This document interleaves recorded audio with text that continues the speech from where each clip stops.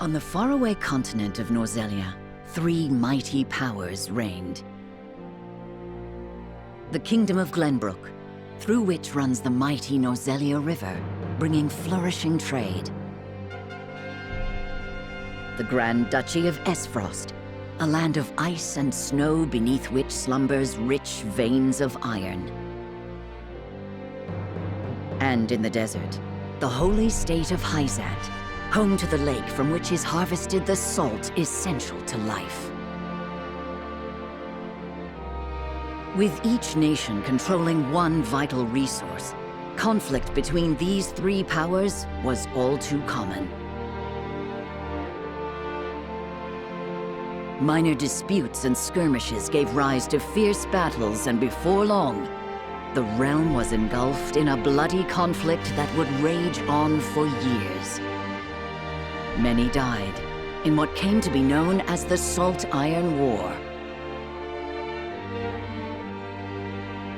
Brought to their limits and facing their mutual demise, the three powers at last negotiated a truce.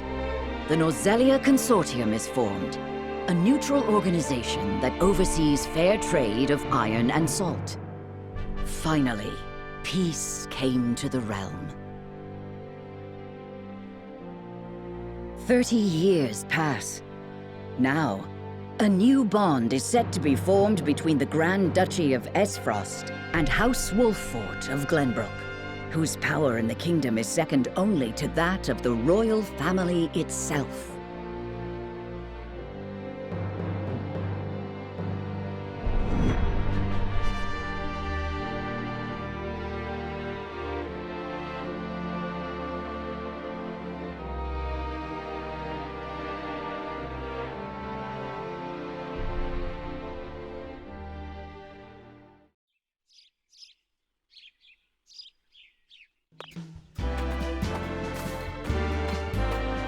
Lord Serenoa?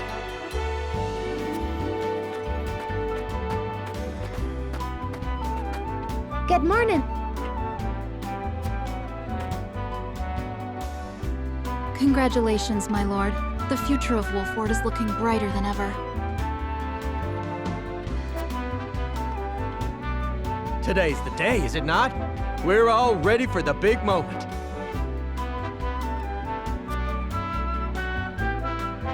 Thank you, everyone.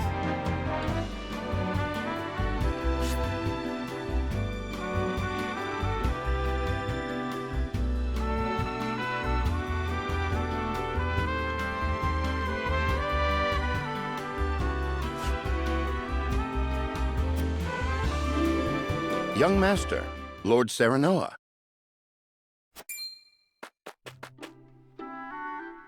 So, you were here after all.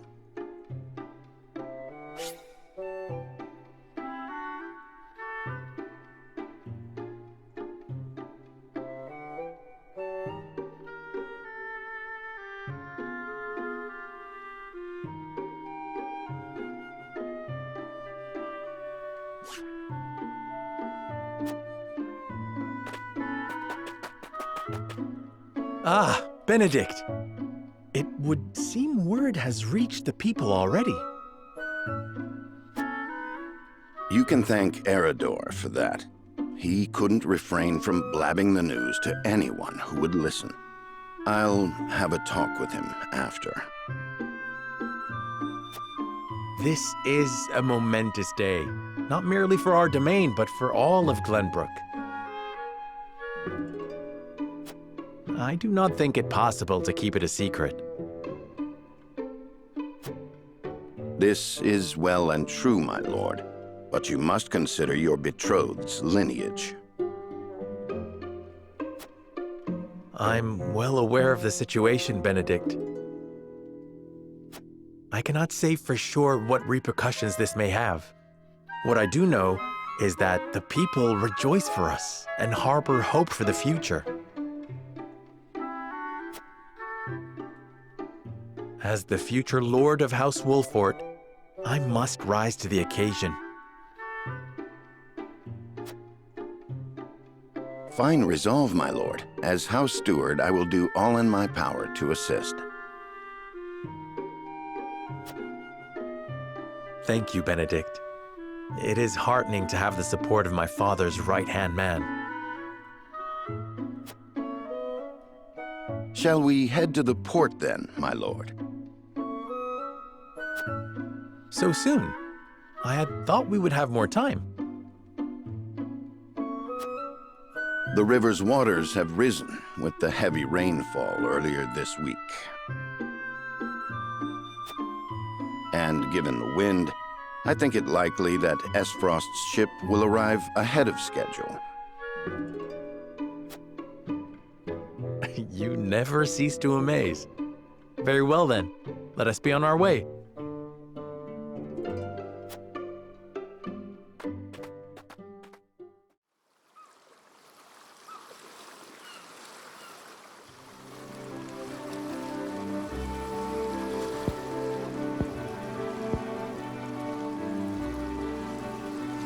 I thank you for the escort.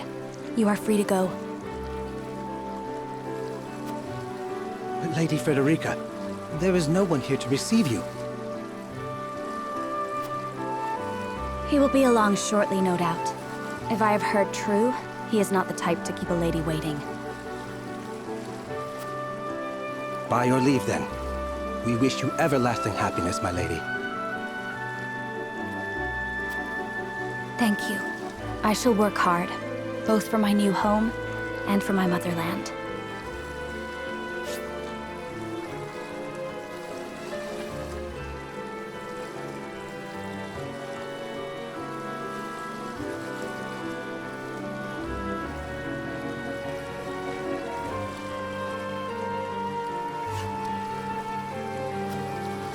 Please let brother, the Archduke, know that.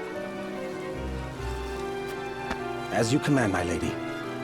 We leave the rest to you, Gila. I shan't let you down.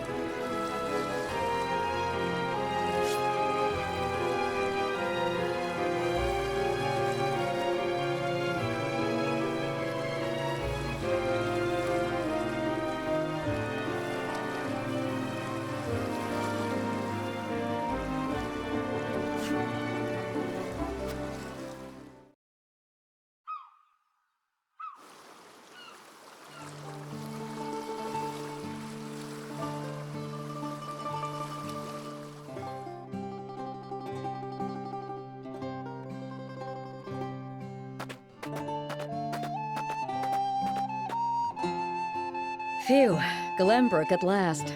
Finally, we can take a moment of respite from our long journey.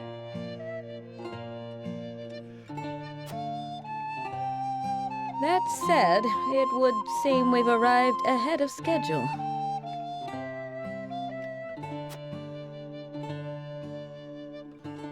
I much prefer it to being late. This is a momentous day for Esfrost, and for the entire realm. We cannot afford to make a bad first impression. I agree, which is why we cannot have you looking so tense. Why don't we go for a bit of a stroll? A fine idea. After all, this may be the last time in a while that I am free to do as I please.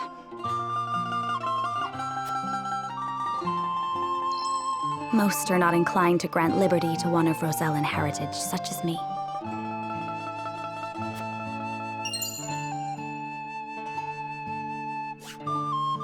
You brought that pendant with you?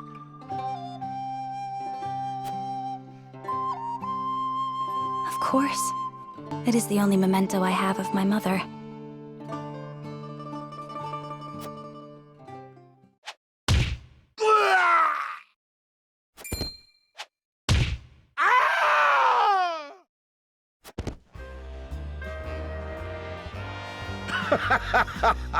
Thank you kindly, little lady.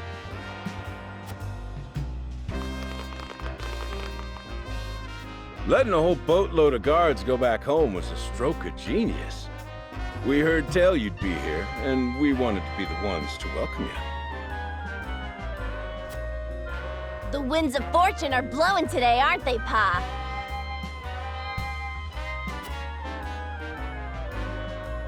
Brigands! Stand back, Frederica. I shan't let them have you.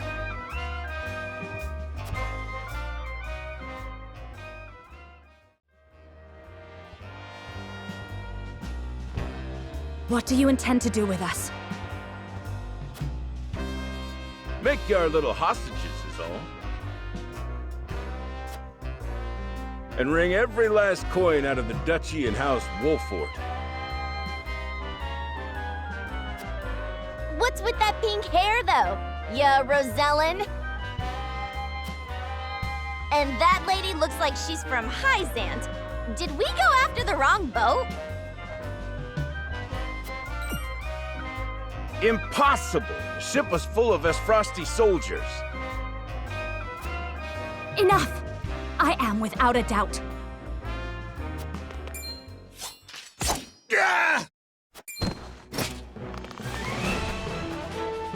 Have you bandits no shame? Attacking two innocent women? And just who in the hell are you?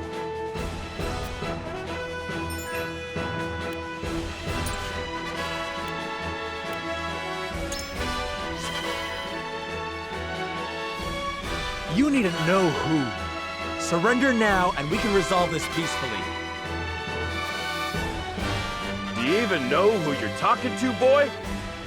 We don't do anything peacefully.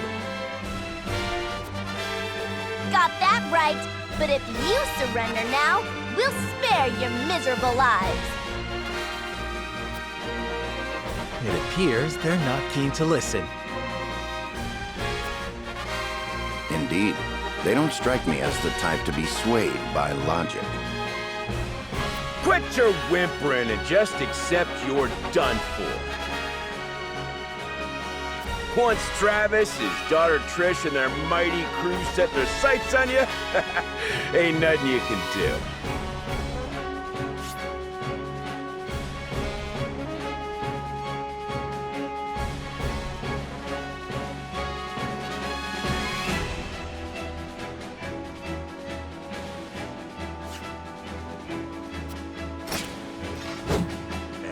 Enough of this!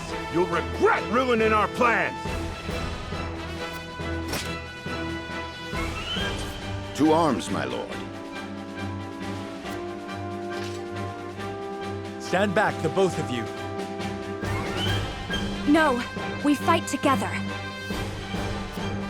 I brought this upon us through my indiscretion. Pray allow me to help. My lady. I am a teacher of the arcane arts, and Frederica is a most apt pupil. I can assure you we shan't be a burden. Then I ask for your support from the back lines. And you shall have it. Why didn't you tell me you were having such fun? I would have joined you sooner. What are you doing here? Let us talk later. Now, I believe we have some lawless ruffians to rouse.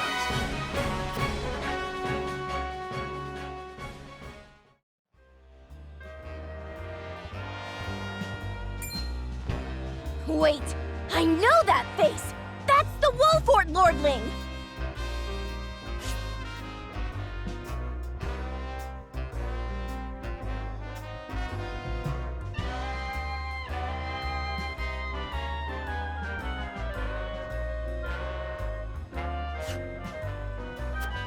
What's that you say? Wolfort? It can't be. What are they doing here so damn soon? This ain't what we planned for. Let's get out of here.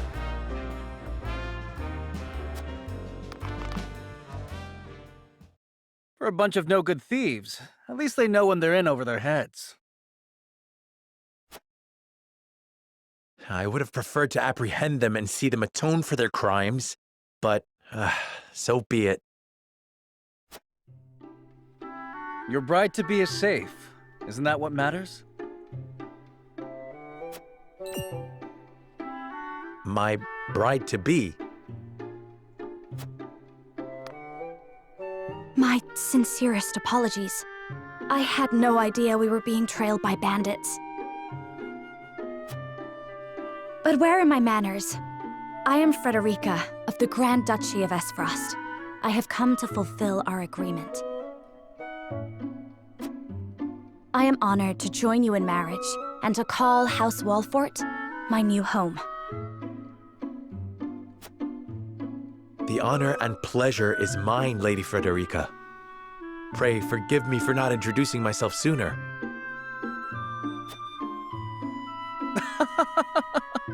To think you'd fight at each other's side in battle before exchanging your vows. Though, I dare say that it bodes well for Wolfort that its new lord and lady make such a fine team. Your Highness! Here you are. Why, the entire Kingsguard has been scouring the land for you. Did you sneak out of the castle again, Roland? When I heard my best friend's betrothed was arriving in Glenbrook, I simply couldn't miss the occasion.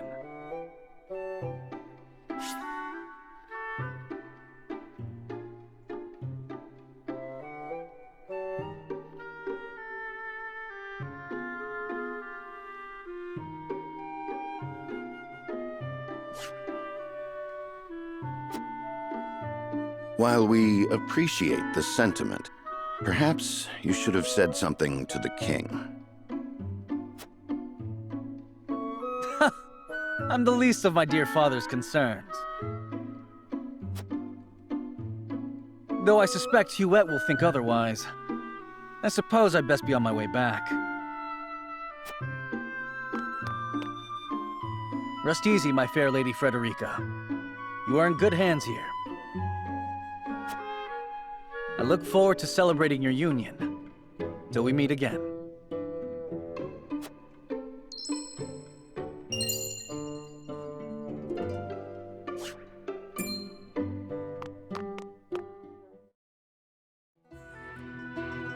His ring bore the insignia of Glenbrook's royal family. Could that have been... Prince Roland, King Regna's younger son.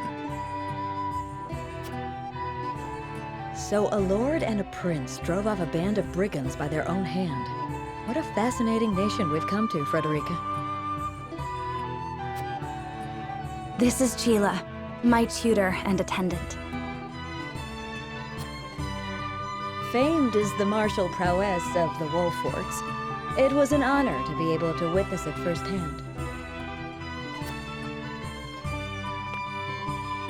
Allow me to introduce myself.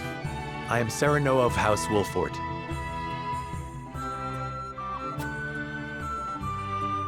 And this is Benedict, trusted steward of my family. It is my honor to serve Lord Serenoa in any and all matters. On behalf of House Wolfort, I welcome you to our domain.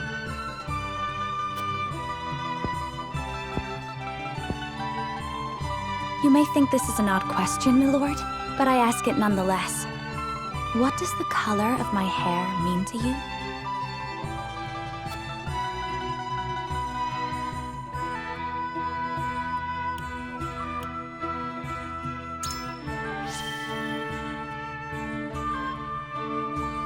I find your courage more noteworthy than your appearance. You held your own out there on the battlefield. You flatter me, my lord. I apologize if I was out of line. Far from it. House Wolfort values the strength and courage of one and all. I have lived a sheltered life in Esfrost, but I promise I will do all in my power to make myself useful. That makes two of us. Fortunately, there is plenty of time for us to learn together. Yes, together. Lady Frederica, everyone awaits. Allow us to escort you back to Castle Wolfort. Thank you, Benedict. It would be my honor.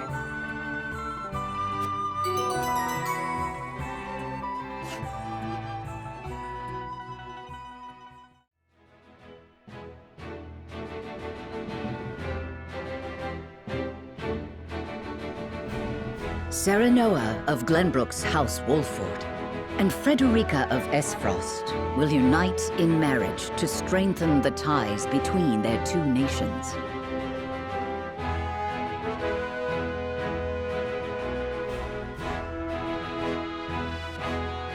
In doing so, the newfound allies hope to hold their own in the face of Hyzant's salt monopoly, which continues even now, decades after the war.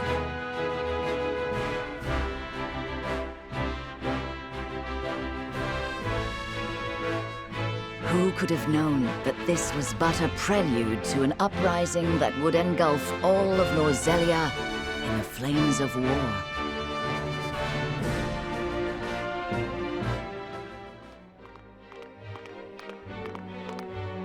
Wherever did my fool brother run off to? I explicitly told him I wanted him here when we welcome our guests.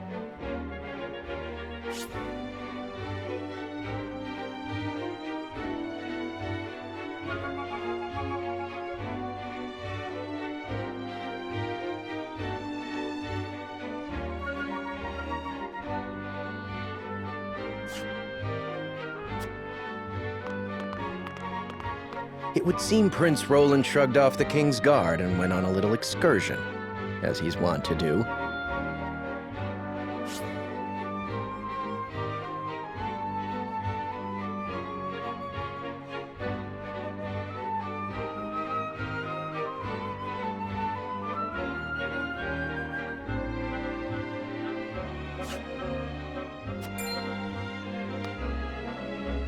I swear it's as if the boy exists to drive us mad. He is an embarrassment to our family.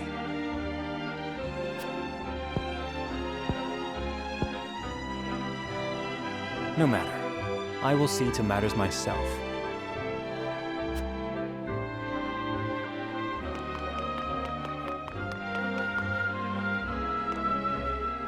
Your honored guests have arrived, Your Highness.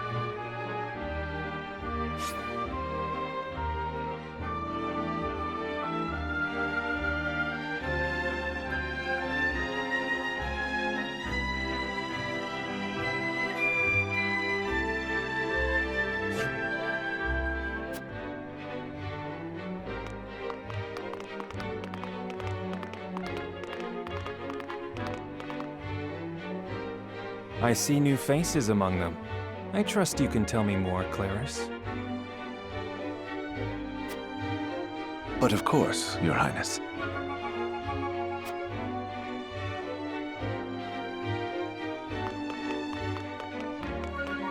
The imposing-looking woman over there is General Avlora of Esfrost.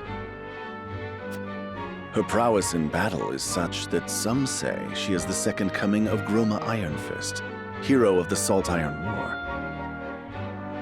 If the rumors of her strength are true, she is more likely to emerge victorious than any but the Dawnspear himself.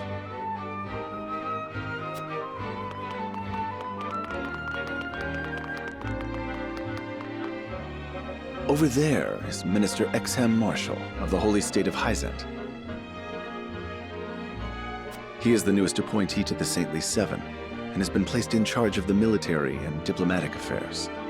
'Tis a rise to prominence nigh unheard of for one so young. A general of the Grand Duchy and Hyzant's young hope. I imagine this will not be the last I hear of them.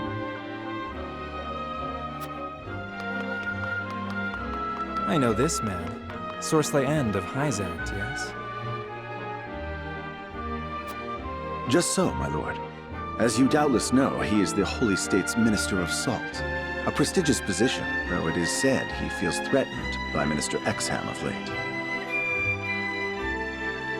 So even the great monolith that is the Holy State is not immune to internal strife.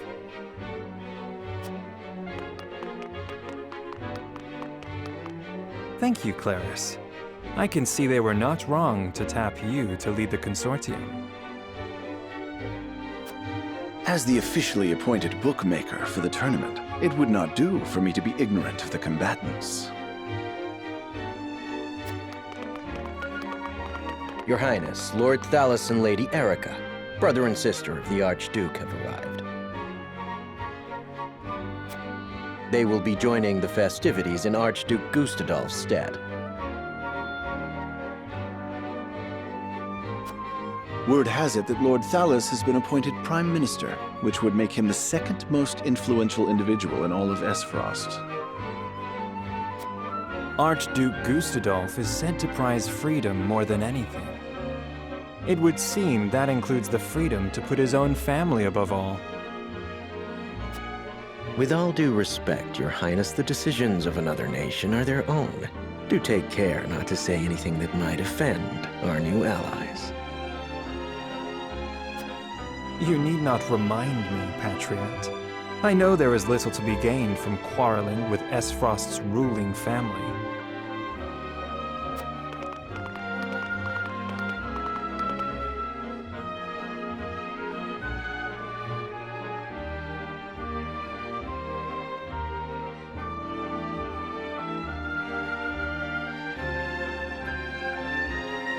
Honored guests, I am Franny, Crown Prince of Glenbrook. It is an honor to welcome you to our kingdom in my father's stead.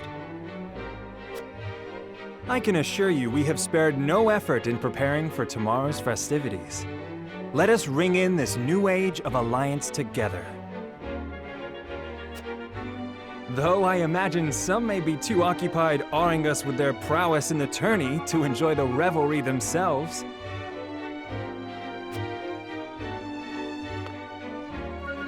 Allow me to escort you to Whiteholm Castle, where the ceremony will take place, whenever you're ready.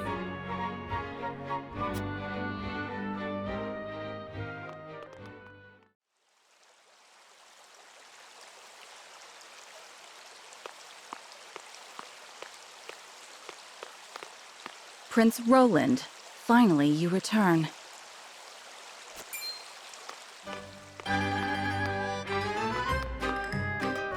At ease, Euch. I trust all was well in my absence. Well enough. Another visit to the Wolfort domain, was it?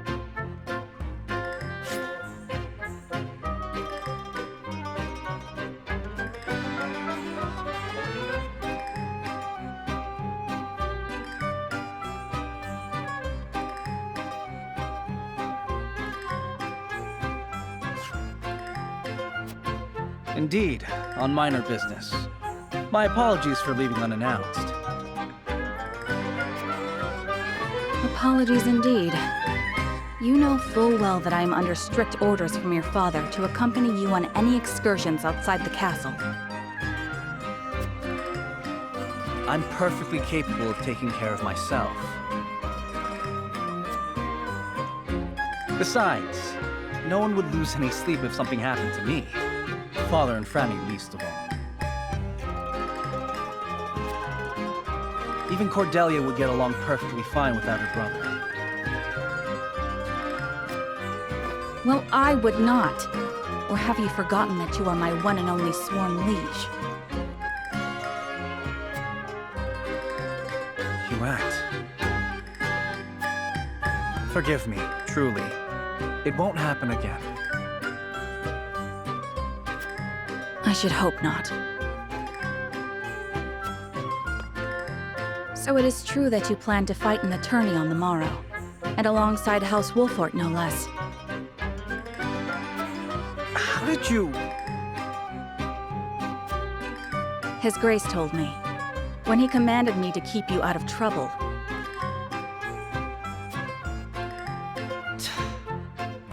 So Father knew all along. And so I have decided to fight at your side. You won't be slipping away on my watch this time. As you wish.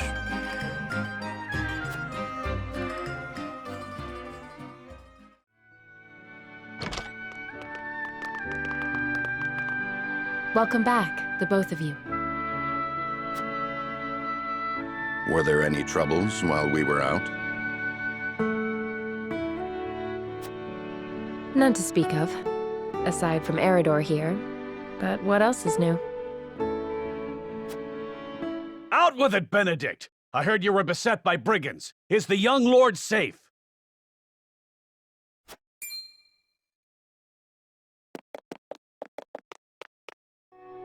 Lower your voice. Must you always shout so? Or can't you see that it was that big mouth of yours that invited trouble in the first place? There is no cause for concern, Eredor. Besides, I'm not a child anymore. Mayhap not, my lord. But I've known you since you were knee-high to a... never you mind.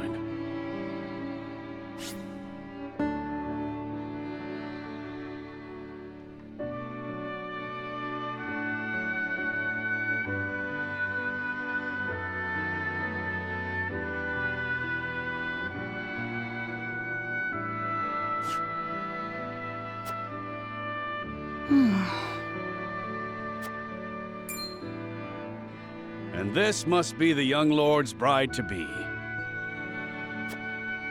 I am Frederica. It is a pleasure and honor to meet you all. And I am Gila, her attendant. Pleased to make your acquaintance. Allow me to introduce those in service of House Wolfort. This is Eredor, Master-at-Arms and Commander of our military forces. You'll be the lady of House Wolfort. No harm will befall you as long as I'm around. And this is Anna, my right hand. If you require anything, just say the word.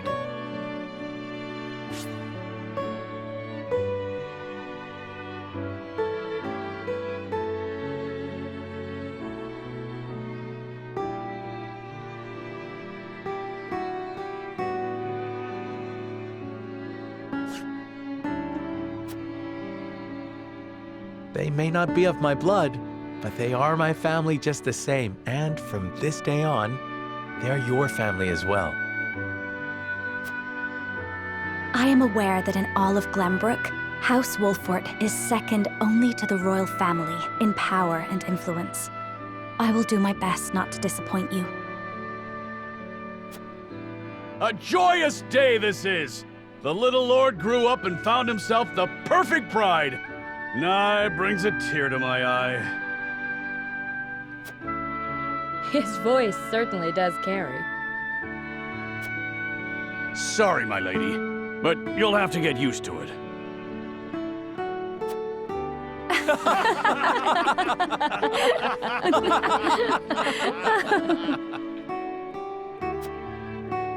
My lord, your father awaits you in his chambers. As for me, I must stay and discuss the preparations for tomorrow's festivities with Anna and Eredor. Lady Frederica, pray come with me. Father is expecting us.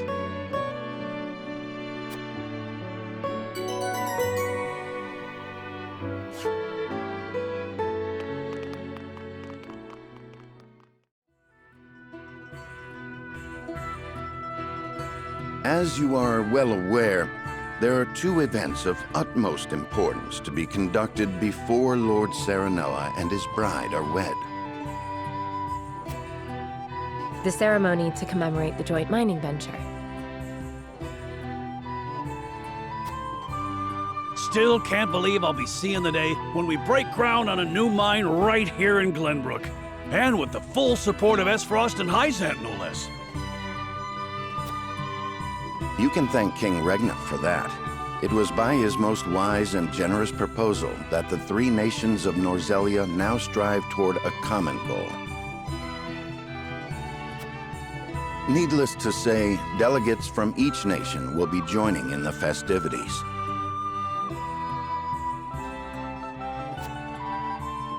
From the Grand Duchy of Esfrost, Lord Dragan Esfrost, who is overseeing the technical side of the mining operations. The holy state of Hyzant will be represented by Minister Lila Viscraft of the Saintly Seven. And our own Lord Simon will serve as Glenbrook's delegate and meet with the two before the ceremony. Yes? Quite so. After that, it will be House Wolfort's responsibility to see that our honored guests feel welcome. Anna, I would trust you safeguarding both Lord Dragan and Minister Lila. Consider it done. Then once that stuffy ceremony is over, we can get to the real highlight of the day. The tourney! Ah, my blood's already rushing, just envisioning the greatest warriors from all the realm clashing swords. From Esfrost, the much-renowned general of Laura. And from Hyzant, Minister Exham Marshal. I have heard much of his prowess as well. Then, of course, there's our reigning victor, the pride of Glenbrook, Sir Maxwell the Dawnspear. Still, I wish him all the best of luck against their hosts. They'll need it to beat House Wolfort. On that matter, there are two things I should make clear. Prince Roland has expressed a desire to join the tourney as a member of House Wolfort's contingent. Why would the boy want to fight with us and not his own arms master? Apparently, he originally formally requested to do just that, but King Regna would not allow it. And so he came to the young lord in hopes of finding another way in. Well, it's more than welcome in my book. The royal family said we're free to put together our own contingent after all. I reckon His Majesty would be beside himself with joy if we could deliver a beating to Esfrost and Hyzant. Doubtless so. Very well. I shall inform the prince that he is welcome in our ranks. Finally, there is the matter of Lord Simon's health. Indeed. Sadly, the Lord of the House is in no condition to participate in the tourney. Barring some miracle, I anticipate that Lord Serenoa will have to fight in his Lord Father's stead. Lord Simon. I suppose age takes its toll on even the mightiest of men.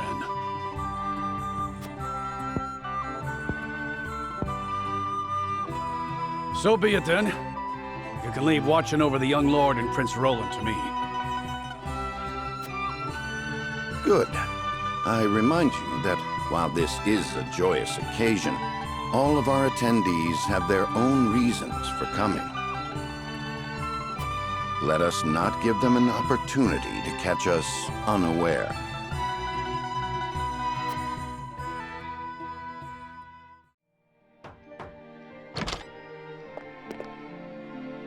Father, I bring to you my betrothed, the Lady Frederica. A pleasure to meet you, my lord. I am Frederica of House Esfrost. Ho ho! The pleasure is all mine.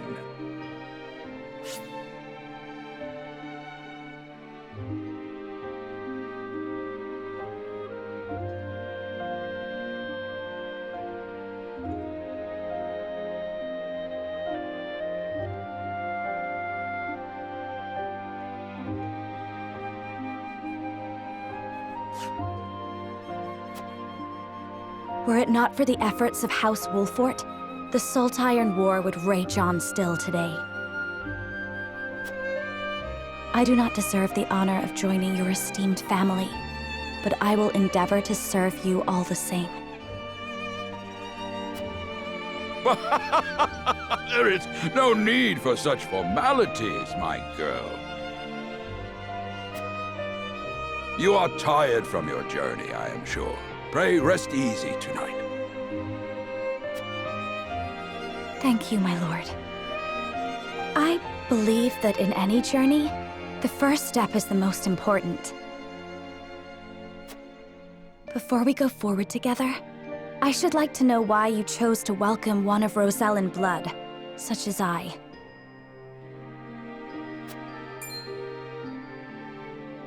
Oh, I'd heard you were a strong-willed one. Pray forgive my insolence. And yet, I am set to marry into a mighty house of a foreign nation. I should like to know what you wish of me, that I might live up to your expectations. A most reasonable request. Both of you, listen well. Yes, Father.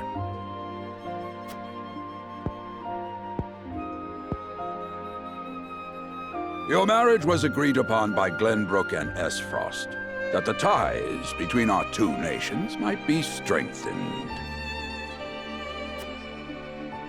To give us more leverage against Hyzand with their monopoly over salt. Precisely. With Glenbrook and Esfrost consolidating their power, Hyzand was left with little choice but to join the alliance. And yet, while Lady Frederica is indeed the Archduke's sister, at the same time she is the daughter of a Rosellan concubine. And House Wolford, for all our military prowess, is no more than a bannerman of the king. If the aim was to forge the strongest bond we could between our two nations, It would be far more appropriate for my sister, Lady Erica, to wed the Crown Prince of Glenbrook. just so, yet neither nation chose that. And do you know why?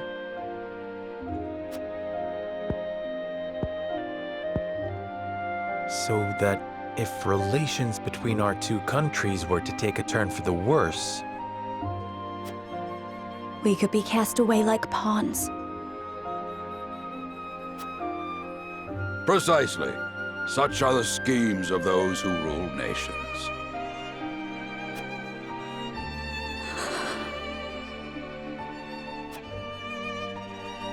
I understand now.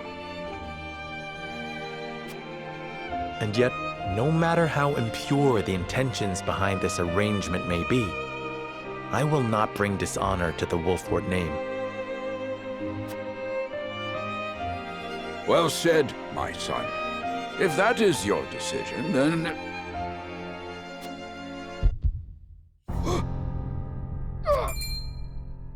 Father! Lord Simon! I am an old man, and my health is not what it once was. For this reason and more, I have made my decision.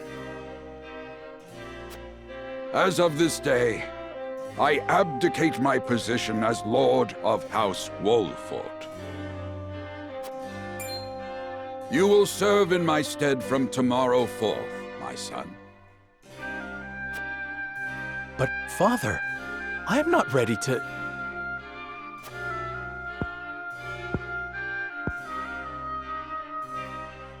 My decision is not made lightly. You have already shown me, with your words and your deeds, that you are more than ready. Think always about what your subjects need from you.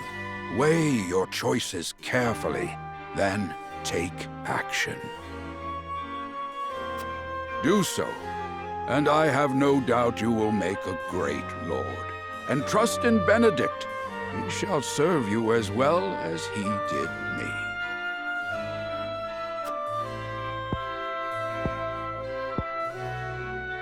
Thank you, Father.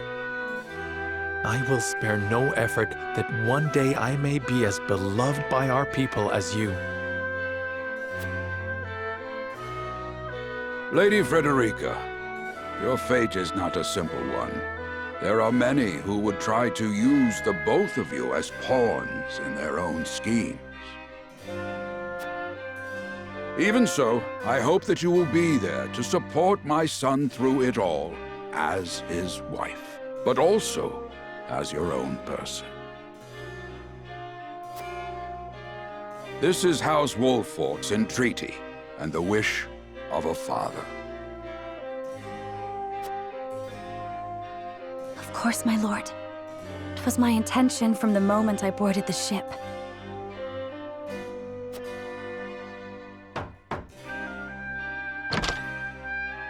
Beg pardon, my lord, but Lord Dragan and Minister Lila have arrived. Very well. Presiding over tonight's banquet will be my final duty as Lord of the House. Tomorrow's ceremony will mark the beginning of yours, my son.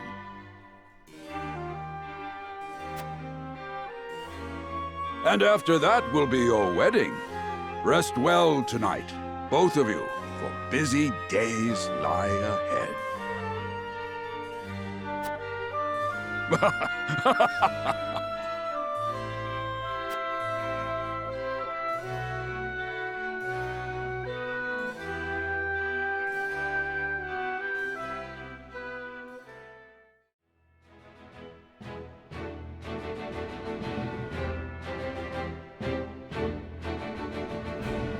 "30 years after the salt iron raged across Norzelia, a vein of precious minerals was unearthed in the kingdom of Glenbrook. From east to west, joy swept the land.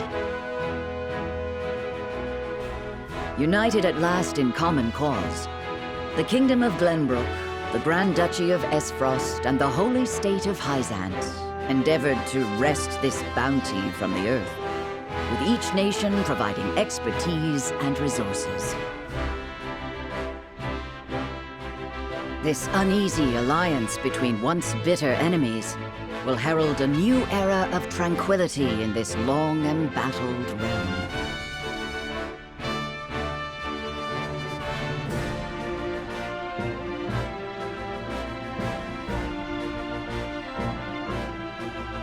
One after another, dignitaries from each nation arrive in Glenbrook to solidify this accord and toast to its success, the first step on the road to peace.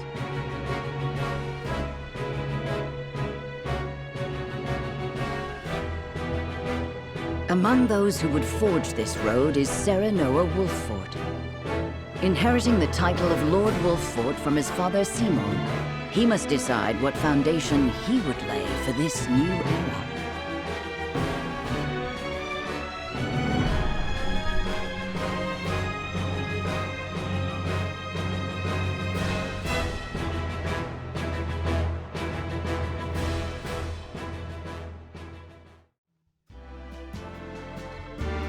Welcome to Castle Wolffort, Minister Lila.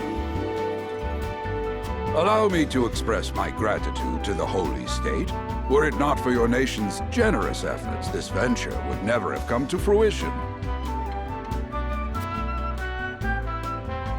You are too kind, Lord Simon. You too have served an invaluable role in this.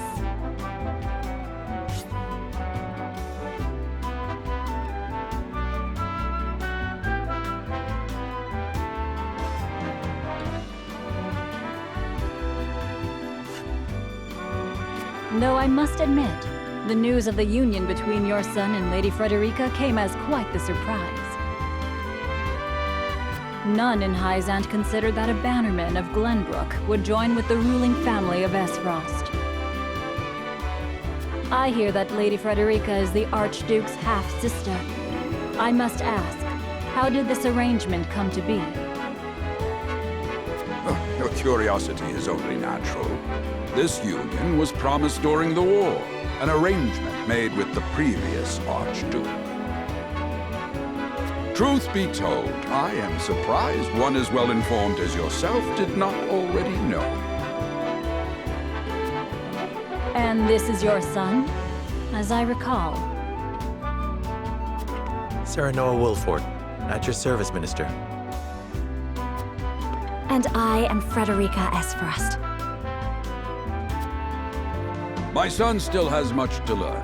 but I believe this marriage will herald a bright future for us all. For today, I intend to step down and leave House Wolfort in Serenoa's capable hands. You're abdicating your position? Surprising news comes in pairs, I see. Nonetheless, I am happy for you both. I imagine the lords and ladies at tonight's banquet will take great interest in the new Lord Wolfort, as will I.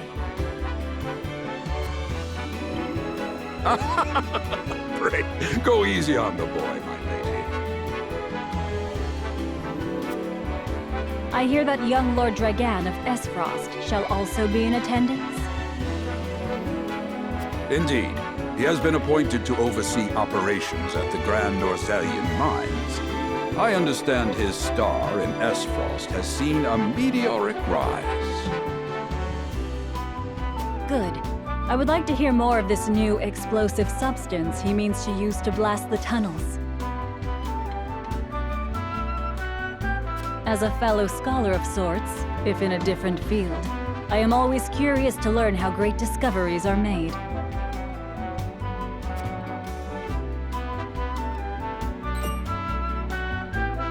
He should have arrived by now. Has anyone seen him? Dragan's gone to see the city. He was halfway there before the gangplank landed on the docks. Ah, he is your cousin, yes. I see we share an innate curiosity for new places. The banquet will begin soon. I shall seek him out and escort him there. Very good. Though I will host tonight's festivities, I want you to act as if you're already Lord of the House. Our guests are the most esteemed personages of their respective nations. Take care not to cause offense. Of course, Father.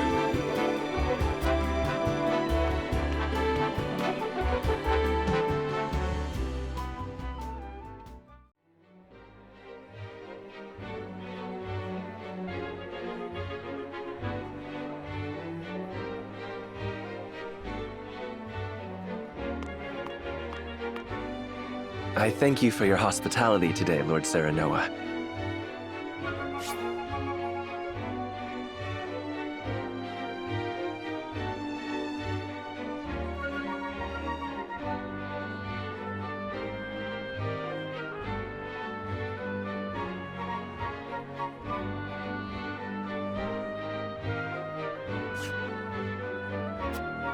Think nothing of it.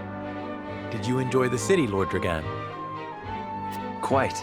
Its people are full of life and love for their lord. That says all I need to know about House Wolfort. You honor us with your words. I am only being frank. Frederica is the sister of the Archduke, after all, and my cousin besides. I would not see her marry into an unworthy house.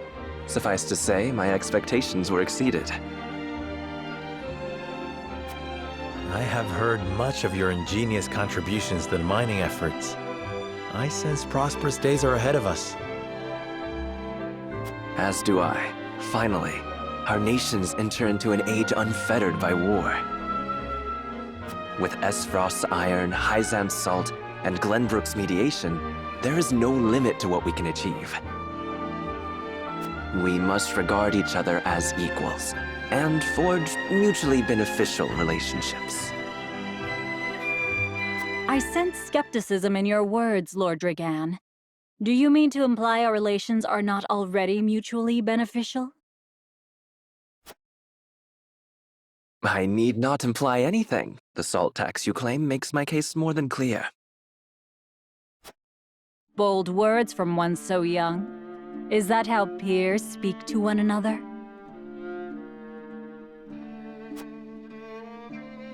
Perhaps the young ones, yes. What do you think, Lord Serenoa? Dissatisfaction with the salt tax was one cause of the war, was it not? Salt is a divine boon, a gift from the goddess to her true believers. This is the foundation of the teachings that guide us in Hyzant. By allying with Esfrost, do you mean to gainsay our most fundamental beliefs? Of course not, Minister. We understand that the source is Norzelia's sole supply of salt. And we would not deny that it is the Holy State's right to harvest and tax it as you see fit.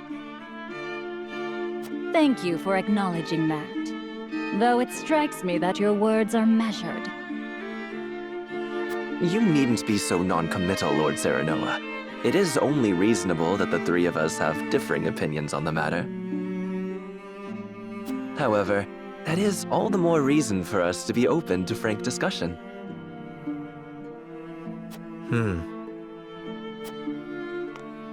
Honored guests, pray forgive my son. We of House Wolfort are but simple warriors.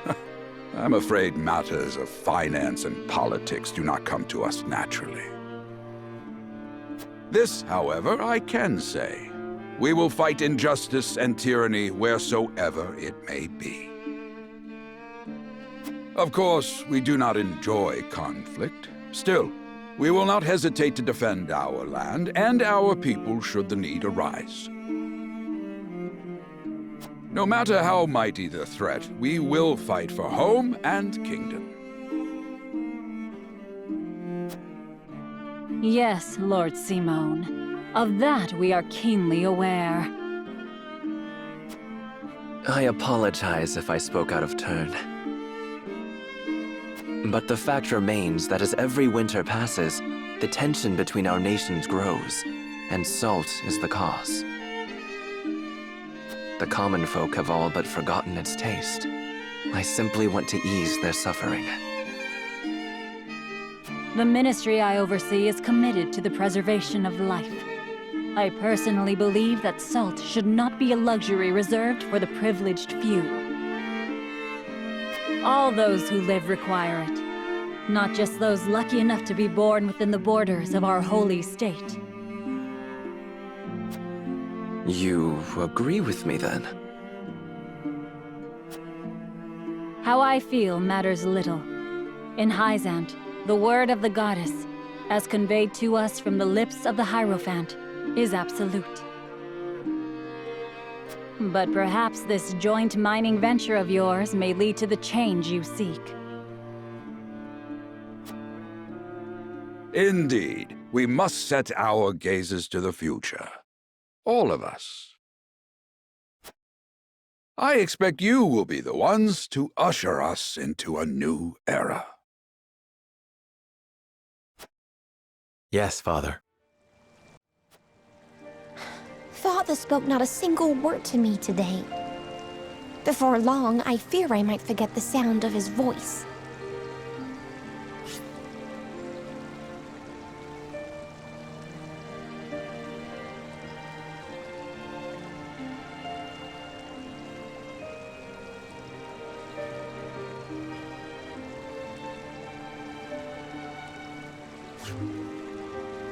Please, sister, you weep and wail like a common girl. Show some composure. Father has a kingdom to rule, a kingdom engaged in a historic endeavor. He has more important duties than to pamper a spoiled child. Yes, of course, brother. You speak as if Father's duties include anything more than licking the boots of these dignitaries. It is inconceivable he cannot spare the time to break bread with his daughter. You speak out of insolence and ignorance, Roland. I speak only the truth. He leaves all the cumbersome tasks to the Wolforts and Minister Patriot. A king's word is to be obeyed. And what of his subjects? Do they exist simply to bring him glory? To take the blame for his failures? They are to serve as he sees fit. The hell they are.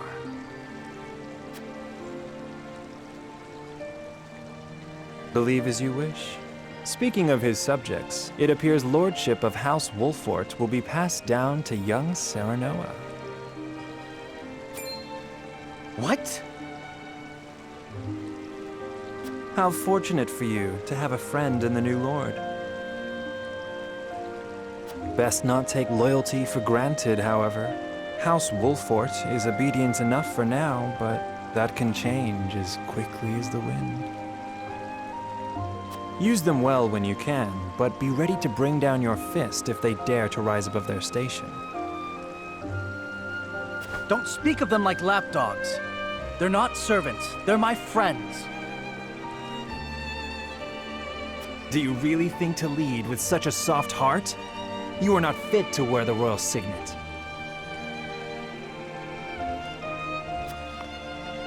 Oh, stop this fighting at once. You frighten me. Enough of this. Where are you going, brother? To train with Sir Maxwell. I would clear my head. There is a tourney on the morrow, after all.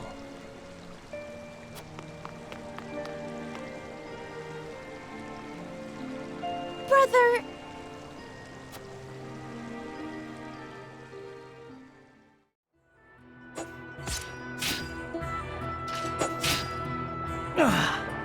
I yield.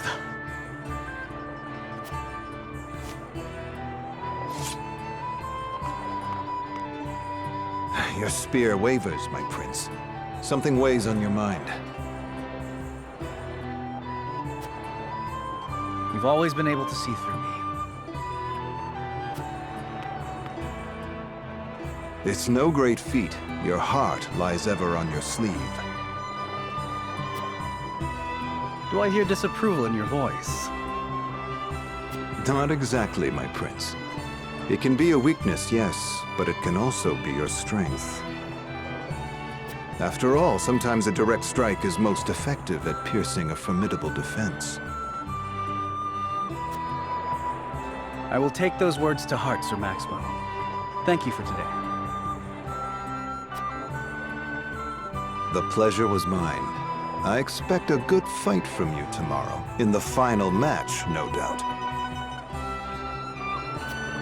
I take the field with House Wolfort. Together, I have no doubt we can emerge triumphant.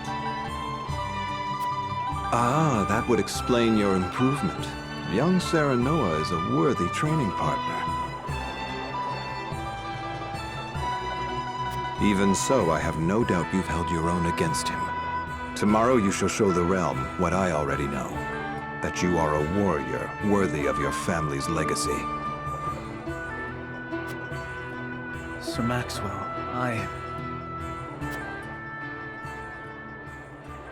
Sometimes I wish I wasn't a prince. Sometimes I wish I'd been born your son instead. Surely you jest, Your Highness. Your father is a great king, and an even greater man. It is an honor to serve him as I do.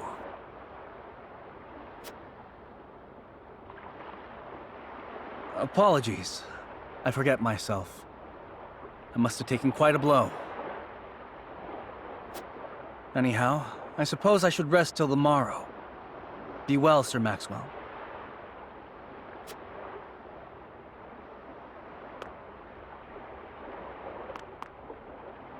It cannot be easy being the youngest prince.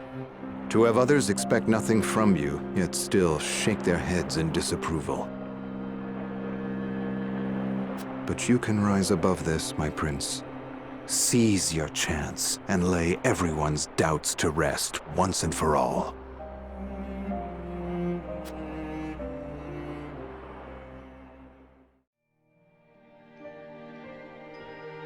Now that's what I call a feast. You've landed quite the catch, Frederica. He is a good man. I can see it in his eyes. You are too kind, Lord Dragan. And humble as well. Are you impressed as I, Frederica? I can tell that your heart is pure and gentle, my lord. Lady Frederica. Forgive me if I caused offense. I thought only to return your sincerity and kind. No apologies are needed. I am happy to meet your approval. Thank you, my lord. Words come so easily to the both of you. A perfect match. Forgive my curiosity. What sort of life did Lady Frederica lead in Esfrost? Her life? Truth be told, my dear Serenoa, not a pleasant one. Those of Rosellan blood are looked down upon in Esfrost, even if they are the daughter of the Archduke's concubine. Gustadolf's full siblings are the worst of the lot. They have not a shred of human compassion between them. They cruelly bully the girl endlessly, regardless of time or place. Is this... True? Of course it is. I know Frederica's suffering all too well. My own father lived ever in the shadow of his elder brother, the former Archduke. Our house, too, is met with sneers by those who consider themselves our betters. But no more! I shall show all those simpering fops that it is not birth that makes greatness, but deeds. And so I did my due research at the archives, that my grand invention shall blast our way forward. Dragan, please. I believe you've had enough to drink. You can hardly blame me for availing myself of Glenbrook's finest libations, brought by traders from the realm over. Each cask more exotic than the last. Why, to not partake would be an affront to our newfound allies. Just make sure your head is clear for tomorrow. Or have you forgotten you're meant to be representing your nation? Yes, a ceremony to usher in a new age of harmony and prosperity. I am too young to have known the wars, so I see our three nations joining hands more as a matter of expedience.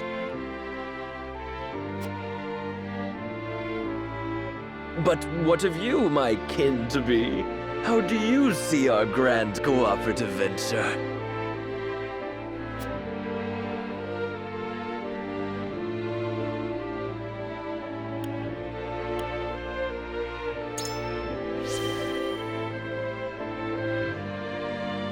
It will benefit all nations involved. I see nothing wrong with that. Indeed. I didn't know you had such a mercantile mind, Serenoa. Coin drives the hearts of men and nations alike. I suspect all parties wouldn't be so eager to join hands if not for the promise of profit. And when we're all able to fill our coffers, perhaps we can finally let go of old grudges. A sensible perspective. I didn't know you had such a practical mind.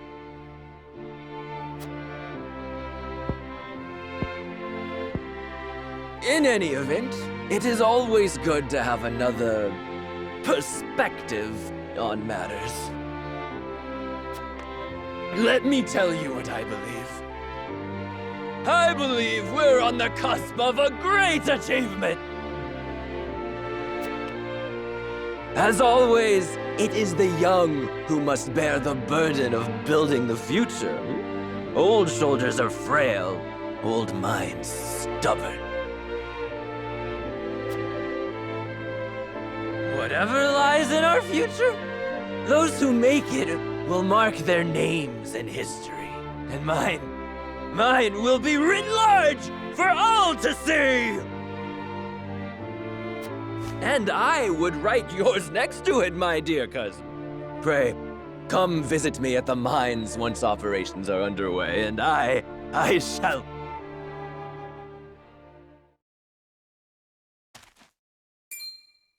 Tregan, are you quite all right? Worry not, Frederica. I'm just a bit tipsy. Perhaps I should just lie...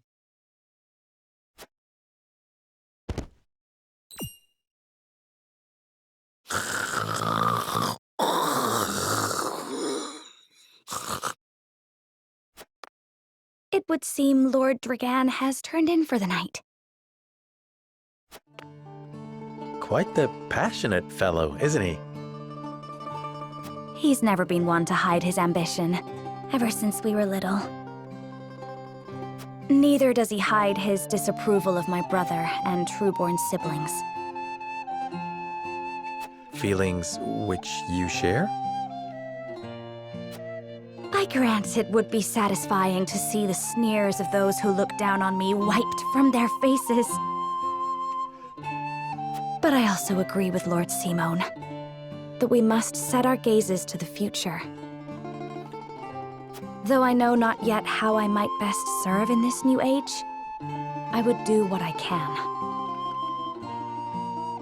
We are of the same mind in that regard, my lady. Let us ease the weight of each other's burdens. Please, call me Frederica. We are to be husband and wife after all. Of course, my... Frederica. Pray call me Serenoa as well. We should carry your cousin to his chambers. Will you help me, Frederica? Certainly, Serenoa. Let us take care not to wake him, lest he resume his prattle.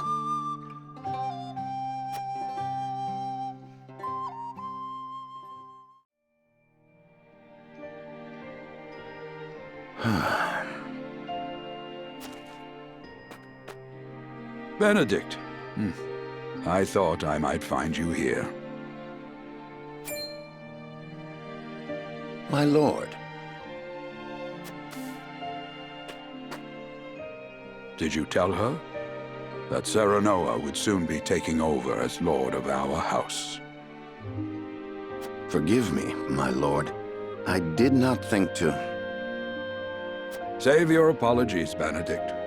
Doubtless she was overjoyed to hear it from you. Destra always did trust you above all her advisors. As do I. For 30 years you have served my house better than I ever could have asked for. You honor me, my lord. My lord? I suspect this will be the last night I will hear those...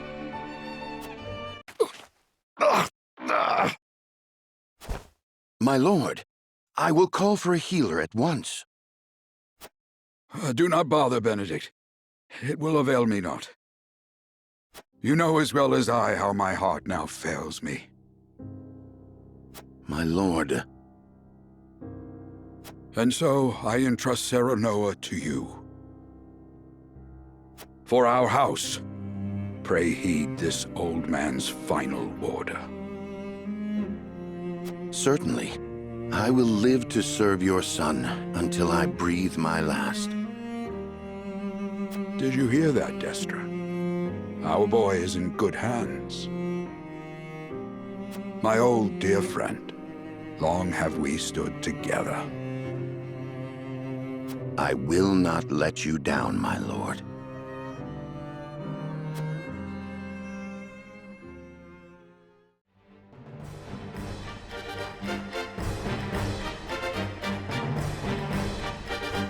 My beloved son, Serenoa, will oversee the matters of our house from this day forward. I expect you to serve him as dutifully as you served me. Of course, Lord Simon. Aye, my lord. our undying loyalty to House Wolford. My son, listen well. The Lord's judgment shapes the fates of his kin and subjects alike. Responsibility for their well-being now falls on your shoulders. You must lead them well. Yes, Father.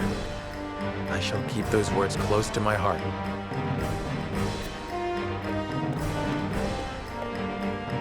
To that end, I require wise counsel. Together, you possess a wealth of experience. As Lord of House Wolford, it is my duty to consider the best course from every perspective afforded me. I shirk not from this responsibility. At the same time, I would be a fool to not seek guidance from those more traveled than I. For my house and my people, I trust I can rely on you.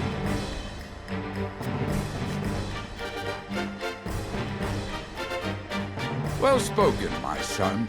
I dare say you are more than ready to receive this. The Scales of Conviction, a holy relic said to be blessed by the deities of old.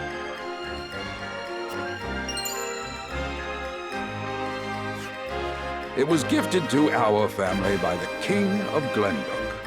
From this day on, I entrust it to you. However, it is of little use without these. Coins. 7 of them. Tokens of conviction, we call them. Give one each to only your most trusted retainers and allies. They will guide you when the path is darkest. Their words will illuminate the pitfalls ahead. Heed well the advice of your friends and subjects, and choose your steps carefully. Such has been the way of our house, and such you must see it always shall be. I will, Father. I shall treasure these gifts and make wise use of them in times of need. Very good. Now do your duty, my son.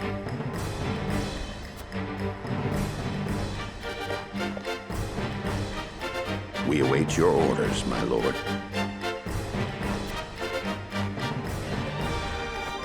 We depart for the capital at once. May this ceremony be but the first of many joyous occasions ahead of us. For House Wolford!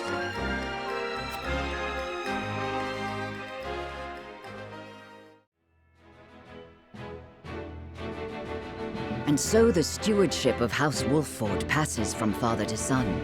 Lord Simon Wolford, beloved throughout Glenbrook, entrusts the future to young Serenoa. With the ceremony to mark the beginning of the joint mining venture and a tourney on the horizon, the Wolfords set forth to the Crown City.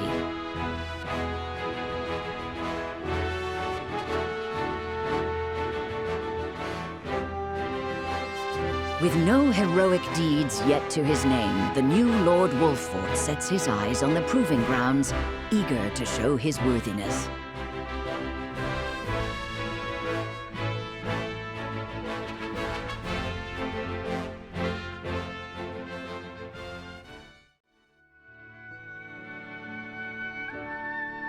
So Lord Simon will step down. I suppose the time comes for us all to pass on the torch eventually.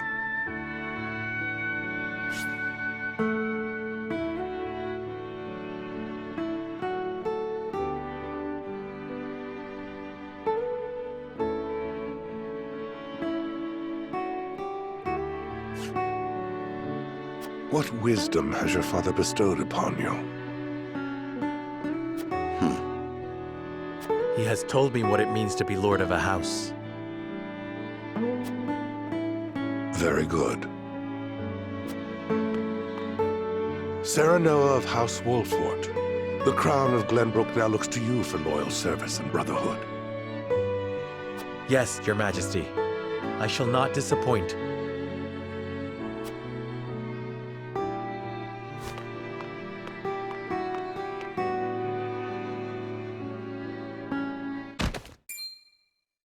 I dare you to say that again, Thalys. Must you make me repeat myself?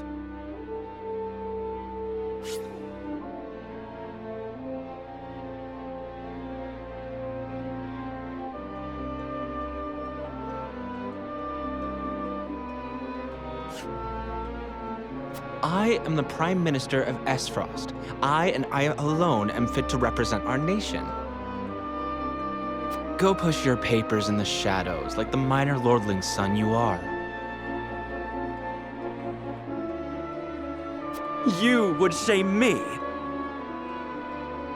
You, who would be nothing if not for your high birth. Your ineptitude is mocked by noble and commoner alike. Dragan, you forget yourself. You both forget yourselves. Frederica? If you must bray at each other, then do so back home. Your bickering will bring shame upon our nation. Such strong words, sister.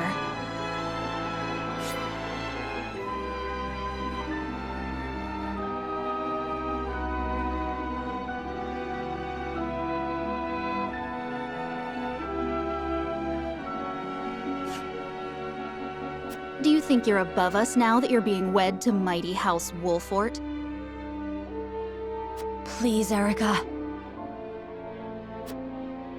My apologies, but the ceremony will begin soon.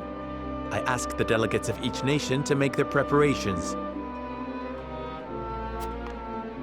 And you must be Serenoa Wolfort.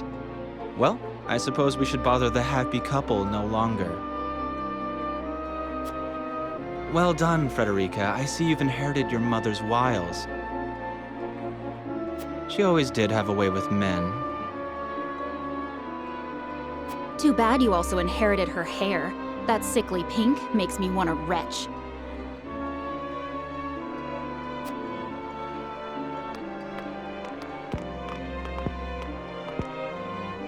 Pray forgive my cousins, Lord Serenoa, and forgive me if I was out of line. Those two, they were... Thalys and Erica Esfrost. Full brother and sister to Archduke Gustadolf. And my half-siblings. I see. Well, I hope that we can all come together for the sake of our grand endeavor.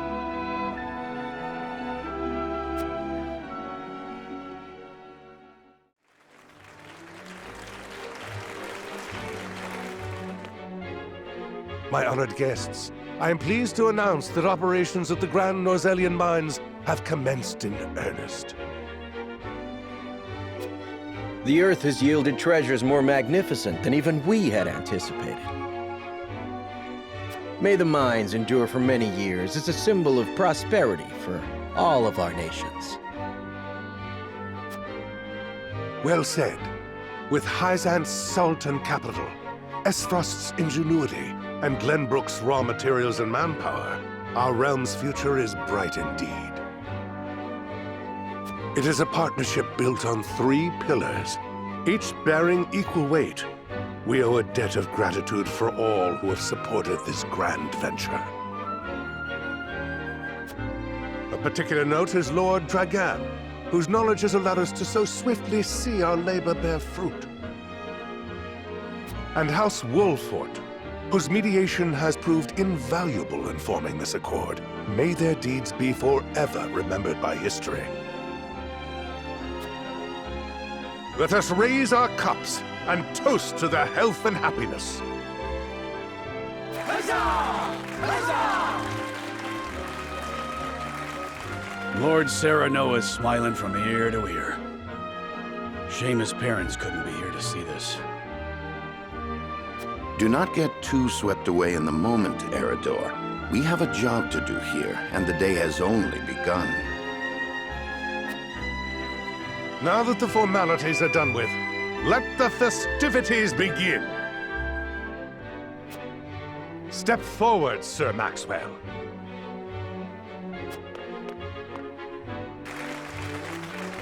So, this is the one they call the Dawn Spear.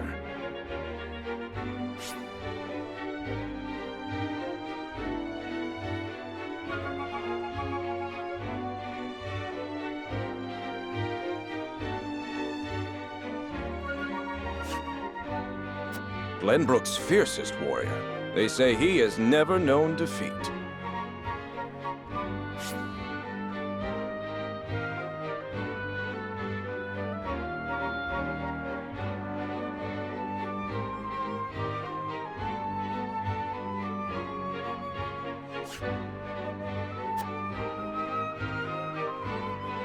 I would take the measure of this man.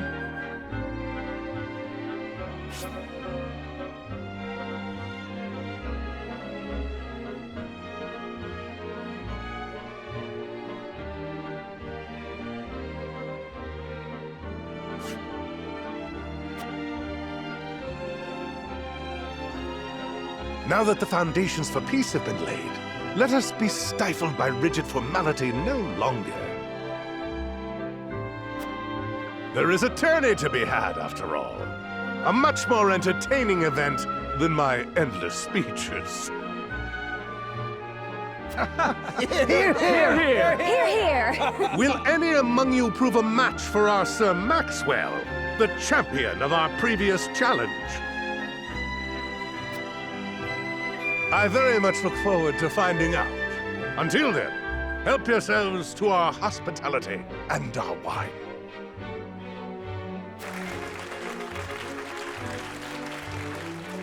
Eat, drink, and be merry. It shall not be long until final preparations are complete.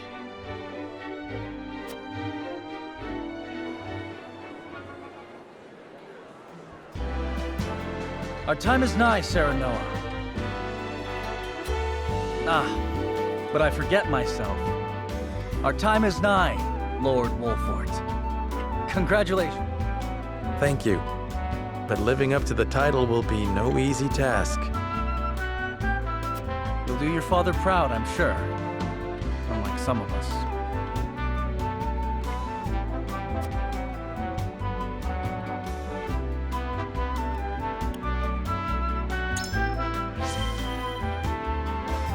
Have more faith in yourself, my friend. After all, you too shoulder the future of the kingdom.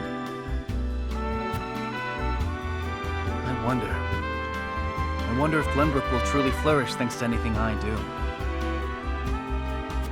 Of course it will. It already has. Besides, House Wolfort is at your back. My apologies. And thank you. I shall strive to be worthy of your support. You two are quite the pair, aren't you? Fast friends from the day we met. And you are? Apologies for not introducing you sooner. This is Wert of the Kingsguard. I am tasked with keeping His Highness safe, though he often seems to resent it. 'Tis a pleasure to meet you, Lord Wolfort. Ah, Prince Roland has told me much about you. I can see he is in good hands. I shall see that it is so, my lord. Now let us begin our preparations. Today we take the field, and today we claim victory.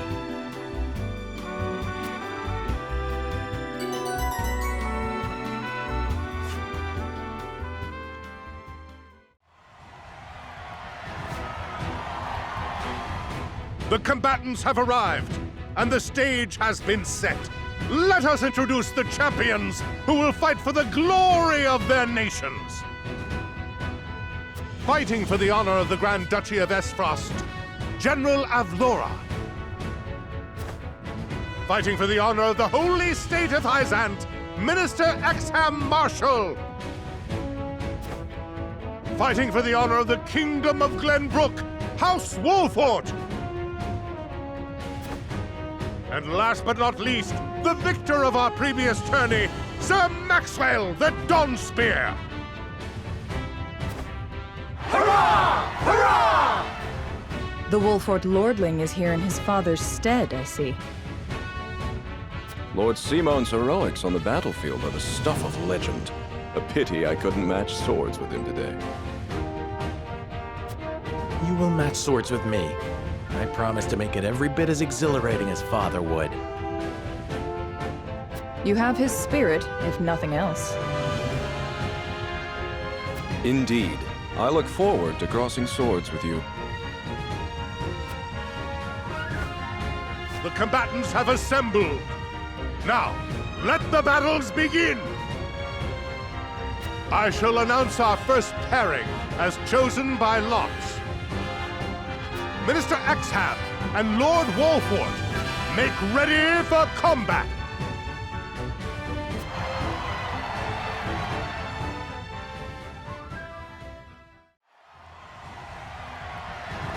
To think they'd get the better of us! Your father taught you well. You wield that great sword with skill beyond your years. Well fought. The day is yours.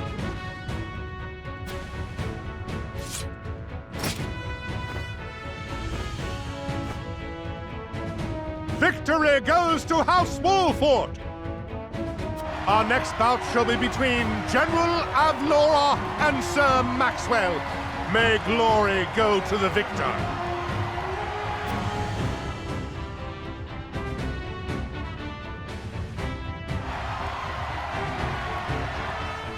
Stand back. This one is mine. Very well. I accept your challenge.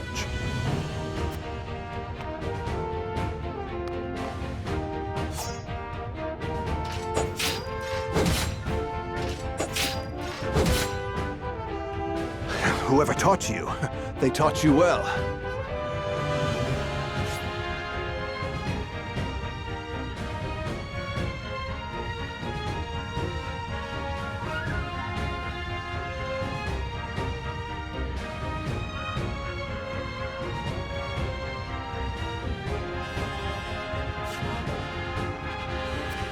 Though something tells me you surpassed your teacher long ago. Your defense is formidable. As is yours.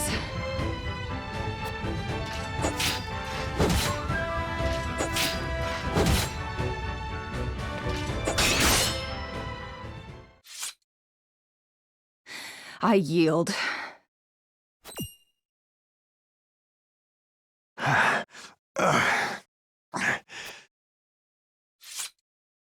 Victory goes to Sir Maxwell!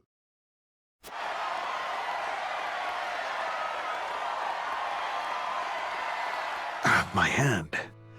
I can't feel it. So that was General Avlora. I pray never to meet her on the battlefield.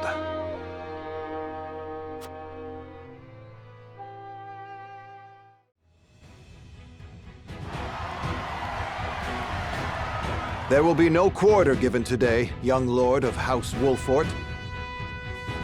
I would expect nothing less.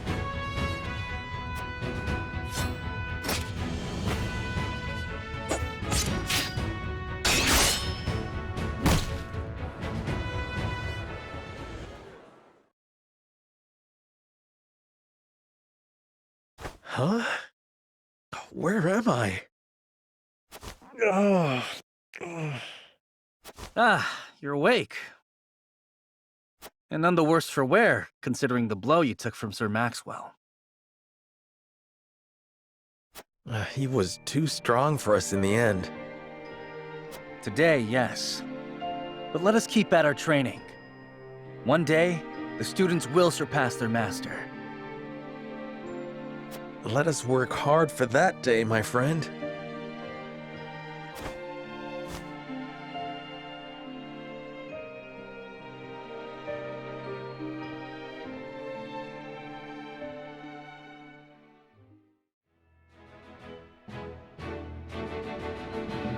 Serenoa and his stalwart allies prove their mettle against the realm's fiercest warriors before finally facing Sir Maxwell, victor of the previous tourney. After a hard-fought match, the Dawn Spear emerges victorious once more. Though beaten in the end, Serenoa's courageous display impresses itself upon all in attendance. Any doubts concerning House Wolfort's martial might are put to rest. Thus marks an end to the tourney and the festivities as a whole. With the spirit of harmony in their hearts, the delegates of each nation make preparations for their return voyages.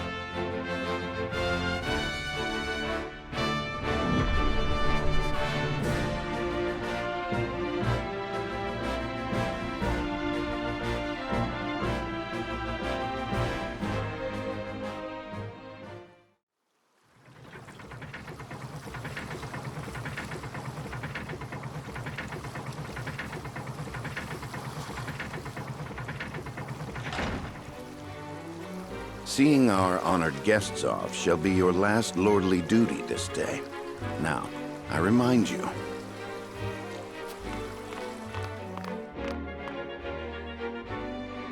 It is not to be taken lightly. Worry not, Benedict. They shall be sent off with all the pomp they deserve. You take to your new role well, Lord Serenoa. As I must now take to my own. Pray, visit me at the mines whenever you have the time.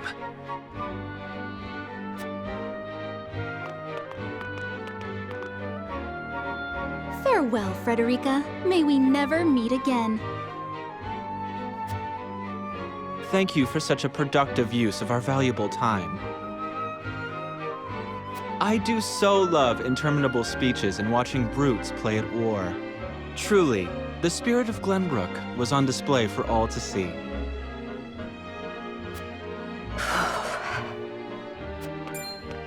Oh, but I should watch my tongue.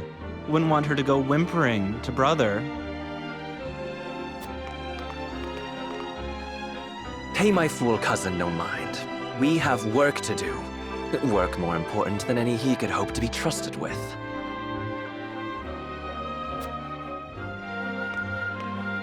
I apologize for those two. This was a fruitful day for all in attendance.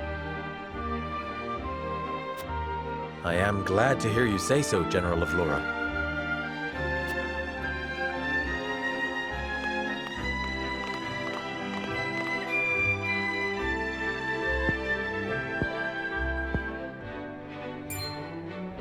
I can't believe we lost. I thought you were supposed to be one of Hyzant's greatest warriors. Our foe was a worthy one. It would be an honor to cross blades again someday. Thank you for your hospitality. Please give my regards to Lord Simon. Of course, Minister.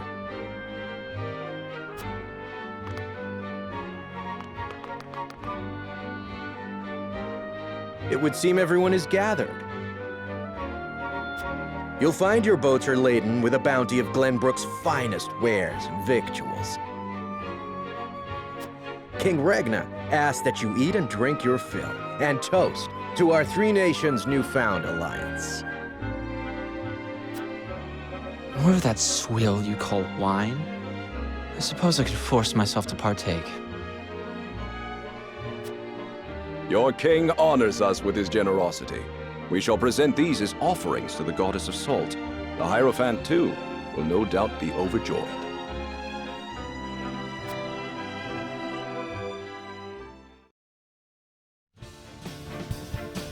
Lord Wolford, I bring a message from King Regna. He would have you join our guests on their return voyage to serve as their envoy. This is a great honor, my lord. You would represent our nation and speak with the king's voice. If it is His Majesty's wish, it is a duty I will gladly accept. But there are 2 vessels and only one of me. Did King Regna say which of our honored guests I should accompany? He would leave that decision to you, Lord Wolford. Lord Falks, as representative of another of Glenbrook's high houses, will board the ship you do not. And why was House Tellior not given this honor? Last I knew, our kingdom had 3 high houses, not 2.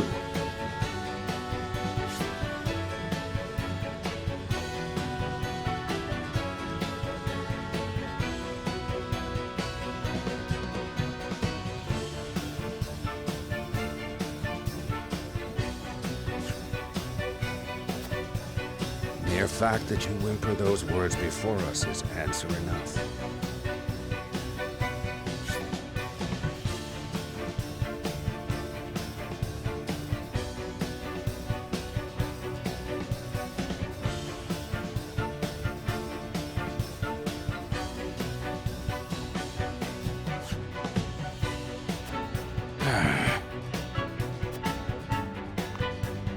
Good show at the tourney, Lord Serenoa. You truly are your father's son. The king has seen fit to leave this decision in your hands, and I shall not gainsay his wisdom.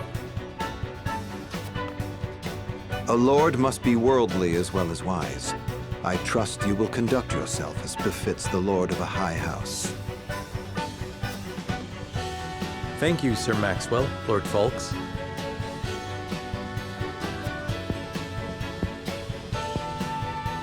The king has entrusted this decision to you, my lord. I suppose you have an idea as to why. He means to test my judgment. He is waiting to see which I choose and for what reason. Indeed. We are friendly with both nations now, so neither choice will earn his ire. That said, there is no telling how these relations may change going forward. No doubt, the choice you make will have an effect on our own house's relationship with the nation you choose. I understand. This requires careful consideration. Benedict, gather the others. I would hear their opinions on the matter. Then we shall consult the scales of conviction. At once, my lord.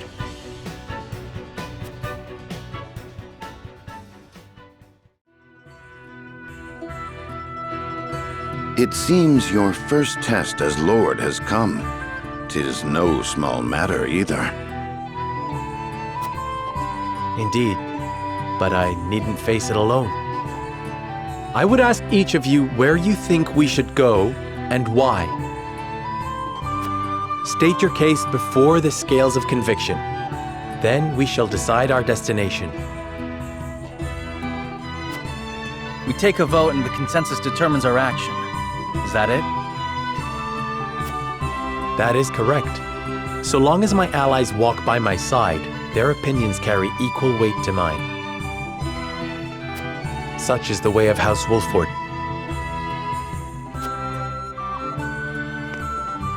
As Lord, I shall bear the weight of consequence for the Scales' decision, whatsoever they may be. You are more serious than usual, my friend. He understands what it means to be lord of his house. Well, I hope you have room for a stowaway, because I'm going too. In secret, of course. I trust the new Lord Wolford will handle the ponderous negotiations and diplomacy with grace. Your Highness, you cannot be... You may stay ashore if you wish, Huet.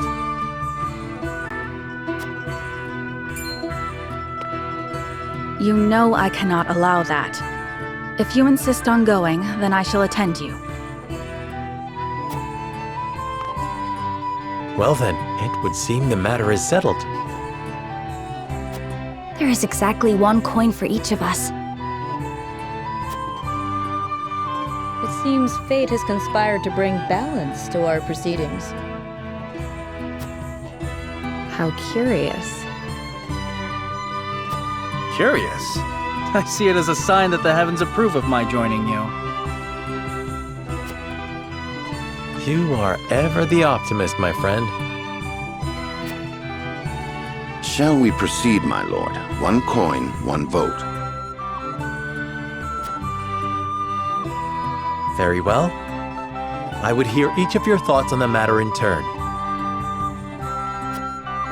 Then you shall place your coin upon the scales of conviction and illuminate the road ahead.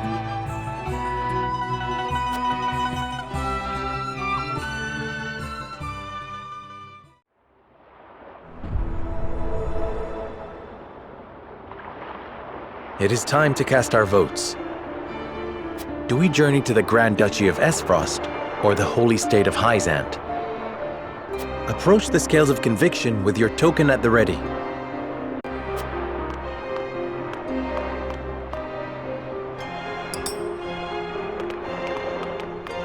Forgive me, my lord.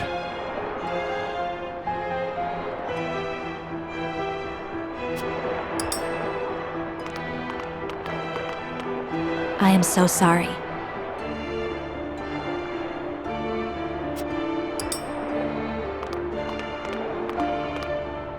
You aren't wrong, but...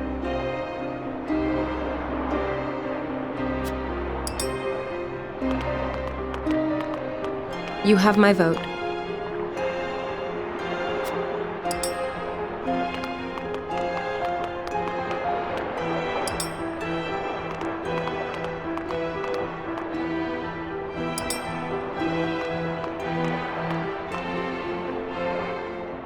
The scales of conviction will illuminate the path we've chosen.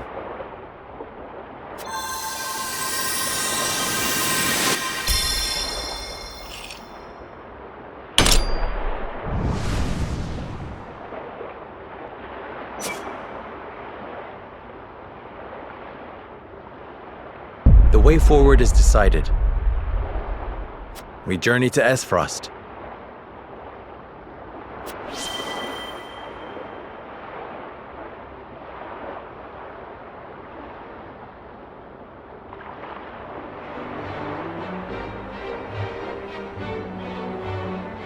We have decided. We set sail for Esfrost. Whether or not it proves to be the right choice will depend on our actions. I trust in you all.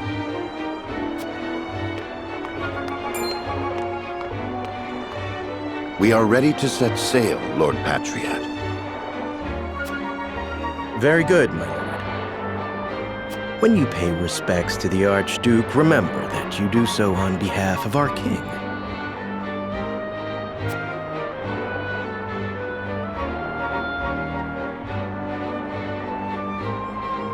Archduke Gustadolf will be pleased that you chose to honor our nation with a visit. I'm sure he is eager to get to know his new brother-in-law as well. The feeling is mutual, I assure you. Does this mean she is coming back too? I feel myself getting sick already. That swill they call wine will taste even more vile now, I fear.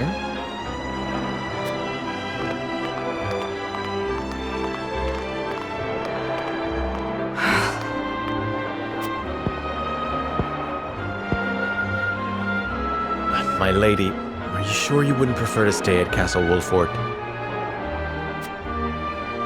Nonsense. I am coming with you.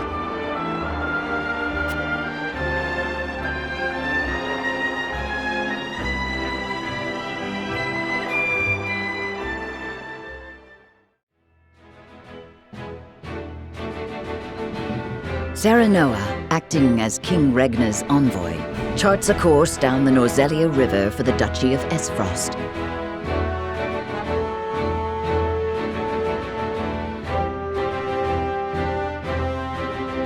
Ere long, Serenoa and crew arrive at a massive gate, itself dwarfed by the snow-covered mountains that lie beyond. Awaiting them at Twins Gate, as it is known, is Farag Esfrost, second in power and influence only to the Archduke himself.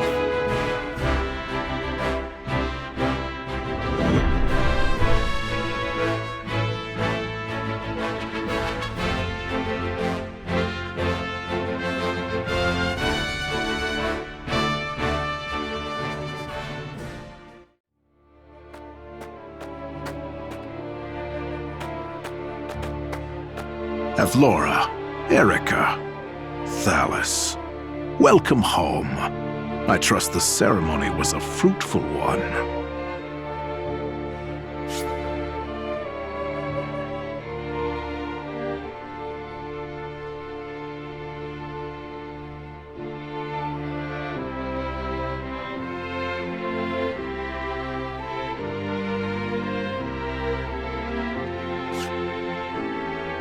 "'Twas my duty as minister to be present." Thank you for having us in your domain, Uncle. The crags are lovely as ever.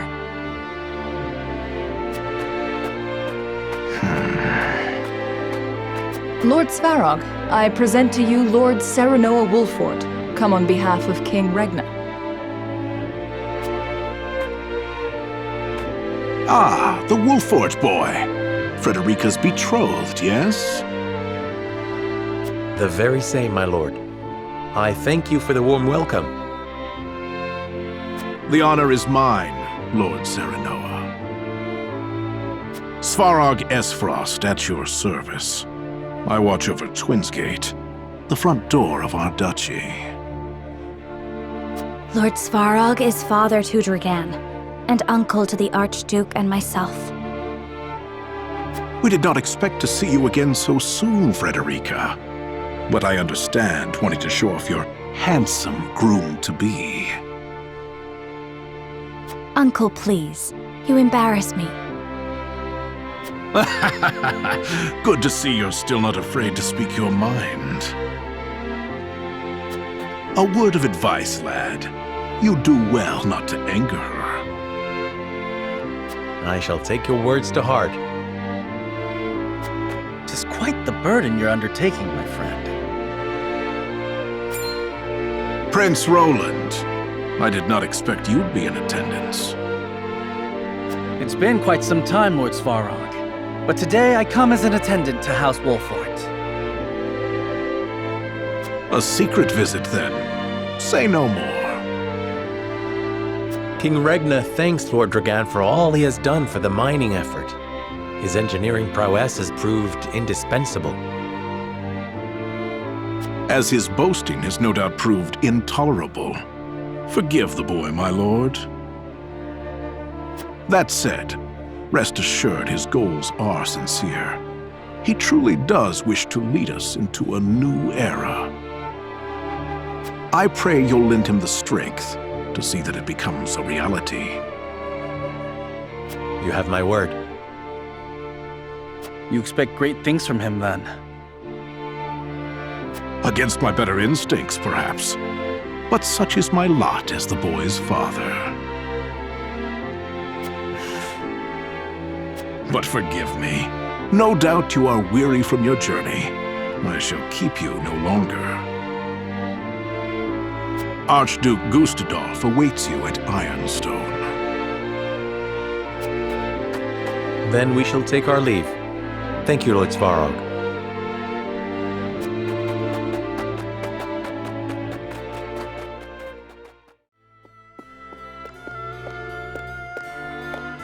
Brother, where is Roland? I've yet to see him today. And you shan't, for he has left. Took it upon himself to join the mission abroad. He did? I see. Again, prioritizing his personal wishes above his station. Is there no end to his selfishness? You haven't any love for him, have you?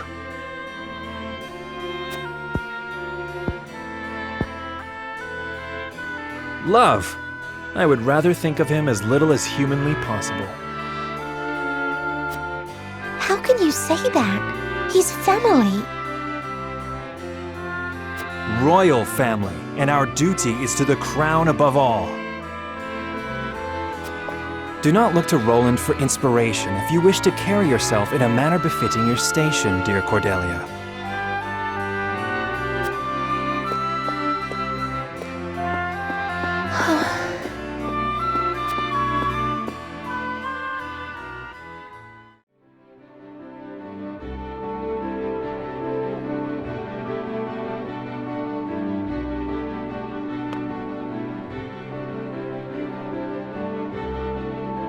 I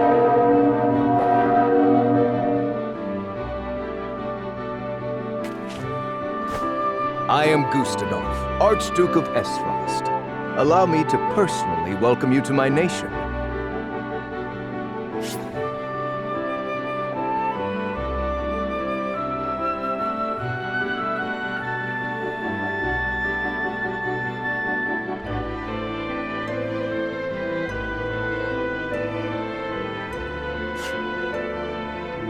I hear I am addressing the new Lord of House Wolfort, yes? Serenoa Wolfort, Your Grace. It is an honor to have an audience with you. On behalf of King Regna and all of Glenbrook, you have our sincere gratitude for your generous contributions to the mining effort. Consider your gratitude accepted. Avlora informs me that you fought well in the tourney. I would much like to see for myself how the legendary Simon's son carries himself in battle. I train twice as hard, yet am not half the warrior he is. It is good that you make such effort. I would expect no less from my brother-in-law to be. Norzelia is changing. The time when matters were settled by blade draws to a close. In the spirit of this age of diplomacy, I would hear your honest thoughts on the mining accord.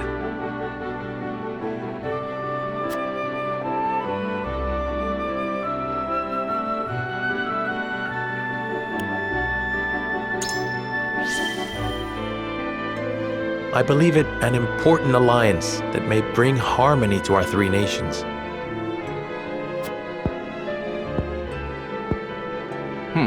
An uninspiring answer, and naive at that. Do you truly believe that each of our nations aspires to the same harmony? And what is it that you aspire to, Your Grace? Why, peace for all of Norzelia, of course. Peace and freedom for all its peoples to live as they please. Frederica, do not lose sight of your role in all of this.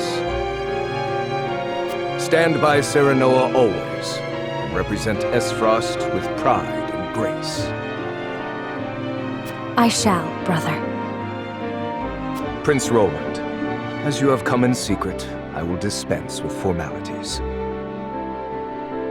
I appreciate the consideration, Your Grace.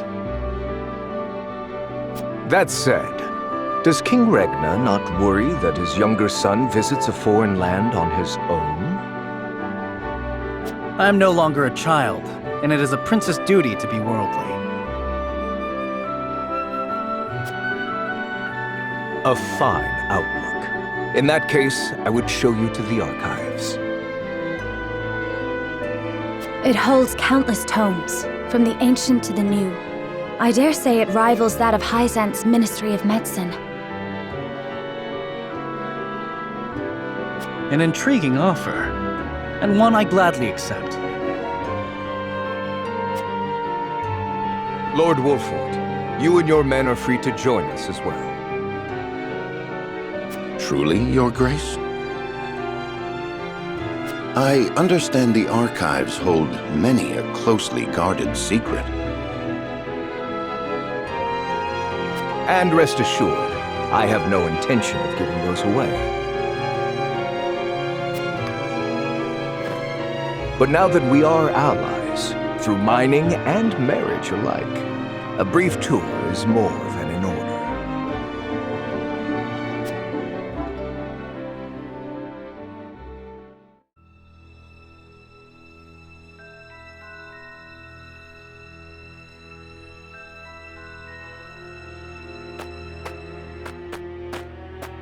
Beg your pardon, but I heard this is where the salt flows cheap like.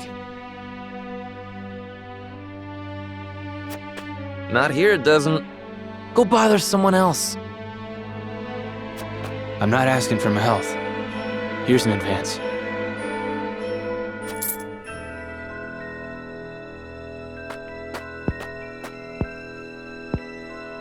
How much do you need?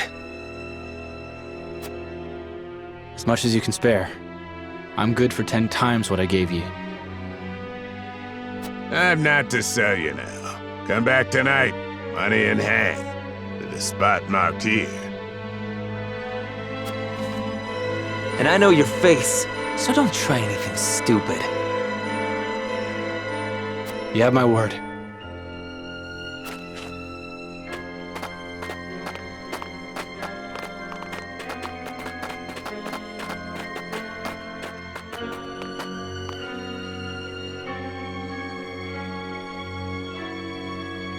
That looks like the spot on the map. Just there.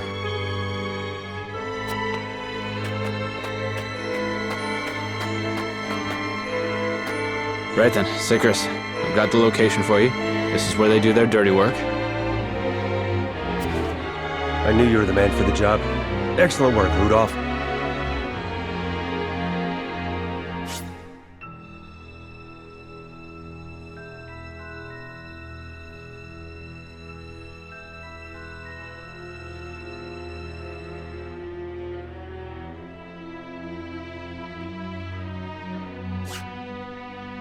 My name's cleared then, yeah? I'll be pardoned?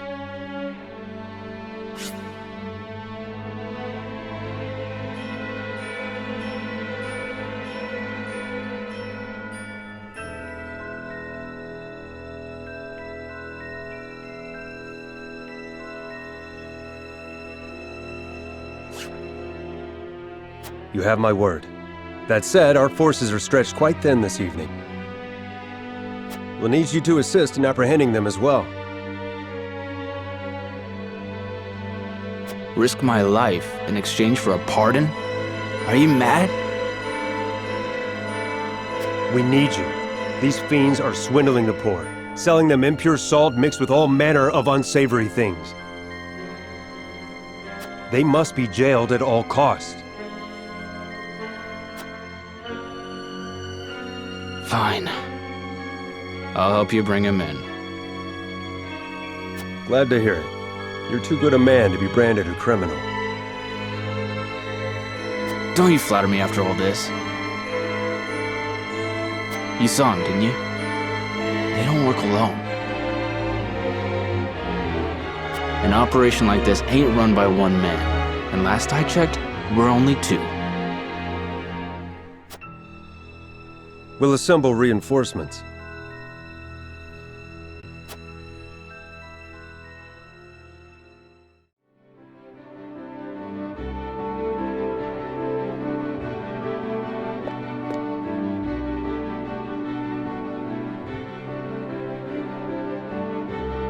What an astounding collection of tomes. The sum of Norzelia's knowledge, including volumes thought lost or banned outright in other nations. I did not expect to see so many people in a facility so important. Each and every one is a scholar, conducting important research in their field of expertise. Scholars? All of them? Brother gives no thought to background, gender, or social status during the selection process. All in Esfrost are given equal opportunity, provided they show desire and aptitude. Of course, we prize ability above all else. So long as they produce results, they are free to research as they please. Most open-minded approach. Indeed.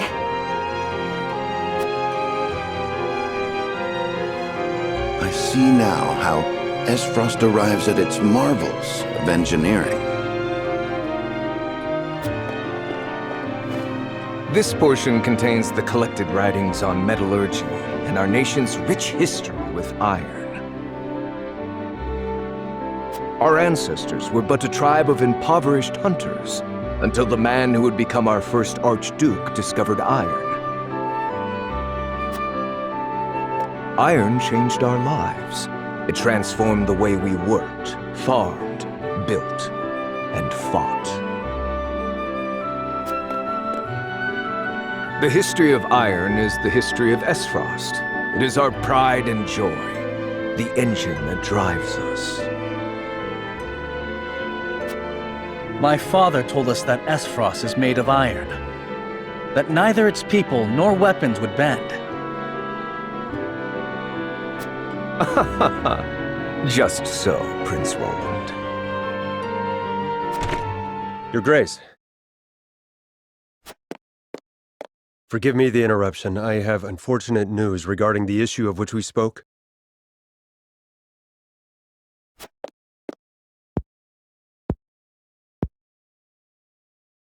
So you require reinforcements.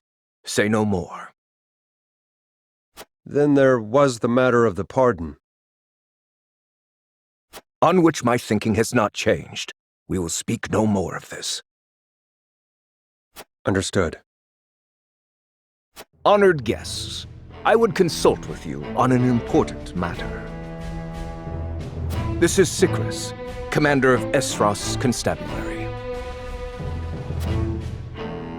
Has something happened? We have discovered an illicit salt trade operating within our borders. Yet we lack, at the moment, the manpower to address it.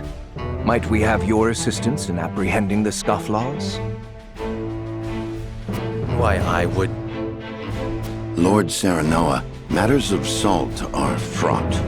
I advise you not to engage without a clear strategy. I understand it is a complex issue. Needless to say, I would not force this upon you. Sounds simple to me. Just bringing some criminals to justice, yeah? I say aye, my lord. I concur. What better way to thank His Grace for a tour of the archives?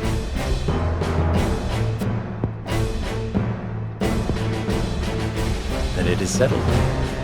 We shall help you. I could not be more thankful. Sikris, brief our friends on the situation. Of course, Your Grace. Come, I shall show you to the garrison.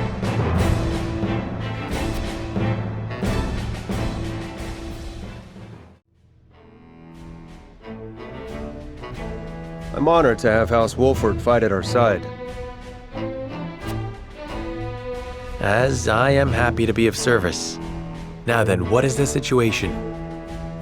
Heisen's successive salt taxes have given rise to an illicit salt trade that plagues the duchy. I have heard tell that the tariffs are exorbitant, but I've not heard a price. Let it suffice to say that the cost of a single handful of salt could feed a family for a month. Good heavens. As such, demand for salt, even impure or stolen, is nigh on infinite.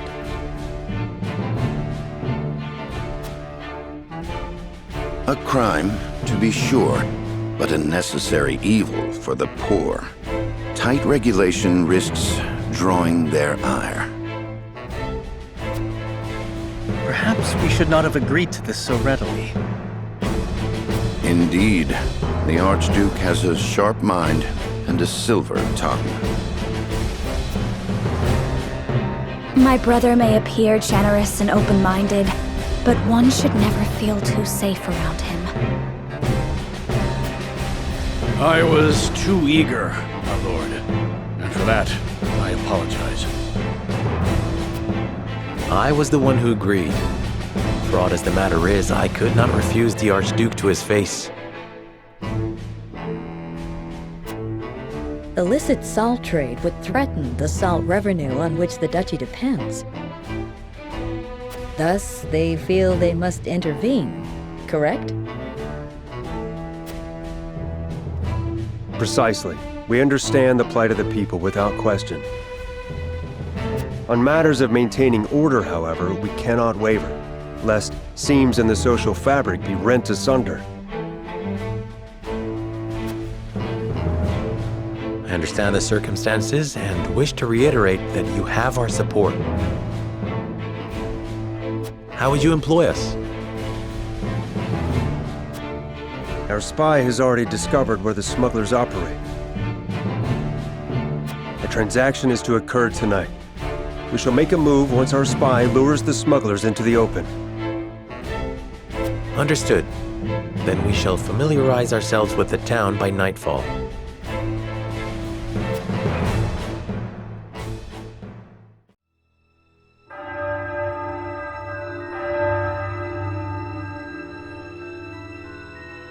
That's the bell at Ironstone. It's midnight. The exchange is about to take place. We'll make ourselves known once the smugglers have assembled.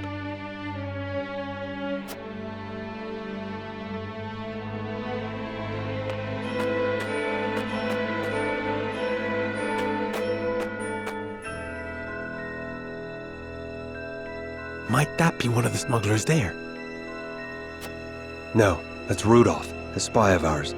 He helped us uncover this operation. A reformed salt smuggler himself. Whom you now employ as an informant. Few would understand the landscape better than someone on the inside. Most ingenious. That was part of my reasoning. But there is more to it.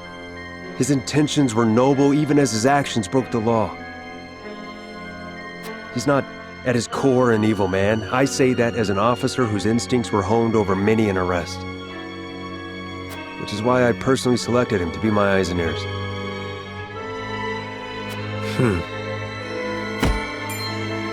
The smugglers are here, and they come in numbers.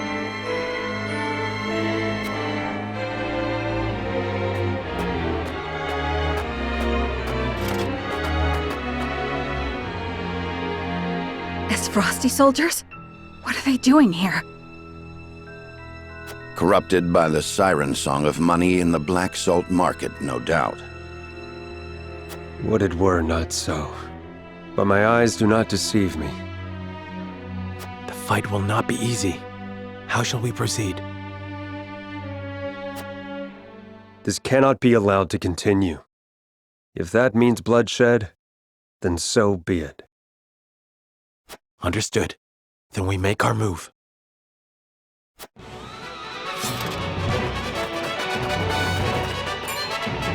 Who are you? This is the constabulary. Lay down your arms and come quietly if you value your lives. A trap! Kill them all!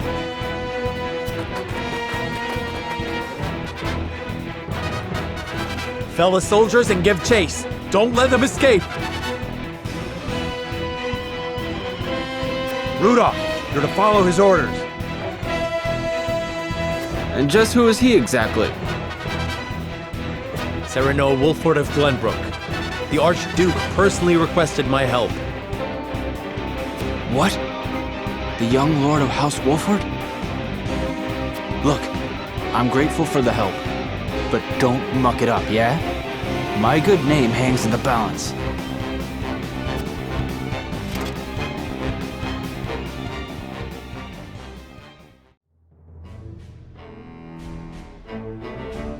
We're in your debt. We may never have apprehended the smugglers if not for you.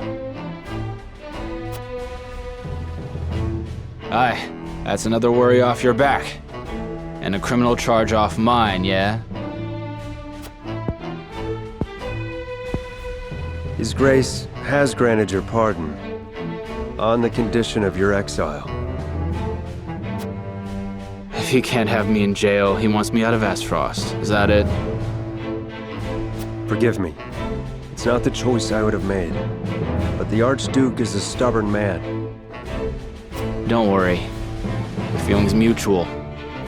Never had any love for this place, even if it's all I've known. Got nowhere to go either, mind you. But I'll find my way somewhere. Well, if you truly know where to go, what would you say to serving House Wolford?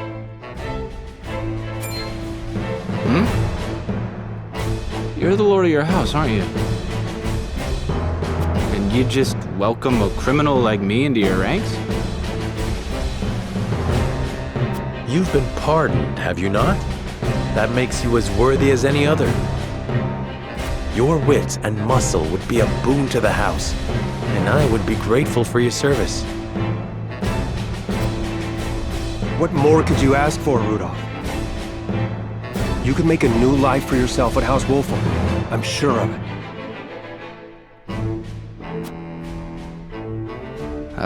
I'm sure I can. Right then, Lord Serenoa, I thank ye for your kindness. Welcome to House Wolford, Rudolph.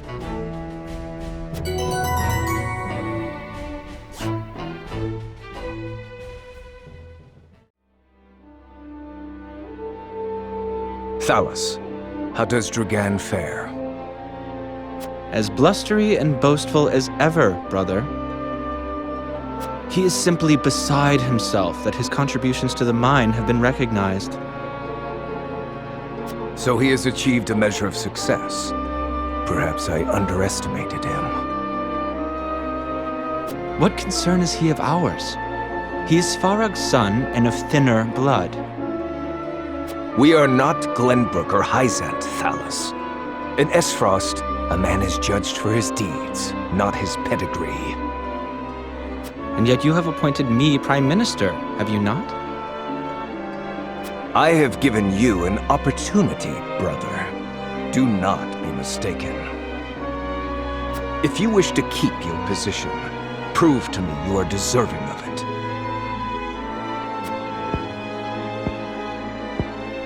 Understood, brother mine. Dear brother, do with Thalus as you please, but I bid you be wary of Dragan and Svarog. I've reason to believe they've designs on higher seats. If they mean to overthrow me, then let them try. I shall relish the opportunity to crush them.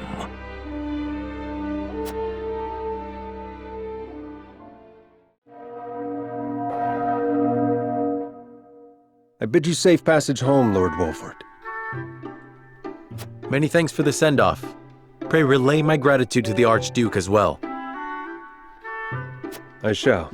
And do take care of our friend Rudolph here, who I trust will not be causing you any trouble. Treating me like a naughty child right to the end.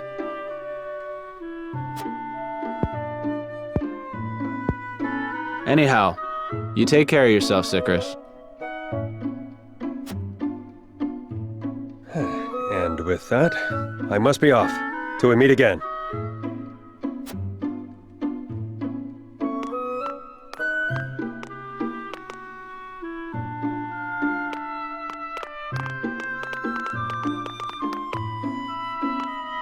We should be on our way as well. No one's left anything behind. Not I. I even purchased a souvenir or two to bring home. That's all well and good. But once we reach home, it'll be wedding preparations for you. Indeed. The ceremony fast approaches. Truth be told, I'm more than a little nervous. Oh dear, is that so? And how are you feeling, Lord Serenoa? Bit nervous too, of course. But that is easily outweighed by my excitement. As well it should be. It shall be a celebration for the ages. Isn't that right, Benedict? Yes, of course. What troubles you, Benedict? You sound distracted. Nothing about the ceremony, I assure you. This journey has simply proven a sobering reminder that salt remains a complex issue in our realm. And yet despite it, we make strides toward peace. The mining accord is proof enough of that. Roland is right. We can only do what we can to ease tensions and resolve matters peacefully. A duty which requires constant vigilance.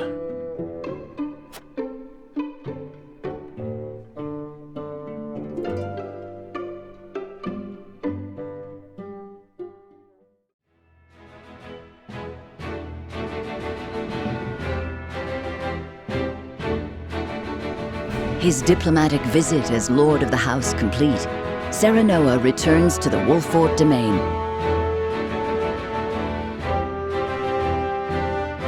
Safely within Glenbrook, Roland and Huette retire to Whitehome in the Crown City.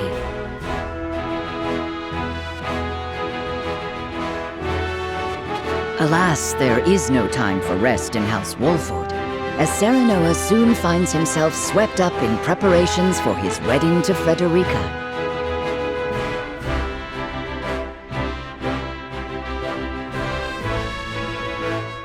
Dragan, meanwhile, presides over the blasting of a new tunnel at the Grand Norzelian mines.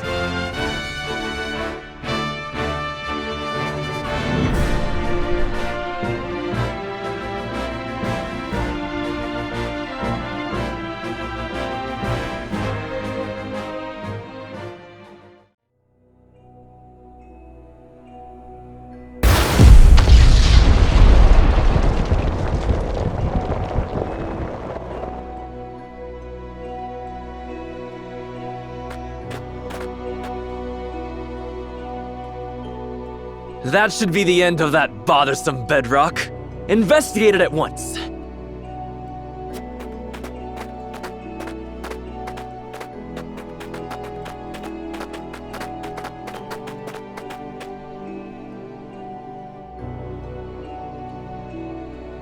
What in the name of iron?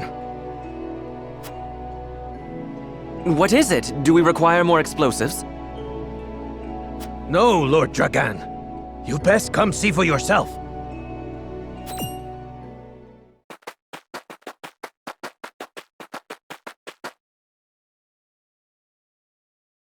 What the?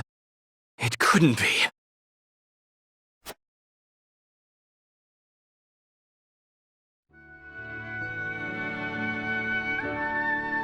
That settles the wedding program, then. We still must decide upon the wedding dress, however. Not we, Benedict.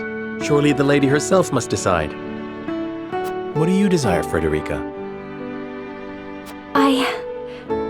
Well... Hadn't you mentioned wanting to dress in the Rosellan custom for the ceremony? Then you'd best ask the Roselle about that. There's a Rosellan village here in the domain. I'm sure they'd make you a dress if you asked. But what of the other nations in attendance? Surely Hyzant would not look kindly upon it. Lord Simon, is it true that you assisted the Roselle who fled Hyzant during the war, and that you then granted them asylum here? Aye, that is how the Roselle came to live within our domain. It was a source of great tension, but in the end, Lord Simon's perseverance prevailed, and a group of Roselle found new homes here. To this day, the Holy State demands they be returned to Hyzant, citing their goddess's teachings as justification. The roots of the conflict run deep. Nevertheless, it is our duty to protect those who we have sworn to take under our wing. Should you choose to dress in the Rosellan custom, we shall stand behind you every step of the way.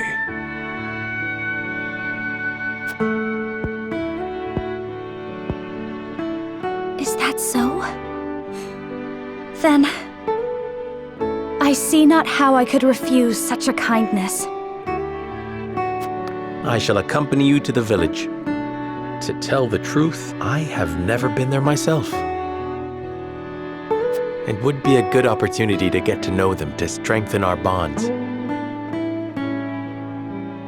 As is your duty, my son. Rosellan custom it is, then. Let us depart at once to make the request. Aye, all of us! Ooh, I can't wait to see what they come up with.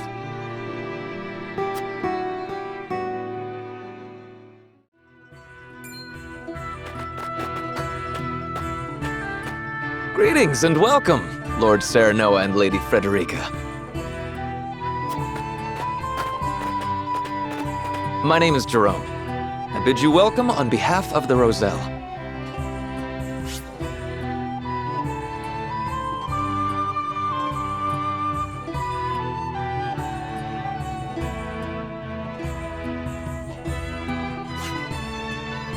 And congratulations on your engagement, as well as assuming lordship of your house.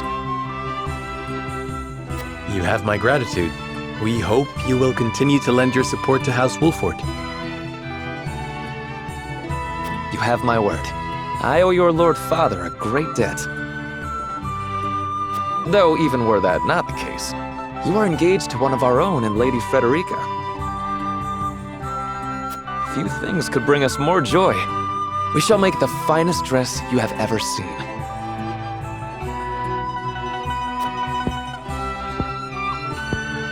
On that subject, I have one humble request. I would like to incorporate this pendant into the design.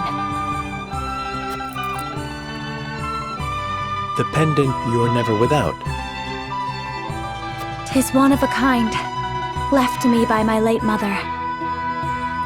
She was one of the Rosellan refugees who fled Hyzant during the war and found her way to Esfrost. In a twist of fate, she fell in love with the former Archduke, and thus was I born. In secret, of course. After I was born, she was sent back to Hyzant, where she met her end. I see why it never leaves you. Pray fashion the dress in this pendant's image.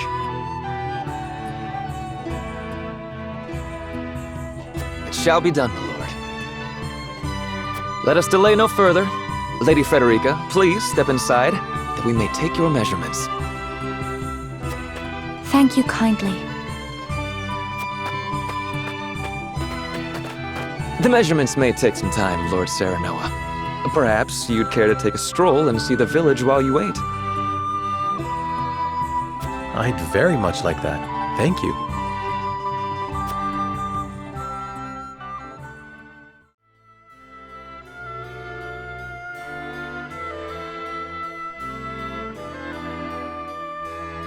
Do you understand just how dangerous it is for a young prince to go gallivanting off on a whim? Punish me if you will. But if I hadn't gone gallivanting, I never would have learned the state of things outside our own kingdom.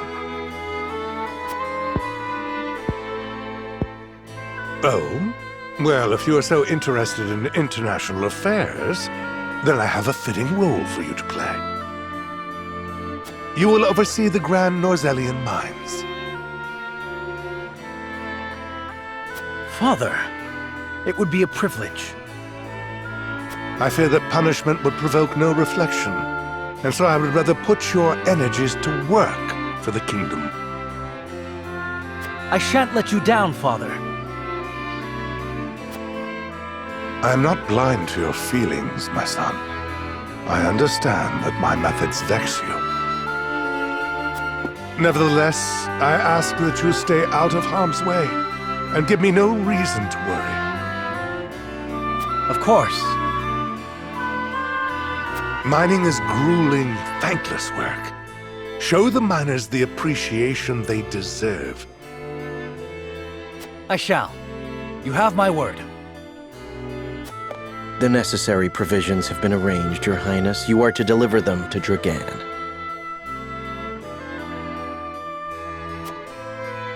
Father, may I bring Lord Wolford? It is his job to oversee the operation after all, and his closeness with Dragan may engender goodwill. I know you trust him a great deal, Roland. But I would remind you that his betrothal now binds him to Esfrost. You would do well to be wary of any move he or his house might make. So you share Franny's views on the matter. Nevertheless, Serenoa is a friend I could never hope to replace. A friend I trust no matter your opinion of him.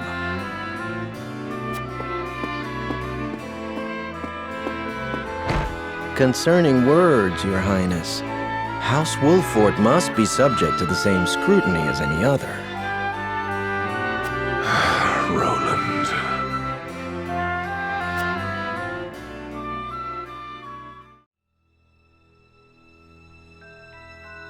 Bring these tidings to Gustadolf at once.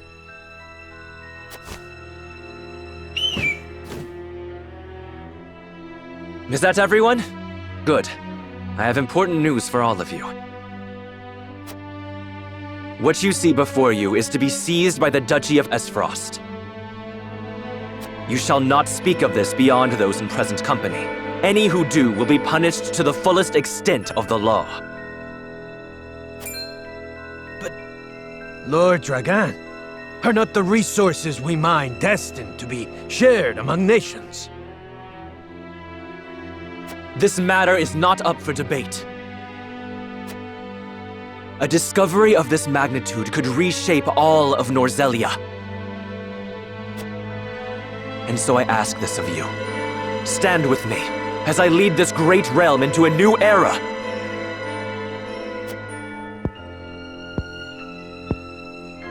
You risk much giving us these orders. I shall do exactly as you say. I thank you. I have already sent the Archduke a letter informing him of our find. When I am appointed Prime Minister, I promise to reward you all handsomely for delivering me such a boon. You are to be Prime Minister? Or Ambassador to Glenbrook, perhaps. Time will tell. Either way, with this I shall make my mark. And do what neither Father nor Gustadolf ever could.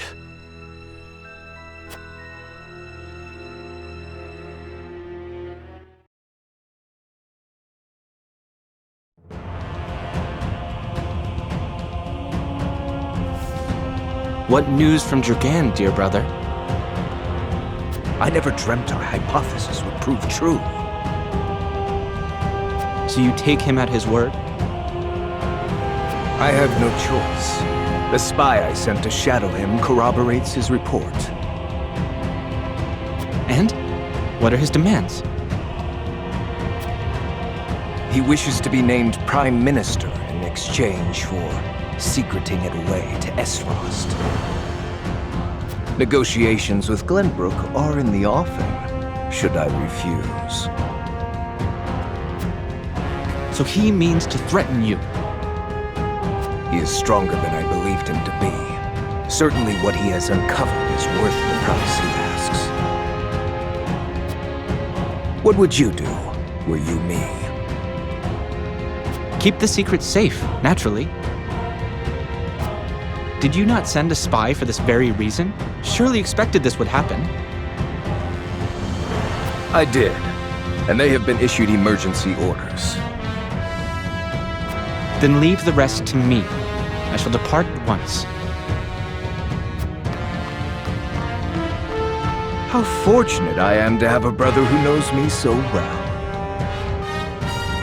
Ah, Dragan, you will rue the day you dared place Glenbrook beside me on the scales of your feeble judgment. I hand down the orders. Yield or be crushed beneath my heel.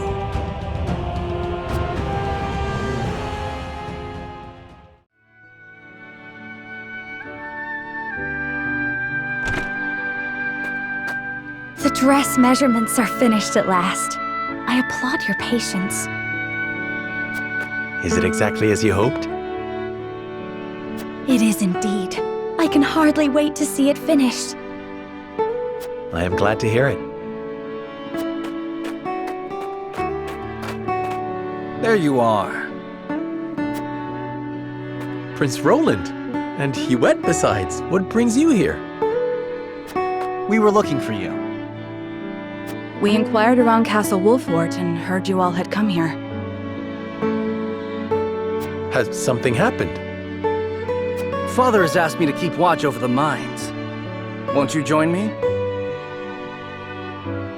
You scarcely need ask, of course. A wise course of action. seeing as you will be overseeing the mining operations. And we can present Dragan with the gifts we procured abroad. A fine opportunity to get to know the man better. He is quite talented, is he not? He is a man with grand visions for the future, that much is certain. I shall tell you more of him along the way. Then let us waste not one moment more. To the mines! I'll have the dress ready in time for the ceremony, my lord. You have my thanks, Jerome.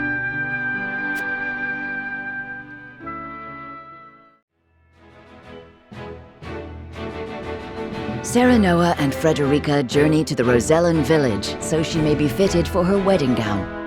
The young lord gains an unexpected moment of quietude while he waits. However, Roland soon arrives with orders from King Regna to inspect the grand Norzellian mines, where Dragan has made great progress.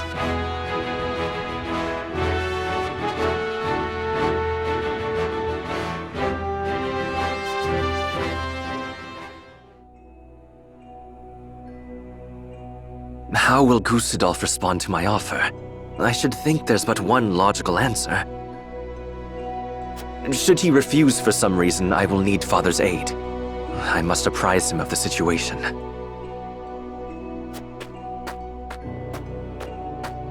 Lord Dragan, Prince Roland is here from the Crown City.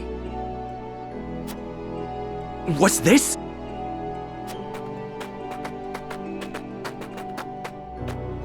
Prince Roland and my friends of House Wolfort. To what do I owe the honor? Apologies for the sudden nature of our visit, Dragan. I have come on Father's orders to offer our sincere gratitude, as well as to observe the mining operation. Splendid! The miners will no doubt be heartened by your Highness's presence. Does the mining continue apace? Indeed it does. There are no problems to report. And what of your trip abroad, Lord Serenoa?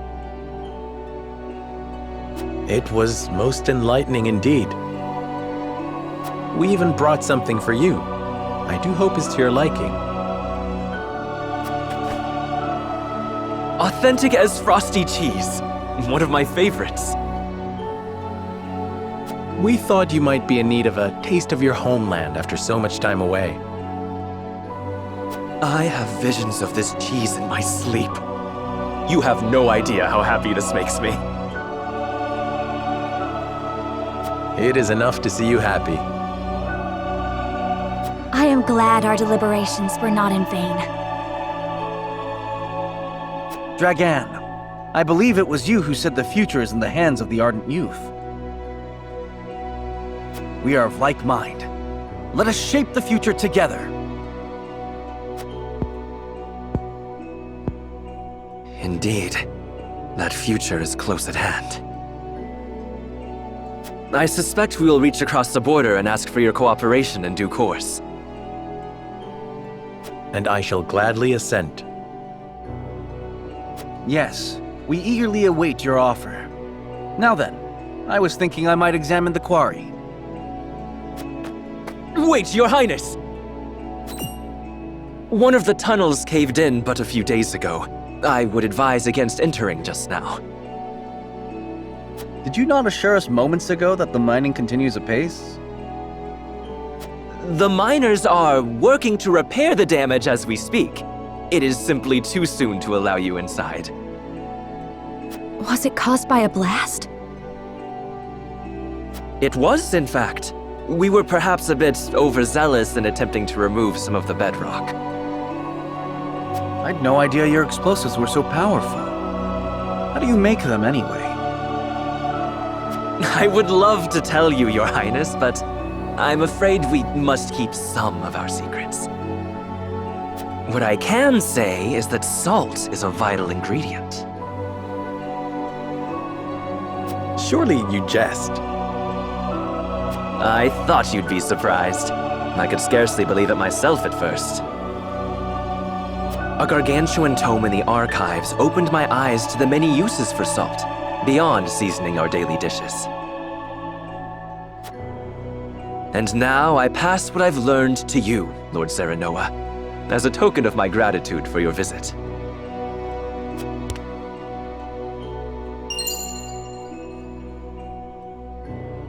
The power of salt.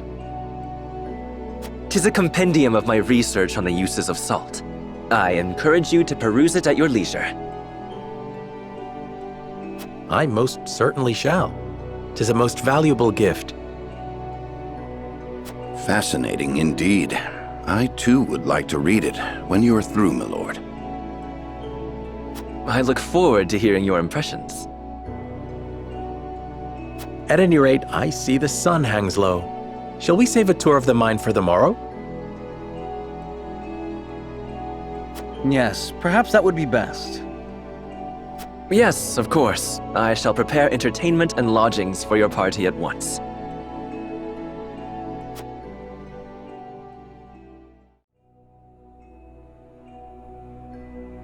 No word from below, you say?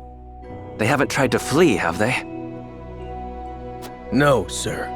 I've not seen a single soul emerge from the mine. Very well then. I shall make contact with them myself. Was that? It came from within!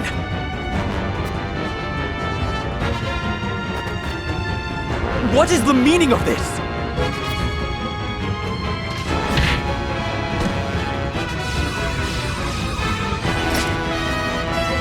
Soldiers. Why are they at the mines? No. Did he see through my plot? Clear the mine. Leave no survivors. So this is how they respond. Those dogs!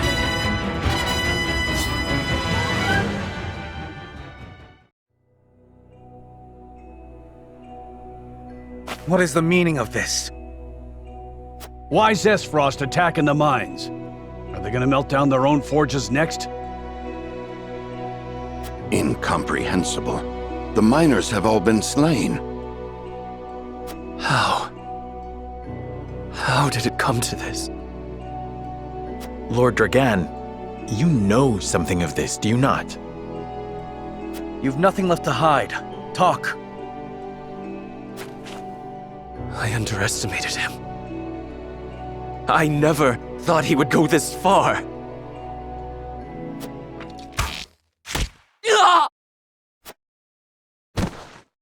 Dragan! No! There are survivors. How dare you!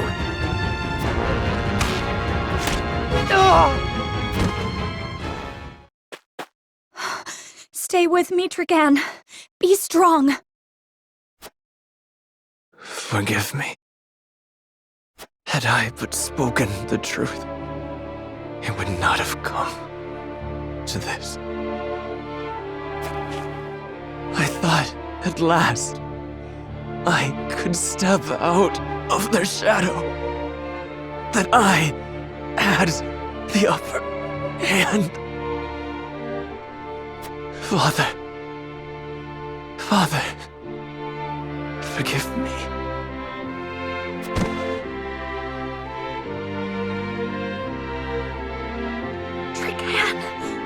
No!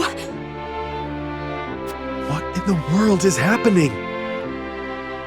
We can do naught to set this right, my lord. Let us inform the king at once. Hail! Is Prince Roland among you? I have a message. Speak it now. Whiteholm Castle is under attack, Your Highness. 'Tis the Esfrosti army. What in the... Damn it all! What the hell is going on? Control yourself. At any rate, we must confirm exactly what has happened. Let us return to the kingdom. Frederica, my heart aches for you, but... We've no time. I know. I am with you. would this did not fall to you, but alas. See to it that Dragan receives a proper burial. Yes, my lord. Take care. The army has the crown city surrounded.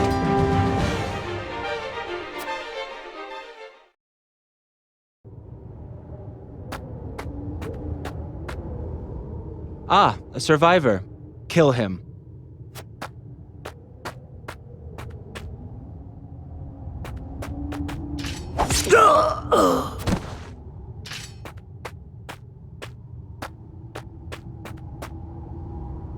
There you are, fair Dragan. What a pity that your dreams of being Prime Minister shall be nothing more than that. Tell me, does it pain you?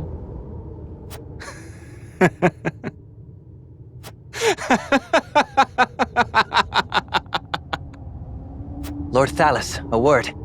The entire regiment of assassins have fallen as well. This bodes ill. It matters not, so long as the miners have been slaughtered.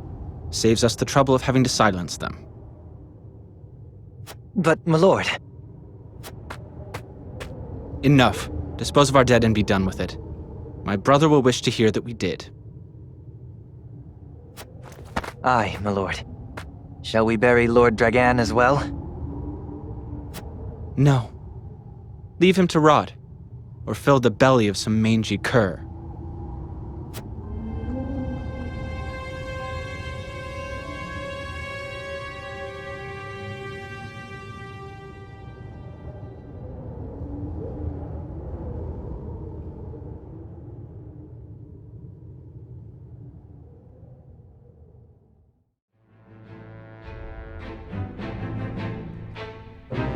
That night, Esfrost invades Glenbrook without warning. The attack is all the more shocking, coming on the eve of the two nations' grand new mining venture. The Duchy easily rushes into the Crown City, taking advantage of Glenbrook's unprepared defenses. Caught unawares by the sudden assault, Glenbrook's scattered forces can do nothing to fend off the invaders.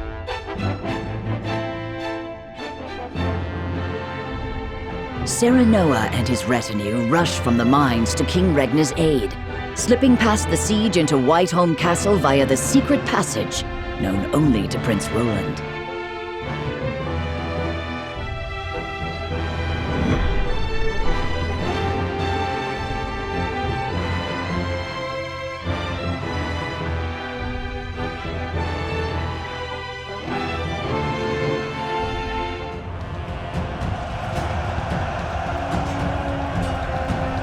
Hold strong! Don't let them get to the castle! Aye, sir!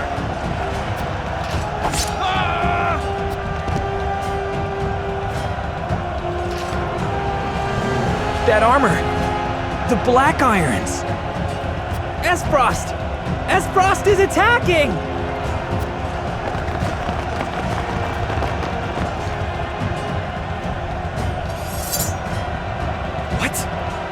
Why does the Duchy march against us?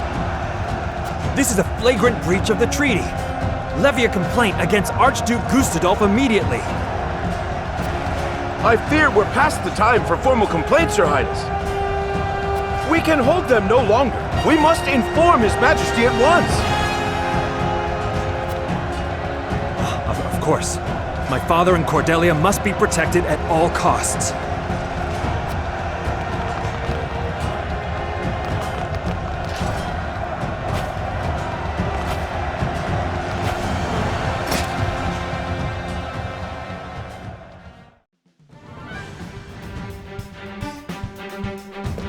Esfrost invaded the Crown City by night!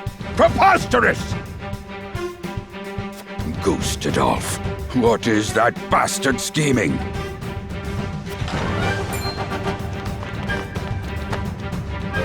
Lord Simon, I bring word from King Regnar. He says, should the crown fall, Glenbrook is in your hands. Your Majesty. Fetch my armor! I march to the Crown's aid! Please, my lord, at least wait for Lord Serenoa and his retinue to return. Out of my way! I pledge my loyalty to His Majesty, and it's a vow I intend to...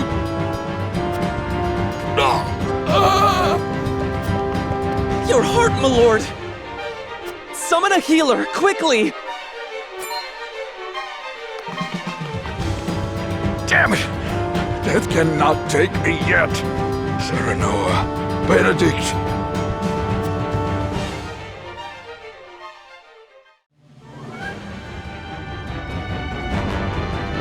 The Crown City is under attack? By whom? Esfrost, it appears. They say the Archduke himself leads the charge. Gustadolf. Then this will be no mere skirmish. What shall we do, my lord?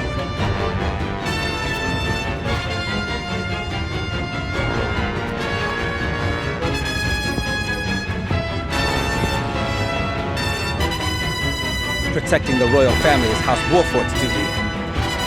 Let us bide our time and see how they fare.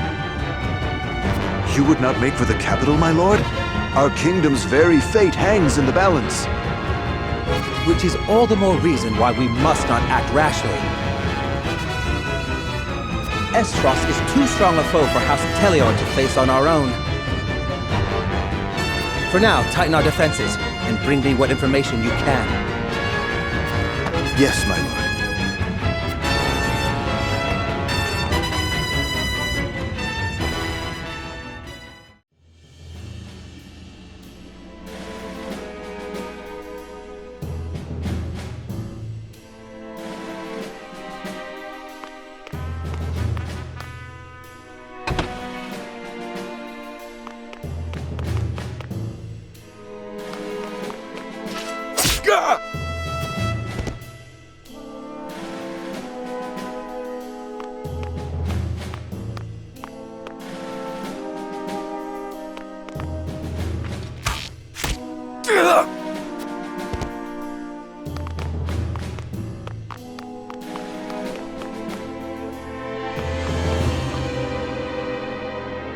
Secret tunnels beneath the castle.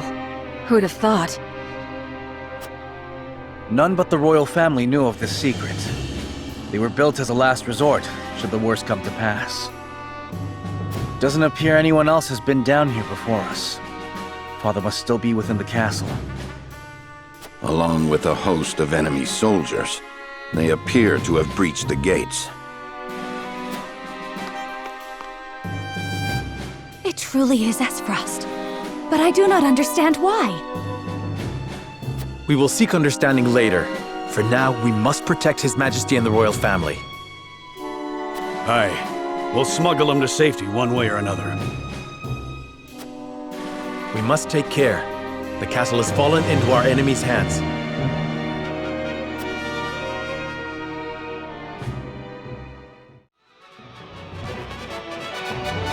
Enemy soldiers!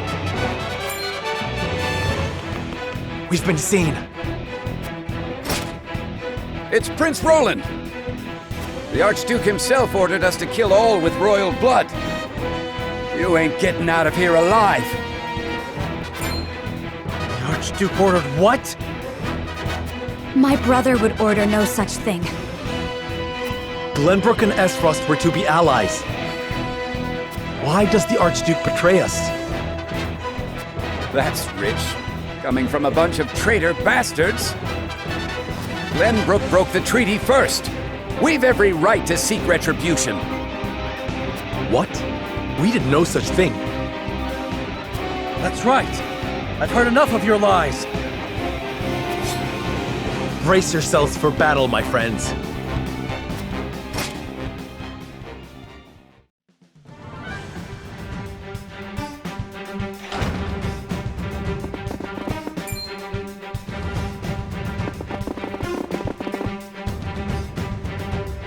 Kingsguard have fallen.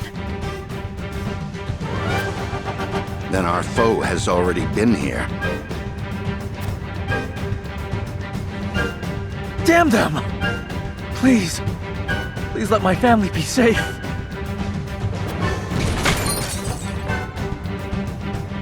What was that? It came from the throne room. Must have broken down the doors. We must hurry.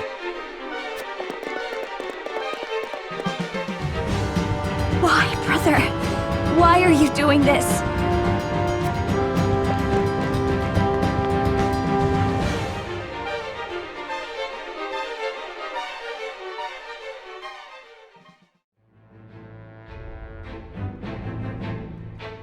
Esfrost's forces have breached the once proud walls of Whiteholm, and now overrun its majestic halls, leaving only death and destruction in their wake.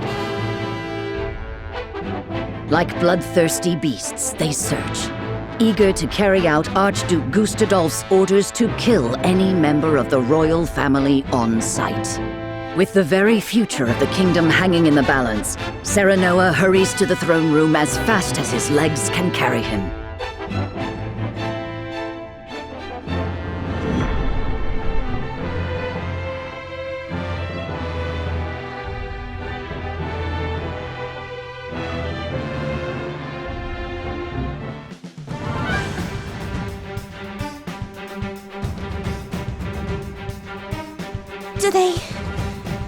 Do they mean to hurt us? They will do no such thing, my princess. Not so long as I draw breath. Cease the vainglorious theatrics. The city is mine now, and not a soul loyal to his grace still lives. You are all that remains. Not even the Dawn Spear can hope to triumph against such odds. You talk and talk, but do you have the courage to test your words? This is folly, Gustadolf. What madness has possessed you? Is this how you would take revenge for what befell your father? Nothing so petty as that, Ragnar. The war and all its atrocities should remain buried in the past. Then what drives you to commit new ones? To tear down the future we labored so long to achieve? Do you think Hyzant will stand idly by while Glenbrook burns? I shudder to think what ends you hope to achieve by such vile means. You always did lack imagination. However, not even I foresaw the opportunity this foolish partnership would afford me. As for Hyzant, she shall meet the same fate as your beloved kingdom before long. Whatever your aims may be, you'll never... Father! Are you hurt? Roland? Brother? You imbecile! Why do you return? Be grateful to see me for once. I wasn't about to leave you to these wolves. You stone-headed brat. If it isn't my dear Frederica and her newly betrothed, and you've brought friends. Stand down at once! On the honor of House Wolfort, we shall not let the royal family come to harm. So you're the young Wellen. You have courage, if not much sense. I'll give you that. Brother, what is the meaning of this? I am sorry for forcing this unpleasant scene upon you, Frederica. I had to take action. Sooner than anticipated. Action? What do you... Listen well. I, Gustadolf Esfrost, do hereby condemn the King of Glenbrook and his agents for their treacherous deeds. Scheming to claim the riches of the Grand Norzellian mines as their own, they slaughtered my dear cousin Dragan in cold blood. For this most heinous crime, and for shattering the trust between our nations out of malice, I declare their punishment must be swift and final. So this is the lie you would weave. What mummery is this? Dragan was killed by... Silence, my lord. Benedict? I commend you for delivering the traitorous Prince Roland to me. He too must answer for his crimes. Hand him over, and House Wolfort may yet see itself through this unscathed. You are my dear sister's husband-to-be. Bend the knee, and no harm shall befall you. I will do no such thing. We won't be party to your treachery. Your father was ever a thorn in my side. You seem intent on repeating that history.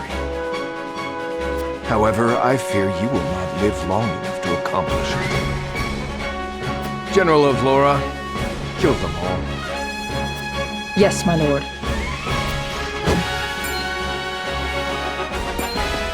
Stop! I won't let you!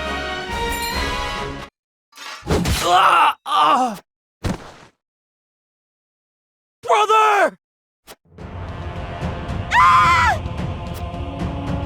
Sir Maxwell, leave me! Take Roland to safety! Yes, my lord. My prince, with me! I can't leave them! Step aside, Sir Maxwell! My lord, we must flee at once. But his grace... Roland! Lord Wolford, there is no saving me. The future of Glenbrook lies in your hands now. Father! My prince, follow us! But I... Damn it all! After them.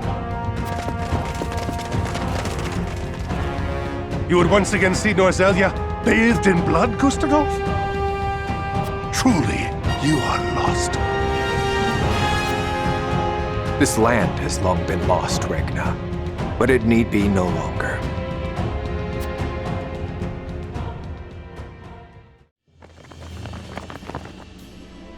This is where Sir Maxwell would have us wait. He is readying the boat for our escape as we speak. A wise decision. No doubt the river is our only hope of getting out of the city alive. The streets are overrun with Esfrosti soldiers. Our foe no doubt searches for us on the other side of this very gate. Then we wait here and pray for Sir Maxwell's swift return.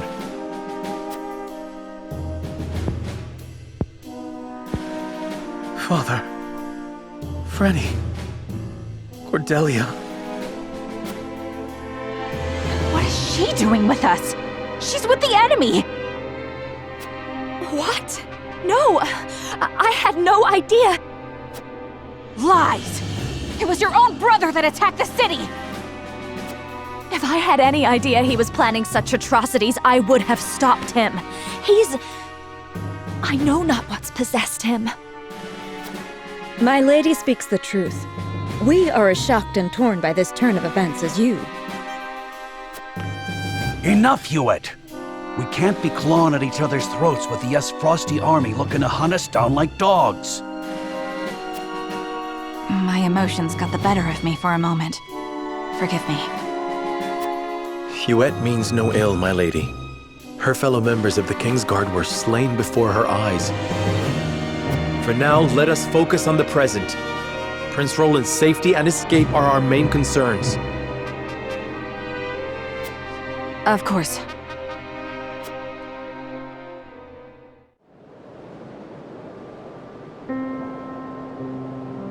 These are trying times, but we mustn't let emotions cloud our judgment.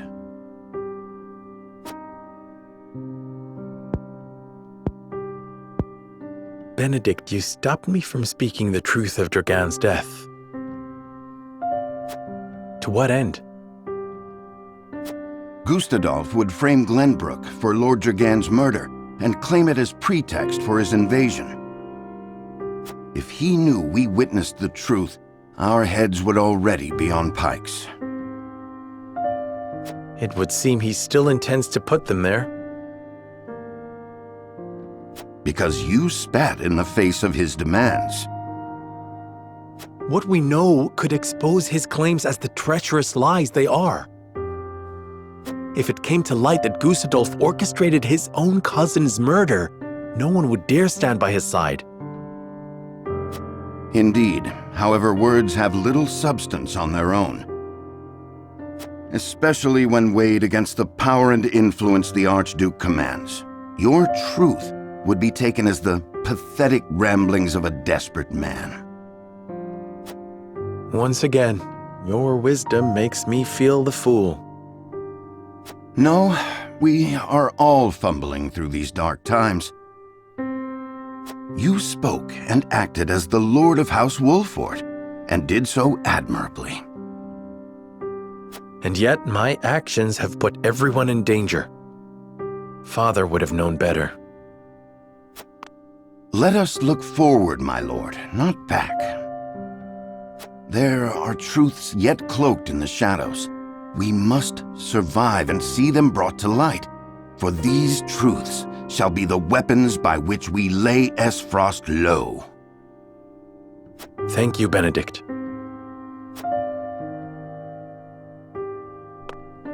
I promise to do all in my power to see us through this safely. Every last one of us. I know you will, my lord. Let us await Sir Maxwell's arrival.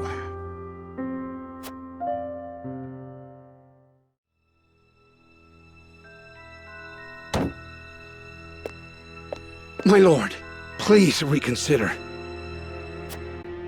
Esfrost's numbers are overwhelming. We would only be sending our men to their doom.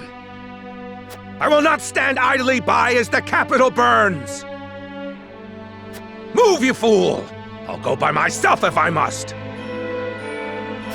Make that bastard Gustadolf remember how true my aim is!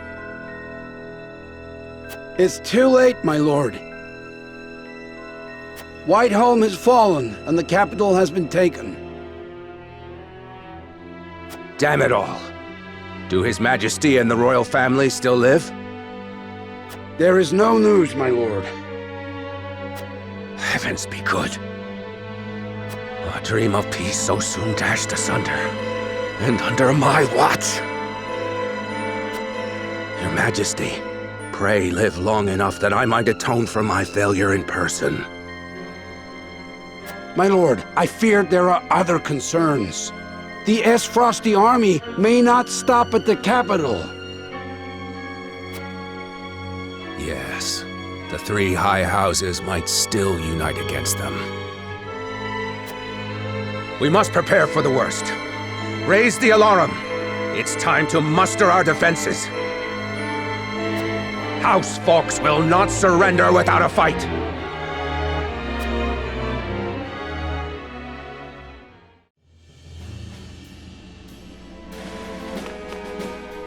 My prince, I'm sorry to have kept you waiting. I've managed to procure a boat for our escape. It should arrive anon. Thank you, Sir Maxwell. Would that I could have done more. You did well to stand against Gustadolf. Your father would have been proud to see it. Let's save the pleasantries until we're through the gate, huh? Everyone ready? We are. Open the gates, Eredor. Whatever you say, my lord. Here's hoping we can make it through without those bastards on the shore noticing.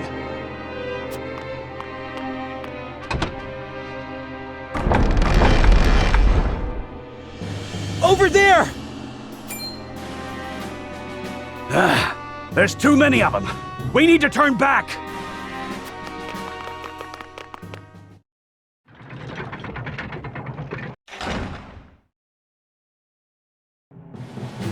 Give it up! There's nowhere to run! Damn it! They've shut us in! Is this it? If this is where I fall, I'm taking these Esfrosti bastards with me! Don't be so quick to throw your life away, my prince. Yes, we haven't lost hope yet. The boat will arrive shortly. We only need to fend them off till then. Can we do that? I fail to see why not, if you lend us your strength, that is. As if I would do aught else.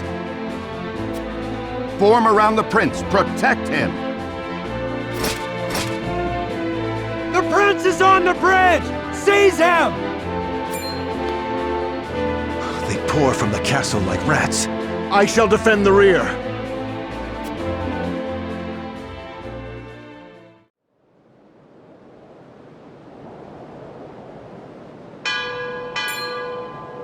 The boat arrives! Come, with speed! Prince Roland, will you leave your brother unavenged?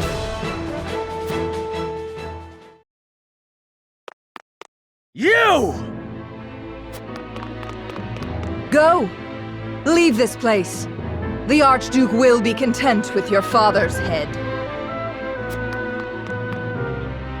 Never. Esfrost will answer for its crimes today. Your Highness! A shame. You might have lived a long life. So long as I stand, you'll do him no harm. Sir Maxwell! My prince, you are responsible for more than just your own life now. You are a leader, and must be the beacon others look to when the night is darkest. My friends of House Wolfort, I leave Prince Roland in your care. Let me go! Release him to me, and there may be mercy for you yet, Maxwell.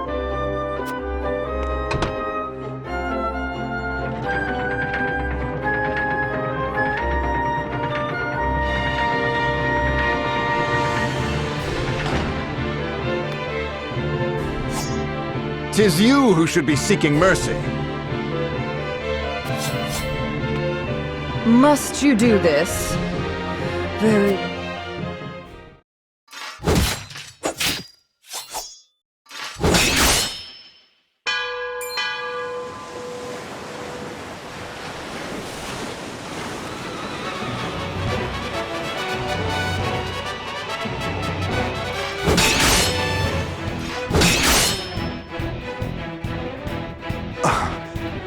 You were only toying with me at the tourney.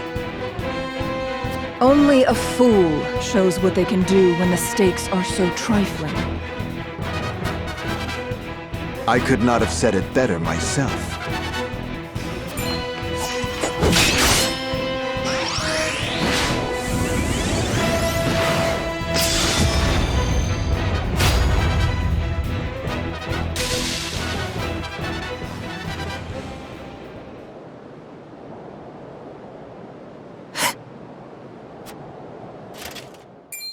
How do you still stand?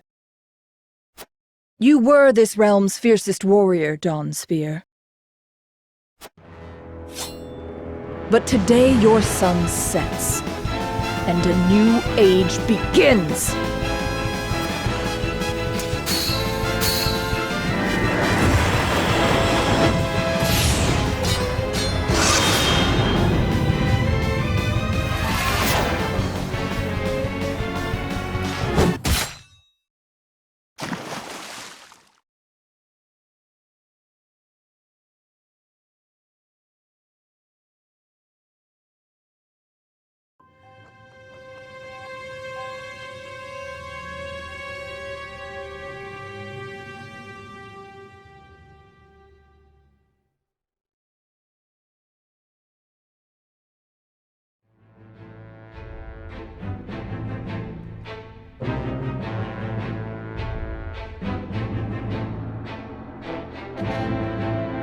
And so it was that the once proud kingdom of Glenbrook did fall.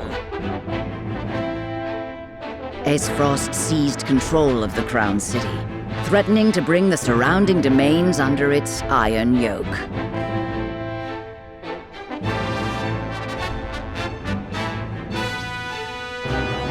Now the Archduke's army marches upon House Wolfort's stronghold, where Prince Roland is being sheltered by his loyal friends and allies.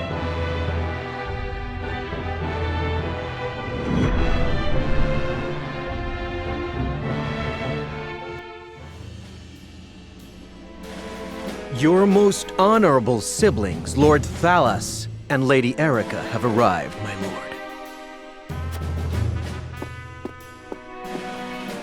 Thank you for the escort. You may go now. If there is anything else that you require, anything at all, you need but say the word. In that case, I would have a bottle of the realm's finest wine and a serving of fresh fruit delivered to my quarters. But of course, milady, I shall have the servants fetch it at once.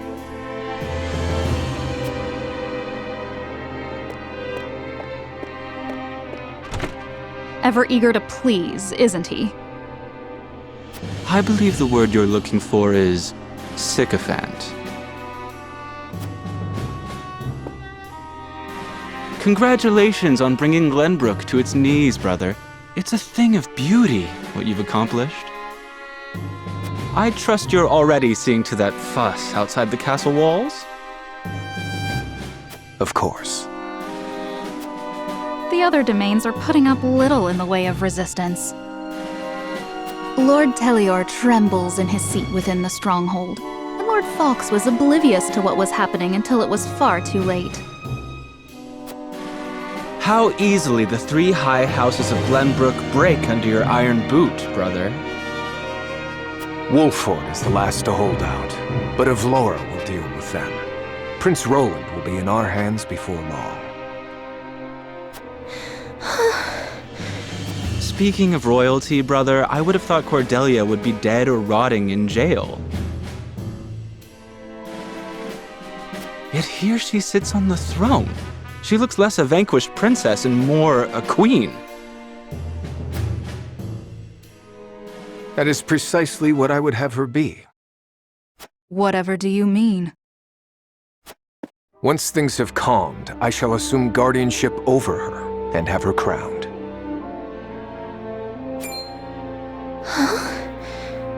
A few days hence, Regna will be executed. I've already informed Patriat as much. So the wise and benevolent King Regna meets his end at last.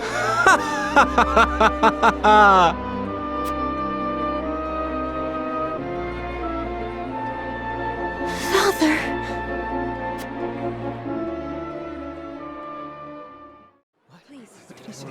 Explain. What are we going to do? Excuse me. Regna? Can you tell me what's happening? Did I hear him wrong? I don't. Where did we go?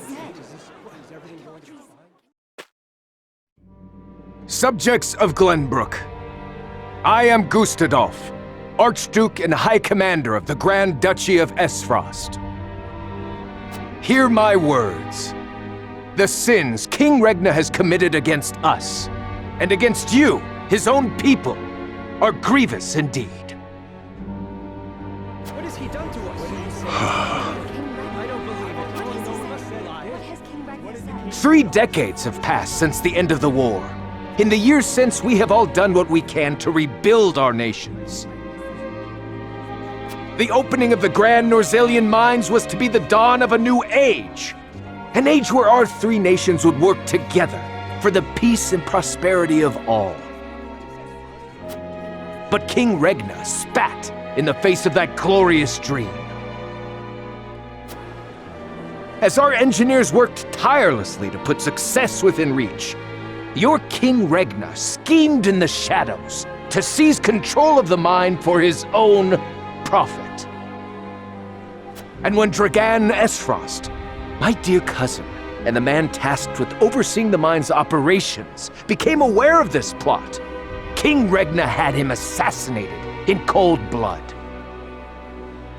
In doing so, he betrayed not only my own nation and the holy state of Hyzant, but you as well. The very people who were to share in the wealth the mine would bring.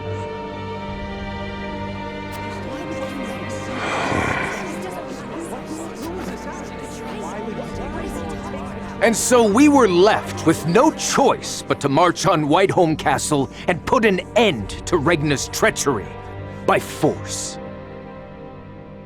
Our actions were born of a righteous duty to avenge Dragan's murder and this odious betrayal of this historic accord between our nations.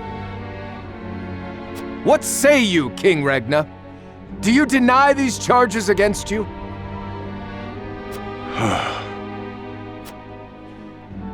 I do not.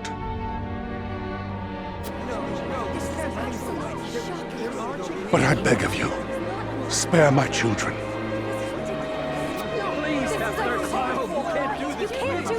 Subjects of Glenbrook, your traitor king admits his guilt before you.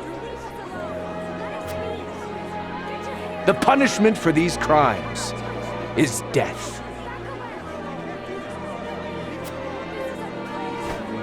Off with his head! Roland, Cordelia, the future of our kingdom is in your hands now.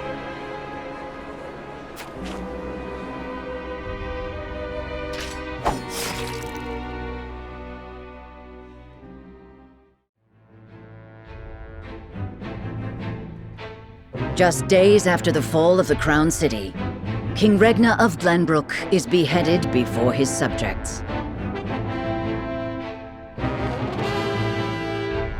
The death of this kind and benevolent monarch plunges the realm into confusion and chaos. With the king perishes an all too short-lived era of peace, and in its place, one of bloodshed and turmoil.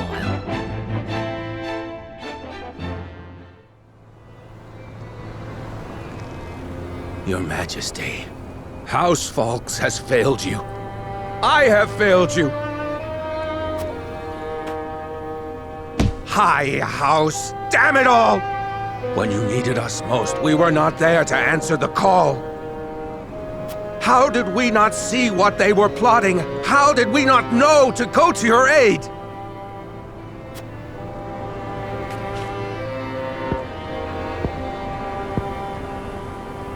But no, cursing our fate will not bring you back to us.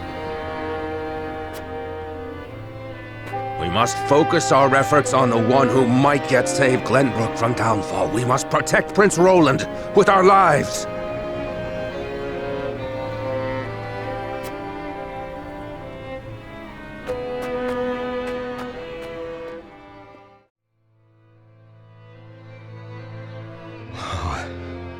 Whatever is House Telior to do? With King Regna gone, we must find a way to preserve ourselves.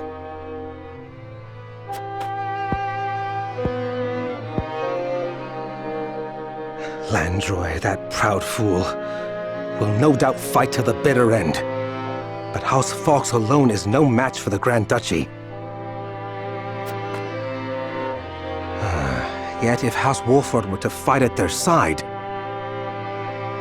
They say Prince Roland is in Wolford's charge.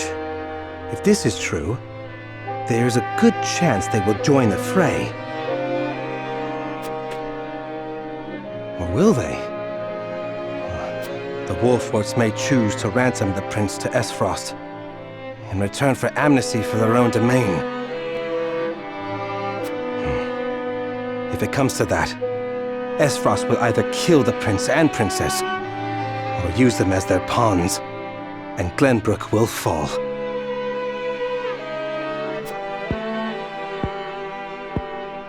Bending the knee to Esfrost may be our only hope if we are to live to see tomorrow.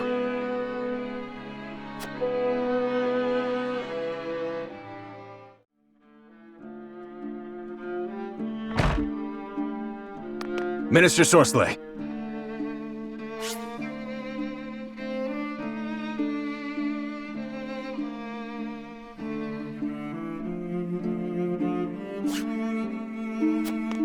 What is it this time, Booker? We've just received word that Esfrost has launched a surprise invasion of Glenbrook.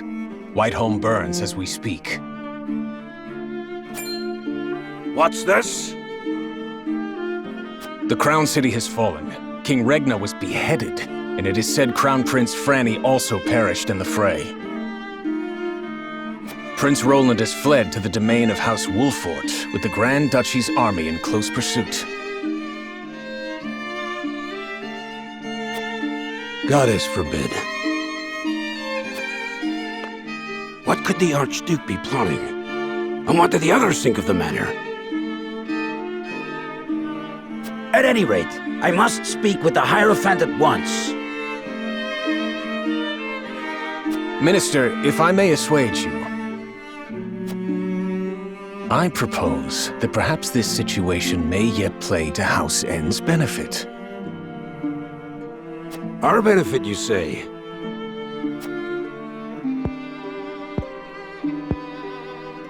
Indeed. Indeed, you may have the right of it. My dear Booker, whatever would House N do without you? Send a bird to the palace. Tell them that the Holy One's faithful servant Sorceler would humbly beg an audience. At once, Master.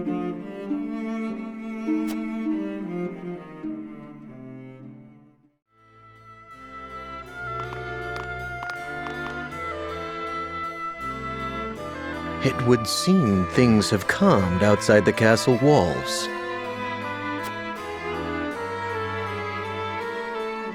What is to become of us now? Word has it the King's Guard's been slaughtered to the last man. We must flee while we have our lives.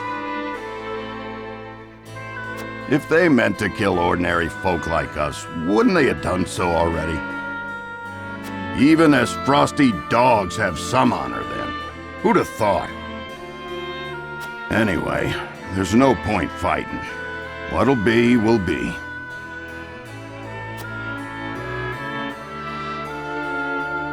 Our people seem less resentful of Esfrost than I would have expected. No doubt due to the Archduke's decision to focus their attack on the castle and leave the town itself unscathed. So, the common folk won't be a problem. That just leaves the matter of the royal family. His Grace and the Crown Prince have been dealt with, and Princess Cordelia has been brought to heel. Prince Roland is the only one unaccounted for, but the men I arranged for hunt him down as we speak. Word has it there's also a sizable bounty on his head. No, he'll not last long. I knew Gustadolf to be a shrewd man, but his attention to detail is nothing short of astonishing. I have seen all I would. Let us return.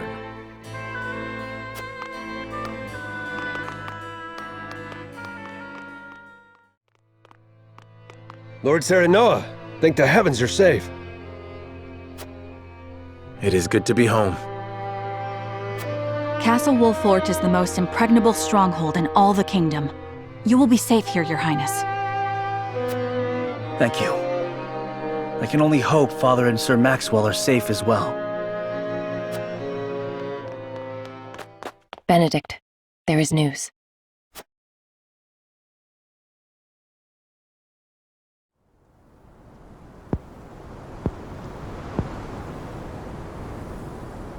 What's the matter, Benedict? You look as if you've seen a ghost. Your Highness, my lord, pray try to remain calm. His Grace was beheaded at the Crown City not bells ago. Father. No. Say it is not so. Roland. I can only imagine what you're feeling now, Your Highness, but I fear we have not the luxury of grieving. As the last living heir to the throne, there is no doubt that the Archduke will target you next. Indeed. We must move quickly. I would seek Father's counsel. About Lord Simon. What is it? Has something befallen Father?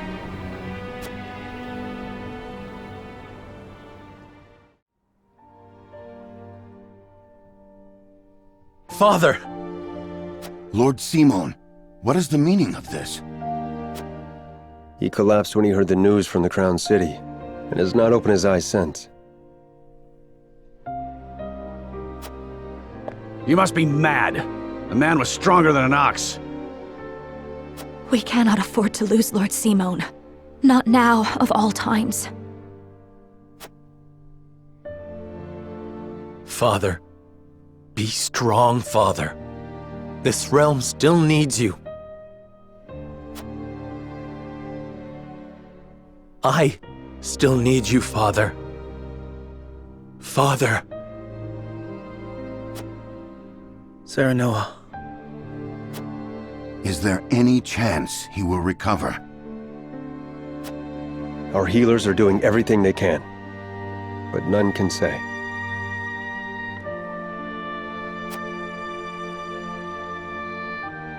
Very well.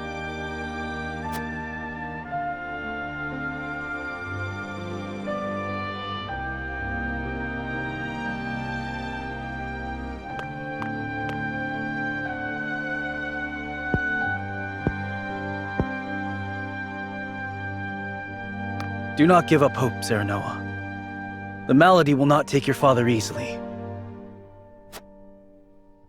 Forgive me, Roland. I can only imagine what you feel now. I must stay strong. I cannot allow Father's death to be in vain. You too must remain composed. For Lord Simon. And for those who now look to you for guidance in his stead. I will try. Pardon me, my lord. I come bearing a message. From whom? The scout we had sent in search of Sir Maxwell returned with this. Sir Maxwell's mask.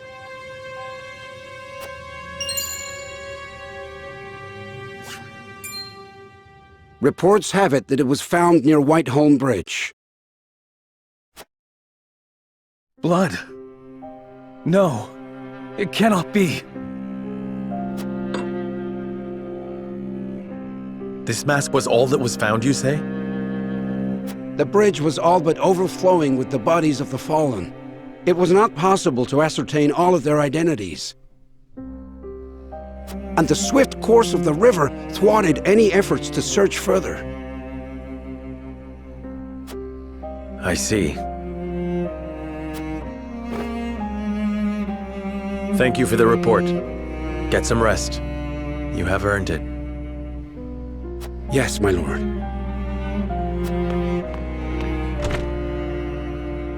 Sir Maxwell, you too abandon me now?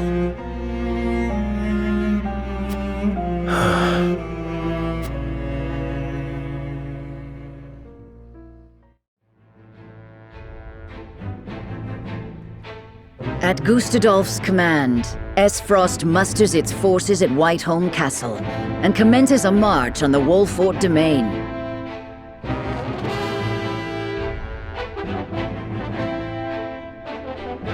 Their aim, to seize in their clutches Prince Roland, the unwilling heir to Glenbrook's throne.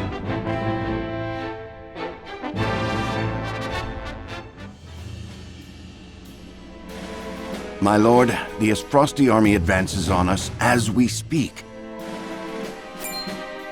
A missive has arrived from Lord Gustadolf. It says they will stand down on the condition that we surrender Prince Roland to them at once. We've not much time before they're on our doorstep, my lord.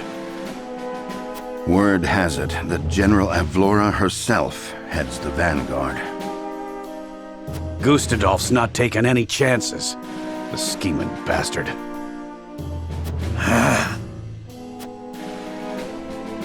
Summon the War Council at once. We must take swift action.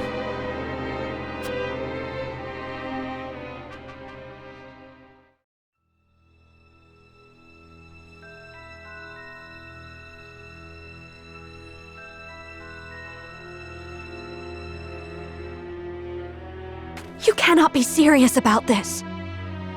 It's all right, Frederica. Please continue, Benedict. Thank you. Once more, I would ask you plainly. Do we or don't we relinquish Prince Roland to Frost? I say we refuse. We owe Sir Maxwell that much. Precisely. Sir Maxwell entrusted us with keeping His Highness safe, and we accepted. There's no place in the realm more sheltered by the terrain than this castle. He is safer here than anywhere. And yet, if the Archduke were to march on us with an army as great as the one that took the Crown City, or, heaven forbid, a greater one, the natural fortifications of this land would work against us. Our shelter would become our jail. So you propose that we just abandon him? That we sacrifice his life for our own protection? Better my life than any of yours. This is my battle. I would not see the blood of my friends spilt in my name.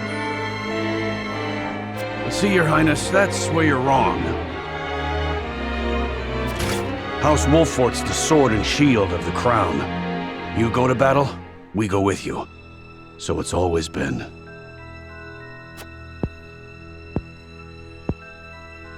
Enough! I will leave before I see your domain ravaged by fighting. It is the only way. Surely you see this, yes? I refuse to believe sacrificing any of us is the correct path. My lord, we cannot allow war to come to the Wolfort domain. Your highest priority must be to your loyal subjects. You must decide.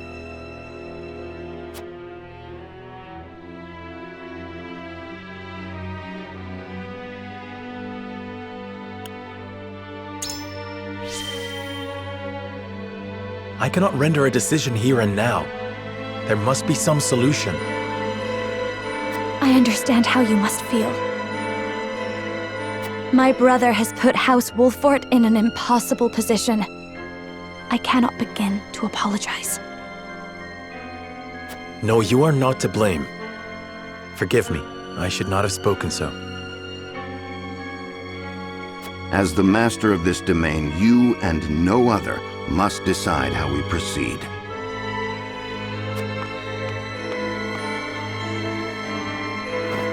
I understand that, Benedict. Prepare the scales of conviction. I would hear everyone's thoughts on the matter.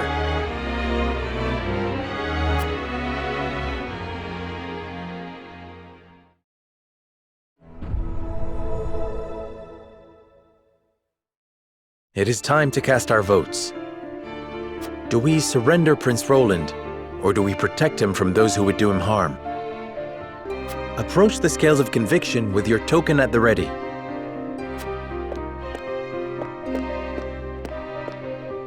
I am sorry.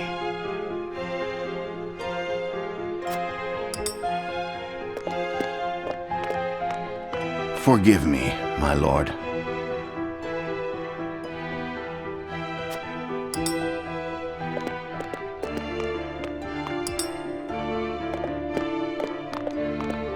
So,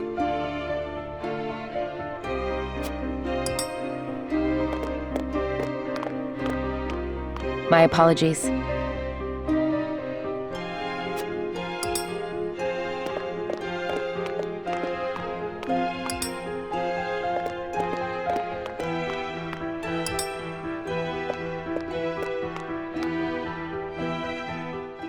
The scales of conviction will illuminate the path we've chosen.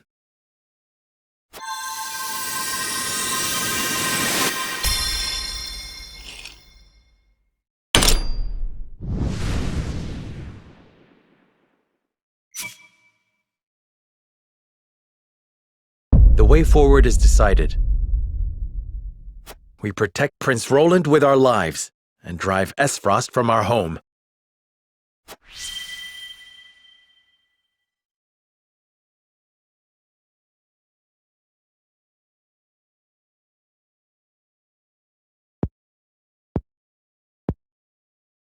The judgment is made. The scales tip, and our path is chosen. We must steel ourselves for the battle that lies ahead. No, I cannot agree to this. Have you no idea how much blood will be spilt? How many will die in my name? This is a decision we have reached together. We do not make it lightly.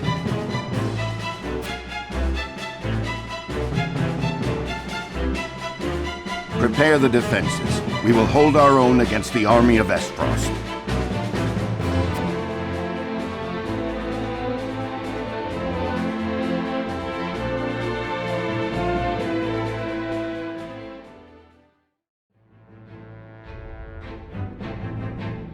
After consulting the scales and reaching a consensus, House Wolfort resolved to shelter Prince Roland. Not long after, they find themselves besieged by an elite subset of Esfrost's forces.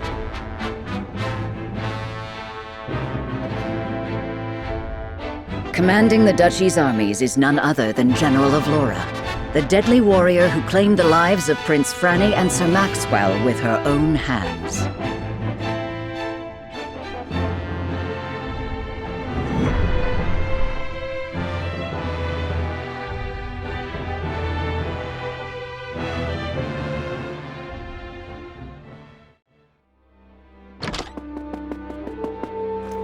Pardon the intrusion, Your Grace. A bird has arrived from House Wolfort. Concerning Prince Roland, no doubt?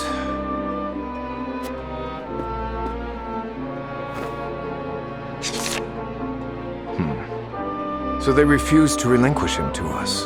How intriguing. They will remain loyal to the royal family even if it means their demise. Very well. Send a bird to General of Laura. Tell her to make for the Wolfort domain at once, and that she is to return with the prince, or not at all. Yes, Your Excellency.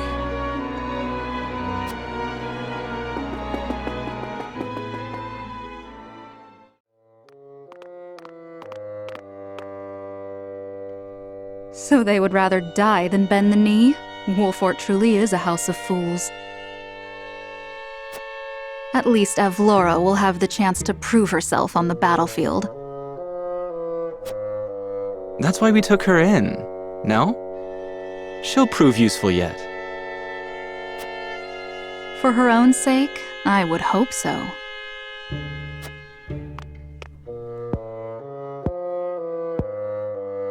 Once we bring down the highest of the 3 high houses, what do you suppose will become of the other 2? I should think the answer obvious, dear sister. The cowardly Teliors will be at our beck and call. The Falks, too stubbornly loyal for their own good, will not. House Falks presides over bountiful lands. Now, do you suppose Brother will pass up the chance to claim such a tantalizing prize?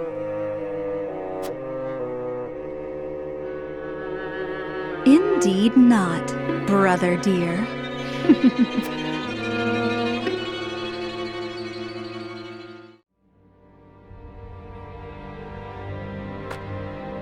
You are aware that Prince Roland fled to the Wolfort domain after the Crown City fell.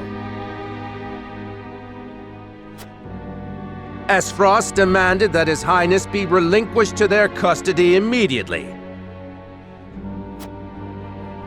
We have just received word that Wolfort refused. A most admirable display of loyalty to Glenbrook's royal family if ever I have seen one. And they are not the only ones who shall remain true. In the name of King Regna, House Fox too will take up arms against those Esfrosty bastards!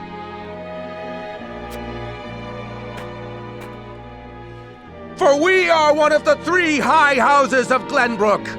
We will live up to that name and fight for our homeland with our lives! Aye!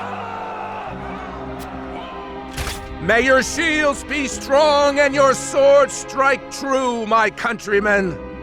For Glenbrook!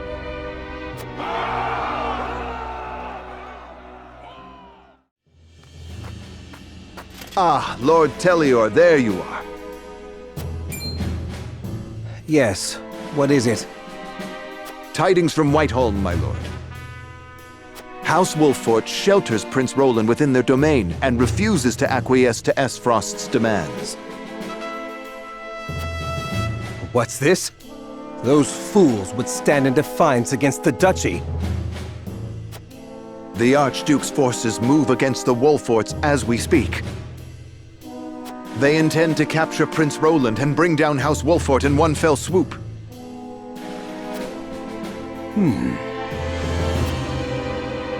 House Wolffort is strong, but not strong enough for a full-on attack from the duchy's forces. And yet, there is always the chance, however slim, that they will prevail. Best wait and see how the situation unfolds.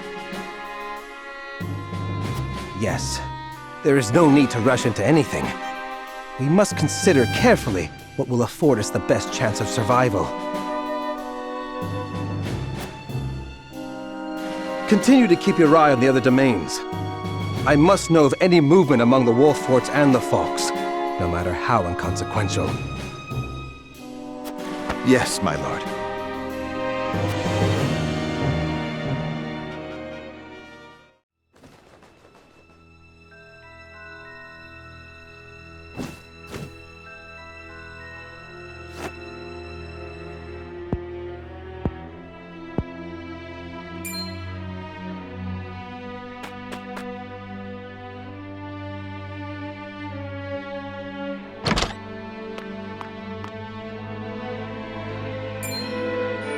Avlora? Are you certain? Yes. We are surrounded by the Archduke's main forces, led by General Avlora herself. She killed my brother and my master. I must avenge them, even if it means my life. Your Highness, your life is far too important to so blithely throw away.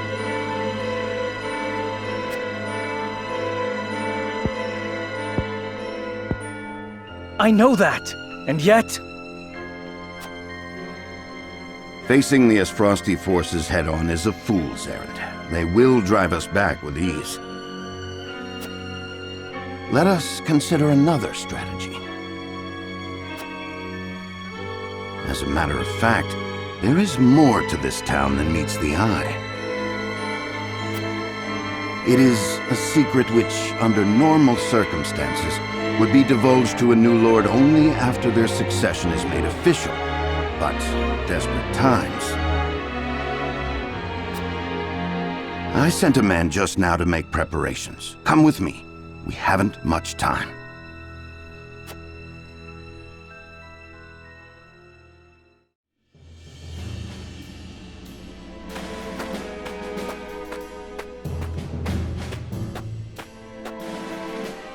I would hear more of your plan, Benedict. They say Castle Wolffort was built into a mountainside. Am I to believe there are yet more secrets concealed in its construction? Just so. As it happens, a contrivance of sorts was installed in the town to be used only in cases of dire emergency. What manner of contrivance? I've never heard such a thing. You wouldn't have. The information is divulged only to the Lord of the House and his closest advisors. It is a secret, one that embodies this town's true worth. I see. Then what, pray tell, is this town's true worth? The towering walls that rise up in all directions, the network of sloped waterways. This town appears as any other to my eye, but perhaps my gaze is untrained.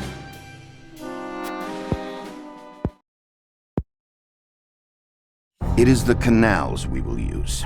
We shall pour flaming oil into them from above and burn our enemy out. What in the... Benedict, have you gone mad? Do you see those hawk sculptures located throughout the town? I do. They are the means by which the weapon may be activated, I presume. Indeed. Tearing them down will trigger a barrier to rise around the canals. After that, no one will be able to get in or out until the blaze subsides.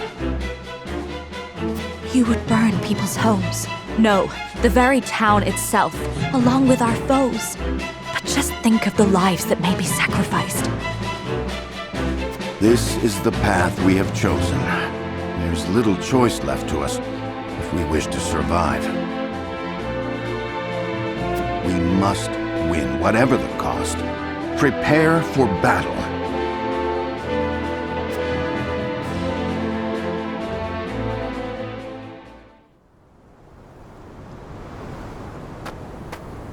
How fare you, Benedict? My preparations are complete. I trust you're ready as well, my lord? As ready as I shall ever be. We have given ourselves every advantage that we can, my lord. Indeed we have. I only hope that it is enough. My lord, the Esfrosti forces are on the move. So it begins. Our foe advances. Take up your positions, everyone, and be ready for the signal.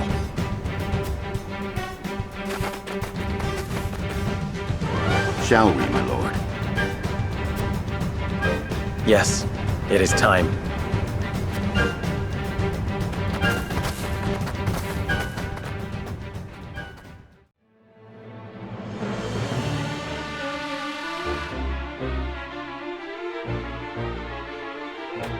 The battlefield is no place for children. I will have vengeance for my family and for my master. Prepare to die! Empty threats from a pampered prince. You will see what true might is. All's in place, my lord. Ready when you are. Very good. Now, to lure them where we want them and initiate the device. You are aware of what will happen next, yes? Yes, and I am prepared to make the sacrifice. With me, everyone. All companies, advance! Leave no survivors!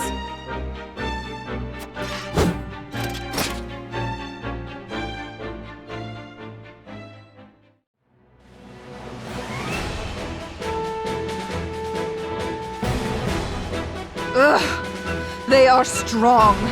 This is more than simply the advantage of terrain. Retreat!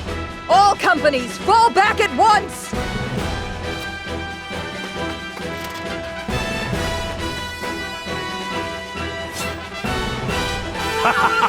Look at him turn tail and run! And we didn't even need that damn contraption! Indeed. I am thankful we kept any damage to the town at a minimum. You have my gratitude. All of you.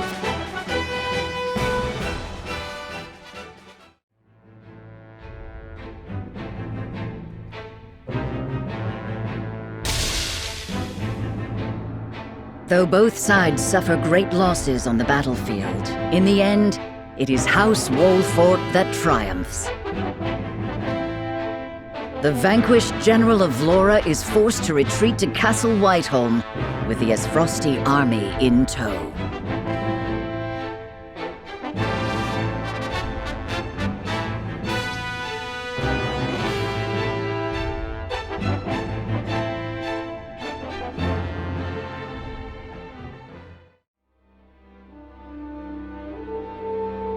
I have no words to excuse my failure, Your Grace. I underestimated the Wolfort army. It will not happen again. Indeed, it will not. I will accept no apology for your incompetence, save victory. Wolforts may have gotten the better of us this time, but it came at a cost. We must strike again before they can regroup. Rest yourself, Avlora. I will have need of you yet, and soon. I shall not disappoint you again, Your Grace. You have my word.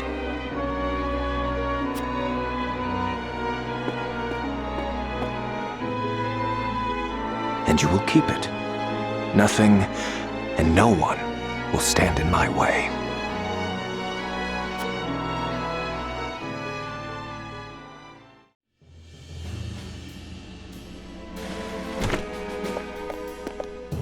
I bring good news, my lord.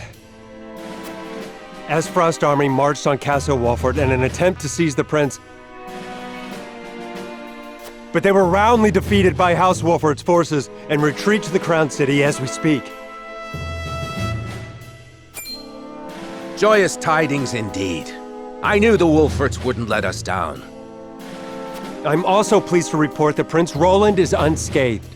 It would seem young Serenoa is more than capable of carrying on Lord Simon's legacy. Triumph as they did, they still suffered considerable casualties in the battle. It is more than likely that Esfrost is already preparing for a second attack. Very well. Take stock of our own forces and determine how many men we can send to House Wolfort's aid while retaining enough for our own protection.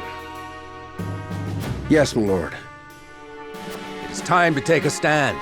If the three high houses come together as one, I am certain we will prevail.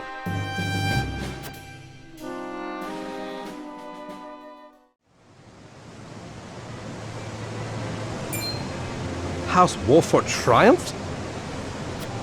Yes, my lord. The Archduke's army has already withdrawn to the Crown City. That said, it would seem the Wolfort army suffered significant casualties. Did it now? It is not as if I entirely failed to consider the possibility of an Esfrosti defeat. And yet, it is hardly an ideal development. Whatever are we to do now? Wolfort may have won the battle, but can they win the war?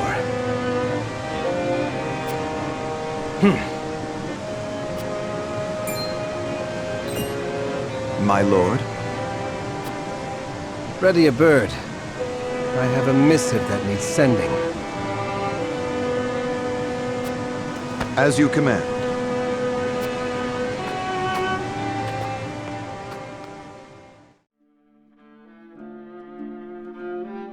To be quite frank, I underestimated House Wolfort's strength.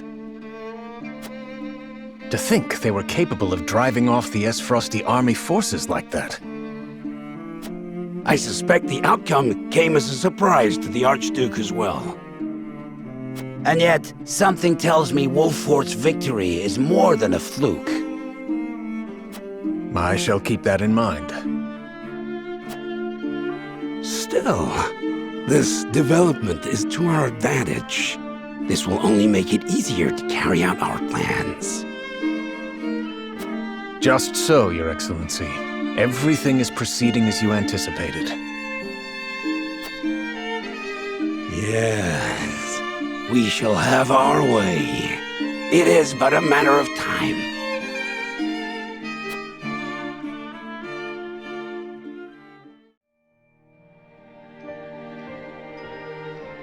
I shall see to the wounded. I will help as well.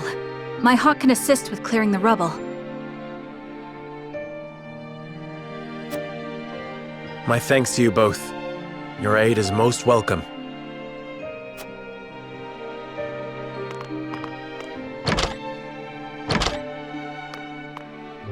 I am ready. Go safely, Anna, and give my best to the others. We take a risk in entreating a powerful nation for aid. I need you to determine to what extent we can rely on them, if at all. Leave it to me. I've sent Anna to the holy state of Hyzant. Our alliance may not be what it once was, but we must seek help wherever it may be found. In a perfect world, we would be able to count on the cooperation of our neighbors here. Indeed, unity within Glenbrook is of the utmost priority, especially now that we've ensured Prince Roland's safety. And yet, we cannot count on houses Tellior and Falks to act in our best interests. We must prepare ourselves for every contingency. You are right as always, Benedict. We've taken the first step down our chosen path, but there is no telling what awaits us.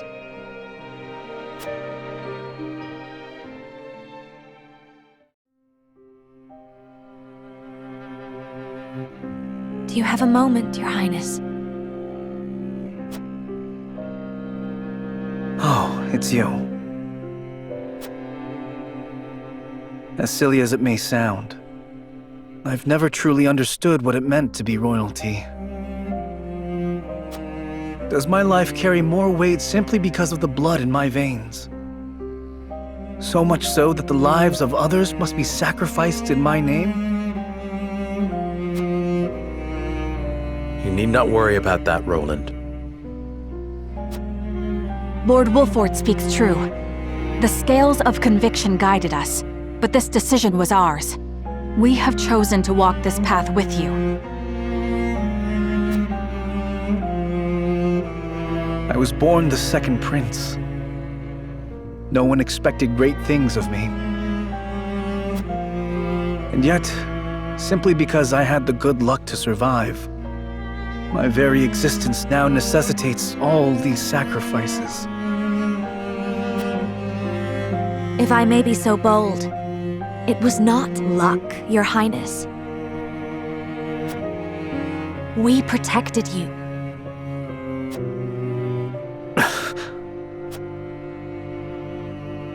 I know this, of course. That's what makes this so hard. You all fought and continue to fight for me. And I could scarcely take care of myself. I need to become stronger. I must. For my own sake, and for yours.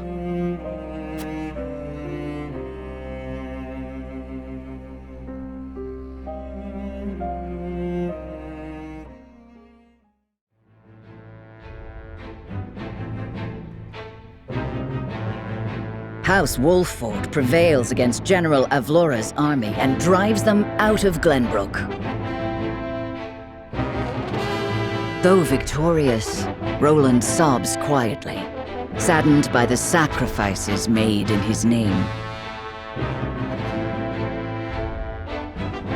Glenbrook is powerless, but knows they must keep the royal bloodline alive. Thus, the conspiracies and power struggles around the noble blood in Roland's veins continue to stain the land crimson.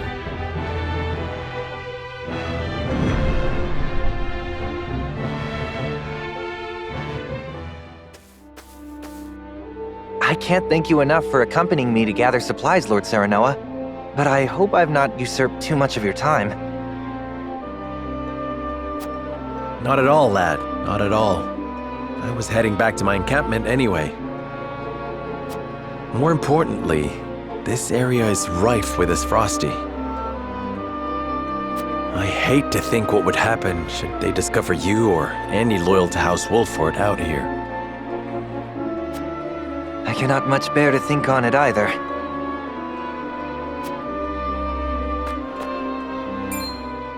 My lord, there's someone here!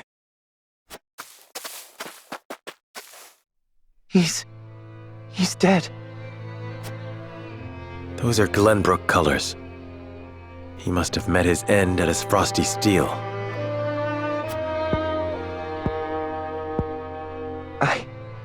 I know him. We were friends. He had such praise for the blade I forged him. This blade, here, the broken one, it failed him. I failed him. And now he's gone. You are not to blame for his death. But... we are at war. I'm sorry, my friend. I'm not as skilled a smith as I believed. We risk much lingering here, but let us give him a proper burial before we depart. My lord, you needn't go to the trouble. It is no trouble. It is all I can do for him now, and I shall curse that I cannot do more. Thank you, Lord Serenoa.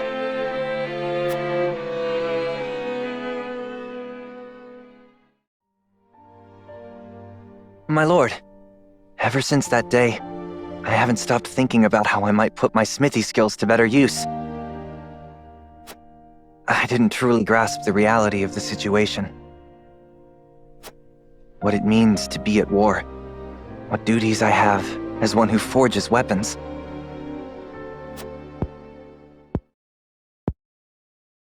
Though I am but a novice at my craft, I will not ignore the truth I see all around me. I will face it and stand strong. That's why I wish to fight. Are you certain you're prepared to wield steel outside your forge? I am. I need to better understand what it means to live or die by the blade. A lesson I hope to learn by your side.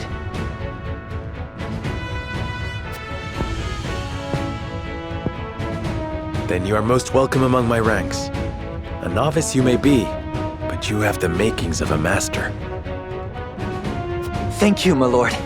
I, Ians, hereby swear fealty to you.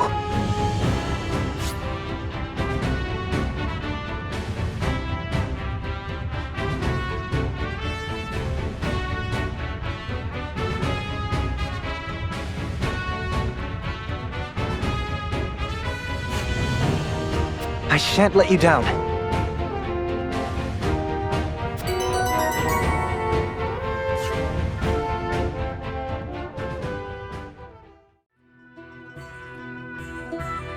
Thank you for agreeing to see me. My name is Julio.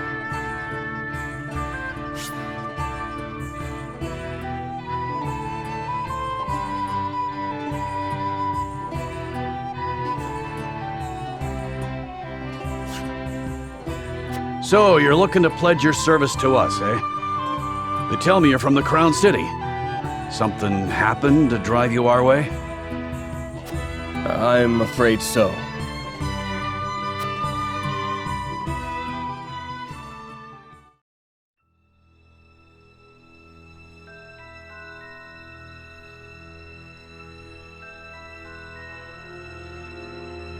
Why have you brought me all the way to this place? Whatever it is you wish to speak about, I should hope it is important. I am a busy man. It is indeed. It concerns the Grand Norzelian mining venture. Pardon me if I'm being presumptuous, but I came across a most curious thing when I was reviewing the particulars of the arrangement the other day. There were documents that I did not recall having seen before. Specifically, documents pertaining to the compensation of the workers contracted to transport the iron out of the mine. Is that so? Following the paper trail, I could not help but notice that a not insignificant amount of coin had made its way, through paths most circuitous and befuddling, into your hands. Something easily overlooked at a glance, but my eyes are sharper than most. No doubt you have a logical explanation for this? I haven't need to explain it. Even if I were guilty of whatever it is you have the gall to accuse me of, there is naught you can do about it. All that I have done with Prince Franny's full backing. You would claim that His Highness is complicit in this? The high and mighty are always scratching each other's backs. Everyone knows that. Everyone, it would seem, but you.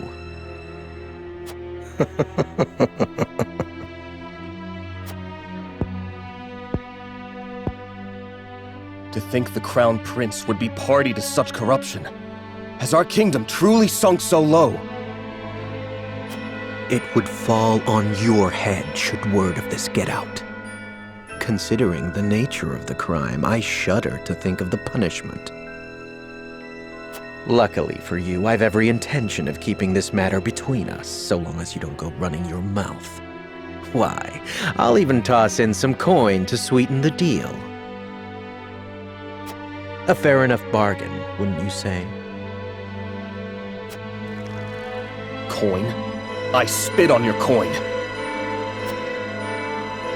I will not remain silent. I cannot. I will root out the rot of corruption that plagues our realm, no matter what it may cost me. You stubborn, self-righteous fool! I'd hoped to settle this as reasonable adults, but it would seem that...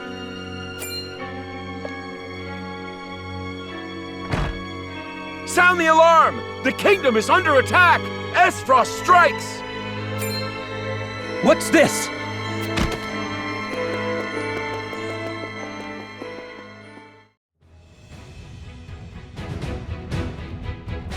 Needless to say, the circumstances make my return to the Crown City impossible.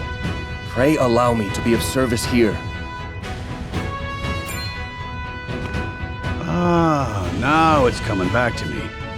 You were Sir Maxwell's second-in-command during the tourney, weren't you? You didn't stand out much, but you held your own well enough. Aye, I reckon we could find use for him yet. Very well then. Be welcome among us. Eredor, see that our new friend gets settled in. Thank you, my lord. You have my word that I will serve you well.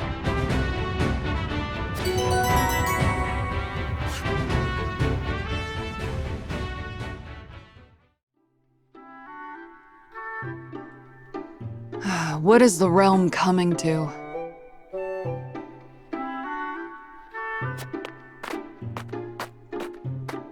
Hail, fair maid! Well, if it isn't Eredor, have a seat. You've ample choice. Who are you and what have you done with the barkeep? The one I know ain't prone to melancholy. She is when word of a fellow barkeep's misfortunes reaches her. It's all in this letter.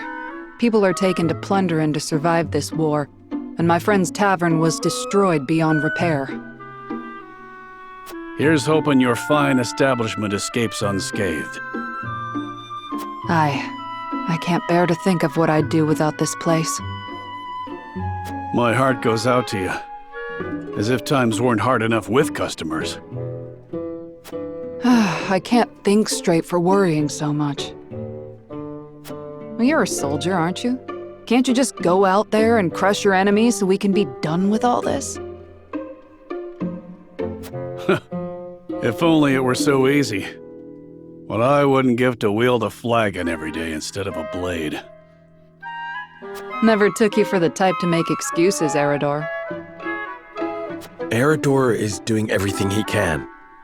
The realm suffers because of my failings. Forgive me, Lord Wolfort. It was hardly my intention to blame you.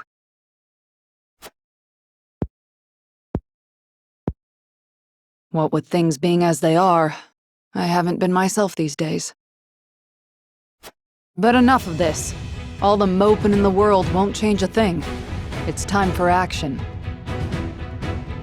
My lord, as you can see, I'll have no choice but to shutter my tavern if the war doesn't end, and soon. So let me join you. I think you'll find that pouring ale isn't the only trick I have up my sleeve. Ah, but where are my manners? Hasabara's the name, my lord. At your service.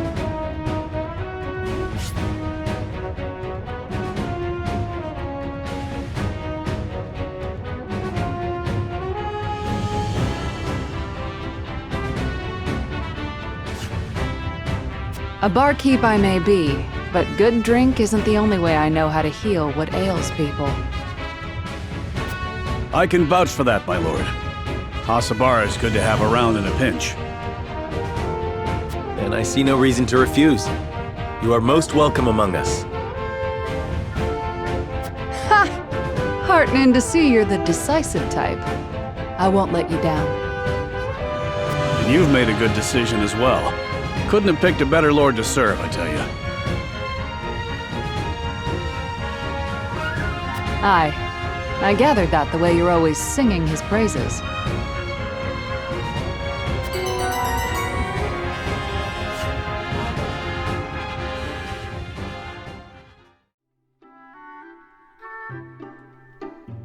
Seems as if the troubles never cease.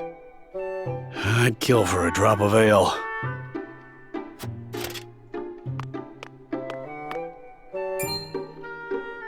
I take it you and Benedict have seen your share of trouble. You have both served House Wolfort for many years, yes? Aye. We both served Lord Simon since we were green between the ears. Through the good times and the bad. To see him now, you wouldn't believe the stories of what we got up to in our tender years. Even then, though, he was always the schemer. Always drawn me into his fanciful plots. Has so much changed since then? I don't reckon so. In any case, was there something you wanted to ask me? There was. The other day, Benedict posed quite the strange question to me.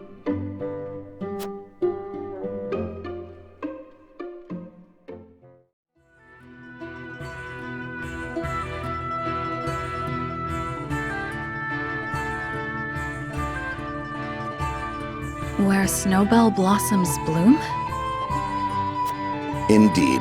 I thought perhaps you had seen trace of the flowers while scouting with Flugy. I've spotted clusters of them in the deep mountain passes before, but not of late. So it is as I thought. They have ever been a rare sight, even more so in recent years. I had thought to procure one, but it may be wise to temper my expectations in that regard. Life always finds a way to flourish. I am certain Anna and I can find one before long. I would not have you chasing my idle fancies. You both have more vital duties to attend to. Of course.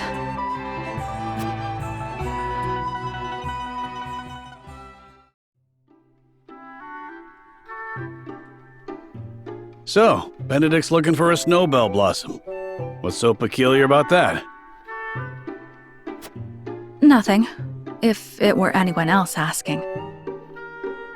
However, I think you'd agree that Benedict is not the type to go picking flowers on a whim. They say that when a snowbell blooms... That moment is frozen in time. Aye. Precisely. You and Benedict both never fail to surprise. But of all flowers, why the snowbell? Does he have some lady love I'm unaware of? I can't speak to that, but I'll tell you one thing, Hewitt. We've all got moments locked away and placed close to our hearts. You, me, even a stubborn-headed mule like Benedict. Like the snowbell, we want him frozen like that forever. And like the snowbell, they're liable to shatter if we let another handle him carelessly. I understand. I apologize if I was too forward. Let us forget the matter. No, it isn't you that needs to apologize. I'm always telling Benedict no one likes being lectured. It was enlightening. I see you and Benedict are true friends. For lack of a better word, aye. Bring me a draft of ale, and I'll tell you all about our younger days. At least, what I can remember. I recall Benedict wasn't nearly as capable as he is now. I may have to take you up on that offer. Do you really reckon snowbells are still blooming somewhere out there? Perhaps. Though I've not seen them in this region. They may still bloom in the southern reaches. In other words, a trek and a half from here.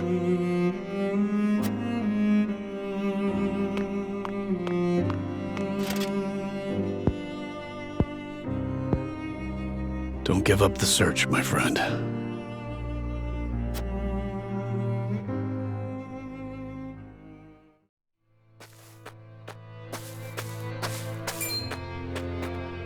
Please, good sir, toss us a spare coin. A beggar. Cast off from the frosty mine, no doubt.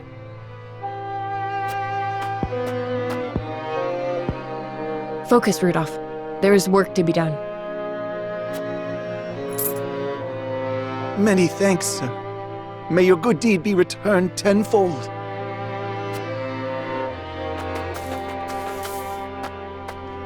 Apologies for that, ma'am. On we go. This war has forced so many into poverty. Everyone looks a bit more downtrodden these days.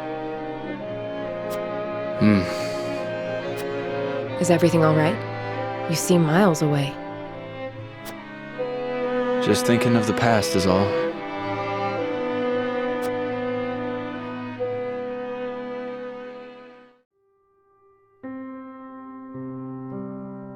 You've made your last run, smuggler scum! Damn it all! Looks like I'm done for. You're under arrest for the illegal transportation and distribution of salt. Please, you've got to let me go. I beg you. My little brother needs me. He'll die if you don't. He's sick and... A likely story. What a pity, then, that you chose to betray your country rather than support him through honest means.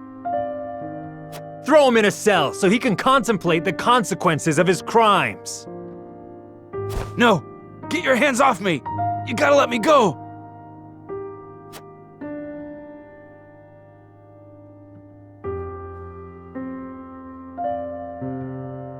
I got to smuggling salt so I could afford medicine for my brother. We could barely put food on the table, let alone find money for medicine. I know it ain't right, but what choice did I have?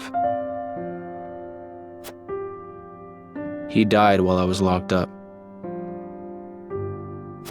I broke my promise to him. I had no idea. It's not anything to do with ye, anyhow. Let's get back to work.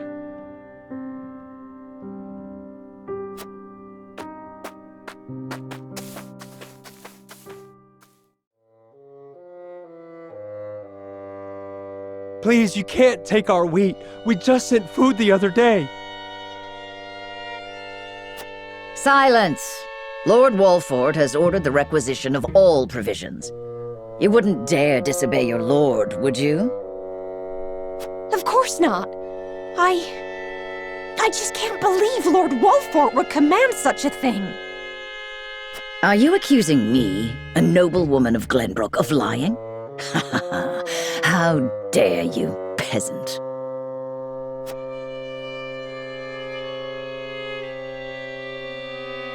Mayhap we should see what the commotion is about.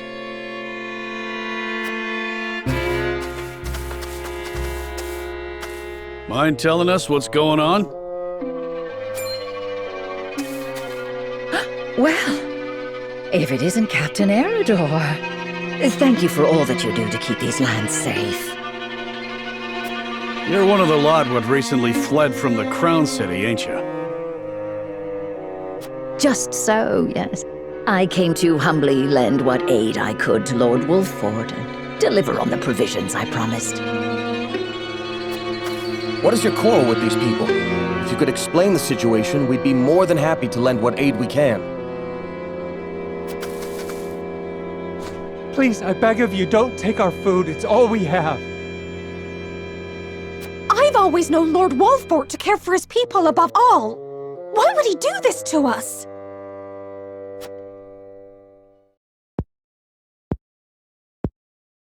What madness is this? Lord Serenoa has strictly forbidden commandeering food from the common folk. Surely you aren't asking these good people to relinquish their stores to you in his name? I am simply gathering provisions on Lord Wolffort's behalf, as I promised. Honestly, he should be grateful. Grateful? He'd be red in the face if he saw what you were doing. Ain't no way he ordered it. On the contrary, you are acting in violation of your Lord's decree.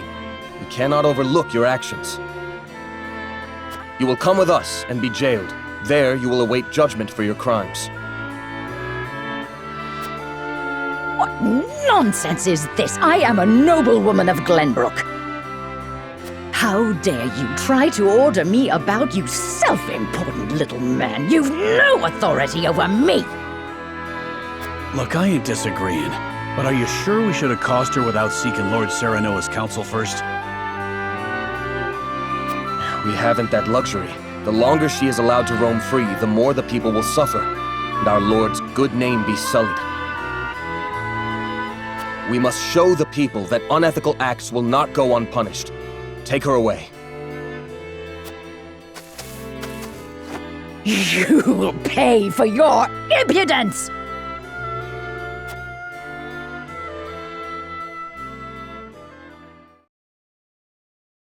Can't believe there are scoundrels out here using House Wolffort's name for ill gain. You've done us all proud today, Julio. Thank you ever so much, my lord. We'd be facing starvation if you hadn't stepped in. She really had us fooled. We should have known Lord Wolffort is too kind a man to order anything like that. If you are ever troubled again, please seek me out. I shall ensure that any wrongs committed against you are set right.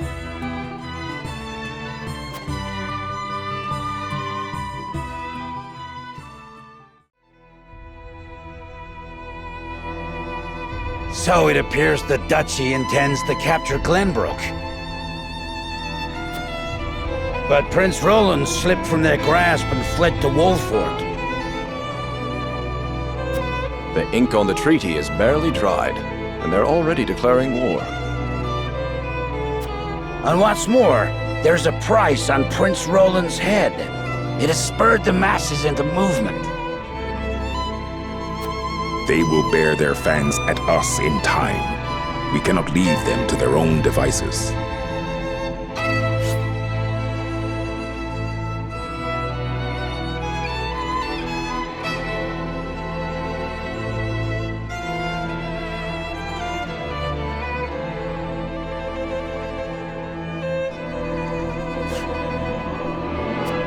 I see this as a wonderful opportunity.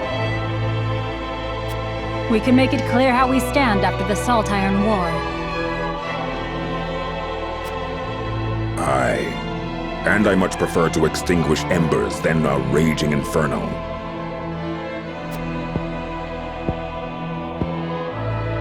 It sounds like you intend to start a war. Calm yourselves. There is no need to get so worked up over this.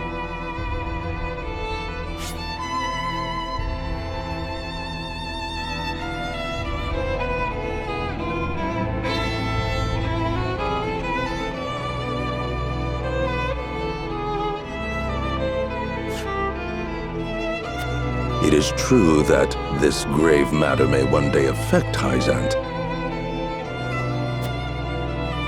But it is in times like these that we must trust the Hierophant's words more than ever.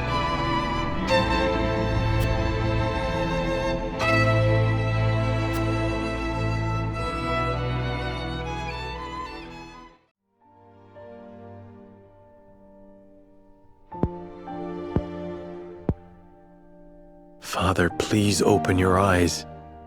There is so much I wish to ask you. Lord Serenoa. I cannot let Father hear how weak I've become. I must be strong.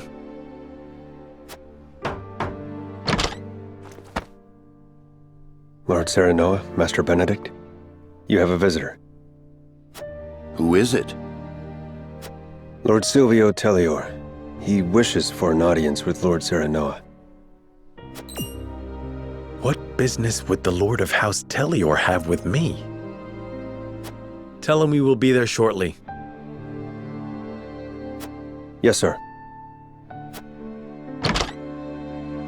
Every day is busier than the last. We haven't had a moment to catch our breath.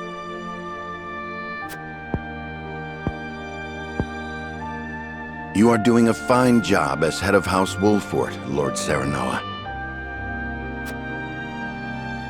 Your father would be proud if he could see you now.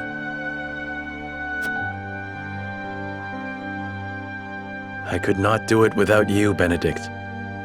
Thank you.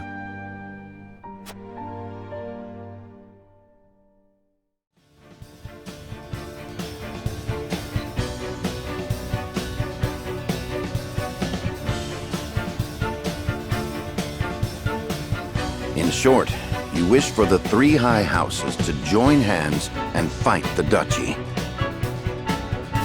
Is that correct, Lord Silvio? Indeed. I believe it our duty to fight. Some are frozen in fear, trembling at the mere thought of the duchy's power. I feel that joining the three high houses under a single flag is the only way to unite them. My men ready themselves for war as we speak. Come to Tellior, and we can strike at Esros together. Prince Roland will be safe with us, of course. It's as good a plan as any. You have my thanks for getting the preparations underway. I wonder if Lord Landroy would agree. I doubt House Falks would refuse a fight. Their devotion to the crown knows no bounds. But of course, they reaped great rewards from the bountiful lands won during the war. You propose reuniting the three high houses who led the Salt Iron War to its end. It is heartening to know you would once again lend us your strength. We certainly could use all the help we can get, though I wish we could resolve matters peacefully. You speak as though your brother is not at fault for all this. My bride-to-be bears no blame for the duchy's actions. My apologies. Forgive me for my outburst. But we haven't much time. I would have your answer now. Shall we accept Lord Silvio's proposal, my lord?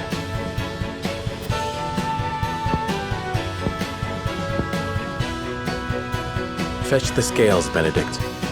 We shall decide our path together.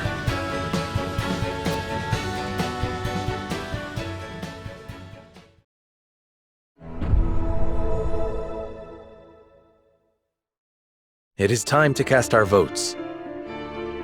Do we accept House Tellior's proposal, or go our own way? Approach the scales of conviction with your token at the ready.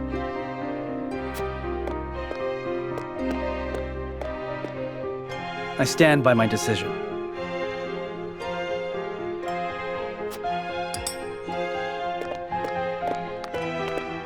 You make a convincing argument, my lord.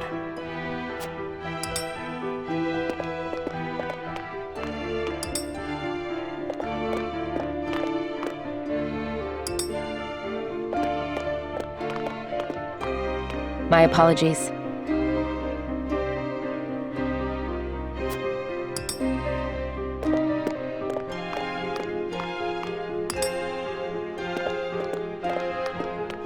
Forgive me, lad.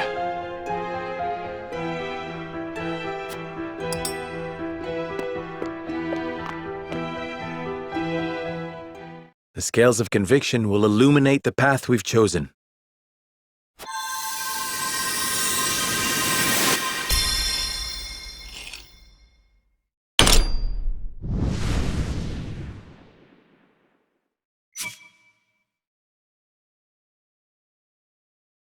The way forward is decided.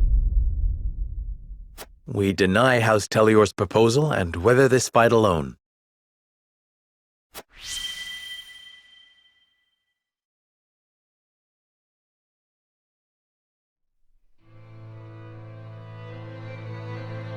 Are you mad?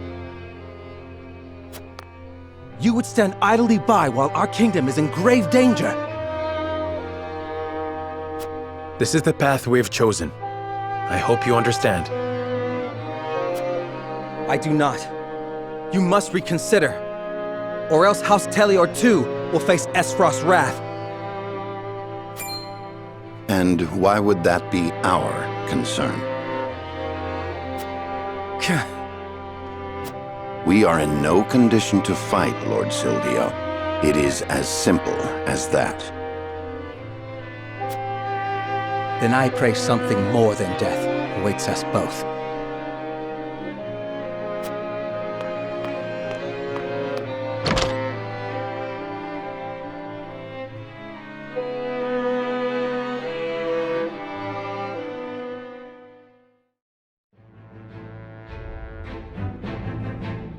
Lord Silvio of Telior offers the solitary House Wolffort an ally, and a place of protection for Roland.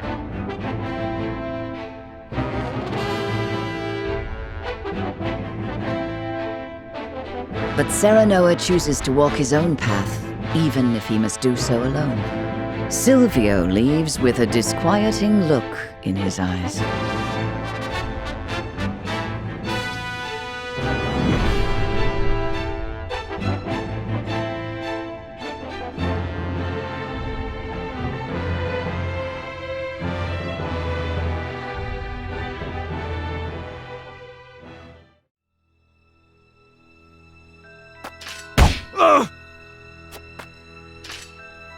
No! Spare me! I beg you! That's enough, Rufus. You call these men soldiers, Silvio? They haven't got any spine!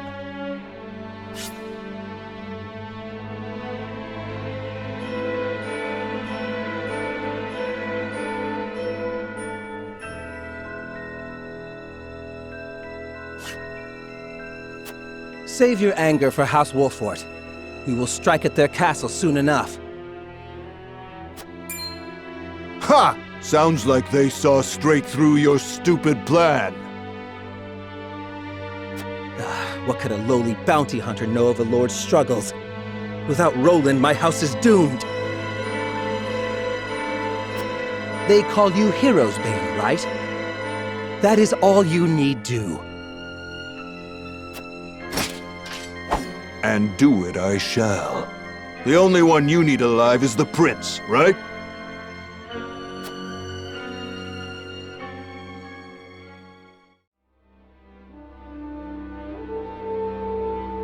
I beg you, sir, give me one more chance. I shall not fail again.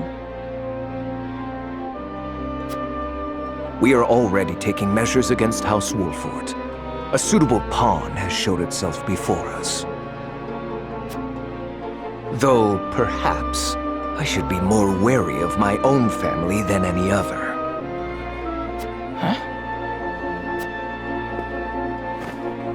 Falks is all that remains of the three high houses. I trust you know what to do, Avlora. Lord Landroy Fox is famed for his bow arm. He had the pluck to fire at your master during the war. Do you think you can best him? Without a doubt.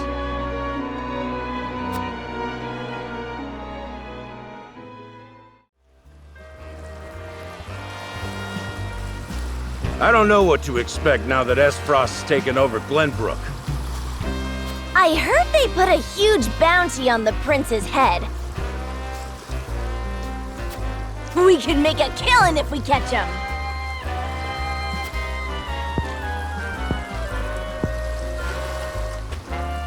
I always dreamed of kidnapping royalty. But the prince of a crumbling kingdom?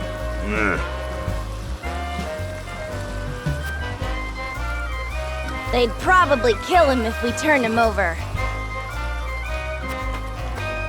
The reward is tempting, though. The reward is tempting, though.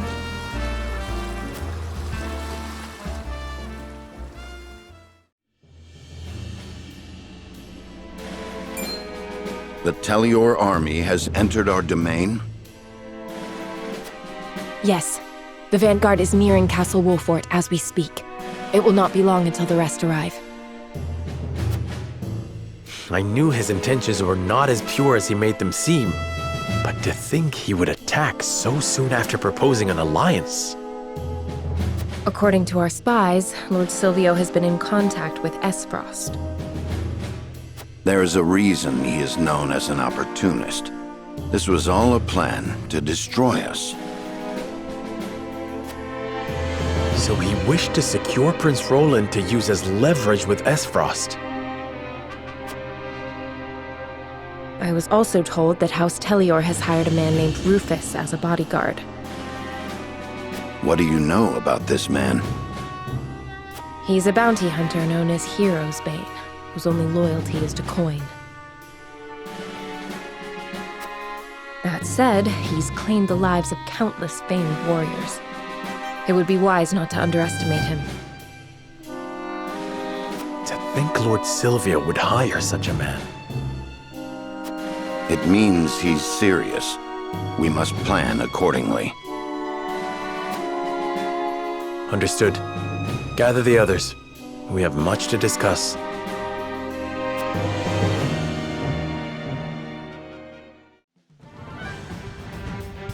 So Silvio has betrayed us. I suppose he has come here for me. You are correct. He most likely wishes to use you to curry favor with Esfrost. That bastard! To think he would throw his own countrymen underfoot. We haven't time to get emotional, Eredor. They are on their way here. I beg to differ. There's no better time. I'm trembling with rage. As am I. We'll teach those traitorous bastards a lesson. Yet more bloodshed for my sake. Prince Roland, we have no choice but to act. And the enemy is our former compatriots. They may well know about the traps below. We may have to face them head-on at the gates. We need all the help we can get. Please fight with us. This is no time to waver.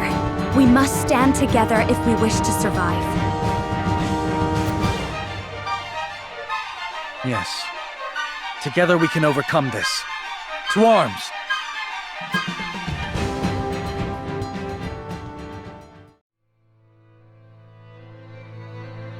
My lord, House Tellior's betrayal has been confirmed. It appears Lord Silvio plans to launch a surprise attack on House Wolfort. This is absolute madness. To think I would see the day 3 high houses fight each other. The glorious Glenbrook of the past is no longer. The dark days of war are upon us once more.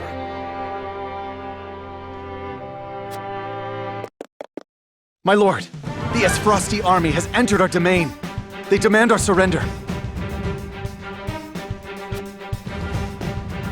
Ready your bows. It is time they witness the true valor of the high houses.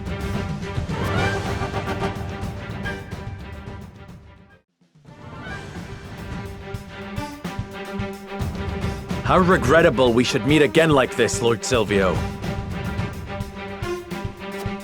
Agreed, Lord Serenoa. I beg you to reconsider and entrust Prince Roland to us. If you do, I promise to put in a good word with the Archduke. I cannot do that. We follow the path we believe in, no matter how treacherous the road. Unlike a certain opportunist. Your lofty convictions will not change reality. If you lose, nothing remains. Not house nor loyalty. Not even your silly beliefs or your life.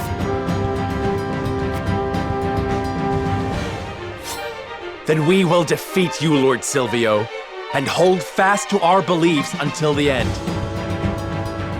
Try as you might, you will never prevail. Now, Rufus. Let me show you how Hero Spain earned his name.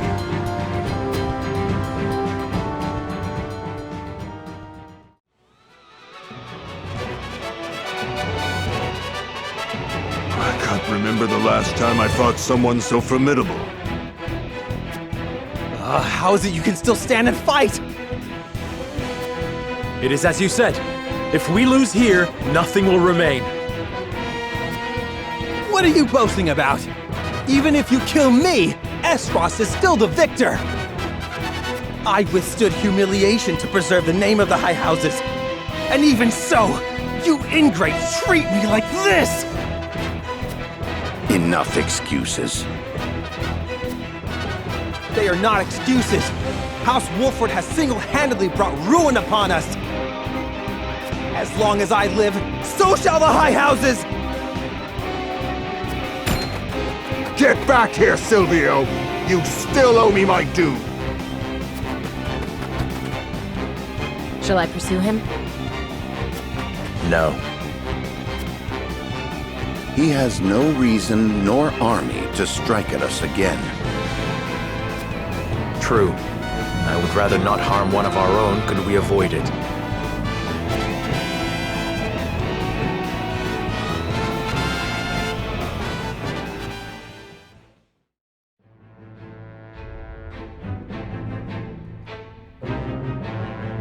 At the end of the battle against House Wolford, Lord Silvio of Tellior leaves the field defeated. The victors, however, do not go by unscathed, repeated battles taking their toll on the soldiers. All goes according to Gustadolf's plan to weaken both houses.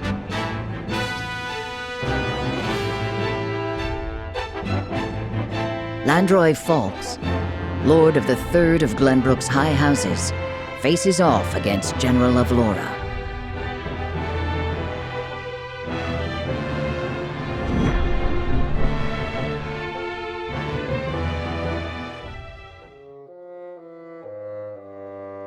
I must survive. Somehow, I must survive!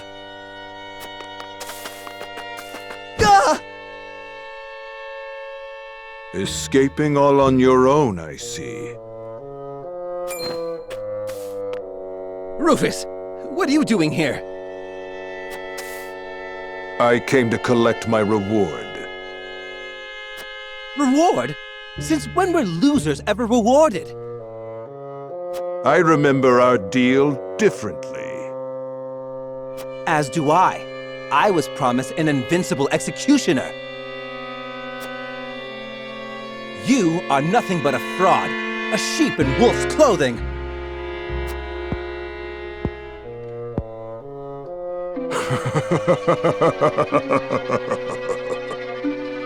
What's so funny? I have a new deal for you. Pay me what I'm owed or die. I cannot give you what I do not possess. But if you kill me now, you will have lost to Wolford with nothing to show for it.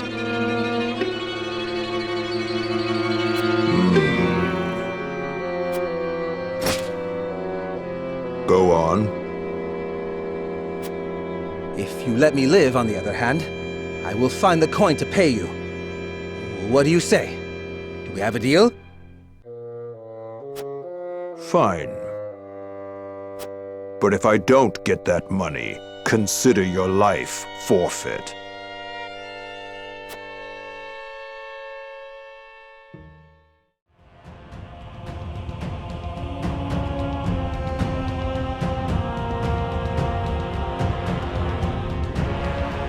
Far too much blood has been spilled. I know how loyal you were to the late King Regna. We may be enemies, but you still have my respect. I would invite you to join our ranks. You would dishonor me so. I prefer it to your death.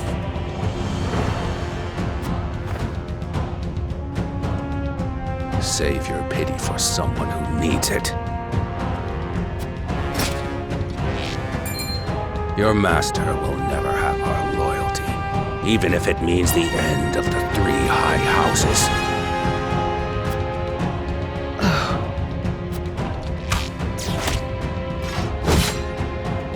Your Majesty, I serve you even in death.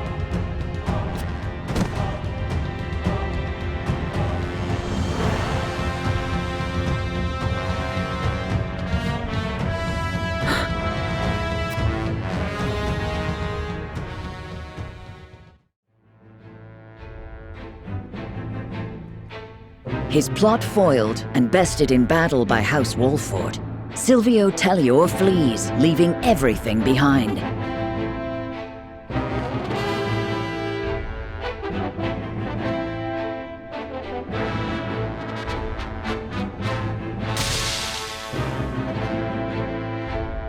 House Falks fights valiantly, but ultimately loses to General of Laura's army, and joins their late king in death.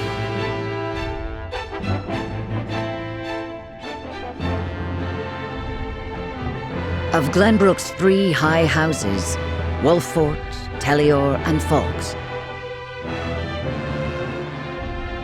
two are felled by the iron hammer of Esfrost.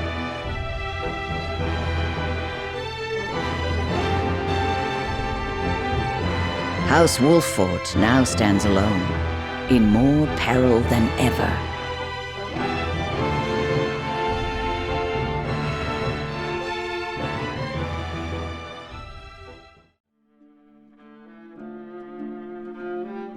So, two of Glenbrook's three high houses have fallen. Esfrost's invasion took me by surprise at first, but this is quite the interesting turn. Now Wolfort stands alone, having lost both the crown and its allies. There is no better time for us to act. Then let us set the trap, brimming with bait enough to lure them in and keep them there. As you command. The famed High House of the Salt Iron War will soon be under your thumb, my lord. Having control of their land will make our deliveries that much easier. Indeed, and House End will prosper more than ever.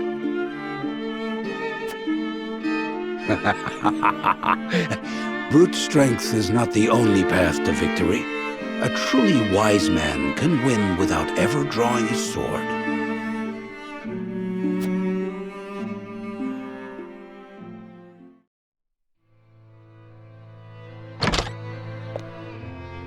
My lord, a bird from Sorsley End of Hyzant has arrived. He has offered to send us provisions and funds in light of our situation. A most welcome offer, to be sure, but why would he extend a helping hand to us now? Could he be after something? Undoubtedly, there are regrettably none so altruistic amongst the Saintly Seven. Seeing as Minister Sorsley has never shown much interest in other nations, I can only surmise this is a ploy to put House Wolfort in his debt. As I suspected. But our people and soldiers need all the help they can get.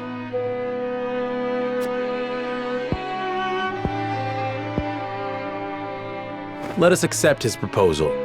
We can deal with whatever ulterior motives he may have once we are back on our feet.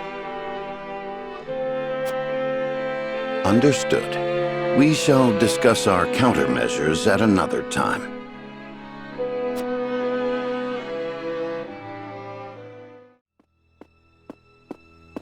Congratulations on your victory in the Falk's domain, General. Thank you, sir. They were proud warriors. And Lord Landroy a formidable foe despite his age. I imagine he was content to breathe his last on his beloved fields.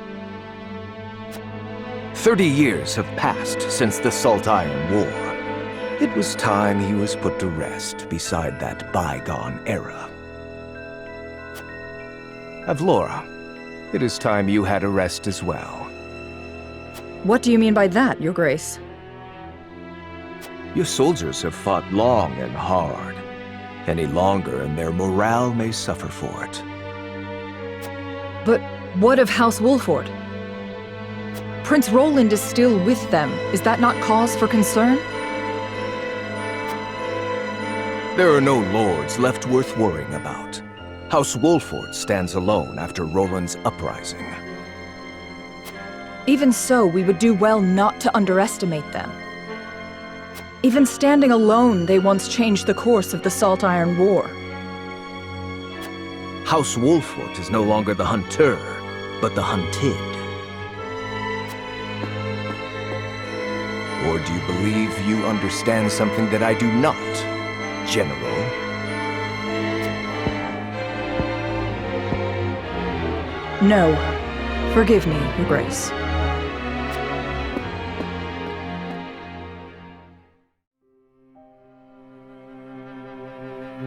You wish to speak to me, Your Highness? I wish to leave the Wolford domain. And you want me to persuade Lord Serenoa? Yes. Though I doubt he will welcome the conversation after the scales have spoken. But the people are tired. Their expressions grim. And this castle is no different. Even so, the decision was made together. Yes. But I think we all know that I am at the source of our troubles. The responsibility ultimately falls to me.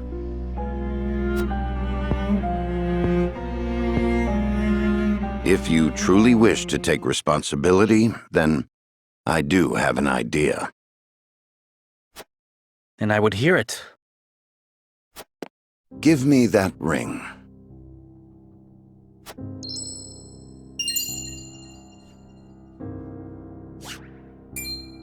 But this is proof that I belong to the royal family. What would you do with it? Have you die for your people.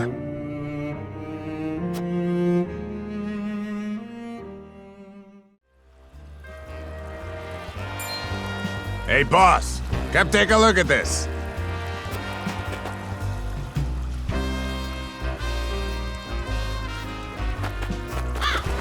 The poor soul. Or maybe not so poor, judging by these clothes. Hey, Pa! Remember what I said about that reward money?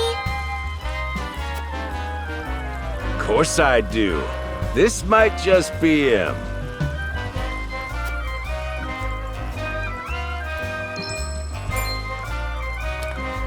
Pa, take a look at this!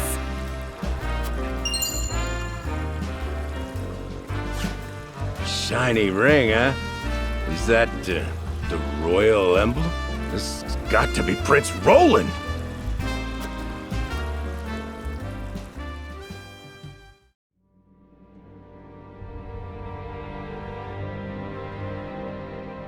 The corpse is regrettably too damaged to identify, but the royal signet is unmistakable. Aside from Cordelia, there is only one who would wear the royal family's ring. There can be no doubt. This is Prince Roland.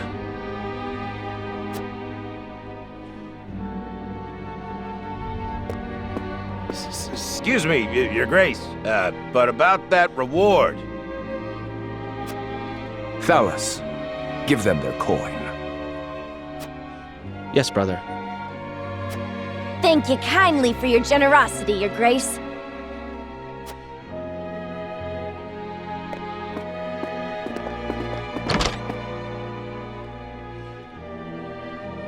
What a waste.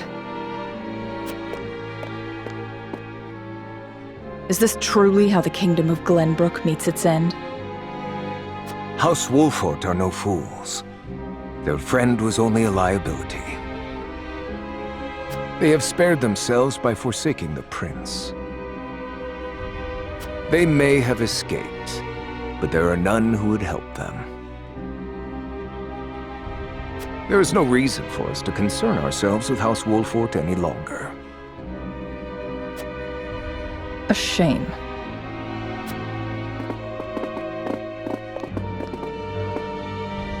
Your poor brother, betrayed by his most trusted friend.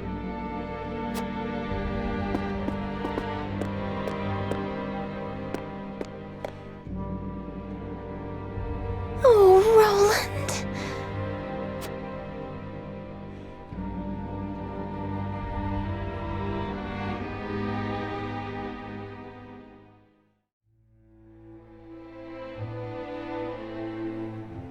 The news of Prince Roland's death spreads across the land like wildfire. With his demise, seemingly comes the end of the kingdom of Glenbrook. But only days later, a proclamation is made that would bind Esfrost and Glenbrook.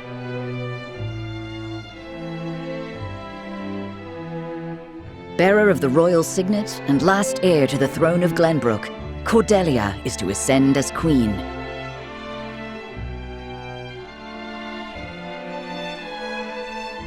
And wed Archduke Gustadolf.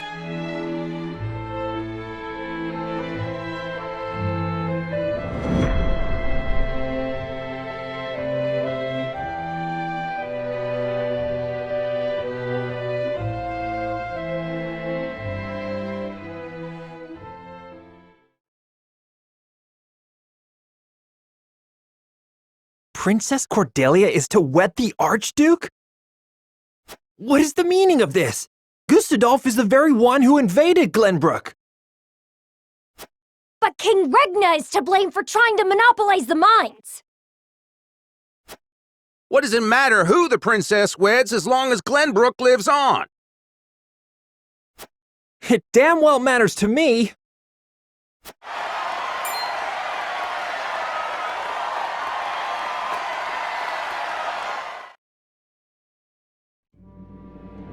My people, our days of late have been dark and filled with strife. Both Glenbrook and Esfrost have suffered countless losses. And we have lost both of our beloved princes. For that, I offer you my deepest condolences. May they all rest in peace. As you all know, my father was sentenced to death for his role in this tragic event. But how do we come to grips with our sorrow and anger? How do we atone for our mistakes? Esfrost does not deserve your forgiveness! Do not submit to Gustadolf's will!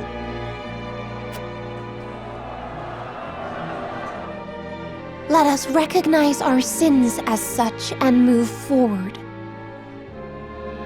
Archduke Gustadolf has magnanimously given us another chance. A chance to see Glenbrook to a fair and free future. As the queen of this kingdom, I, Cordelia of House Glenbrook, do hereby accept the warmth and governance of Esfrost, and swear to do everything in my power to usher in an age of peace with the Archduke.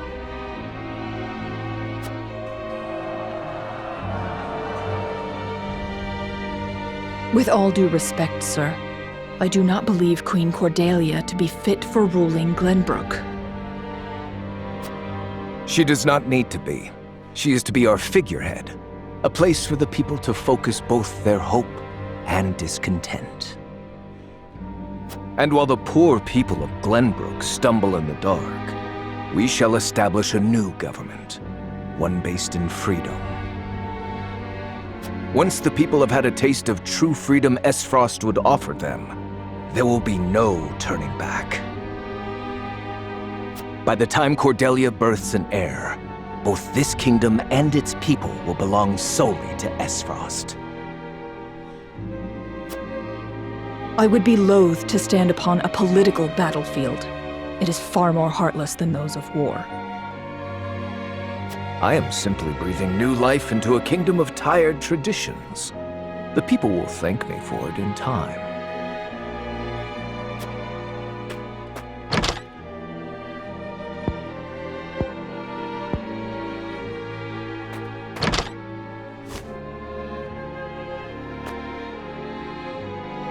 Father, my brothers, I swear to avenge you.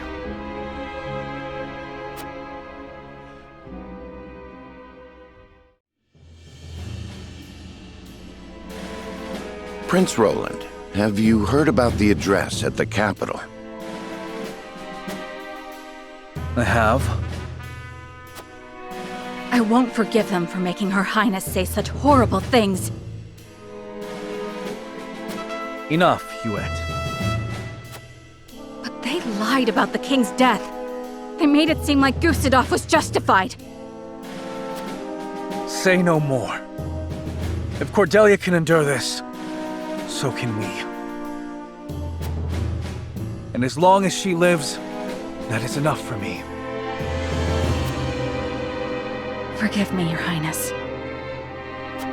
We all understand how you feel, Prince Roland. No, I apologize. I lost control. Thinking about it will do us no good. We must rise to action. Indeed we must. Everyone knows of your death now.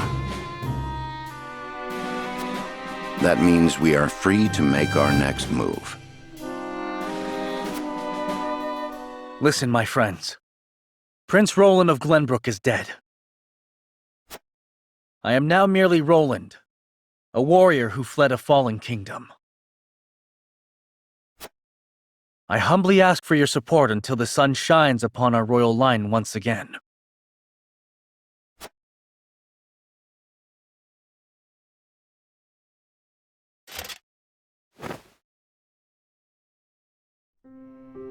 Is that Sir Maxwell's? That mask. You look just like Sir Maxwell. This is a secret that shall stay within House Wolford.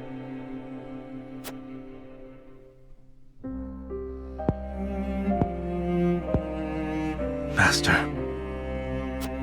grant me the strength to free our home from Esfrost's clutches.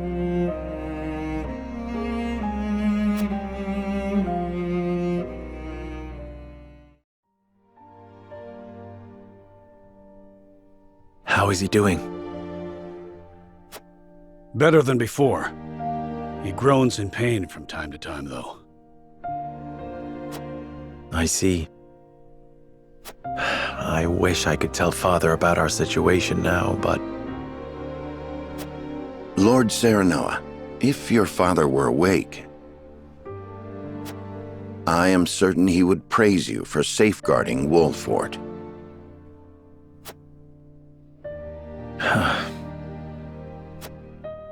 Sad to say, the real trouble is only just beginning. I'll be damned if House N's protection comes for free. No doubt the longer we stay, the steeper the price. Precisely. Minister Sorsley is not an altruistic soul. If you were in his shoes, what would you do? I would squeeze us dry, then look for an opportunity to. But we won't let that happen. Of course not. Anna is already on the move. It is our duty to protect and guide this house. This heart ain't changed since the day Lord Simon took me in, lad. I'm ready to put my life on the line for this house. We'll get past this, one way or another. You'll see. Thank you so much, both of you.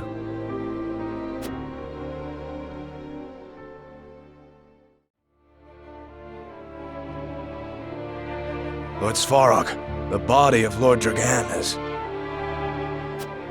So my son has finally returned home. I will be there soon.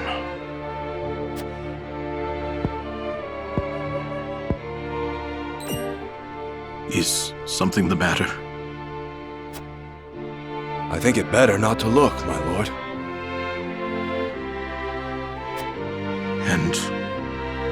And why is that? His face. There is no vestige of the handsome lad he once was.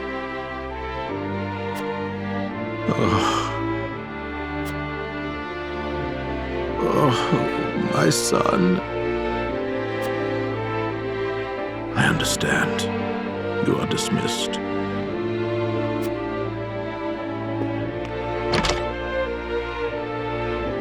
I am so sorry, my boy. Please forgive your pitiful excuse for a father. I will find the one who did this to you. I swear it.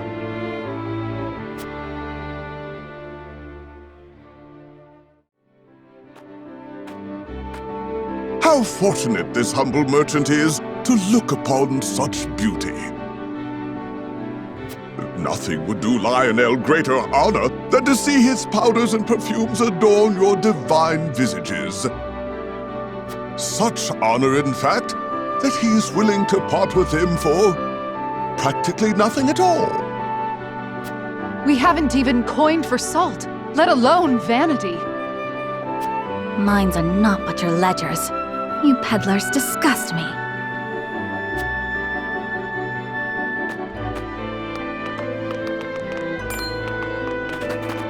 Well met, brave protectors of the realm.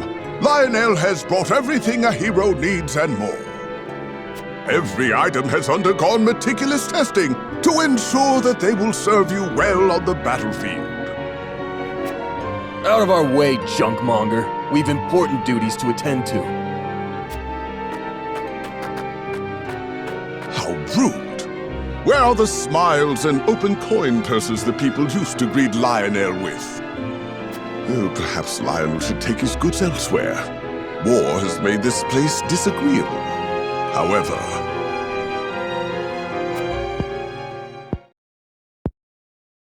it is the perfect opportunity for the shrewd trader to amass his fortune. And Lionel is shrewd, if nothing else.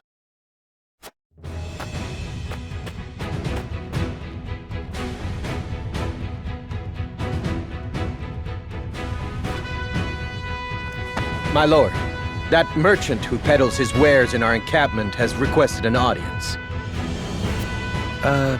Yes, let him come forth.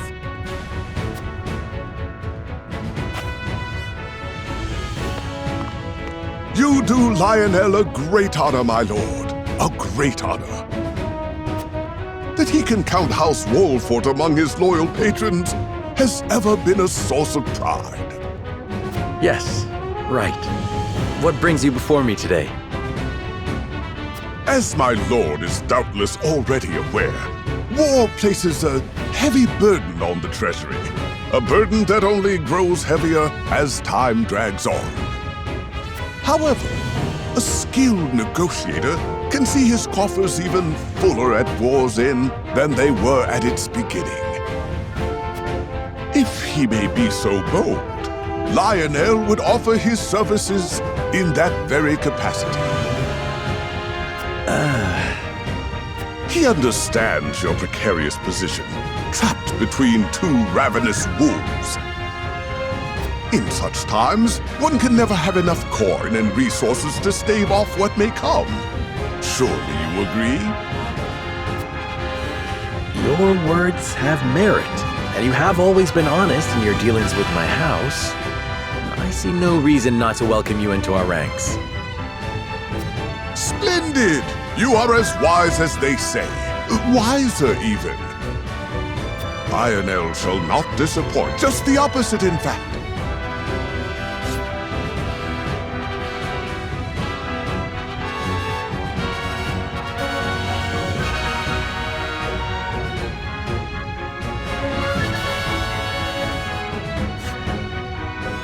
From this day until his very last, he shall stake his honor on the prosperity of your house.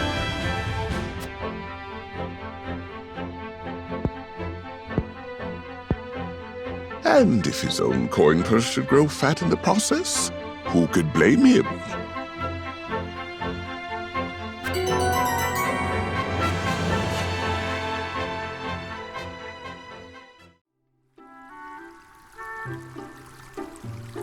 Once we have stacked those sandbags, we should be well fortified against even the fiercest deluge.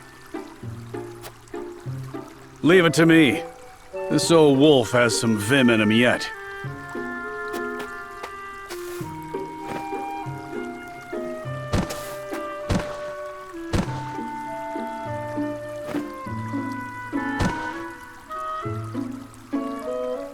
Phew.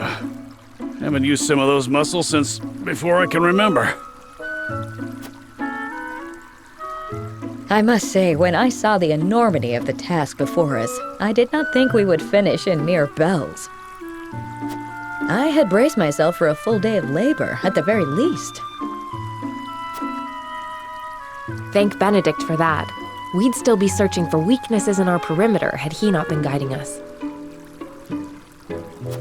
Indeed, but let us not understate Eredor's feats of strength. Come now, Eredor. How many times must I tell you to be delicate with the sandbags? We only have so many at hand. I hear you, I hear you.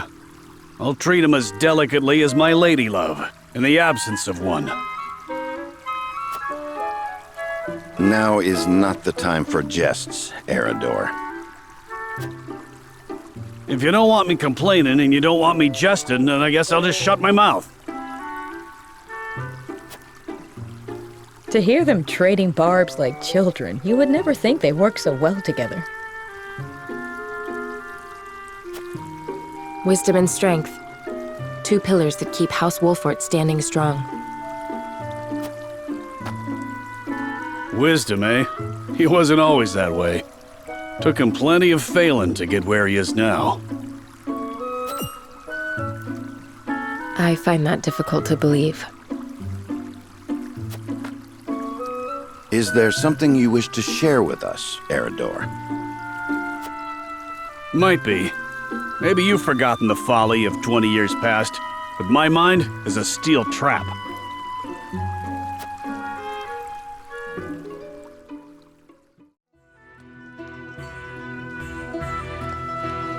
And what's our task for today?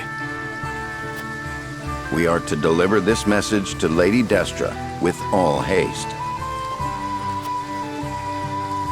Seems simple enough. Send a bird.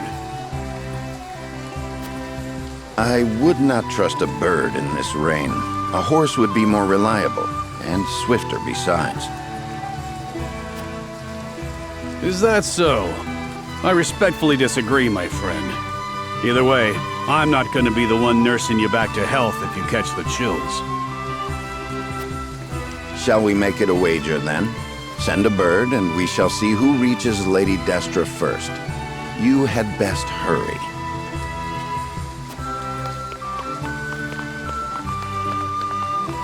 What?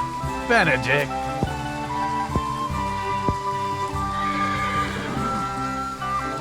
Off he goes. Well then, Where are those damned hawks?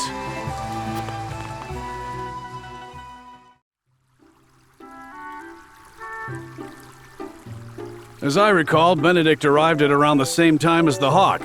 If it were a sunny day, he might have won. Ah, the folly of youth. Many of our best days were spent in Lord Simon's service.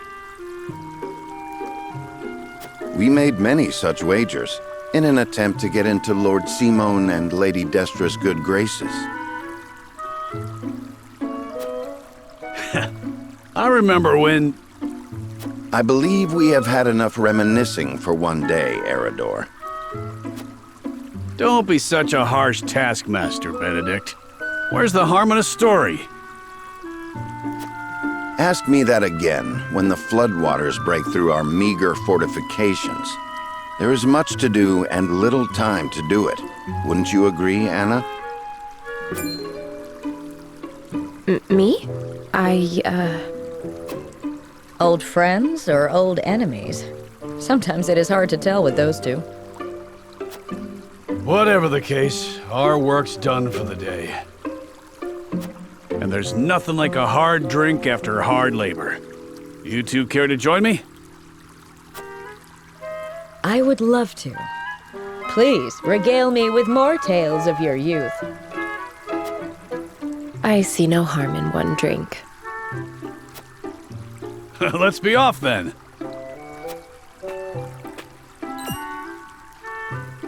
Shall we invite Benedict along? You'd only be wasting your breath.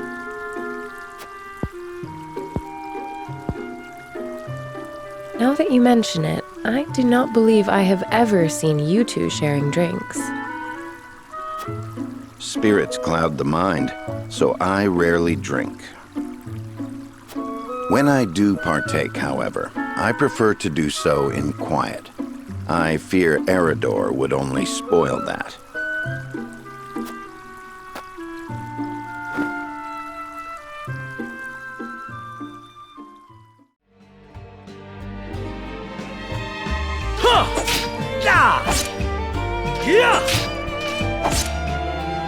You've gotten better, my friend. Much better. Only because I've had you to train with.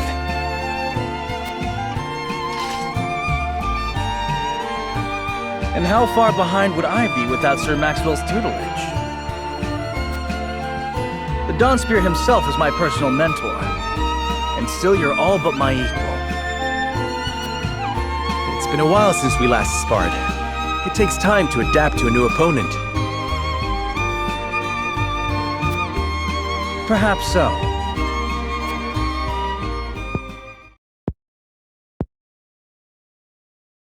Anyhow, I always enjoy our skirmishes. No better way to clear my head after another quarrel with Father.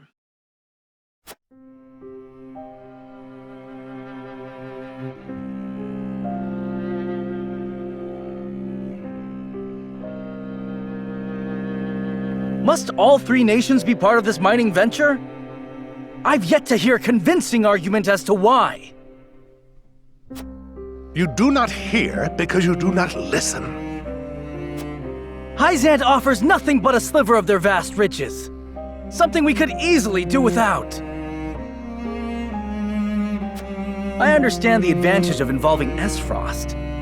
Their expertise speeds things along immeasurably. But Hyzant, have you at least demanded they lower the taxes on salt? Such a change would be welcomed by our subjects and enrich their daily lives. We cannot concede everything while gaining naught in return. Surely you see this, Father. It has been decided, and I will hear no more. You presume upon matters you do not comprehend.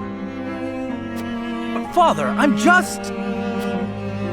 Now, Roland, if there is nothing else, pray leave me be. I have more important matters to attend to.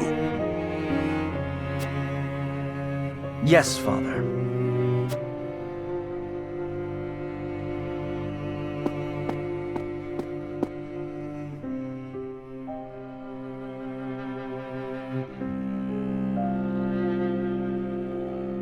If only I had found the right words. If only I had kept my emotions in check. Perhaps things would have ended differently. Blaming yourself for past mistakes will lead you nowhere. You must look forward for the opportunities ahead.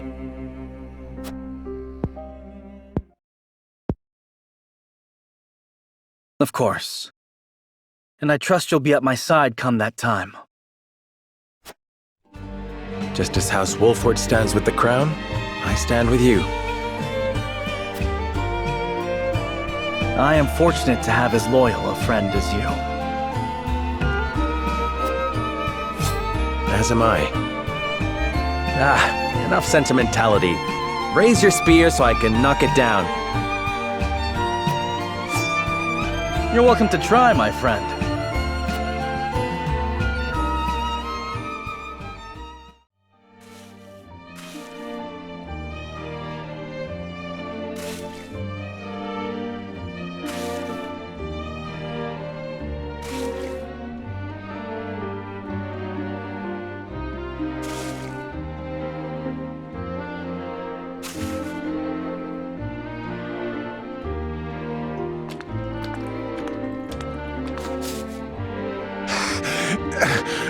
Water!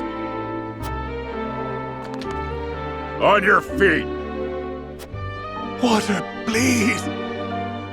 Get back to work! You aren't the only one who's thirsty!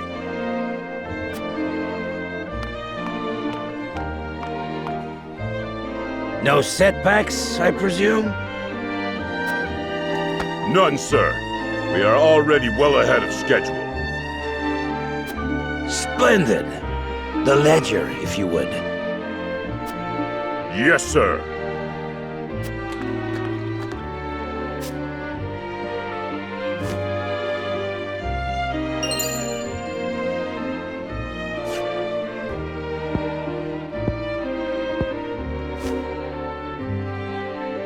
I would hate for there to be a problem with our numbers. I will hold on to this for now. Of course, sir. Water! Put the poor thing out of its misery, Booker.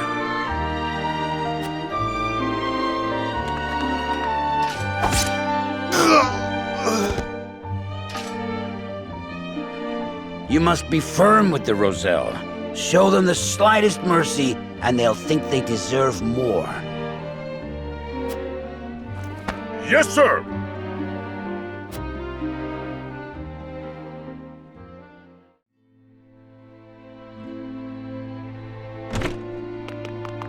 It's an emergency. We have 2 patients. Both with extraordinary fevers. The Rosellan is unresponsive. Well, I can't tend to both unless you can give me 2 more pairs of arms. Let me help. I've just completed my training, and I'll do whatever it takes to save them. Are there no real doctors left? Fine. Come. We're losing precious time.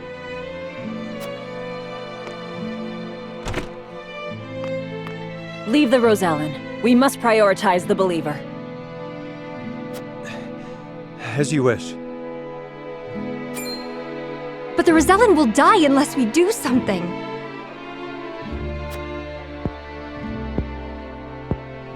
Do they not teach the order of things in school these days? So what if they do? What does the order of things have to do with saving lives? Not all lives are weighted the same. You would do well to remember that. Quickly, Medina, these people are dying as we bicker.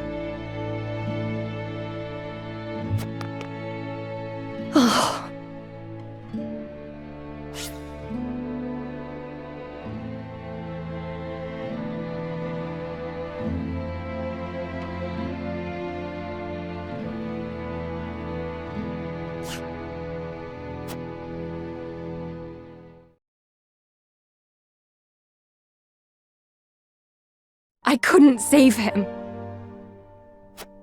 Orders or not, I was the one following them. It's all my fault.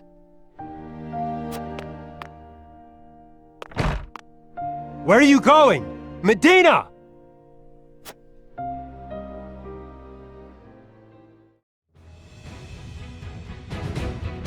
I beg your pardon, Lord Serenoa, but a doctor from the Ministry requests an audience with... My name is Medina. I've heard much about your house and simply had to see it for myself. What insolence is this? Stand down. Pray tell, what brings you before me? It is said House Wolfert possesses a relic known as the Scales of Conviction. Is this true? It is. We turn to the scales for guidance in times of trouble. Then, I wonder if they might guide me forward as well. I had a crisis of confidence. A man was counting on me to save his life, and I let him die. I cannot let this happen again. I wish to save all the lives I can, regardless of country or creed. Pray grant me the chance to consult the scales, that I might walk the righteous path.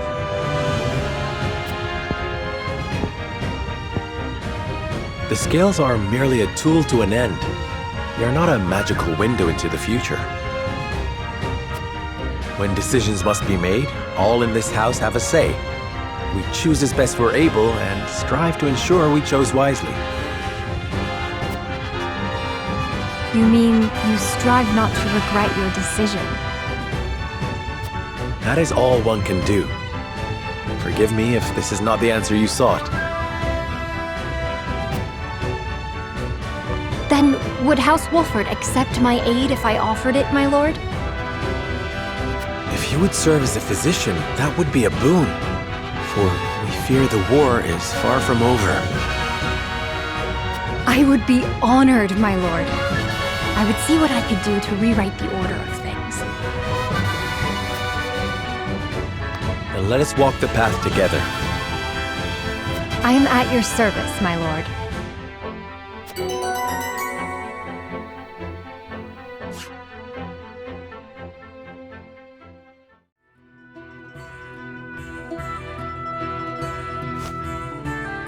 That should do it. You should be able to use that arm just fine in no time.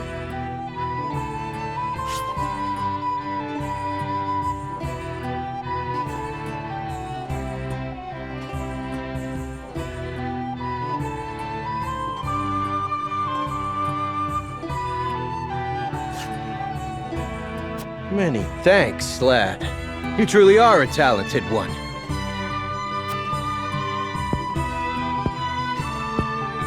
My apologies for treating you like an intruder the other day. Think nothing of it, my good man. If you need anything else, I'm more than happy to help.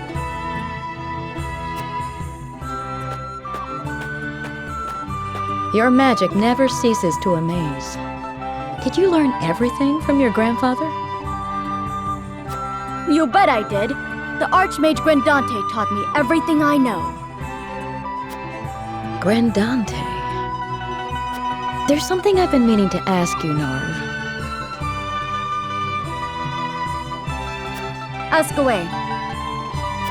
I was in Hyzand for a short time, studying at the Ministry.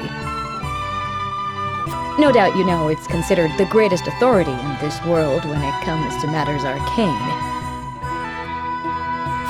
Their library contains everything from records of magically enhanced soldiers to technical tomes and much, much more. Their chronicles on the history of magic, too, were the most comprehensive in our realm. And yet, I do not recall seeing even a single mention of a mage named Grandante. One would think the achievements of such a powerful sorcerer would be recorded somewhere. Why are they not?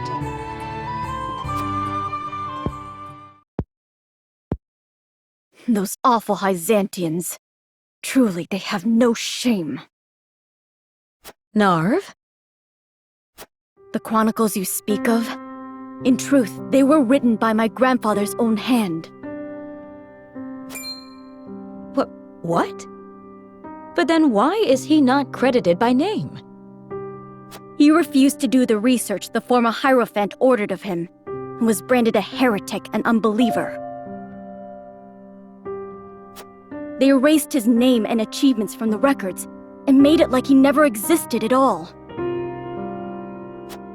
He was then banished from the city and died in exile, his name all but forgotten. It's all their fault no one knows of the Archmage Getrennte. I had no idea. These robes I wear were once his. They're the only remaining proof that he once walked this realm. So you carry his memory with you everywhere you go. I promised myself I would make the Archmage Getrennte's name known around the world. So I'm going to work harder than I've ever worked before, until all in the realm know his story. And in the process, I'll become the greatest mage this world has ever seen. That's the spirit. Thanks, Gila. Just you watch, Grandfather. I'm going to make you proud.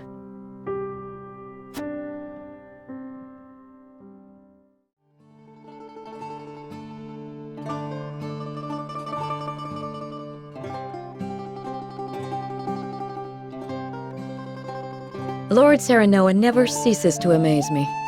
Despite all the hours he dedicates to his duties, he looks none the worse for wear. Even so, I am certain it takes its toll on him.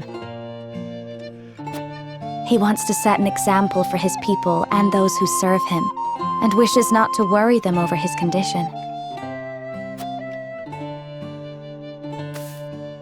Excuse me, Serenoa, but is there anything I could do to help? Frederica, my apologies for the delay. The citizen's petition will require a bit more time, so why don't you and Gila return home ahead of me? I see, if you insist. But please do not push yourself too hard, Serenoa. I shan't. Thank you, Frederica. Of course.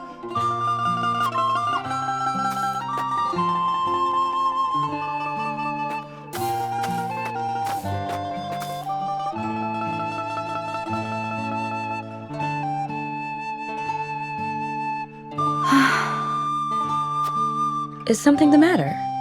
It's rare of you to sigh like that. Did I? Oh my. It looks like something's troubling you. If you wish to talk about it, I am happy to lend an ear.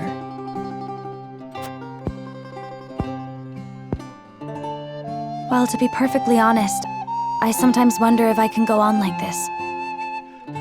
Are things not going well with Lord Serenoa?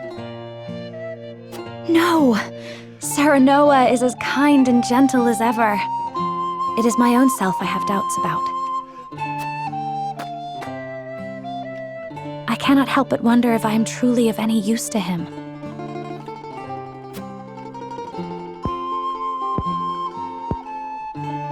Since Lord Serenoa is always working so hard, why not give him a tonic to boost his vitality? I purchased one from a merchant not long ago. It should chase all his fatigue away. A good idea to be sure, but the fact remains it is not me myself that is serving him. Then how about preparing a meal for him? Something nutritious to fill him with vim and vigor. Me? Cook? Yes. I'm certain he would be delighted by anything that you make. But I've never cooked before. I doubt anything I make would suffice. You won't know until you try. Besides, what matters isn't the result, but the feeling behind it.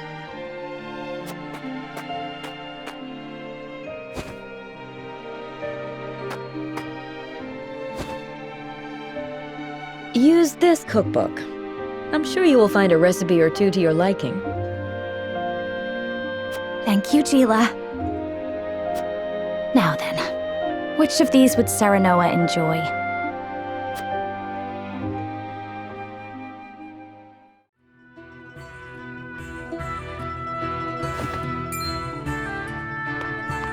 Looking worse for wear, Anna. Long scouting missions sure ain't easy. Easy or not, I do what duty demands. Do you need something? No. Just reckon Benedict must be relieved you're back safe and sound. Must he? Of course. After all, he treats you like his own daughter. Don't know any parent what wouldn't worry over their child.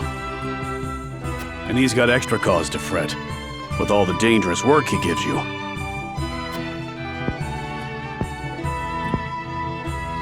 Oh? It never crossed my mind. Benedict trusts me. That's all I've ever needed.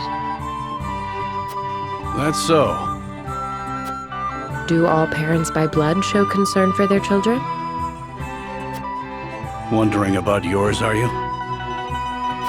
That's none of your concern. I still remember how you insisted on being a scout, as soon as you were old enough. You wouldn't say why, but any fool could guess it was to find out more regarding your parents. This work's well suited to that sort of thing. Yet Benedict refused me. And he was wise to do so. It ain't a job for an amateur. Guess he hadn't anticipated you'd trained under Archibald. I earned his respect when he saw what I could do. The means don't matter, only the results.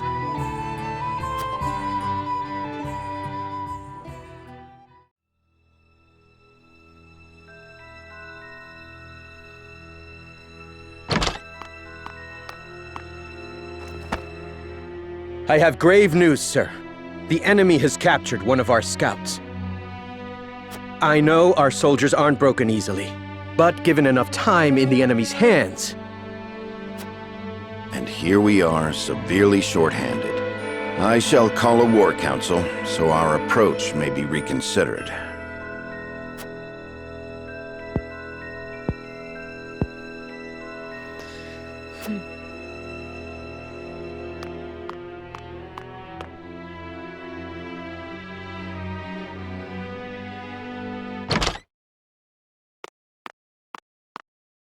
The scout has been rescued and returned safely home. Already? That was far sooner than I anticipated. I hope my actions were not out of line. No, no. Well done, Anna. I don't know where I'd be without you. Nor I you.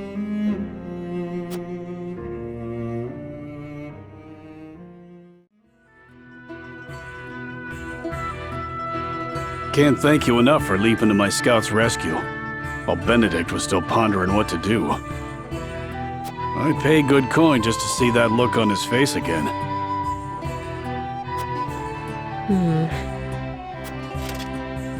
So, think you'll find your parents? Not trying to dissuade you from looking, mind. Only being nosy. Dissuade? Is there something you've not told me? What would I know that you don't? Just take care you don't end up regretting it.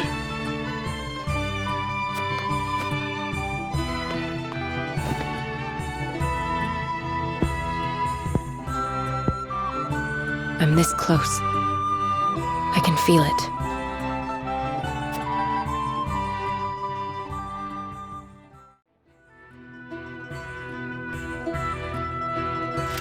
A whole day of hunting, and this is all I have to show for it. Wanted to give Lord Serenoa something meaty for once. A deer is no easy prey. You are a skilled hunter. 1 deer to your 3 boar? It's plain who the better of us is. I don't reckon you let a single one escape. Could be hunting is your true calling. Perhaps. Before I was knighted, I was keeper of the Hawk's Roost. And besides, I come from a long line of hunters. That's so. And what drove you to fight men for a living? Lenbrook put out a call for hawk riders, that they might challenge S. Frost's aerial superiority. I answered that call. My training was the hardest thing I've ever had to do. But I won a position in the Kingsguard, where I petitioned to serve Prince Roland personally. Seeing you in action, I'm sure you could have made a fine commander. Yet you stuck by the prince's side. Yes, I did.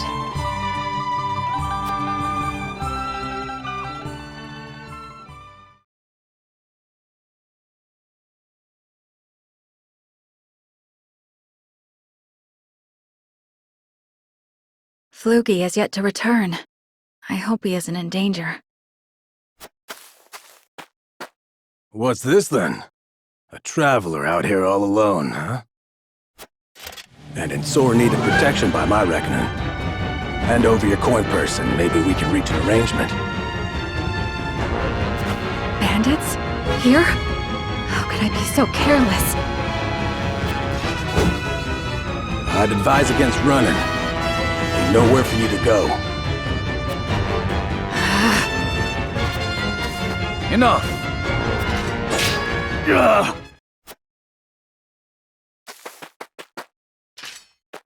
Are you hurt? I'm fine, thanks to you. Had you not showed up when you did, I could have ended up dead. You have my gratitude.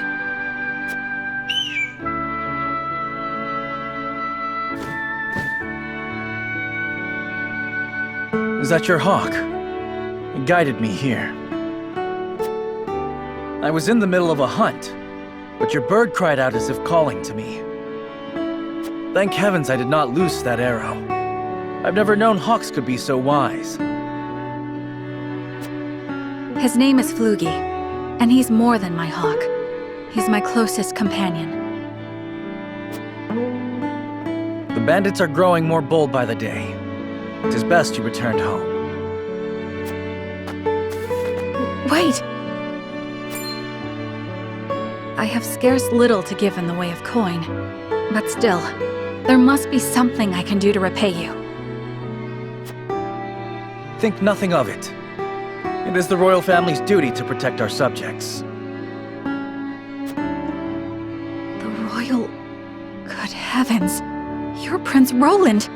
Forgive me, Your Highness. There's no need for all that stuffy formality. May we meet again soon. Yes, Your Highness.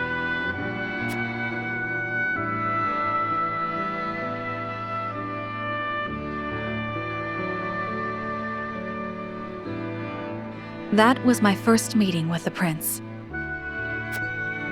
He saved my life, and for that, I shall be forever in his debt. I could settle for no less than the Kingsguard.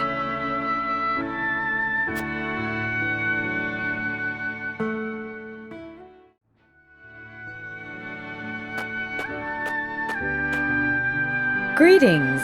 Were you training outside? Not today. Even I stay away from the proving grounds on occasion.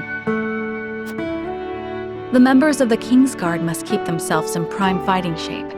That includes resting when our bodies are weary. A wise policy. The handmaidens of Esfrost adhere to a similar principle. With clear eyes, we see, we serve, we anticipate. Interesting. Although our tools are different, we're alike in our aims. Indeed. We must be the pillars our charges turn to in times of need. Even so, we are only human. If I may ask in confidence, do you ever find it trying to serve Prince Roland? Is he ever unreasonable? Have you ever found your patience tested? No, never. It is an honor to serve, always.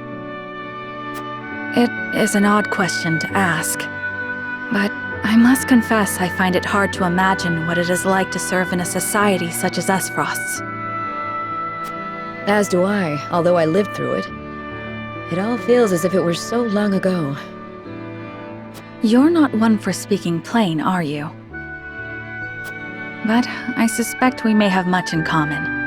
I'm curious to hear your story, if you are willing to share it.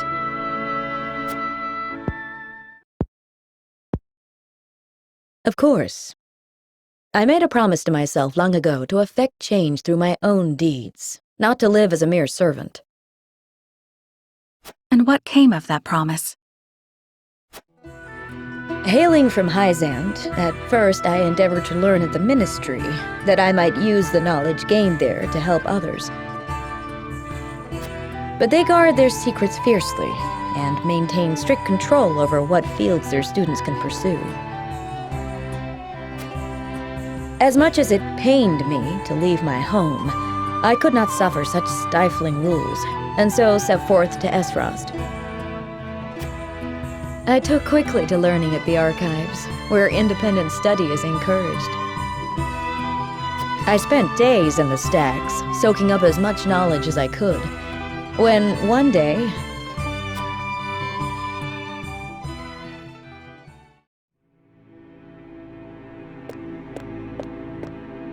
You are the one called Gila, yes? Yes, my lord. They tell me you're the most talented researcher the archives have ever seen. I couldn't say that, my lord. Though I do spend more time here than most anyone else. Admirable modesty. And you aren't frightened of me. Most impressive. I believe we have a suitable role for you. Come with me. The Archduke would have a word. The Archduke? But... No harm will come to you, if that is your fear. Now, follow me.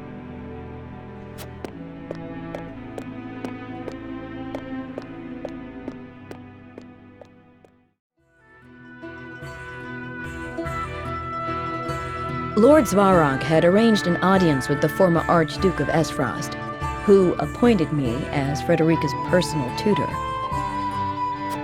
She was the former Archduke's daughter, so I took my duty seriously. Yet I could never shake the feeling that I had betrayed my ideals. Perhaps I justified it by telling myself that my teachings could plant the seed for change. An indirect approach, but an active one nonetheless. The chance was unexpected, to be sure, but I could not very well deny it. The Archduke's successor, Gustadov, was a man that paid no heed to birth or blood. He effected a change in people's attitudes, a change which provided fertile ground in which my teachings could take root. Thus, I stayed by Frederica's side. Truth be told, I had not thought to be with her for this long. And yet, here I am. Life is truly a journey of unforeseen destinations.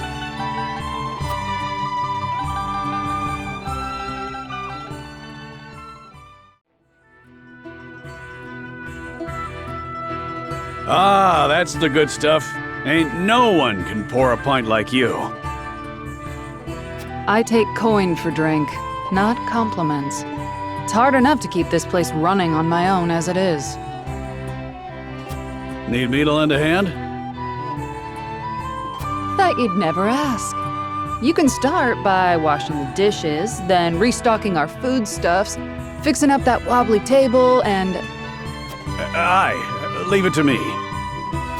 Ha! I'm only playing. I'd never put a paying customer to labor. But that's an awful lot of work for any one person. Ever give thought to finding someone with whom you might share the burden? You can stop right there. The last thing I need is anyone else complicating my life. Sounds like you're speaking from experience. I had myself a someone once, you know? Special-like. Till he left me for a specialer someone.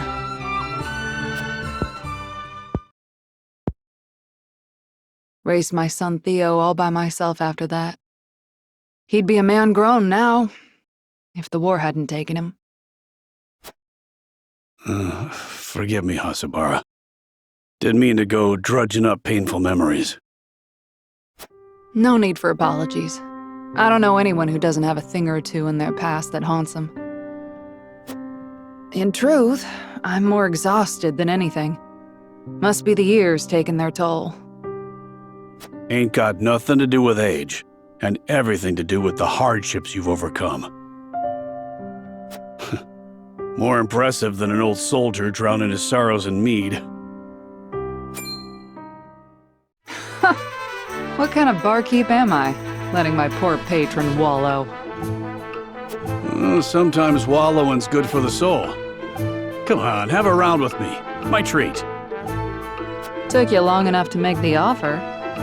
Now, what shall we toast to? How about to your son? To Theo.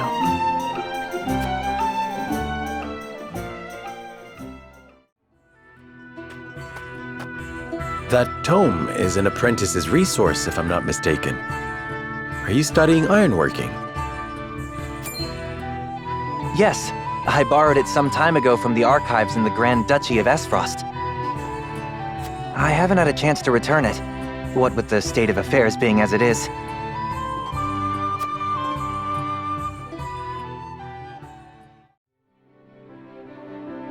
Ian's? I can't remember the last time you privileged us with a visit. Well, my weapons aren't going to forge themselves. But now that I've a respite from my days of sweat and flame, I thought I'd continue my studies. You hunger for knowledge the way a fire hungers for kindling. I'd never have become the blacksmith I am if not for what I gleaned from these tomes. If it takes a lifetime of studying and striving to forge the perfect weapon, then so be it. One day, all will know the name of Ian's, the greatest smithy the realm has ever seen. That is all well and good, but would you mind proclaiming that a little more quietly?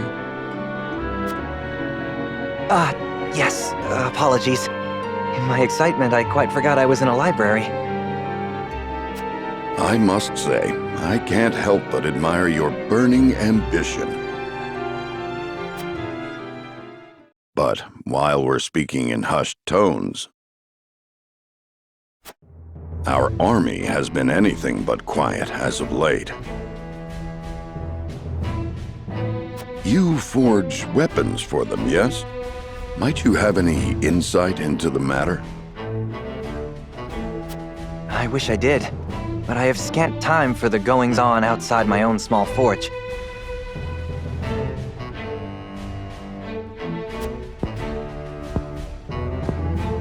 Though, now that you mention it, my orders from the army have increased. Could it be that they're preparing for war? As if a war could break out on the eve of our three nations' grand new venture. Indeed. That would be unthinkable.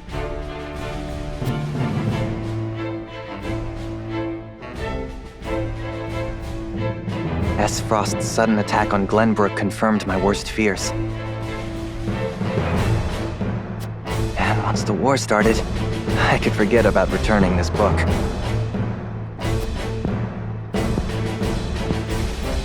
But I still hope to. One day, when peace has returned to our realm. I hope you will fight by my side till it does. Without hesitation, my lord.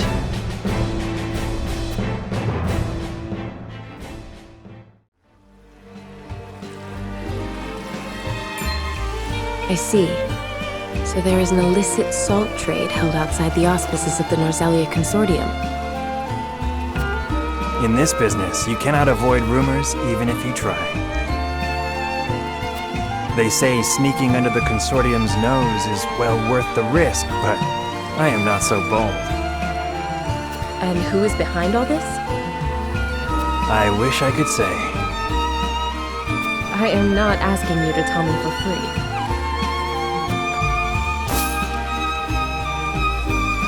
How generous of you.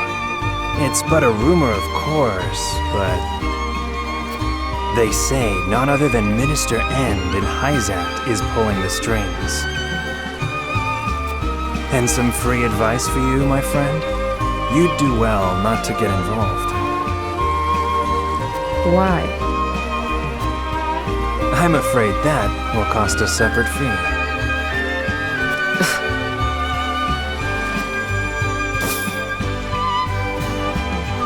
Why, thank you.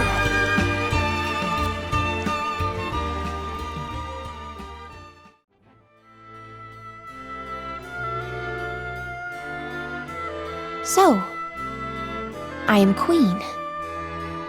What should I do? You should listen to the Archduke and obey. Is that all the Archduke wants? An obedient wife? And here I thought the Esfrosti valued freedom. So long as you must look to others, you do not deserve freedom. Freedom is a privilege, and only those with the strength to see their will realized are deserving of it. It is not given, it is taken. And it is not often taken easily. This I know.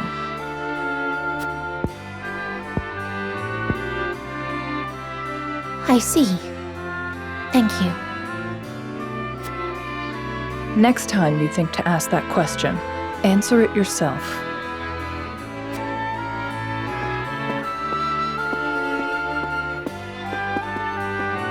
Brother, Father, look over me until I find the strength I require.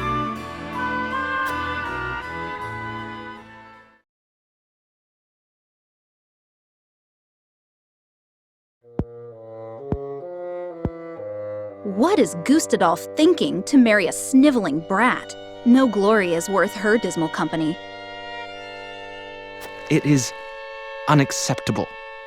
He should have let me deal with those obstinate boors in Glenbrook.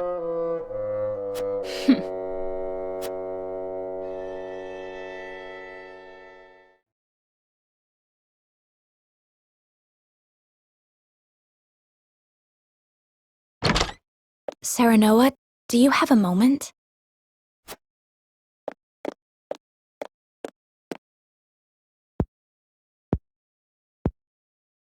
I was hoping to talk to you about our marriage. Now that Glenbrook has been brought to ruin by Esfrost, is there any meaning to our union?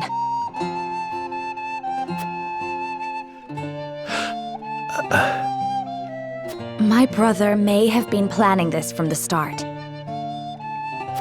And yet I came to Wolffort with the intent of marrying you, completely unaware of it. It's always like this. Nothing ever goes as I would wish it. The course of my life has always been at the mercy of others. As has mine. Almost nothing happens the way I thought it would. But you have a home. Somewhere you can return to someday. You are surrounded by people who care about you. As do you, as a member of House Wolffort. Your place is with us now. Serenoa. And though this may sound pretentious, this is a time for you to think about your future and what you must do, Frederica. Just as I am. I suppose you are right. What must I do? Here you are. Master Benedict has been searching for you both. Understood. Let him know we will return at once.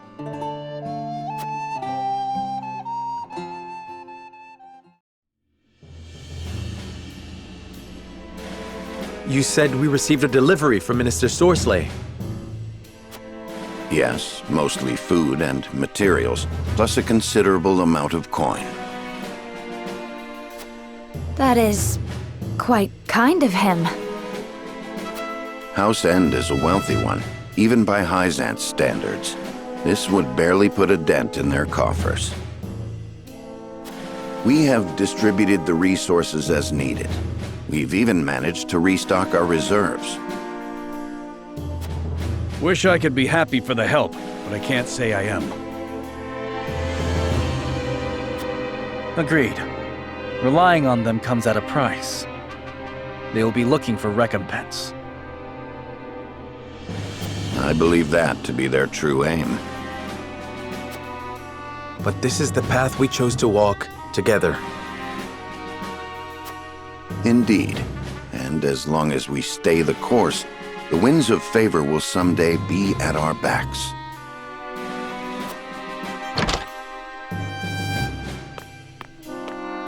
A missive from Minister Sorcelet has arrived. I see he wastes no time.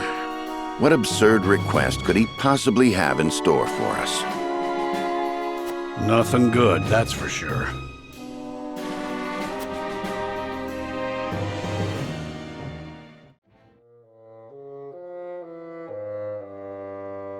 Yet another problem has arisen, as we anticipated. I would like to ask everyone what they think. Benedict, if you would. Yes, my lord. We have just received a request from Minister Sorcelet. We are to deliver his cargo to Esfrost. Cargo? A load of salt that bypasses the consortium. He is asking us to be an accomplice to his illegal dealings. The nerve of him! Asking the Honorable House Wolford to do such a filthy job. No way we'd agree to that. But consider this. Agreeing would secure us proof of his unlawful business. Are you suggesting we report him to Hyzand? I am saying it is an option. You got a point. We have a duty to speak up when something's not right. That's the honorable thing to do. We might even earn the Holy One's trust. Have you all forgotten? Minister Sorcelet is one of Hyzand's Saintly Seven. His connections run far deeper than ours. We must tread carefully. Then we need solid evidence to convict him. I should think the salt he wishes us to transport would suffice. But we are the only ones that know it. And it is indistinguishable from the salt that is legally distributed. Far from the solid evidence we need. Regrettably so. One false move and we lose both Minister Sorcelet's support and Hyzand's trust. Without proof, we have no choice but to go to Esfrost. If only we had evidence of his misdeeds. It comes as no surprise to see our opinions differ, but a decision must be made. To report Minister Sorcelet's illegal dealings to Hyzand, or become a silent accomplice.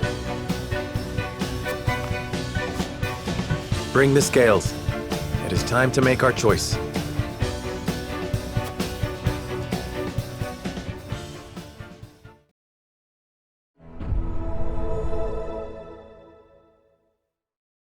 It is time to cast our votes.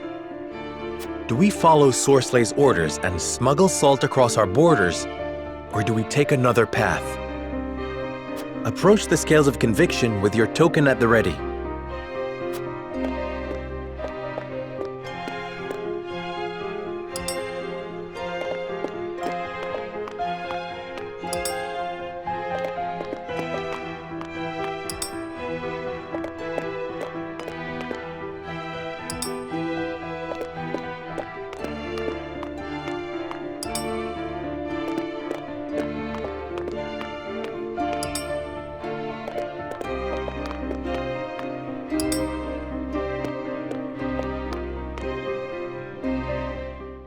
The scales of conviction will illuminate the path we've chosen.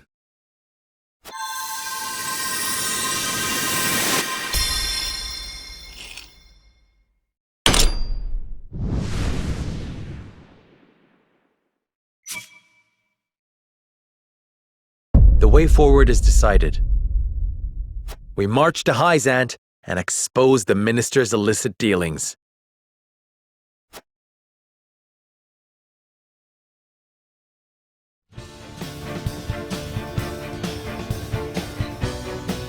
We have chosen our path. We shall head to Hyzant and alert them of Minister Sorslay's wrongdoings. Now that we have a heading, we need only move forward. Let us make haste. Indeed.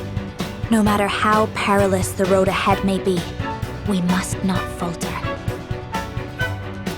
Anna, begin the preparations. Yes, sir.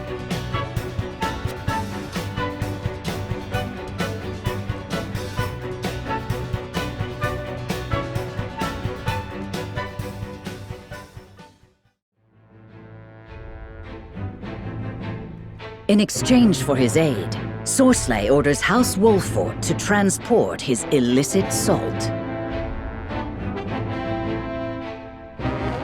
Serenoa, however, intends to bring word of the minister's crimes to the holy state of Hyzant.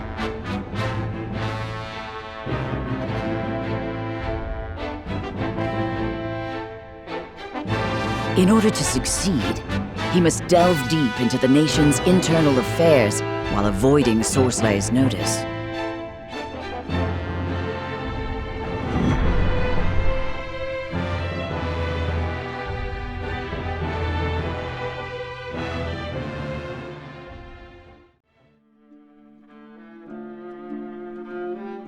So you've decided to accept my proposal. A wise decision, Lord Serenoa. As you have requested, none shall know of the salt's But you are still too young for true wisdom, it seems. He means, let us not speak of the obvious, my lord. It's prudent to speak as little as possible to prevent any unnecessary complications. One never knows who might be listening. Fortune favored you with a capable retainer. I beg your pardon, Minister, but I must entreat you to recall the aid you offered in exchange for ours. I give you my word it shall be done. Booker, I'll leave the rest of the arrangements to you. Yes, Minister. If you all will follow me into the antechamber, we may discuss the details further.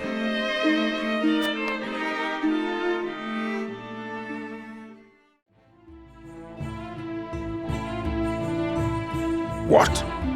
Who would dare send an army to test our borders? They are soldiers of House End, by all appearances.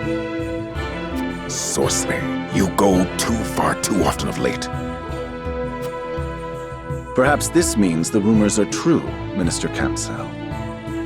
There is still nothing to conclusively prove End's involvement in illicit salt trading. Which is why you must investigate. You are Hyzant's Minister of Domestic Affairs, are you not? The illicit salt market grows larger by the day, strangling our own trade. Against one of the Saintly Seven, I can do nothing without the Hierophant's express permission.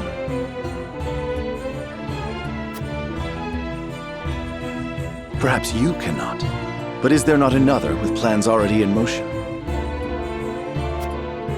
Exham, you mean? Even so, I am not at liberty to act on naught more than a whim. I must prioritize our land's stability above all else.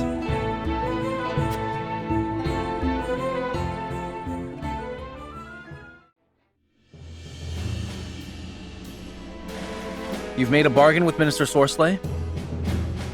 The appearance of one in any case. But we mustn't grow complacent. Aye. One of his men wouldn't stop glowering at Benedict. He may yet suspect our true motives. Nevertheless... We shan't stray from the course we've decided upon, if that's what worries you. Tell them, Benedict. Minister Sorsley has asked us to deliver unregulated salt to Esfrost by means of a secret route. We shall make it appear as though we are bound for the Grand Duchy, but in truth, we shall divert from the route and make for the capital of Hyzant. I've already scouted the way, a shortcut through the ravine. Then you intend to use the illicit goods to prove Minister Sorslay's crimes to the Hierophant. But will a little salt be enough to land one of the saintly seven in the dungeons?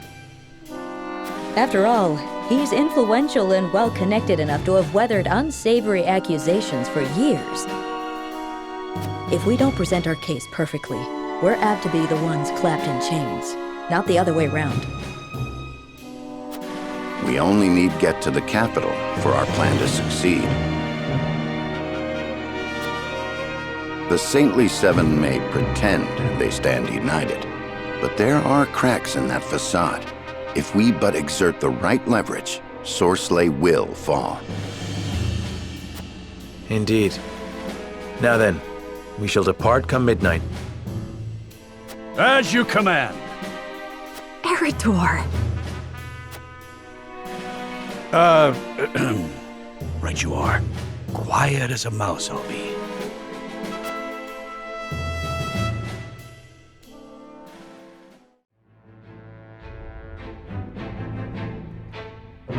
Serenoa and his retinue depart the Citadel of the Sands under the cover of night and make their way to the Hyzantian capital.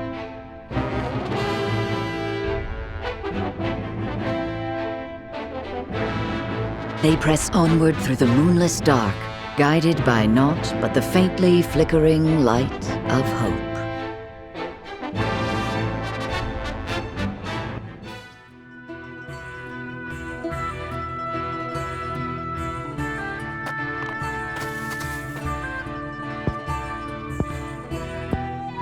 Hey, what's a child like you doing in such a lonely place? I have nowhere else to go. Where are your parents? They died years ago. My lord. My name is Serenoa. What's yours? Piccoletta.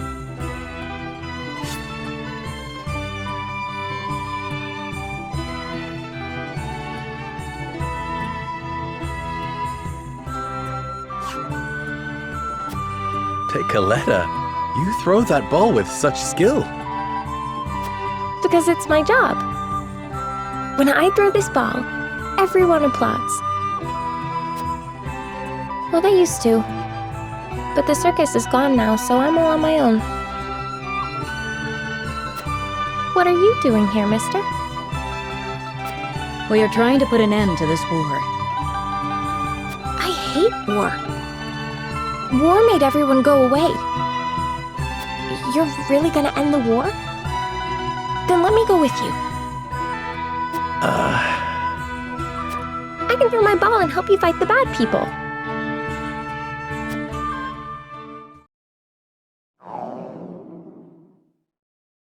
Oops. There goes my tummy grumbling again. My lord, we cannot simply leave this poor child here. I know. All right then, Piccoletta. Come with us.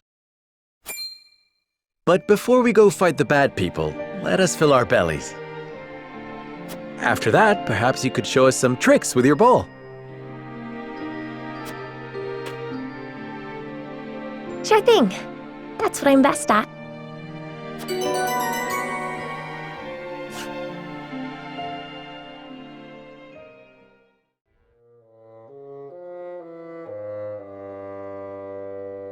House Wolford means to betray me, you say?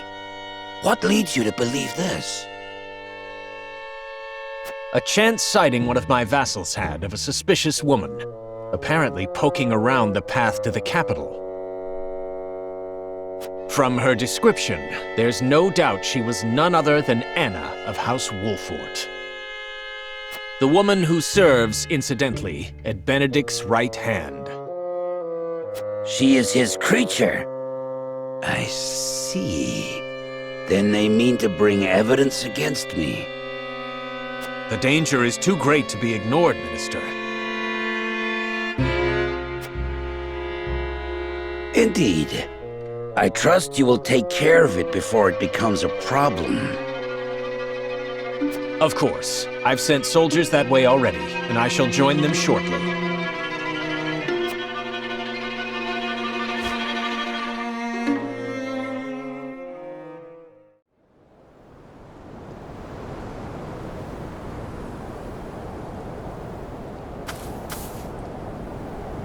Good. We haven't been followed. No cause to relax just yet, milady. Moment you drop your guard is the moment the enemy's apt to strike. Ain't it, Benedict? Indeed. This is where I would position soldiers for an ambush, were I to set a trap for us.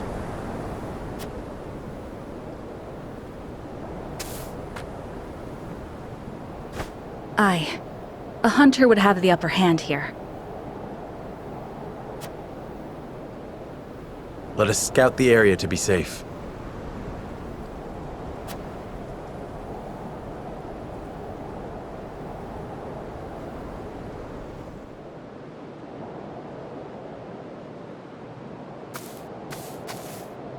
Have you found anything?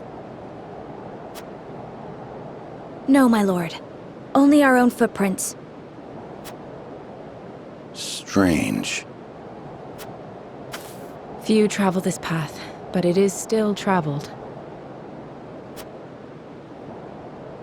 Someone must have covered their tracks.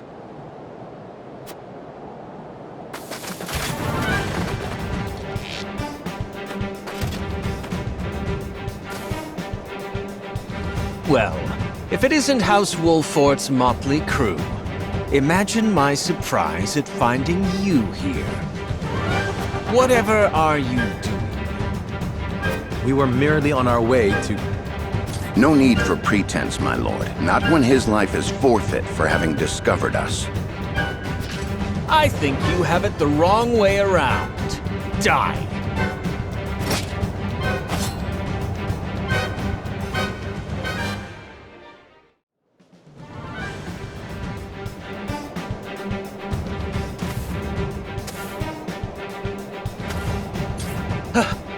Have mercy!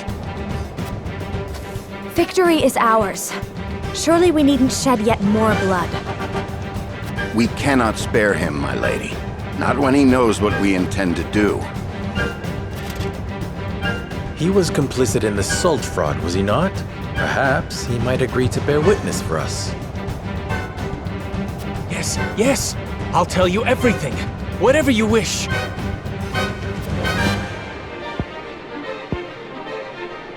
Then let us attempt it.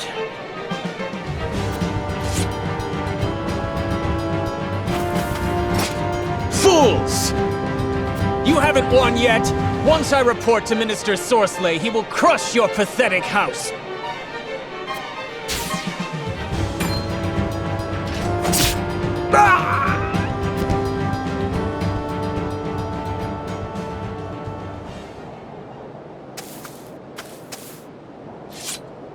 You certainly took your time, Anna. No more than was necessary. Unfortunate. We'll have to find another witness. His lips may have been sealed, but it's only a matter of time until this betrayal is discovered.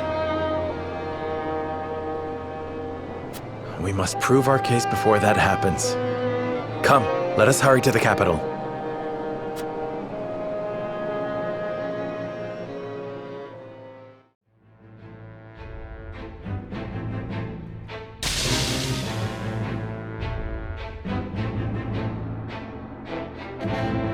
After surviving an ambush at the hands of Sorcelay's retainer, Booker, Serenoa and his retinue arrive at the Byzantian capital.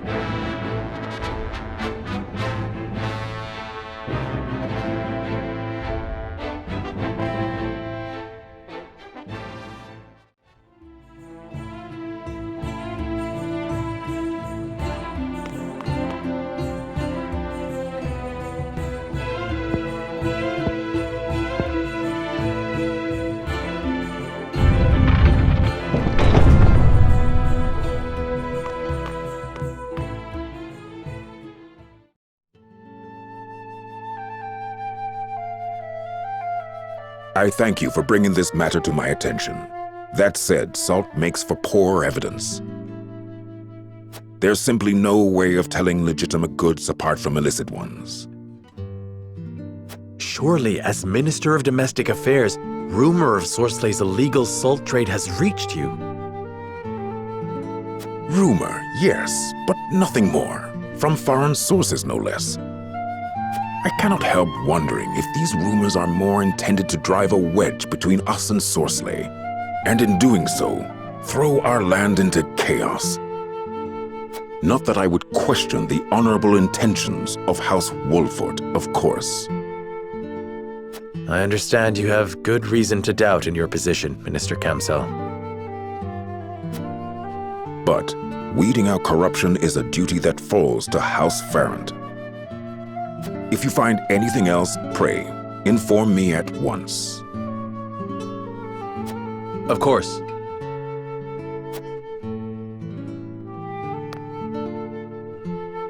So, he wants us to bring him further evidence before agreeing to aid us.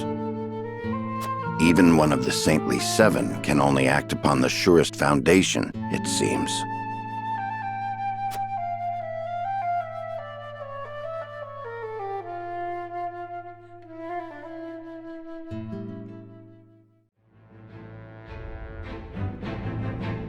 House Wolfort, eager to report House N's illicit dealings to Hyzant, rebuffs an attack from Booker, Sorslay's loyal assistant, and gains entry to the city. Alas, Kamsel, one of the Saintly Seven, informs them that charges cannot be brought without hard evidence of Sorslay's misdeeds.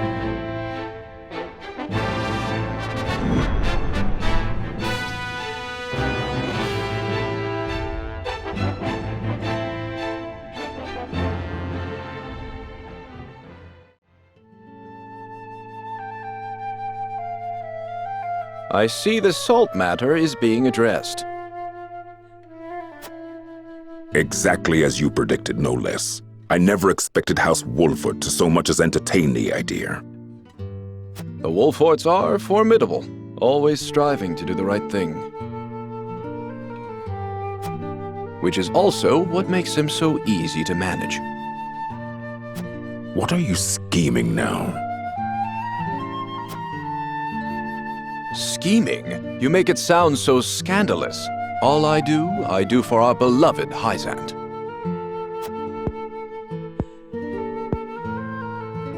Do not play the fool. I know Minister Edor has taken notice of you.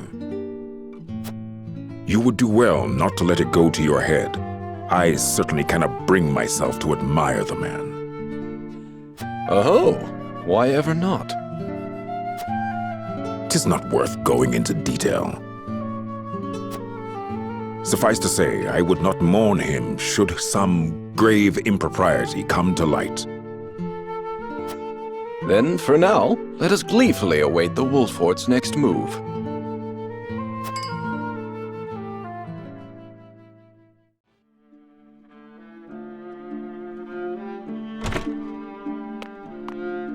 Well, if it isn't tenebrous. Gloomy as ever, I see. Minister Sorsley, I see you are in high spirits.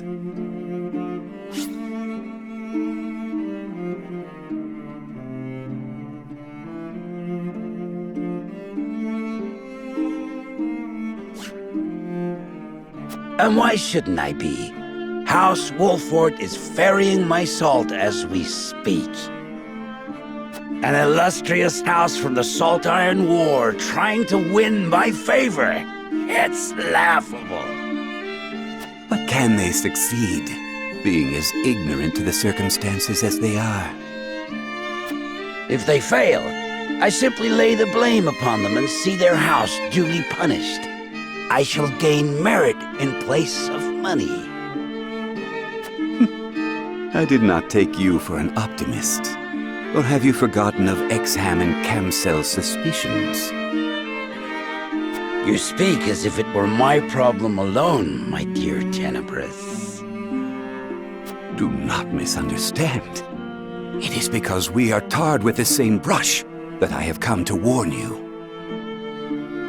Your dealings of late have grown perhaps overly so.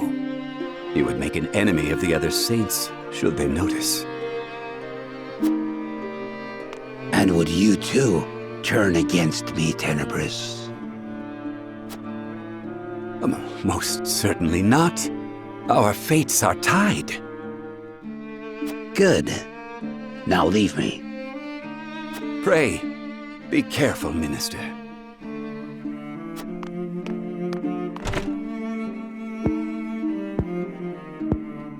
What need have I for caution? I have never failed, nor will I ever.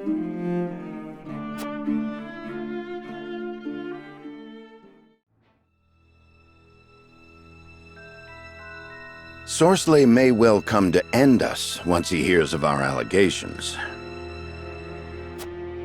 There is no turning back now. We must move swiftly. So how shall we proceed?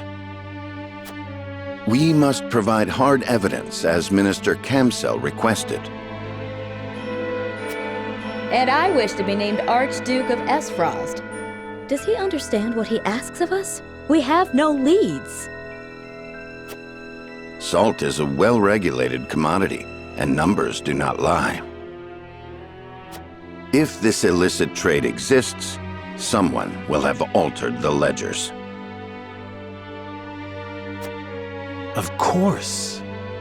We'll gather what information we can on Sorsley until the evidence we seek reveals itself. Let us canvass the town and see what we find. Agreed. We should split up and search for clues.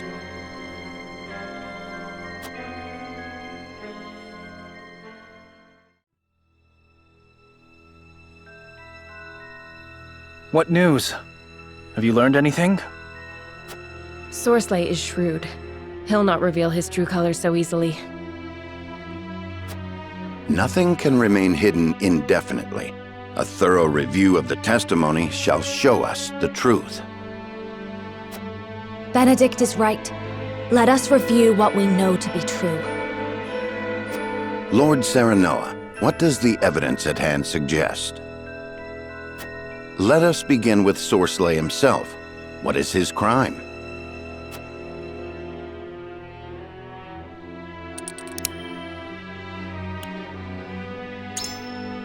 He sold illicit salt. Of that there can be no doubt. One of Hyzant's own saintly seven is a traitor. If we cannot secure the help of the remaining saints, we've no choice but to present our case directly to the Hierophant. Doing so will require incontrovertible proof of Sorsley's improprieties.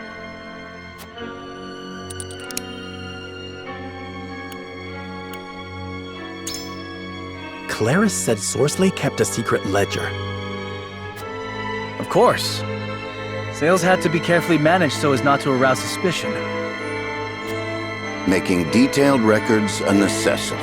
I've no doubt this ledger exists. Now then, let us focus on where we might find the evidence we need.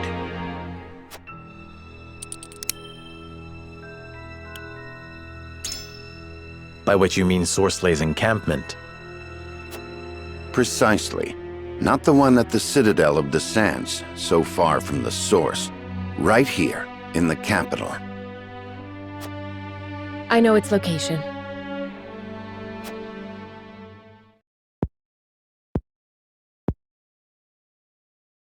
So, in brief, Sorsley sold illicit salt, constituting a breach of trust with the Hierophant. House End kept close watch over the transactions and labored to keep them hidden. Meaning there is a second ledger, the incontrovertible evidence we require. Said ledger would most likely be found at the End encampment, near the source. Then we shall sneak inside and secure it. Never forget that we operate on reasoning and supposition. Should our presumptions prove untrue, we will be judged accordingly.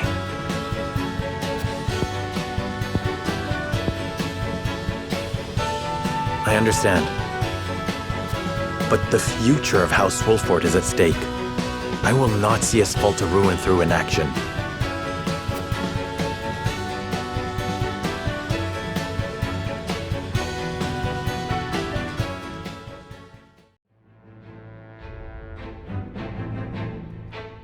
After learning at last where they can find solid evidence to prove Sorslay's involvement in the illicit salt trade, House Wolfort moves to secure it.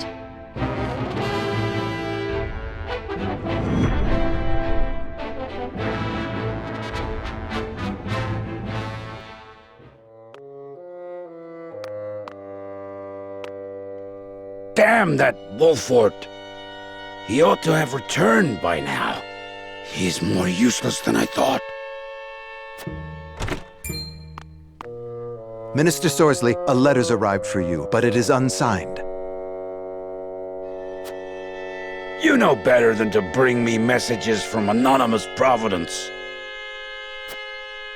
My apologies, Minister, but it seems to be some sort of warning.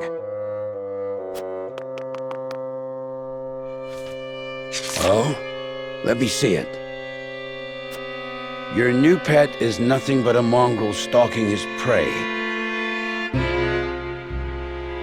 He has put down your most loyal hound and seeks the treasure you've so carefully hidden. Heed this warning before it's too late. My new pet, Wolfort. What could it mean? I doubt it is anything but a trick meant to frighten me. Still, it never hurts to be certain. Summon Booker. Lord Booker has yet to return. What? My loyal hound. It couldn't be. Make for the capital at once and find out what has happened. I shall be right behind you.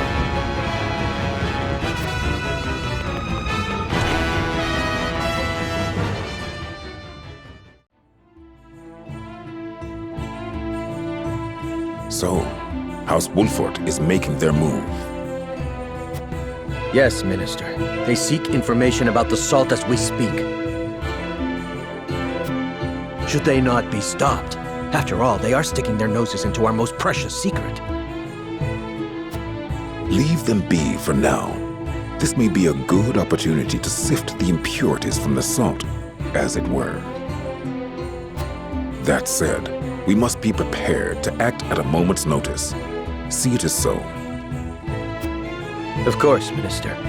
At last, House End will be brought to justice. House End is only the beginning. I will not rest until we root out all who dare threaten Hyzant's safety.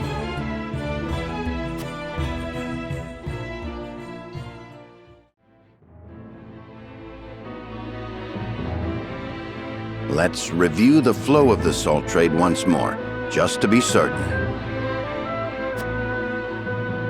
As far as Hyzant is concerned, it begins when the goddess bequeaths her blessing upon the salt. The Hierophant then decides how much is produced. House End oversees said production and is also responsible for sending the salt to the Norzelia Consortium. And that's the official supply the consortium regulates. Yes, production records and consortium records are readily accessible. The very existence of illicit salt implies there will be discrepancies between those records. Supposing House End keeps track of those discrepancies in some sort of secret ledger. Then that would be irrefutable proof that House End is purloining salt. But a hypothetical ledger does us no good. Then we must steal into his encampment and find it. That is the only way we can prove Minister Sorslay's transgression. I agree. However, You've become quite the radical, Lady Frederica. I apologize. My suggestion was quite untoward. Not at all. In fact, it heartens me that you were the one to propose such a course of action. I'm in favor. We must use any means to get that ledger.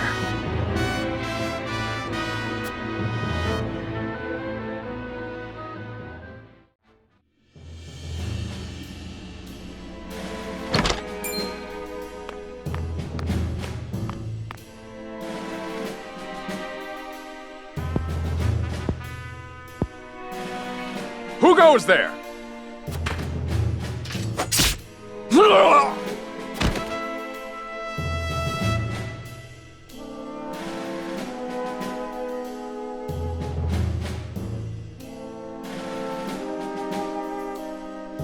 We may have stolen our way inside easily enough, but now the true trial begins. Everyone, spread out. We must find that ledger.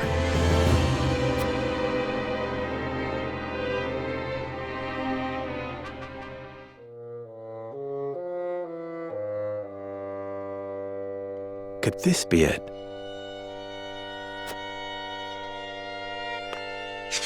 This is the date Anna researched. Then this must be the amount of salt produced and the amount supplied to the consortium. And the discrepancies between the two all noted here. This is it. Sorslay's secret ledger.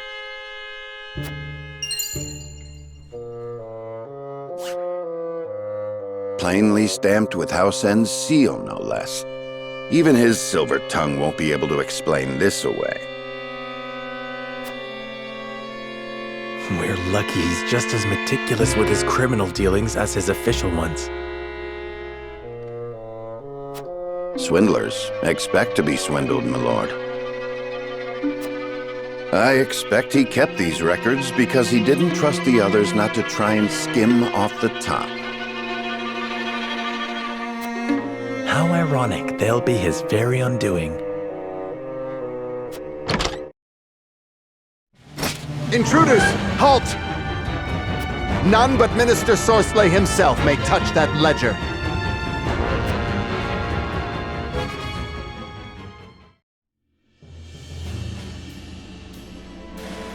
We have the evidence we need. Now we must hurry to Minister Camsell.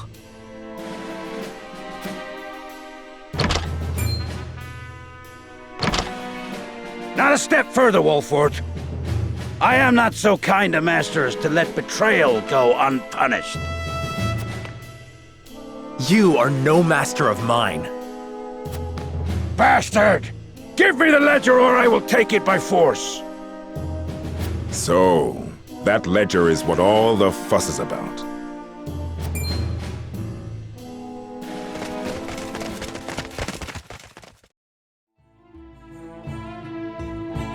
Camsell! What are you doing here?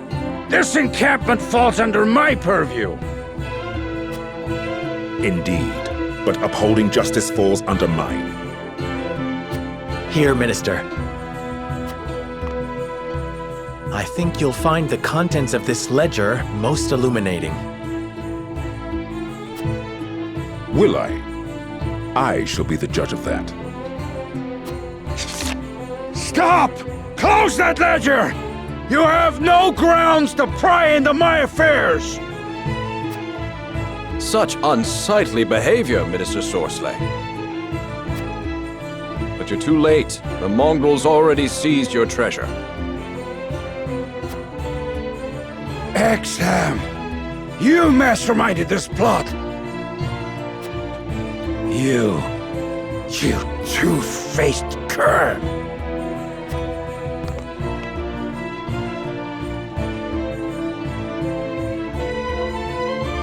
So, you were the one who passed me the information.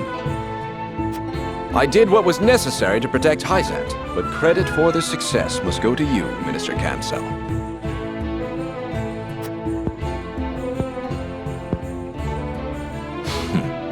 Well, this is coming with me.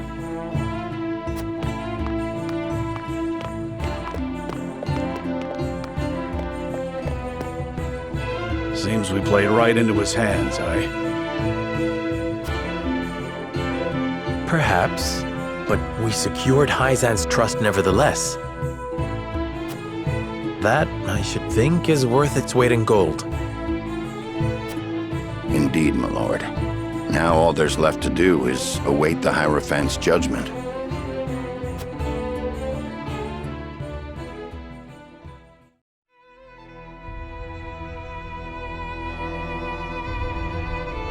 Sorcery end, you will hear the Hierophant's judgment. Appropriating salt blessed by the goddess to fill your own coffers is tantamount to sacrilege. Therefore, Sorcery end, you are to make 2 sacrifices to the goddess in penance. The first is your position in the Saintly Seven. The second is your life. Wait, please!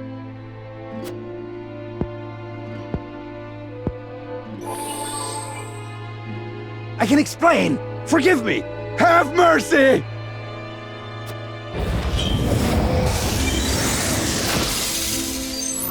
Ah! With these sacrifices, wrongs have been righted. May the goddess be pleased. You have our deepest gratitude.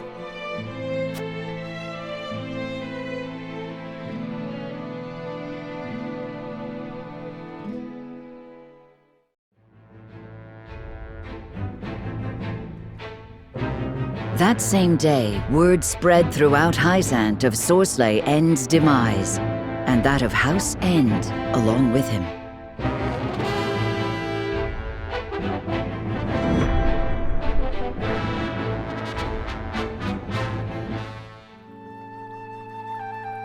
I understand Sorcery End is with the goddess now.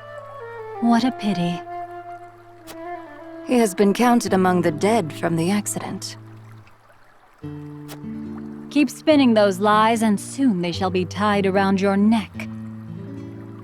Though in truth, I'm surprised they've not done so already. Are you not pleased, milady? Shall I inform Minister Edor? Be my guest. Without me, all research grinds to a halt. My mind is without equal.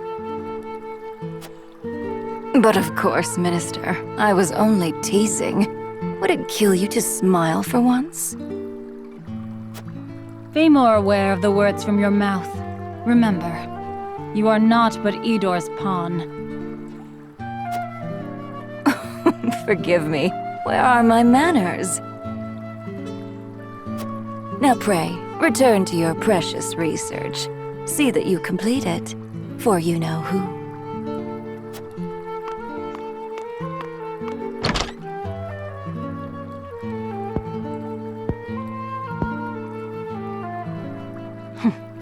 I know full well who it serves. We're all pawns in the end.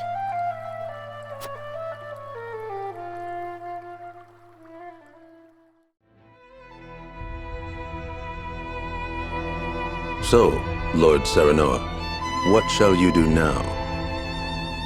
Well, I shall speak plainly. The Holy One wishes to aid House Wolfort.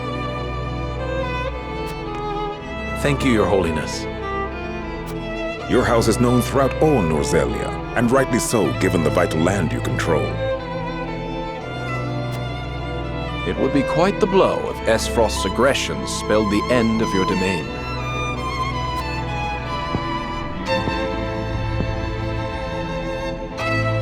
The Hierophant tells me a seat amongst the Saintly Seven shall be yours, should you desire it. And I would not hesitate to accept it if it meant securing peace for my people. Then perhaps we can find common ground. The Hierophant, however, has a concern. I would hear it. The Roselle living in your domain.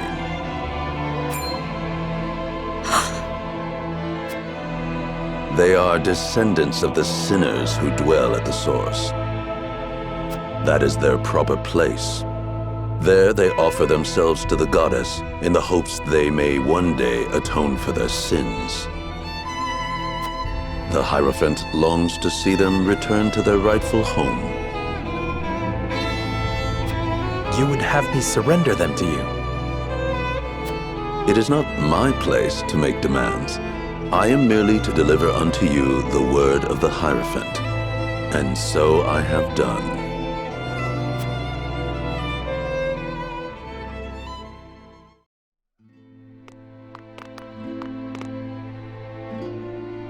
Serenoa, will you surrender the Roselle to Hyzant? I don't know. As you are doubtless aware, Lady Frederica, the vow of Lord Simon himself binds us to protect them. Alas, our house is not what it once was. Is that a reason to cast aside its honor? My father, as well, likely had a hand in orchestrating their protection.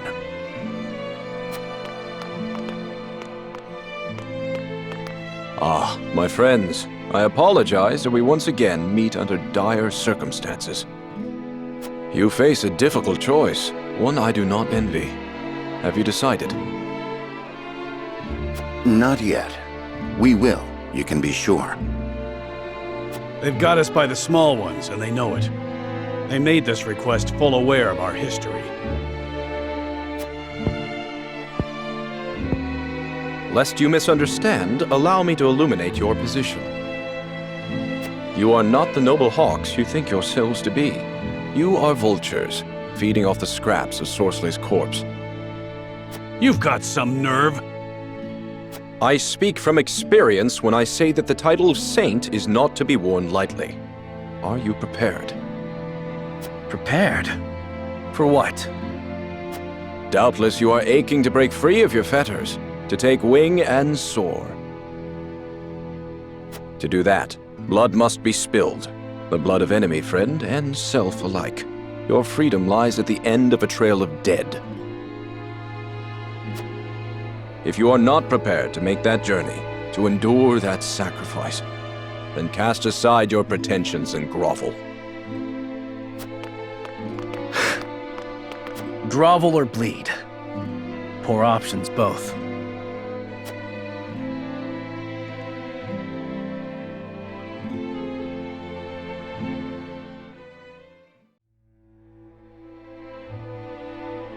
In his time, Lord Simon protected the Roselle who fled Hyzant, and the village they established within the Wolfort domain. 30 years have passed since then.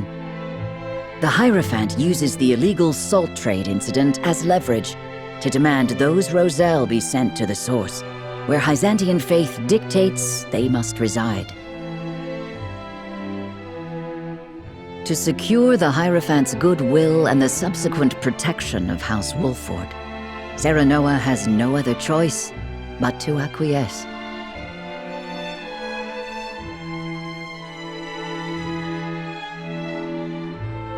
Thus, with House End ruined and a vacant position among the Saintly Seven to be filled, rumors of House Wolfort's ascendancy start sounding more credible than ever to the people of Hyzant.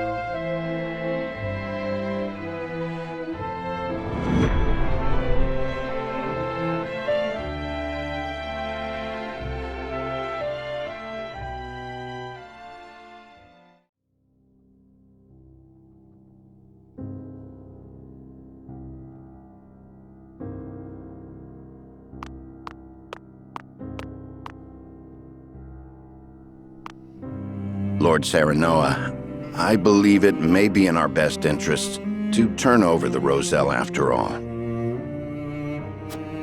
But they fought so hard to escape Hyzant.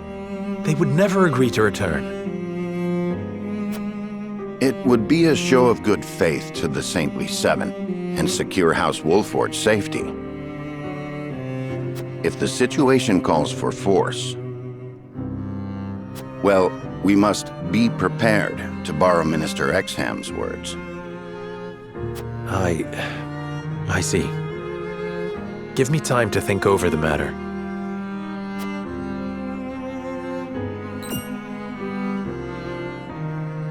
Where is Frederica? Oh, she left for the source with Prince Roland. She said she wanted to see where the Roselle live for herself. Ah, indeed. Byzantine law requires all Roselle to make their home at the source. She is most troubled over this, Lord Serenoa. Please, if you could... I understand. I will make for the source at once.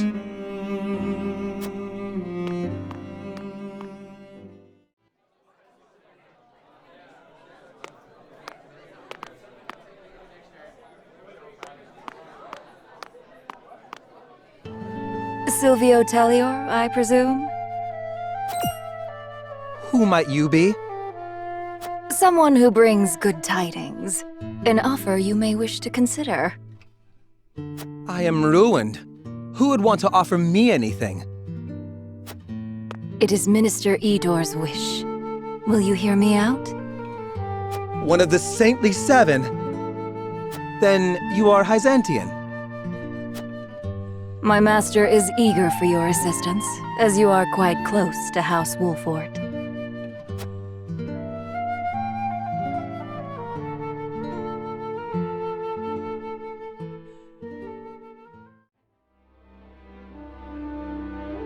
Thalus, thank you for making the necessary arrangements.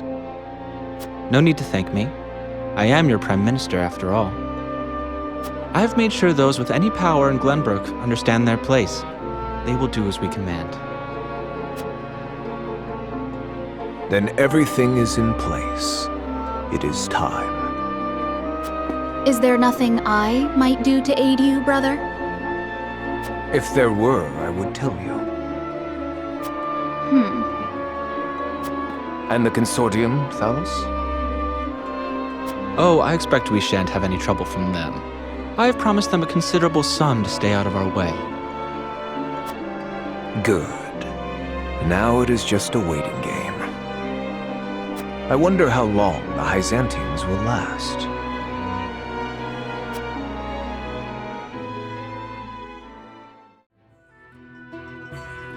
Please, I'd only like to glimpse the goddess's sacred grounds for myself.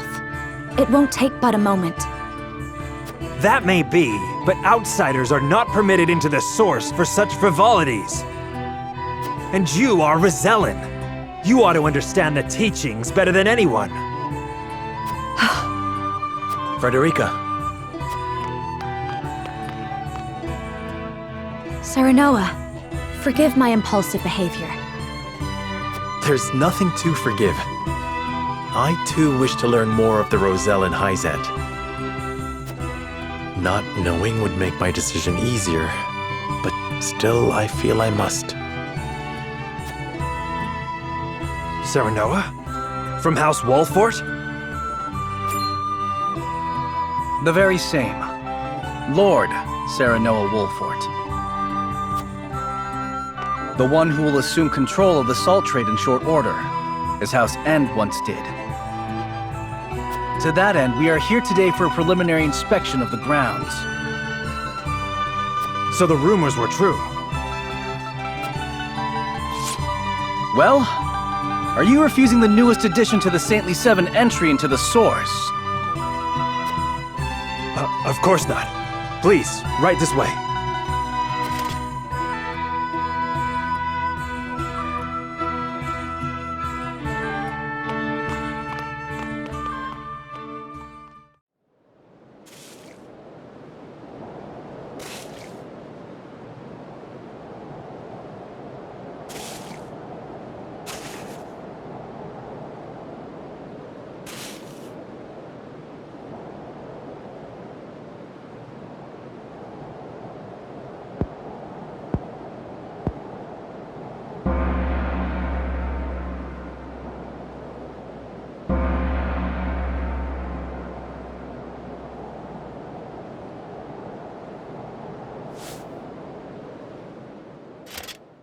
All right, you Rosellan wretches, time for worship!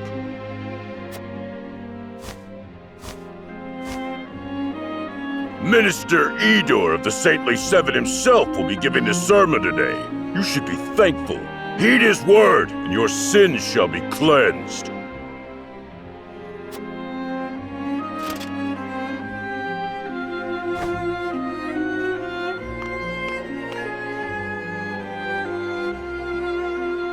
Roselle, do you know why you are imprisoned at the source, condemned to toil? It is because your ancestors committed the most heinous of sins. Long, long ago, they schemed to seize control of the salt that the goddess bequeathed to the people of Norzelia. They seized the source for themselves, wresting every last grain of salt from other peoples, desperate for the resource. Using the salt they hoarded as a shield, they terrorized the land, destroying any who stood against them in their thirst for domination. Fanned by their greed, the flames of war long ravaged our land. Countless innocents lost their lives. What a terrible, arrogant people. Their cursed souls dwell within you, their progeny, to this very day. Indeed, the proof is in the very color of your hair, the same red as the blood that flowed from their countless victims. Our people sinned against the goddess. We are a detestable blight upon Norzelia. Oh, goddess of salt, please, forgive us our sins. Forgive us. Do not despair, for the goddess of salt is ever merciful and kind. She grants even the worst of sinners, even you, a chance to atone. That atonement will only come through hard work here at the source. By quenching this earth with your sweat, by giving your lives to this labor, your cursed souls will be cleansed and welcomed back to the goddess's side. Only then, when your sins have been washed away, can you hope to be reborn into a pure body and once again walk upon Norzelia. People of the Roselle, surrender your lives to the source and give your thanks to the great goddess. O goddess of salt, for you I give myself, stained with sin as I am, to the source. Thank you for granting us the chance to atone. Thank you. Thank you. That is enough.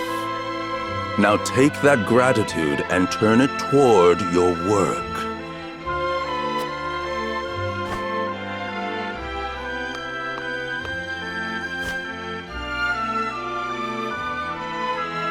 I cannot believe what I'm seeing. This is atonement? And the Roselle accept it as a fitting punishment? Even if that story Edor told is true, no sin warrants this kind of cruel retribution. Hyzant maintains control over Salt now. Are they then not guilty of the same crime? You are right. But this is as the goddess of salt commands, is it not?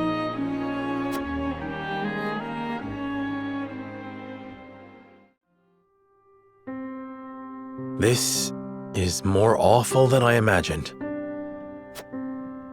Will you still send any Roselle in the Wolfort domain here? Force them into a life like this?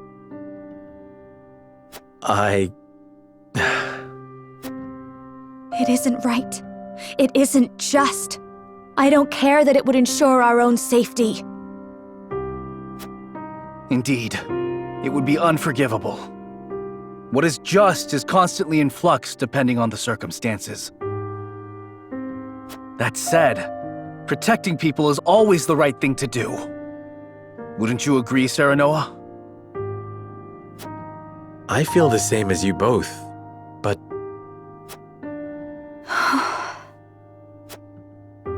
My apologies.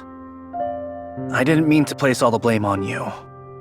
Still, we continue stumbling on the path before us.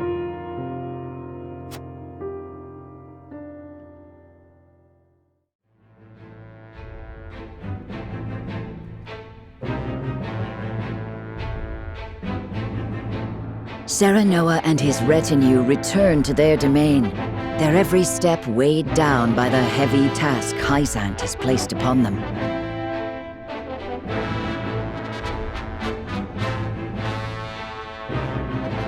Elsewhere, the newly restored kingdom of Glenbrook begins to take action under Queen Cordelia's leadership.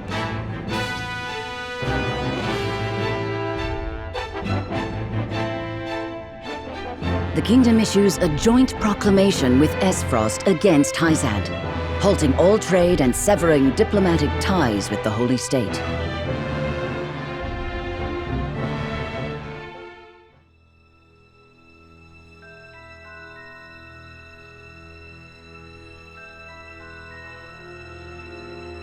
Esfrost and Glenbrook signed an agreement denouncing Hyzant. Word only just arrived, and it is no mere rumor. They've issued a formal proclamation. Preposterous! Gustadolf must have forced Cordelia's hand. This is sure to make Hyzant cease salt shipments to the consortium. All this denouncement will do is hamstring Esfrost and Glenbrook both. My brother, Gustadolf does not fight battles he cannot win. I'm certain this is part of some greater ploy. I feel all of Norzelia stands on the precipice, but of what I cannot say. Each nation is making its move. We too must take action to secure our position before it's too late. By which you mean expelling the Roselle? To protect the Wolfort domain and its people, no one would dare hold such actions against you. Lord Serenoa, you must make a decision.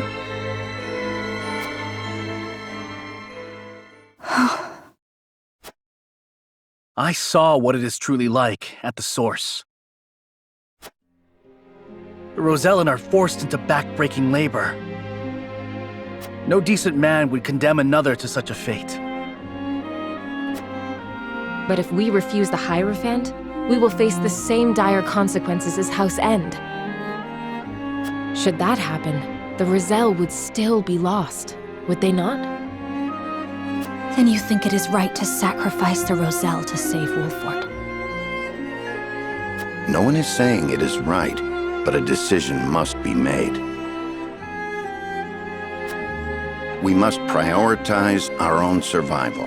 That much should be clear. And survive we shall, if we can secure Hyzant's aid. Unless you know of another way?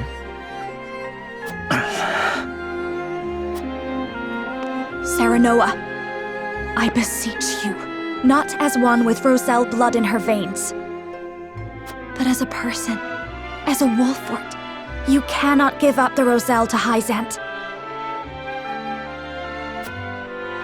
I appreciate each of your arguments, but we cannot debate this forever. It is time to decide. Once more to the scales of conviction.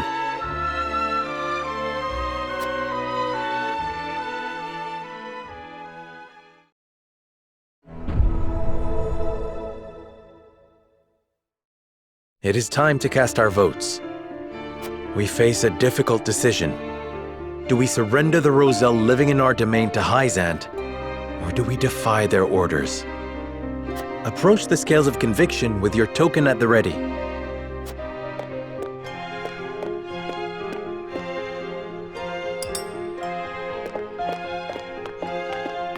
You make a convincing argument, my lord.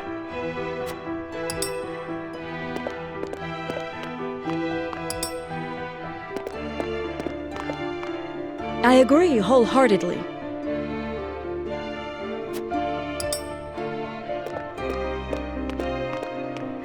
I cannot agree to this.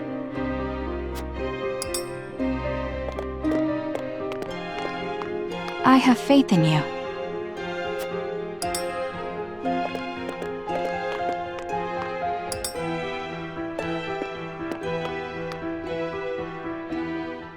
The scales of conviction will illuminate the path we've chosen.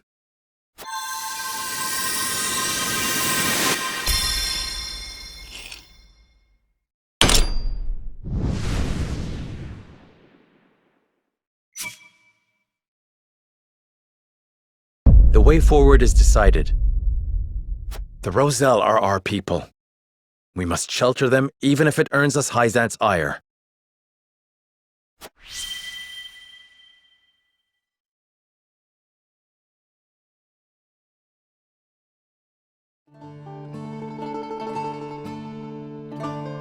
I suspected it would come to this.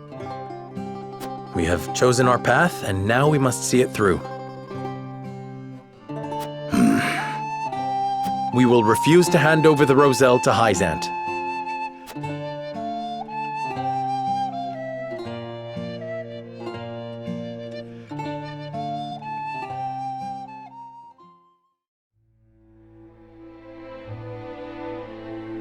Serenoa and company move to protect the Rosellan settlement. Noble as it may be, such an act of defiance toward Hyzant risks inviting the destruction of House Wolffort itself.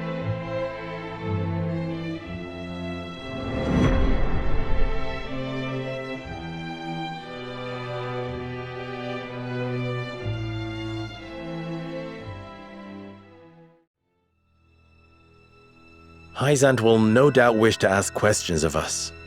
We can draw out the negotiations and buy some time. Time enough to find a way to break them. We have to inform the Roselle of the situation here. I'll send an envoy and have them sheltered in Castle Wolffort. Lord Serenoa, come at once. An army marches on the Rosellan village. You can't be serious. Whose banner do they fly? We know not. And it matters not. We ride to their aid. Prepare for battle.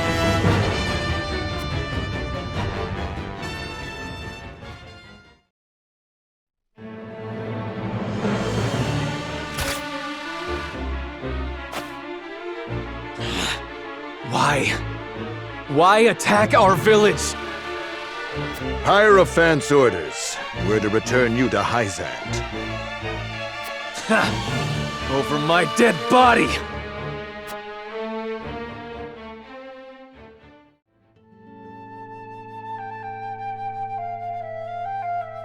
Did Silvio accept our offer? Indeed he did. One glimpse of the reward set him on his way to the Wolffort domain. Then all is in order. Care to wager how House Wolffort will respond? Why bother? If they comply, we make use of them. If they resist, we crush them. Either way, we endure. How ruthless of you.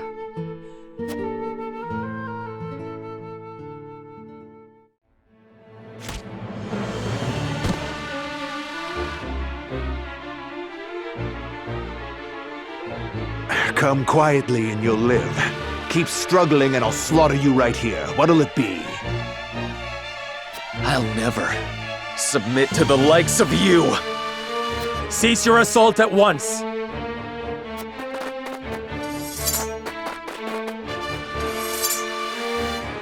Lord Serenoa!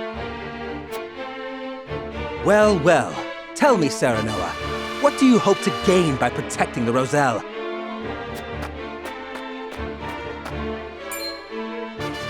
How about you tell us what you're doing here, Silvio? Mind your manners, Iridor.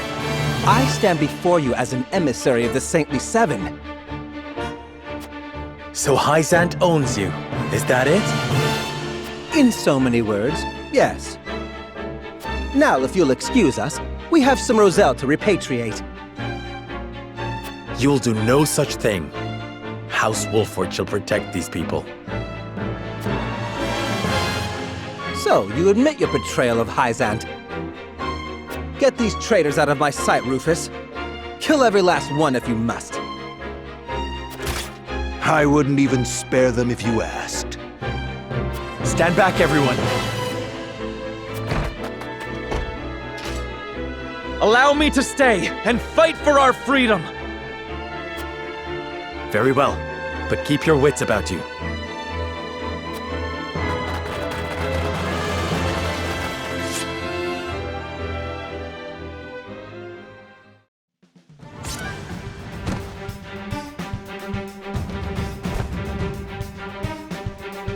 Wait, I beg you!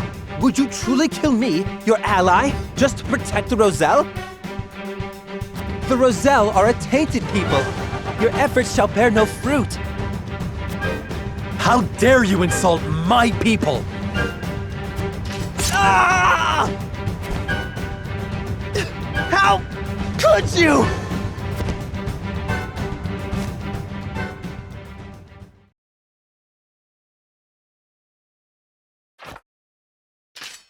I lose too many employers this way. I'd best make myself scarce.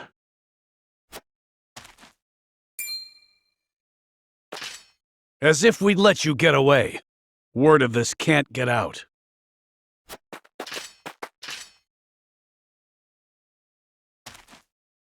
Too late. Silvio sent word of your betrayal eons ago.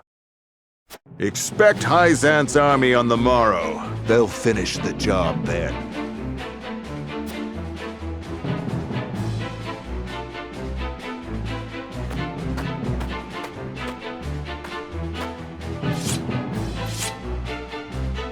And so, we've bought no time at all.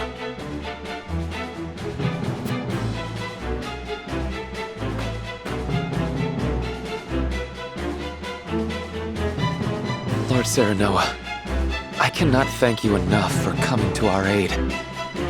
Allow us to show our gratitude with a feast. I'm afraid we haven't the time for such levity. We must tend to the wounded, of course. But fight or flee, surely we have time enough to catch our breath and fill our stomachs. Let us not spurn their kindness. The young lord's right. Steal that belly of yours.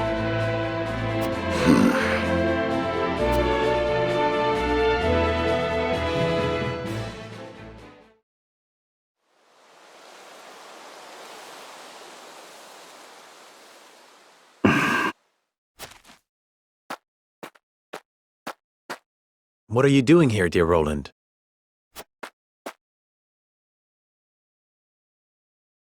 Jerome is a young man of formidable convictions. Indeed. He took the fate of his people in his hands and fought for their freedom. Just as you have done. I did what any lord would do to protect the sovereignty of their land, nothing more. I will not see the Roselle stripped of their humanity and treated as objects. Hyzant's goddess has always seen them as such. History has ever seen the strong rule the weak, but that does not mean it must always be so. I do not mean to excuse it. Rather, I see now that this village and all of House Wolford suffers because of the royal family's impotence. That's not... I speak the truth, and you know it. Cordelia and the people of Glenbrook cry for aid as we speak. Yet here I sit, cowering behind a mask and a false name. Who dare call me a leader?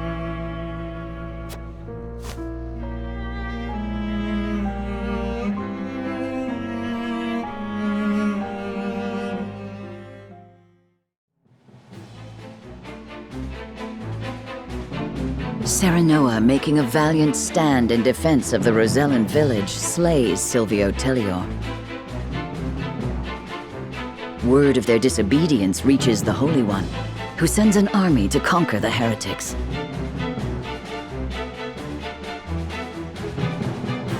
With the enemy only a day's march from their doorstep, House Wolford and the Roselle scrambled to mount one last stand.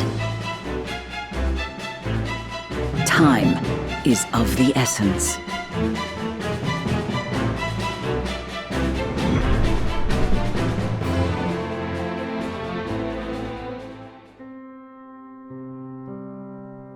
So that's the size of it. House Wolford has gone to such great lengths for us. It was our decision and ours alone. Your people brought nothing upon us. It is as Serenoa says. We are happy to do all that we can to protect you. Forgive me, Lady Frederica, but your mother was Lady Orlea, was she not? You came to our rescue just as she did. I cannot help but feel 'twas fated to be so. You knew my mother? Where did you hear of this, Jerome? I've told you not a whit about her. I overheard whispers between my mother and father long ago. Why would the elders labor to keep such information secret?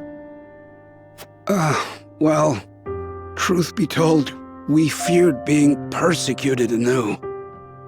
And so your greatest fears have come true.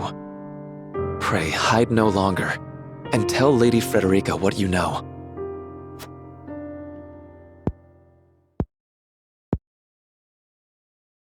You know the history of Hyzant's oppression of the Roselle, yes? Then you know of the Rosellan revolt that occurred 30 years ago. Your mother, Lady Orlea, led that uprising at the source. She led us to freedom from Hyzant's rule, here to the Wolford domain. She was a woman of great courage. She even left a sizable gash upon the goddess's statue as we departed. The statue that stands tall in the source. I've never heard tell of this gash. I reckon not. Hyzant would never admit to such a thing. But we, Roselle, know the truth. I had no idea my mother was involved with the revolt, let alone led it. And it was my father who gave them this land to settle. That he did. Lady Orlea, for her part, vowed to fight on, to liberate those who remained in Hyzant. The rest of us, battered and bruised in the escape, parted ways with her, and remained here to live out our days in peace. And so she eventually found her way to Esfrost, where she was taken in. I thank you for sharing such a wonderful chapter of my mother's history. I hear she rallied the people to her cause with these words. The Holy State's teachings are false.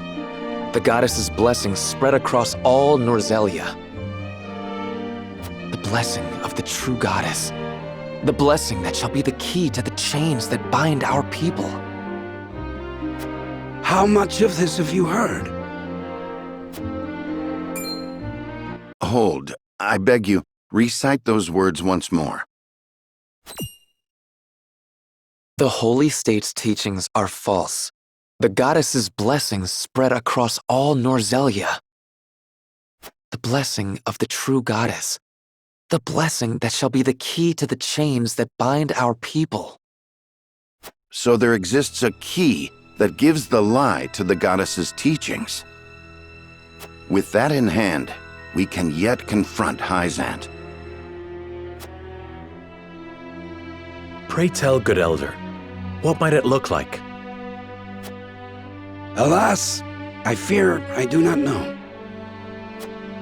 I know not to what they were referring, but my parents always said Lady Orlea left it in this village. Then the key is here. Jerome, please. We would speak with your parents at once. I'm afraid that's not possible. They both passed many moons ago. We must find this key, Lord Serenoa. I know it sounds like a fool's errand, but I feel we have no other choice. I agree. 'Tis a slight hope, but hope nonetheless. Let the search begin.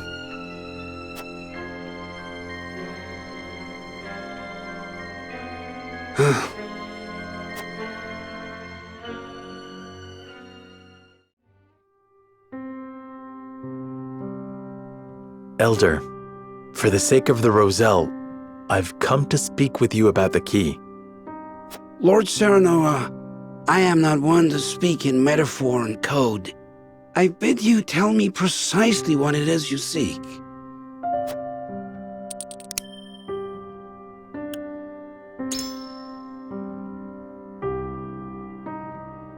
Could this pink rock be the key? Where did you find that? So it is the key. What do you know of it? Clearly I can deceive you no longer. I shall tell you everything.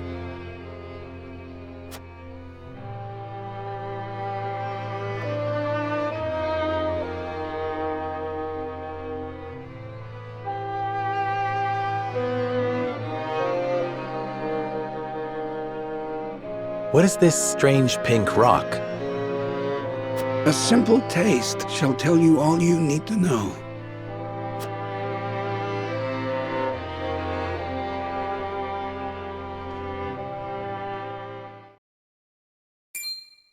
My word, it tastes of salt. No, it is salt. Truly, a rock of salt. Indeed, it is. And the story behind it is a long one. This crystal before you was brought here by Lady Orlea. My mother brought this? And you knew of this the whole time, Elder? Yes, but the seeds of conflict ought not to be left in the sun where they are apt to grow. That was our decision. Are there any other crystals like this? There are. Lady Orlea spoke of a repository rife with salt, hidden somewhere in Norzelia. And where might that somewhere be? Unfortunately, I do not know.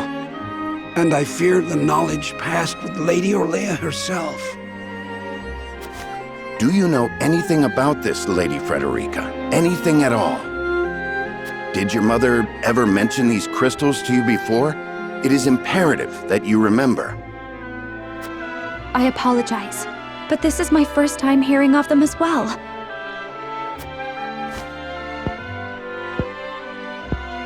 Calm yourself, Benedict. You're scaring the lass. Calm myself. The very existence of this crystal changes the nature of our realm as we know it. If you have ever wondered why Hyzant oppresses the Roselle or confines them to the source, this is your answer. So they did it all to hide the existence of the repository and monopolize salt. And not just that, anyone who finds that repository could reign over all Norzelia. Would it really have so great an influence? Salt is a divine boon, a gift from the goddess to her true believers. It is one of Hyzant's fundamental beliefs, one that, due to their monopoly on both salt and the source, has appeared true all these years. But no longer. With this crystal alone, we can prove their doctrine false. Revealing their absolute teachings to be mere fabrications would shake Hyzant to its very core. There may be hope for us yet. A report, my lord. Hyzant's army is on the horizon. Lord Serenoa, if you would, I should like to be the one to speak to them. Of course, Benedict. I leave the matter in your capable hands.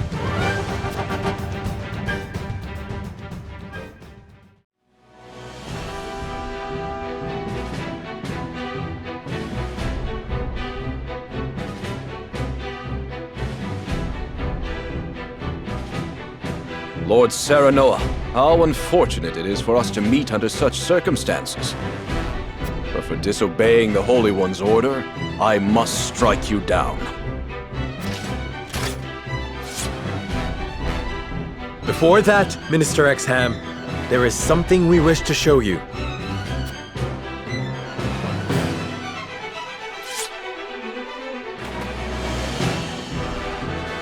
It is a mere fragment of something we have discovered in this village. It is a crystal made entirely of salt.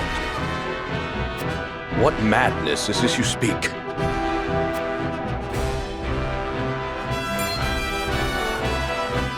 This is salt, indeed. But how is this possible? It appears to have been passed down among the Roselle, and in a quantity large enough to rival the source. Unbelievable. Perhaps so, but we have proof. Salt can be found in places other than the sacred grounds beneath the goddess's feet. I am certain the implications do not escape you. What is it that you want? An audience with the Holy One.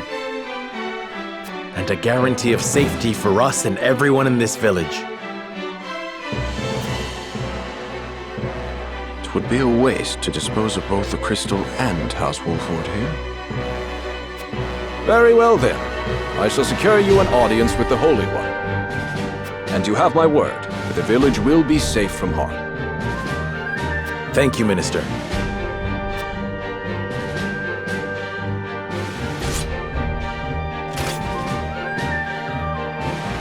Oh, how I wish I could see the Holy One's face contorted so.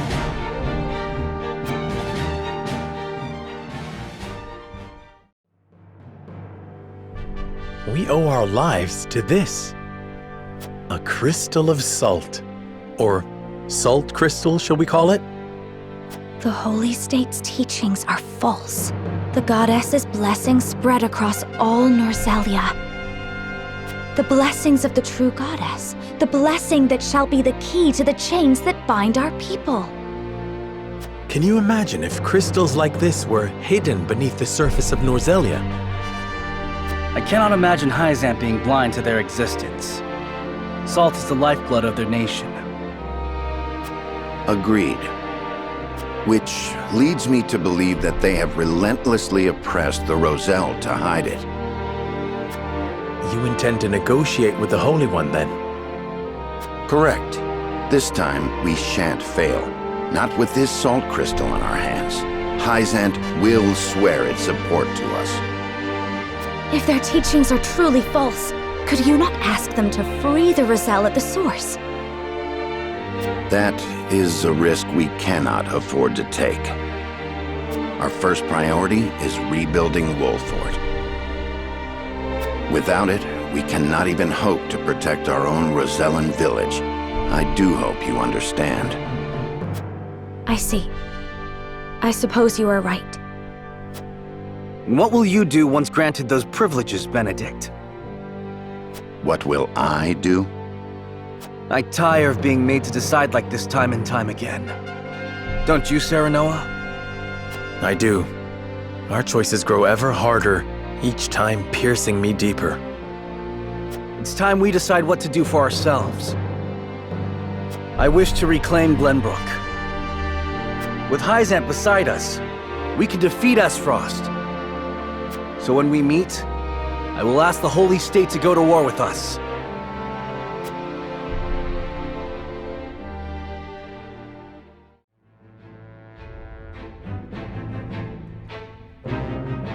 House Wolford protects the Roselle in defiance of the Holy One's orders. Hyzant sends an army to punish Wolford for their disobedience. Cornered though they may be, Serenoa and his comrades discover a crystal of salt, hidden in the Rosellan village. Benedict leverages its very existence in negotiations with the opposing General Exham and succeeds.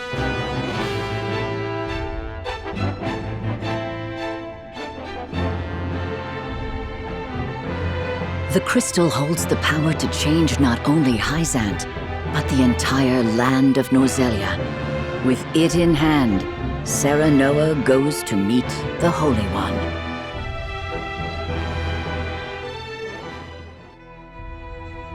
We granted you an audience because of Minister Exham's petition, but I did not expect you to show us this. A crystal made of salt. How very fascinating.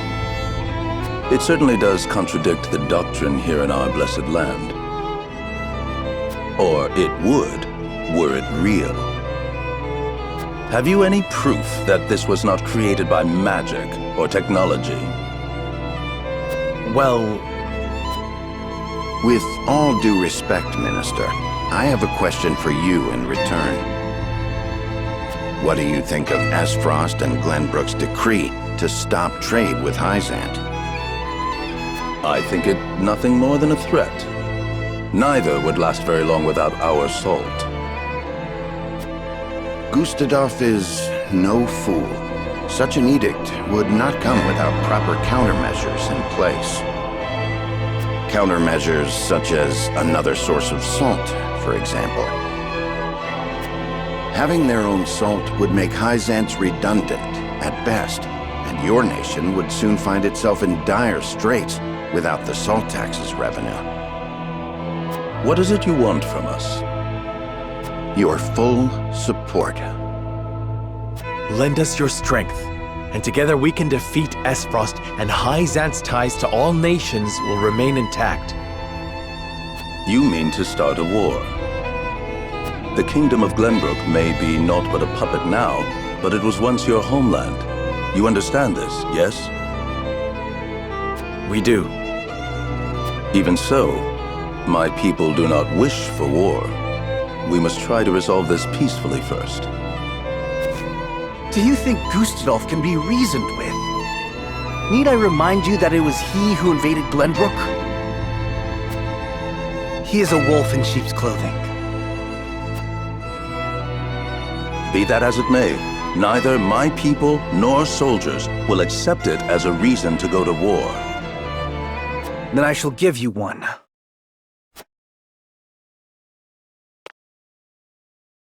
For I am the second son of King Regna.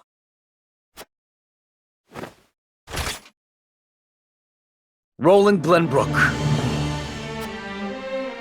You live. There is no mistaking that face. Huh. So the prince lives to slay his kingdom's invader. We could not ask for a better reason. If you need a just cause to go to war, let it be me. We must stop Gustadolf.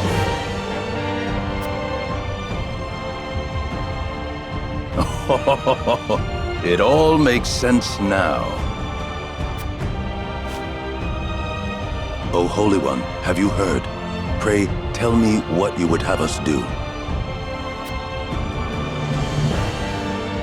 It shall be done. Wolfort, Prince Roland, heed the words of the Holy One. The holy state of Hyzant stands with you. The Holy One would see you defeat Esfrost and restore peace to Norzelia. Our nation shall spare no effort in your fight against Gustadolf. From this day forth, we support Prince Roland as our commander and Lord Serenoa as one of the Saintly Seven. Me? A saint? We are brethren now. We ride to war together.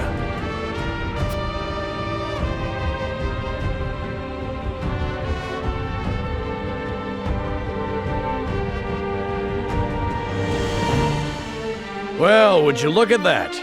We secured Hyzant's support, and you even got yourself named one of the Saintly Seven.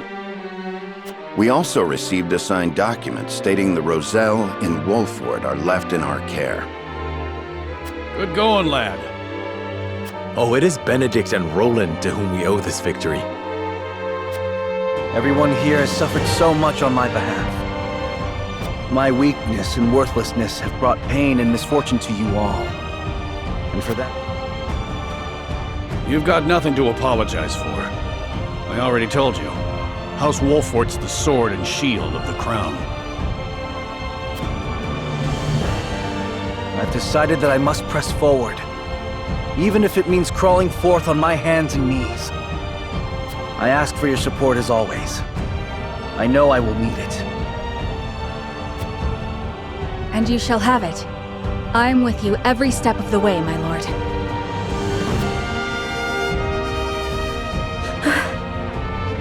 Is something the matter, Frederica? No. My apologies for worrying you. Now, to battle! We take back Glenbrook with our own hands!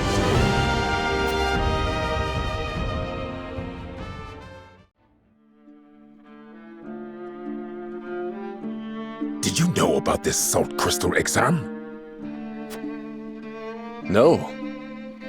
Neither did I know of Prince Roland's survival. I thought he had perished. Likewise.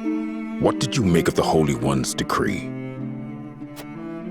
Hyzant is a grand nation, but unfortunately not one blessed with a bountiful harvest of anything other than salt. Were we not able to trade, there is no doubt our nation would wither to naught. We've relied solely on salt for much too long, and that reality was made painfully clear to us. Harsh words. But true nonetheless. Do you think we can triumph over Esfrost? Mark my words, Minister Camsell. There is no fight Exham Marshal cannot win.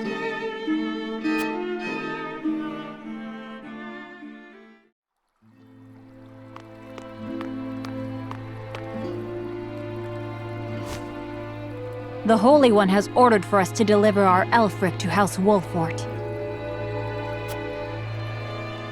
And here I thought your research results to be top secret. What a curious turn of events. Perhaps the Hierophant determined it a good chance to test them in the field. They could easily sink an Esfrosti ship or two.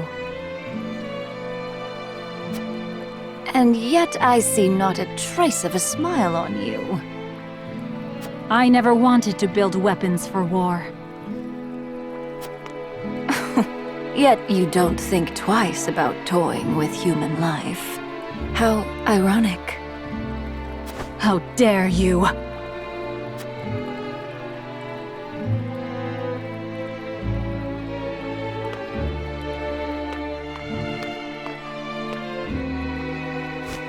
Have a wonderful day.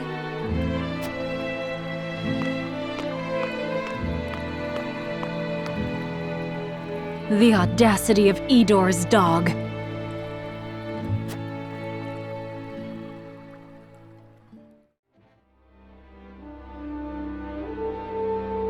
Are you certain it's wise to return to Esfrost alone, Your Grace? You are needed here.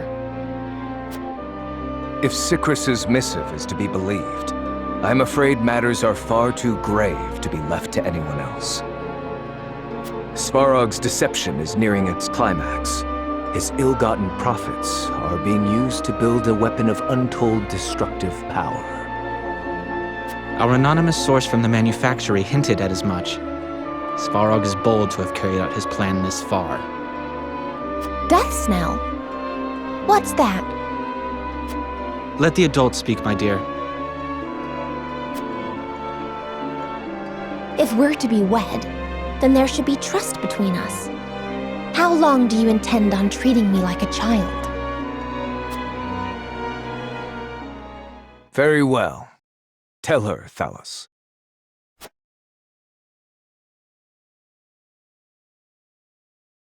If you insist, brother. This weapon combines the powerful explosives developed by Dragan with Esfrost's mastery of steelcraft. Although yet to be tested, this cannon is said to have the power to breach even Hyzant's walls. The goddess's shield would buckle under a single blast. But The shield is impregnable. I have heard nothing of this. Do you think so little of your general? A general is to win me victory, as and when I command it.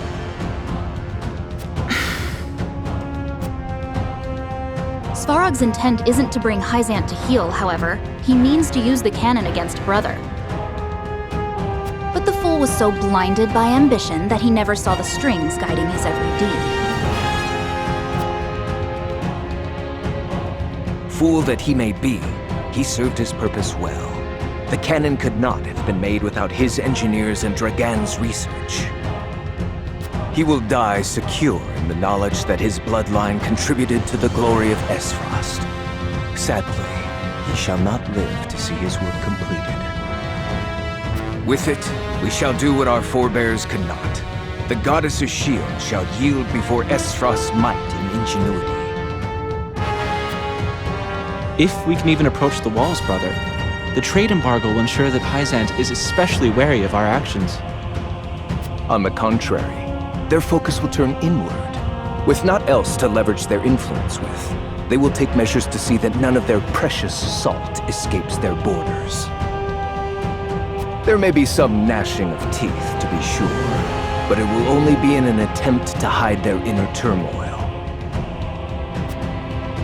Erica, muster a force, and march to the Hierophant's palace at once. Deliver to Hyzant my final demands. As you wish, brother. I shall gather what news I can of the Saintly Seven's machinations. Thalas, you will remain in Glenbrook. Conduct yourself as if I had never left. You hardly need ask, brother. That is all. Now go.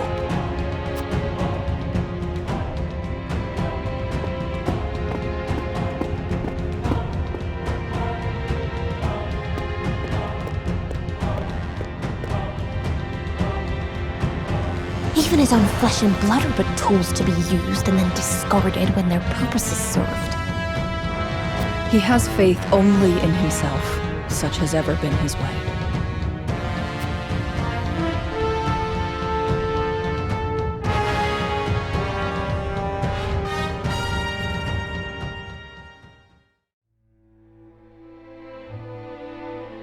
Esfrost and Glenbrook remained strong after declaring a trade stop with Hyzant. Gustadolf sends Erica to Hyzant to deliver his ultimatum, and dispatches an army to Glenbrook to increase the pressure on the Holy State.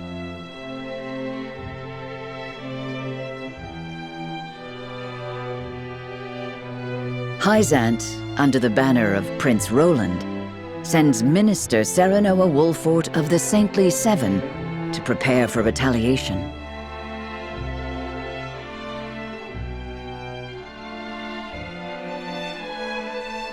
Softly but surely, Norzelia descends into war once more.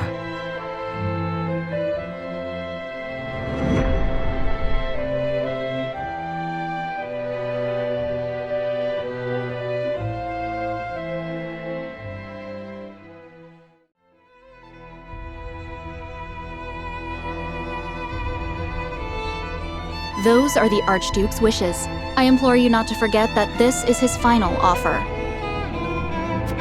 Come to think of it, I heard that Wolfort was added to your saintly ranks.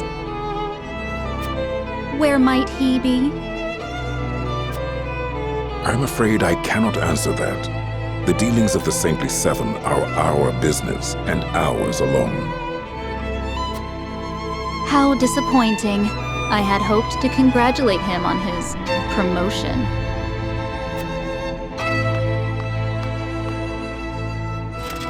That wretched woman. Those are hardly wishes. Esfrost all but demands us open the source to restore our diplomatic relations. The duchy fears neither a lack of salt nor the goddess's shield. We can assume they have a plan in mind. Then this was no more than a ploy to stall for time. We had best expedite House Wolfort's plans to take the capital. Minister Exham, send word to Minister Serenoa.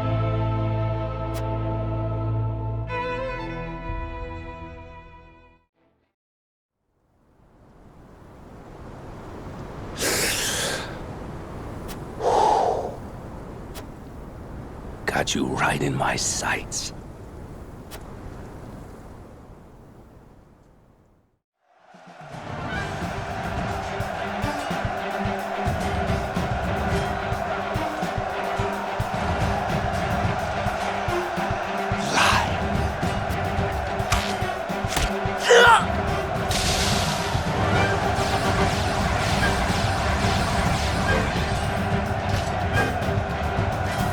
Too many of them, Minister Archibald. And flee we must. I'll hold them here, but you lot, retreat!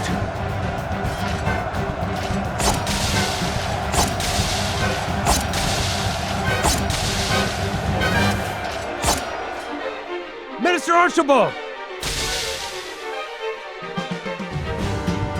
No, this cannot be how it ends. My lungs yet draw breath, my heart yet beats. This place shall not be my grave.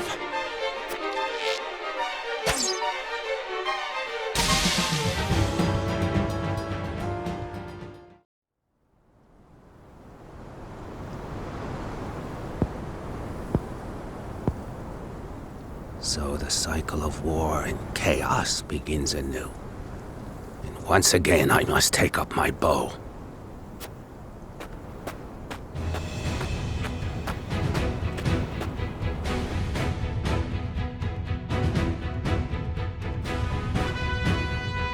I've been watching you fight from afar, and I like what I see.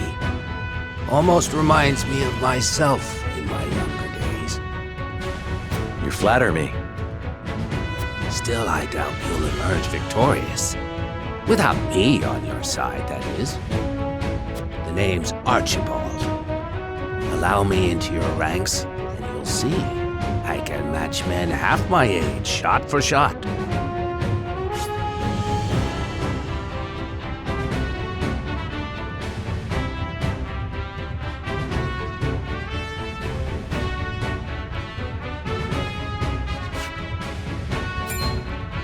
I couldn't ask one so elderly to risk his life in battle. This graybeard survived a salt-iron war with naught but the bow at his back, I'll have you know. And my aim is just as sharp now as it was then. I haven't many years left, lad, and I'd like to spend them fighting for a just cause.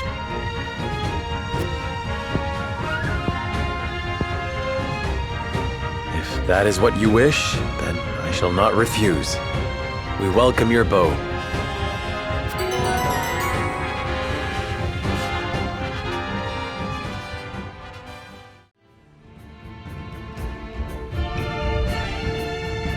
You wish to lend us Hyzant's new weapon? Yes, it was a directive from the Holy One. The weapon is one Minister Lila developed in secret.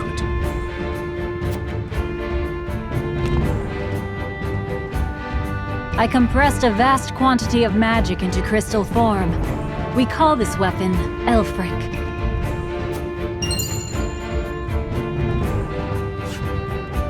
The blast crystals have yet to be perfected, but they can decimate a castle wall easily enough. We thank you for your support. Be forewarned, their power makes them unwieldy in an average battle. They are not meant to be used on people. Furthermore, we are only giving you a single blast crystal. Regardless, I'm certain it will come in handy while recapturing Whiteholm Castle.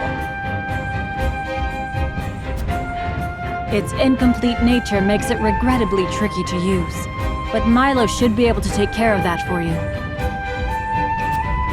Use them both wisely.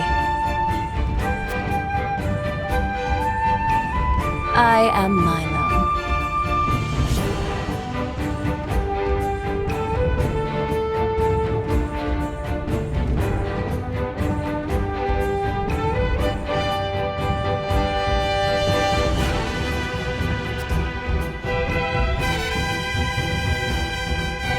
A dancer by trade, but assistant to the saintly Seven on occasion.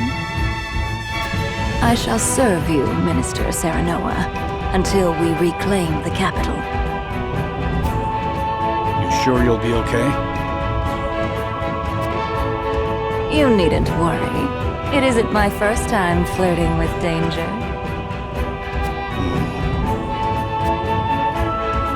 A Hyzantian spy? Very likely. The blast of the Elfric should help you catch the enemy unawares. Both my army and Minister Camsel's will join in the attack. Can we entrust command to you, Minister Serenoa?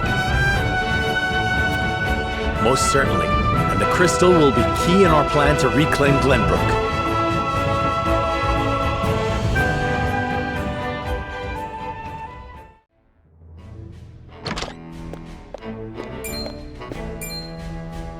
You have made a grave error in allowing thieves to raid the archives, Constable Sicris. Forgive me. My guards gave chase as soon as they noticed intruders, but they'd already fled beyond our reach. What did they take? Luckily, they were unable to gain entry to where we keep our more sensitive texts. All they were able to make off with was a single book penned by the late Lady Orlea. Orlea? She left behind a message of sorts? She'd bid it be passed on to Lady Frederica when she came of age, but it seems those wishes were forgotten. Thalos or Erica must have hidden them from her. They derived no greater pleasure than from tormenting her. Do we know what was written in this book? No. Storage records indicate it was protected by some arcane seal. It must be of some significance, if she would go to such lengths to protect it from prying eyes. Perhaps something to do with the Rosellan liberation, for which she fought so fiercely. Or perhaps it is not but a mother complaining to her daughter of a duchy they both despise. I shall send a party to hunt down the thieves at once. No need. Such ruffians are unlikely to be in the employ of our foe. No doubt they were simply looking to loot us to fill their own purses. It is more important that we dispose of Svarog and finish the Nell with all haste. Dispatch your soldiers there. Aye, Your Grace.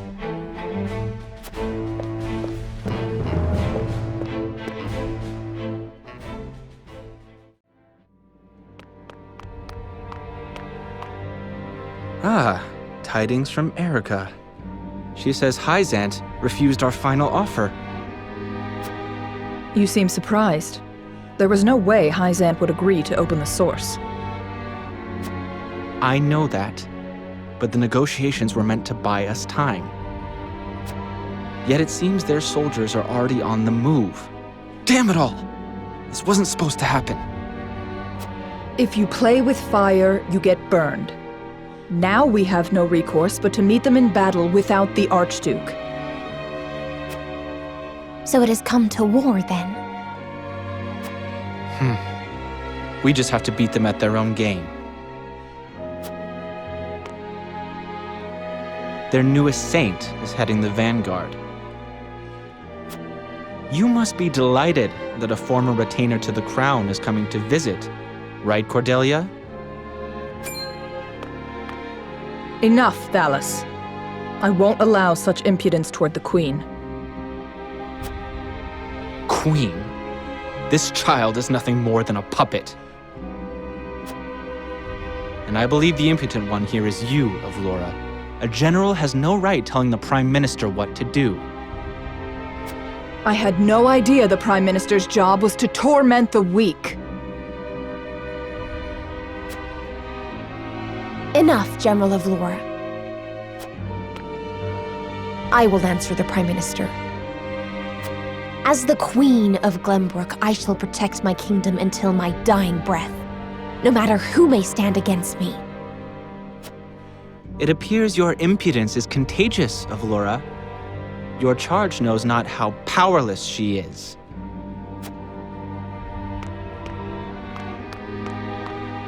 Worry not, Your Majesty. I shall protect you.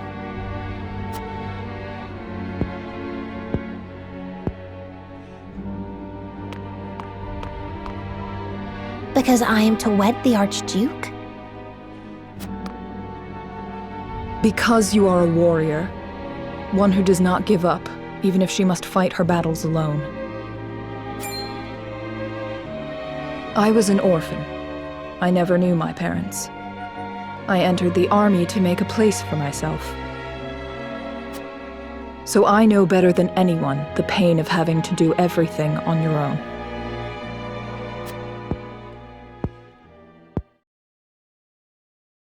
Allow me to bare my heart to you as well, General Avlora. As the last heir to the throne of Glenbrook, I do not intend to let Gustudolf have his way. You mean to strike down the Archduke? But I lack the power to do so. Have you heard of the Royalists? The aristocrats who were aid to my father. I have. I also heard they secretly indulged in bribes and the like for personal gain. That man Patriot was cozying up to the Archduke not seconds after King Regna's beheading. Their kind knows no loyalty. Indeed. But Gustudolf has not given any of them a position in his court, so they have fallen on hard times. I want to ask Patriot and the other royalists for their help. Are you mad? No doubt they would wholeheartedly embrace you as their symbol, but only for their own purposes. I understand that. But their years in service to the crown have earned them great influence in politics. I must have their support if I'm to reclaim Glenbrook.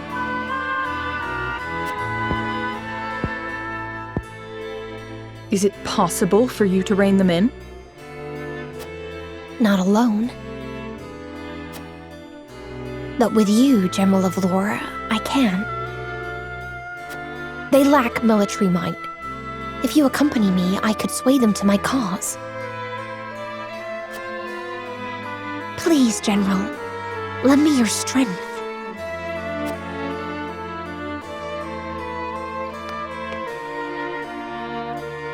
As an Esfrosty general, I simply cannot turn a deaf ear to what you've told me. Did you not think I would tell the Archduke of your plans?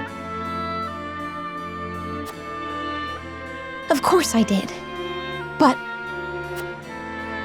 I refuse to stand idly by as a mere decoration. So if it meant earning your trust, I was willing to show you that I wish to protect Glenbrook by any means necessary. You took a gamble. I had to. For it is not status or reward that moves you.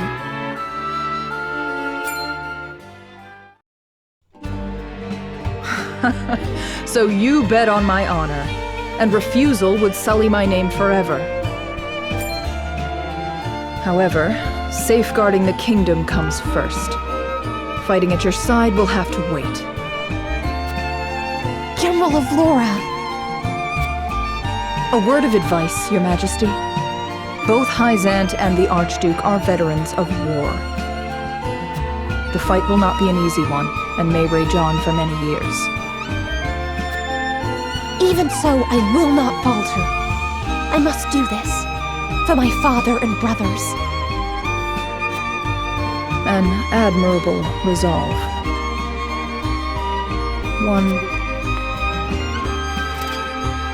I shall be your sword and shield, my queen. Thank you, General Avlora.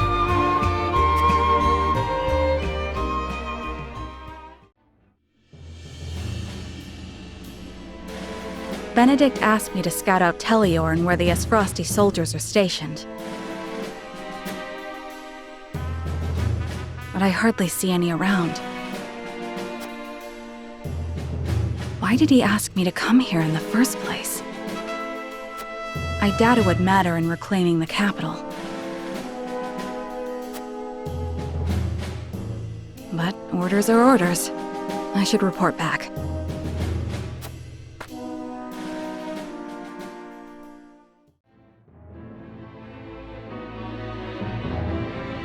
I apologize, but are you suggesting we destroy the dam around Tellior Reservoir to start a flood? The capital city was built on the banks of the Norzelia River. Breaking the dam surrounding Lake Tellior upstream will allow us to submerge a majority of the city. Flooding the town will throw their army into disarray, which should allow us to take the place by storm. Lake Tellior is a man-made reservoir. You might be able to burst through with a blast crystal. Huet scouted the area earlier and reported seeing very few sentries, proof enough that this is outside the Archduke's calculations. No. The damage will be too great. The means would not justify the end, Benedict. We cannot afford to lose. I agree with Roland. There is already far too much blood on our hands. Perhaps it's worth speaking with the people and gaining their understanding. Unless we reclaim Glenbrook, it's unlikely they'll understand or support our actions. We must take the capital back and show our strength and resolve first. So that means you stand by Benedict then? If we have a sure shot at winning, we need to take it, no matter the consequences. We can't lose the war. We just can't. Tellior Reservoir is the kingdom's water source. The dam was constructed to protect the people from floods. I doubt they would ever forgive us should we choose to destroy it for war. Glenbrook thrives because of that water, and to use it otherwise is inexcusable. Brute strength isn't the only way to reclaim the city. We can strike at night and defeat their commanding officers. There are ways to slip into the castle unseen. If you have used it before, there is a chance it has been sealed off since. There is more than one round. You needn't worry. So you mean not to use the blast crystal? No, I do. After we sneak in, we can sink Esfrost's warship. It would close off their escape route. Our first priority should be ensuring the people's safety. We cannot allow them to be taken hostage. It would restrict our options as well. She's got a point. But how do we take the capital back after that? We could use the blast crystal to destroy the bridge connecting the town and the castle. The enemies would be stuck within the walls. That would certainly mitigate the damages to the citizens. If we encircle the castle, we could negotiate with them. We could ask them to yield, free Glenbrook, and re-establish the trade between our nations. I am certain we can find a way to make both parties agree. Negotiate. I understand your thoughts and the wishes held therein.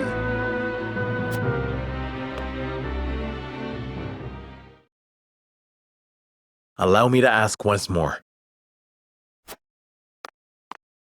Shall we shatter the dam around Lake Tellior and flood the town? Sneak in under the guise of night, sink their ships, and slay their commanding officers? Or destroy the bridge, safeguard the people, and negotiate with the enemy? Fetch the scales. It is time we decide our path.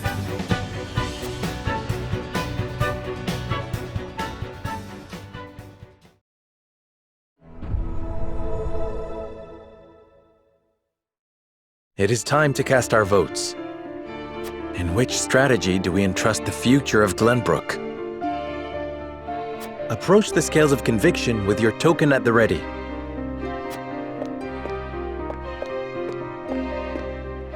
I believe in you.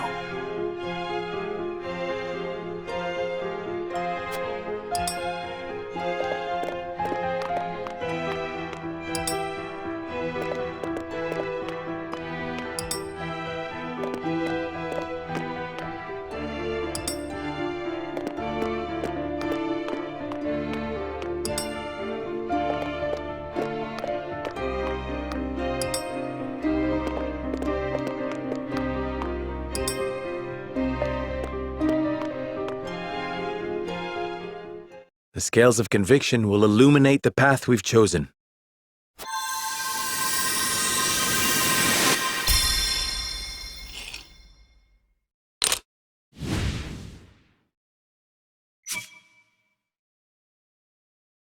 Equal votes for all sides. As such, the Lord of the House will render the final decision.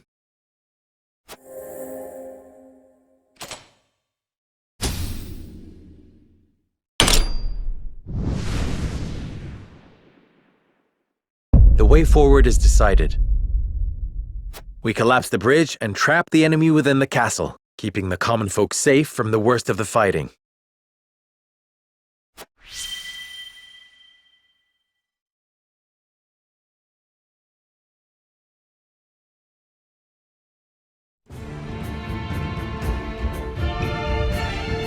You will safeguard the people, drive the enemy into the castle, and negotiate.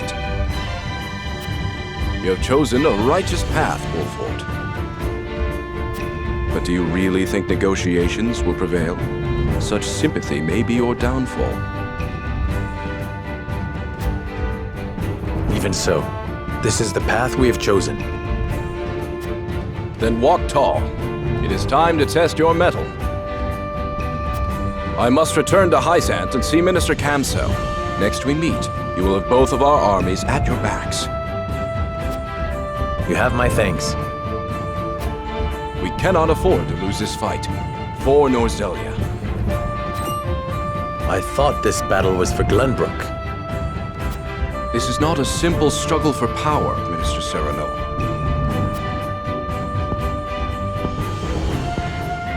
The goddess, the source, iron? The war of 30 years ago comes back to haunt us because the old cling to relics of the past. Norzelia needs to be born anew. Right now, the people of every nation are searching for a young standard-bearer to guide them. A standard-bearer? Yes, people like you and me. This war is a fine opportunity for us to show our worth to Norzelia.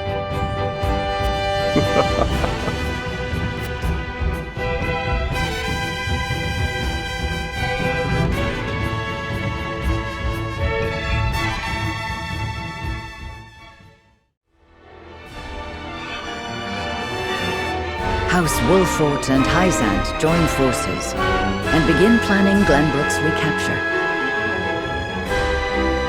But with the Norzelia River and the Esfrosti armies in their way, retaking the capital will be no easy feat.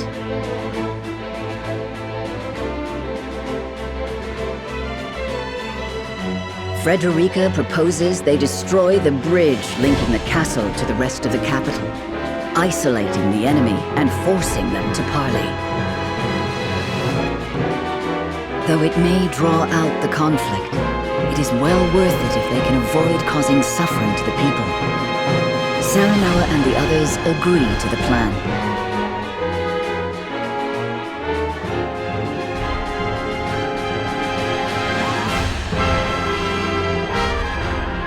In support of House Wolfort, Hyzant's great army marches forth for the first time since the Salt Iron War.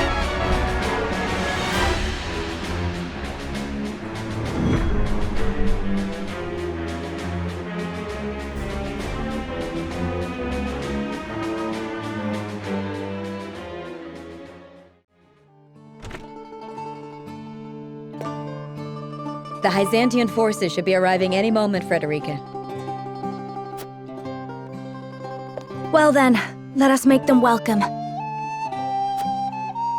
My lady, are you certain this is the path you desire? We are to battle against your people, against Dallas and Erica. I am keenly aware of that. Of course you are. But simply understanding a thing doesn't mean you are ready to face it. A single second's hesitation on the battlefield could cost you your life. Worry not. I shall prevail against any who stand against me. Even my siblings. To try and save them? No. To save myself.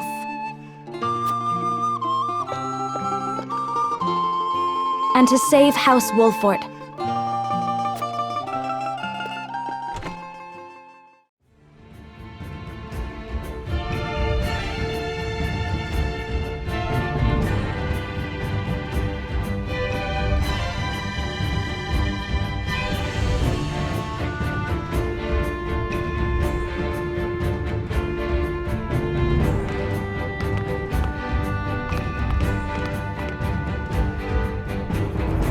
Minister Serenoa, Minister Camsell and myself have brought what troops we could muster. I'm grateful for your assistance. It was an arduous journey. Is there anywhere the soldiers could rest? We've prepared barracks at the harbor. Please use them freely.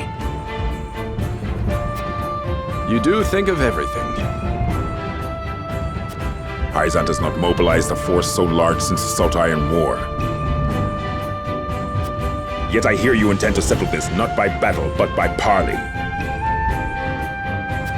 The Holy One will not agree to any half-hearted measures. The pressures of a large army on the capital's threshold is part of our plan. Come inside and I will explain the rest.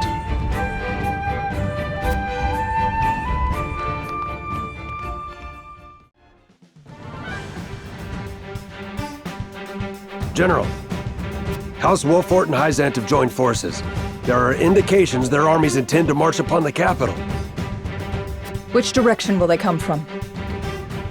We cannot yet be certain.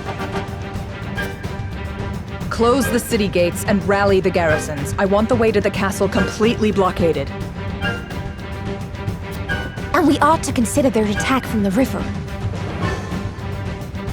House Wolford knows very well how difficult this castle is to take. I doubt they think to capture it with a direct assault. Indeed. Hyzantian soldiers are used to desert conditions. Doubtful they'd be keen to engage us in a marine battle. Though acting on that assumption and sending all our troops to defend the land route does leave a vulnerability the enemy could exploit. Send a party to scout along the riverbanks, then have them report to the harbor and ready our ship. Yes, General. Why beat around the bush? We have the soldiers, we should strike and end them. It's best to avoid open battle. With the capital and Whiteholm under our control, we have the advantage. All that tells me is you're frightened of Wolford. There is no enemy safe not to fear. A leader's hubris is the death of her soldiers. Frederica is attacking us. What does it matter how many soldiers die? I command you to kill Frederica, Avlora.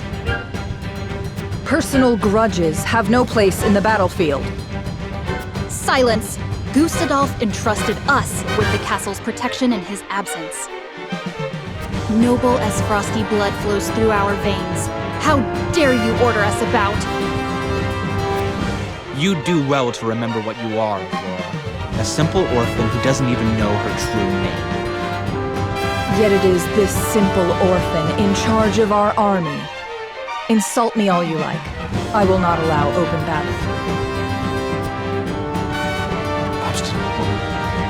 No matter. The reinforcements our brother sent are under our command. I shall lead soldiers into the capital myself and crush Wolfort's forces when they arrive.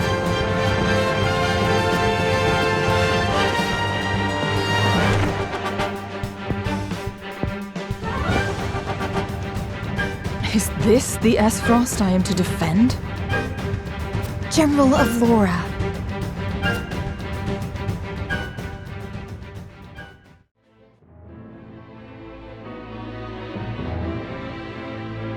My spies have ascertained the situation at the capital. The bulk of the enemy is holed up in Whiteholm Castle. Right now, they don't seem to be very active. And what of the common folk? Their daily lives progress apace. It seems the enemy has yet to notice our movements. Perfect conditions to execute Lady Frederica's plan.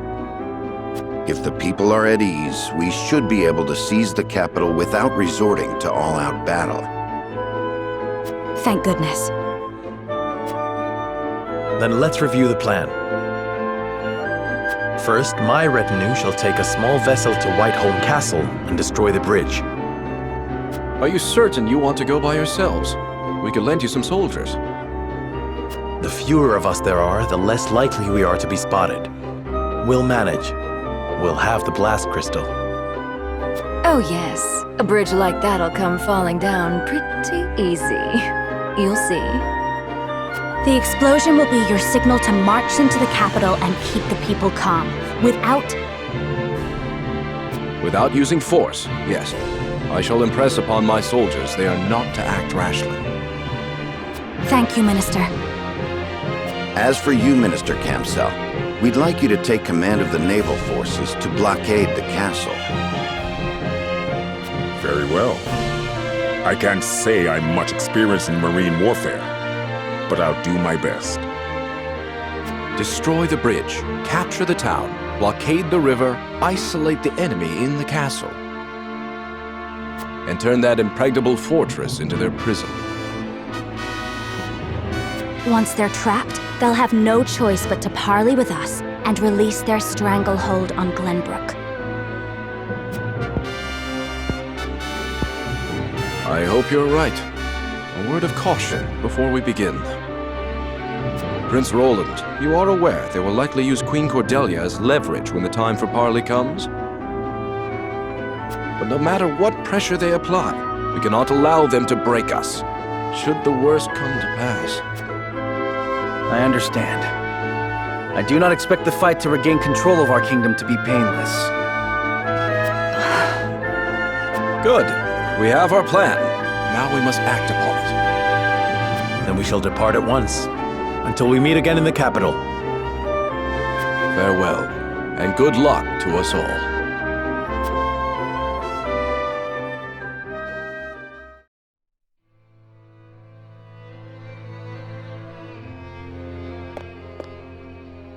Erica, Thalis, I cannot put off fighting them any longer.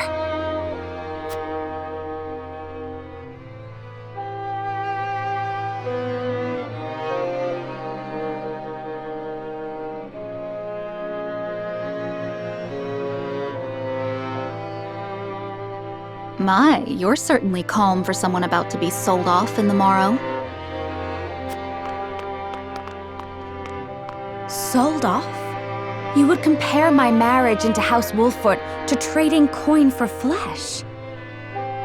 Why, I am to be a beacon of allyship, a bridge between our two lands. Yes, yes. So tell me, dear, how do you plan on seducing the Wolfort boy? Wait, let me guess.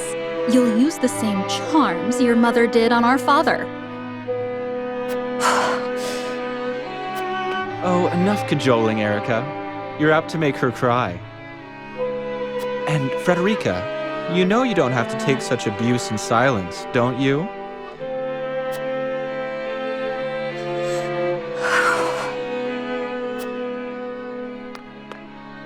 In any case, you seem to be under the impression that you've been entrusted with some crucial task. That couldn't be further from the truth. This is only to get you out of the way, same as your mother. You're no use to anyone in Frost. But you already know that, don't you? Well, every happiness to you, dear sister.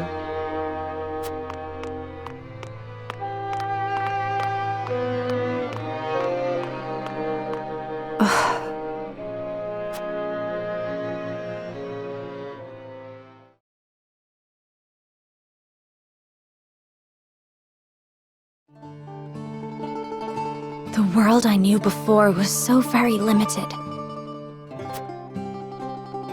No matter what awful thing happened to me, I believed I could do nothing but suffer in silence.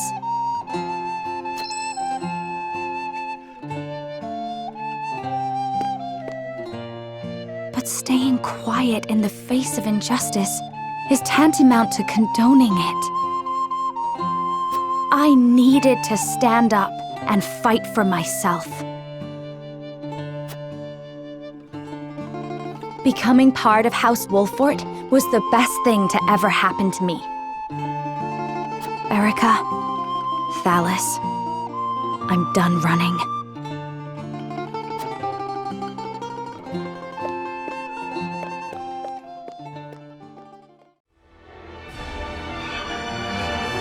In the dead of night, a small ship slips silently into Whiteholm Castle.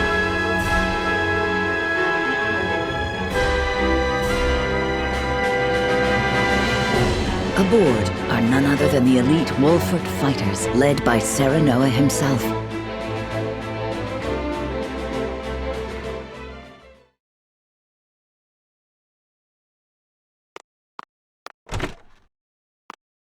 All right, it's time. Where should we set the blast crystal, Milo? Right around the middle of the bridge would be perfect. The wood will splinter apart quite nicely. Plus, any repairs we'll need to make later will be easy. In the middle it is. We'll search for a suitable spot. In the meantime, Milo, you ready the blast crystal. With pleasure.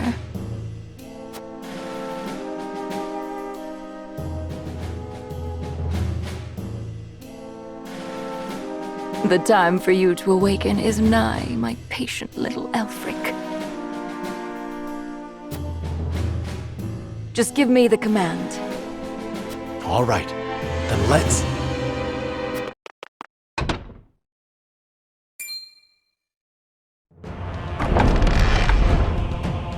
Wolfort? When did you get here? Thalas! Oh, I am so glad we didn't leave this to Avlora.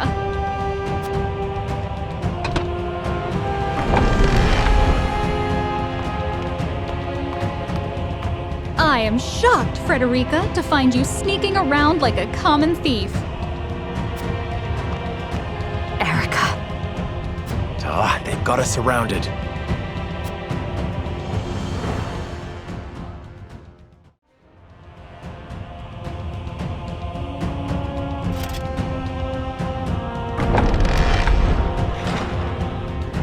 There's nowhere left to run, dear Frederica.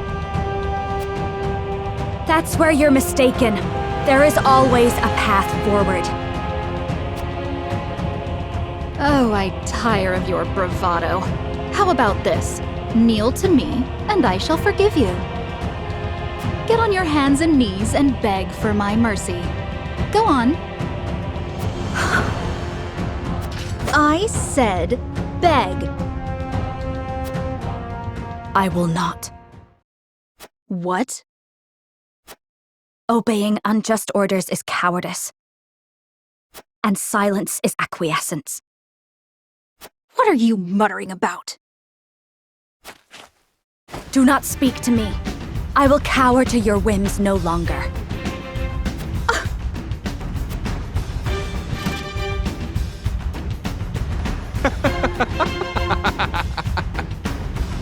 Well, well, you finally learned how to stand up for yourself. Right before you die. Kill them! Every last one.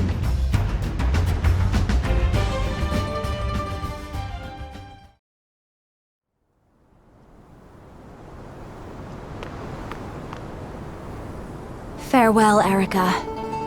Valis. Frederica. This isn't over yet. We must fell the bridge before reinforcements arrive. Benedict's right. Milo? As you command.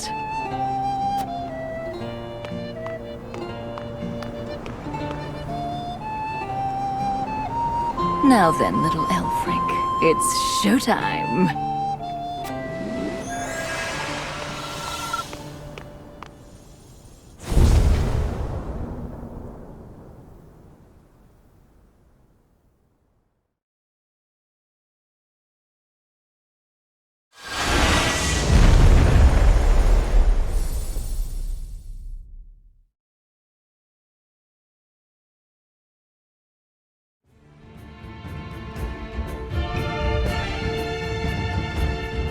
What a beautiful sight that bridge made coming down. You've outdone yourself, House Wolfort. I'm flattered. The capital? It is ours. No fighting, no bloodshed, and no civilian casualties so far. Thank you, Minister. Now, all we have to contend with is Whiteholm Castle itself. What of the river blockade? Minister Camsell is progressing apace. It's taking slightly longer than anticipated, but should be under control soon. So we succeeded in trapping Avlora and the others. But we still need to determine how to destroy them. There's no need to fight anymore. We'll send an envoy to negotiate a ceasefire. But will they agree to that? A complete reforming of broken diplomatic ties, bloodless surrender. These are not easy conditions to agree to. True, which is why success ultimately depends on who we send as our envoy. I shall go. This was my idea in the first place. Do not shoulder this burden so rashly. We must consider carefully who to send. All of us. Together. Serenoa. Very well. I shall leave the decision in your hands. I would like to ascertain the state of things at the castle before negotiations begin. It is to our advantage to know how many soldiers there are and what their morale is. Agreed. Huet, can you scout for us from the skies? But of course. I shall return with the information post-haste.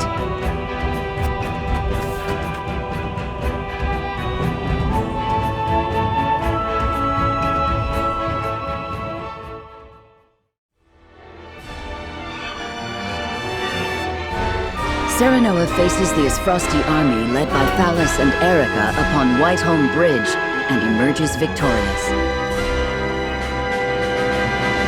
They use the Elfric to destroy the bridge and succeed in isolating the enemy within Whiteholm Castle.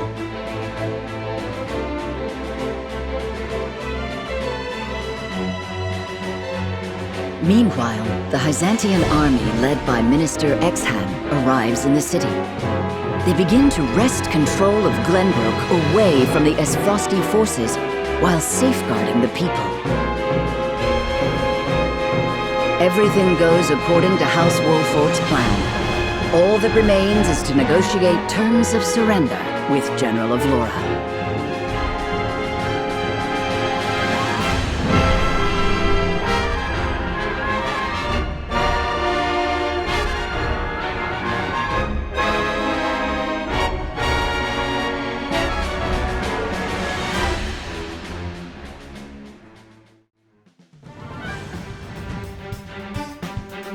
General Avlora fled with Queen Cordelia beside her. Yes. I saw them board one of the warships in the harbor. I thought the surrounding waters were being blockaded by Minister Camsell. Some of his ships were encircled by the enemy. The general used that opening to escape. Frost's expertise with ships far eclipses our own. She exploited the sole weakness in our plan. But she knew when to cut her losses and did it without thinking twice. My God, this is no time to be impressed. We have to go after them, prepare a boat! Wait. Our aim was to take back Glenbrook. With General Avlora gone, we can easily claim control over Whiteholm Castle. You're suggesting we just abandon Cordelia? No, simply that there is an order to these things.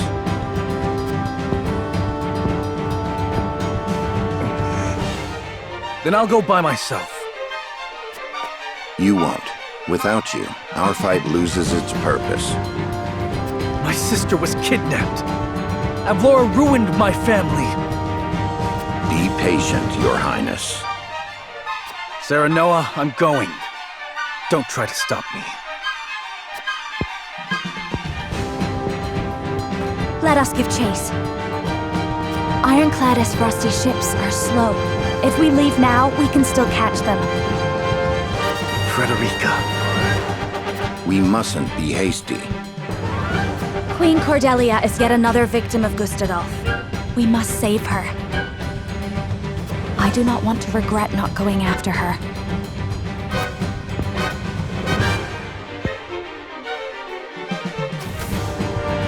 Benedict, Roland is indeed our cause for this war. But once the war ends and people find out we abandoned the Queen, their faith in him will be lost. Will it now? Let us go to Queen Cordelia's aid. It is part of our fight as well. Thank you, my friend.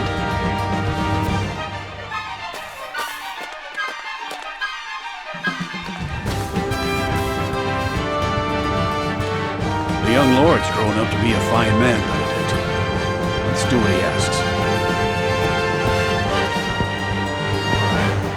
Very well.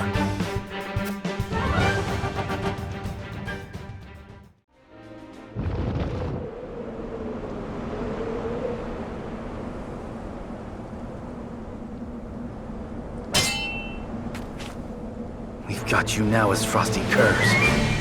And we'll be taking Cordelia back with us. So we've been caught. Prepare for a fight.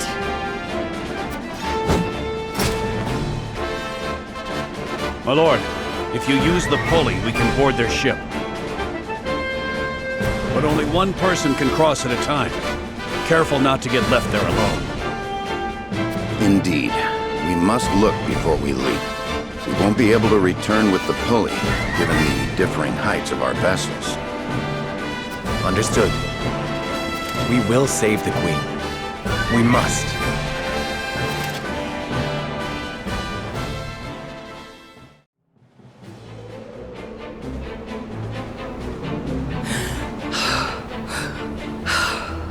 We have taken your ship. It ends here, Avlora. I am sorry, my queen. Being overtaken by these traitors and failing to protect you is my life's greatest failure. General Avlora. You dare call us traitors? You invaded Glenbrook under the premise of peace. If not traitors, then how about Hyzantian dogs? Every dog has its day, and this one shall be mine. Please stop, Maxwell! Stand back, Cordelia! You're not Maxwell.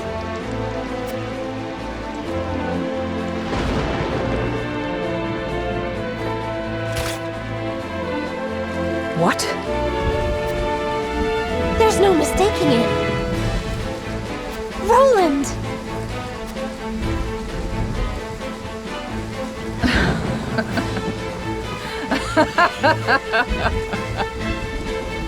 I see now.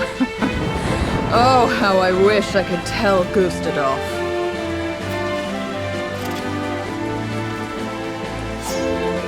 Stop, Roland! I am sorry for all the pain I have caused you, Cordelia. But I will free you from this villain by my own hand. No, Roland! General Avlora is...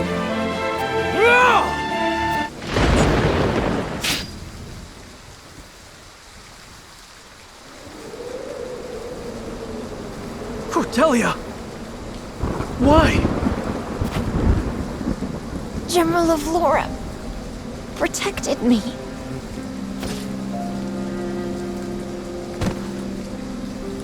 Queen Cordelia! Run of Laura. Your Majesty, forgive me.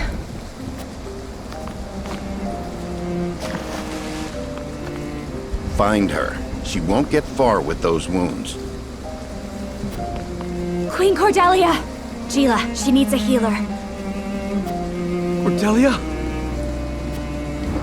Cordelia!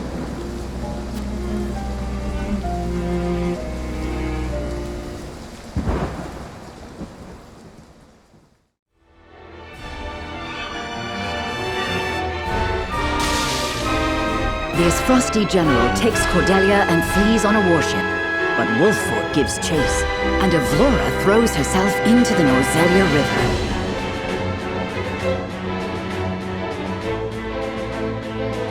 Some of the remaining Frosty soldiers fight tooth and nail to keep their hold on the city, but are eventually bested by the Hyzantian army. Though Glenbrook has taken more damage than anticipated, her people are safe, and House Wolffort breathes a sigh of relief to see their plan fulfilled.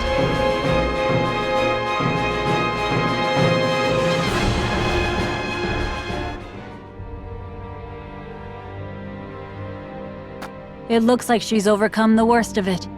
Once she wakes up, she should be fine.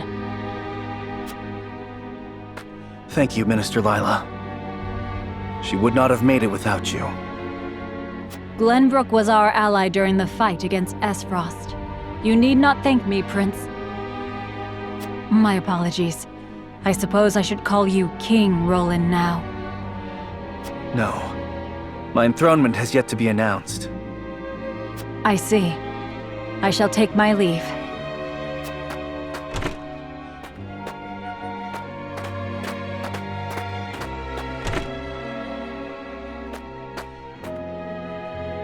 Thank goodness. But why, Cordelia? Why did you shield our enemy?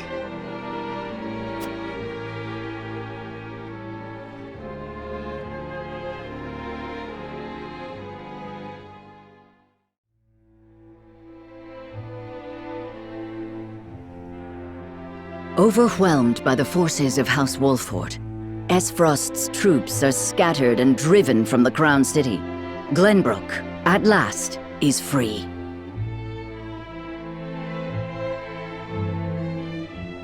Several days after this fateful battle, Queen Cordelia announces her intent to abdicate the throne and make way for another.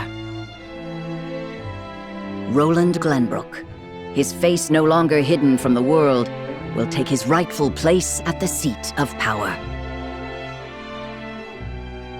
With the prince's friends having only just finished grieving his death, and his enemies having only just finished toasting to it, this news shocks the foundations not only of Glenbrook, but of Norzelia itself.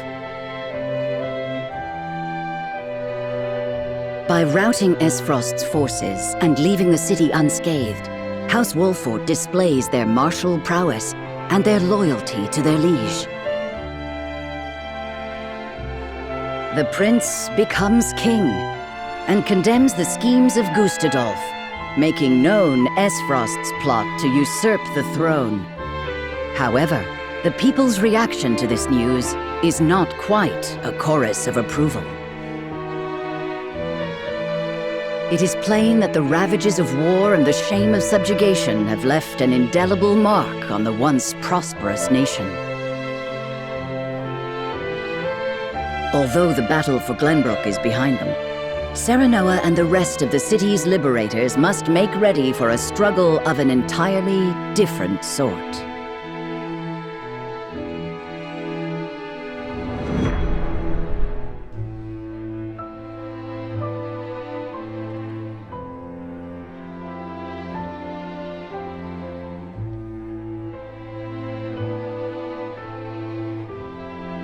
Congratulations on returning to your rightful throne, King Roland. Ah, you've returned. My friend, a word. Yes. I am honored to have had you by my side on this journey. To be able to call you friend. As am I, Roland.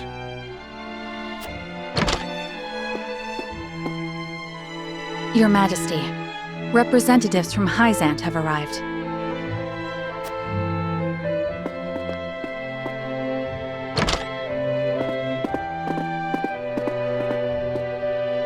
We shan't make undue demands of your time, King Roland. We've simply come to say farewell. Without your aid, my people would still be under Esfrost's iron rule. Glenbrook owes you a debt of gratitude. Consider the debt paid. The knowledge we gleaned of Elfric's capabilities was more than worth our troubles. Indeed, it surpassed my every expectation. The Holy One is sure to be pleased with the results. Your Majesty, can we trust you to lift the embargo and keep Esfrost subdued?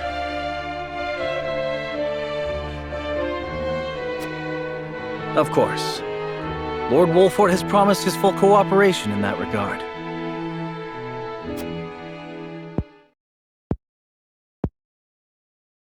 Your Majesty, lest you misunderstand your friend's position, allow me to make one matter abundantly clear.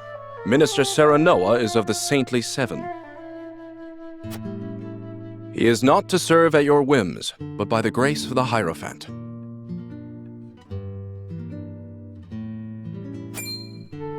I understand, but he is also a Lord of Glenbrook.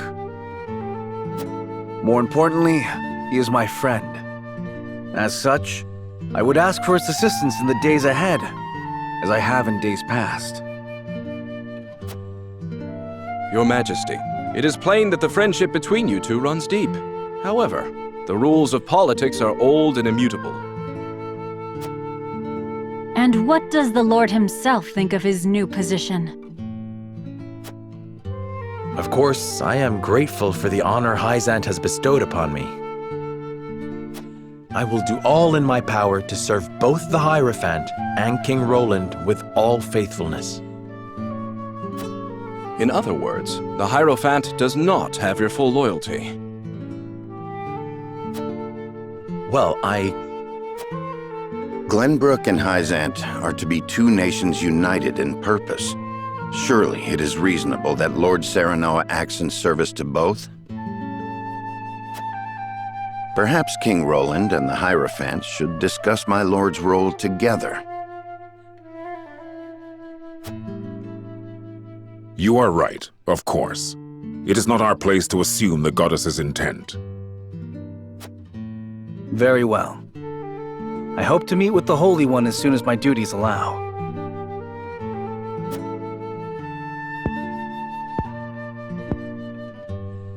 I expect busy days ahead for you, Serenoa. Be prepared. Certainly, Your Majesty. Milo shall stay in Glenbrook for the time being. If there is aught she can assist you with, consider her at your complete disposal. Remember, Milo, that you are the symbol of friendship between our two nations. But of course, I live to serve, Minister. And with that, we shall take our leave. May we meet again soon.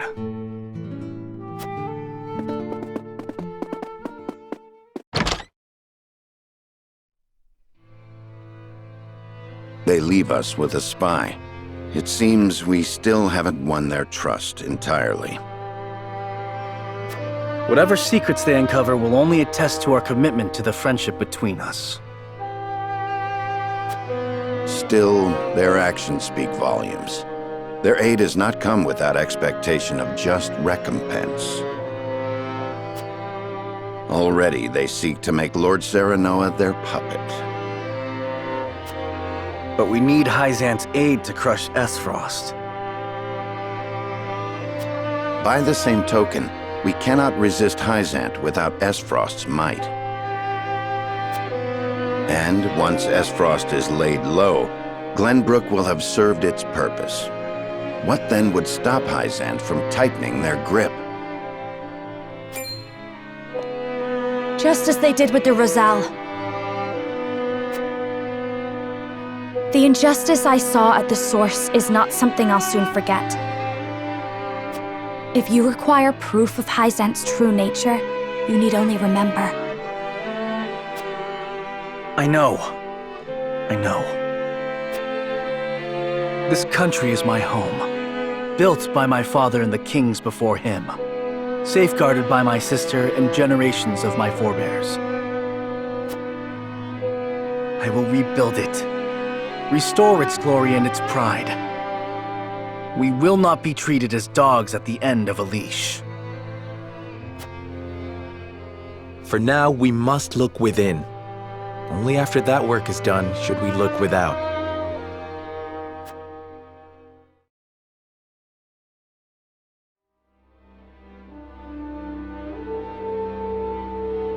So, the Crown City has fallen. I see. And what of General Avlora? She fell into the Norzelia River and has not been seen since. And my siblings, Thalos and Erica? They died, fighting bravely in battle. My condolences, Your Grace. I understand. I have fewer pieces on the board than ever now. Pieces? Really is true what they say about him? It seems I was wrong to think that Hyzant would remain idle. Or was my more grievous error to be taken in by the prince's false death? Regardless, I was a fool to show House Wolford any mercy. Your Grace, reports from the battlefield tell of an unknown weapon being brought to bear against our forces. Oh? Continue. A purple explosion was seen when the bridge to Castle Whiteholm collapsed. That bridge has weathered the elements for untold generations. We mustn't allow Hyzant to think they've won the upper hand. I intend to answer their weapon with one of my own.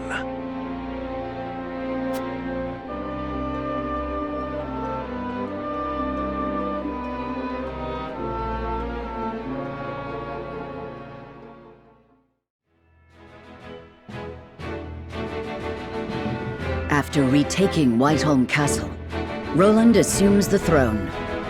Joy over the return of the line of Glenbrook sweeps the kingdom. Yet not everyone is quick to welcome Roland back with open arms. Life under Esfrosti rule treated them well, and they suspect him to be naught but a figurehead of a puppet regime. Roland's absence, it seems, made room for discord among his subjects to flourish.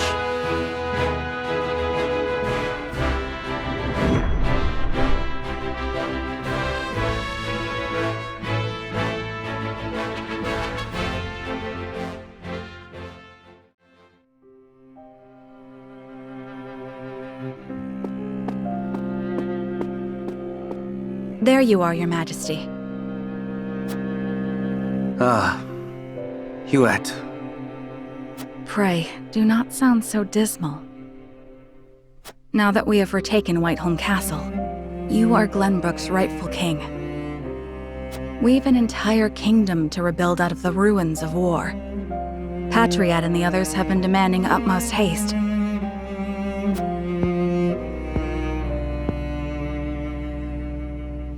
I understand that, I do. But... oh, Cordelia. If I should lose you too, I know you have suffered many hardships, but pray, do not let yourself succumb to despair. Me, our comrades, your people, All of us are eagerly awaiting the era of peace our new king will bring. King, eh? My father never once let his emotions overcome him. Not even the day my mother died. I had every intention of following his stoic example, but...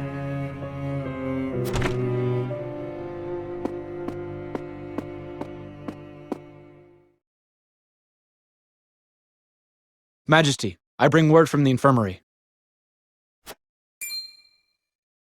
Is it Cordelia? Pray tell me she is all right. She is indeed recovering apace, Your Majesty. Oh, thank the stars. It seems she has something to discuss with you all, if you will hear her out. Of course. Tell her we'll speak in the garden, but only if it will not tax her overmuch. Yes, sire.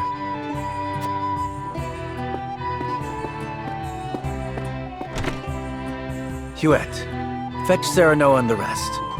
Tell them to come to the garden as soon as they are able. 'Twould be my pleasure. What is it? You're smiling. It's only... I thought it would be some time yet before I saw you look so at ease.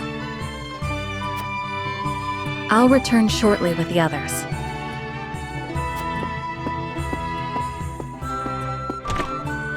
Cordelia, you've returned to me after so long.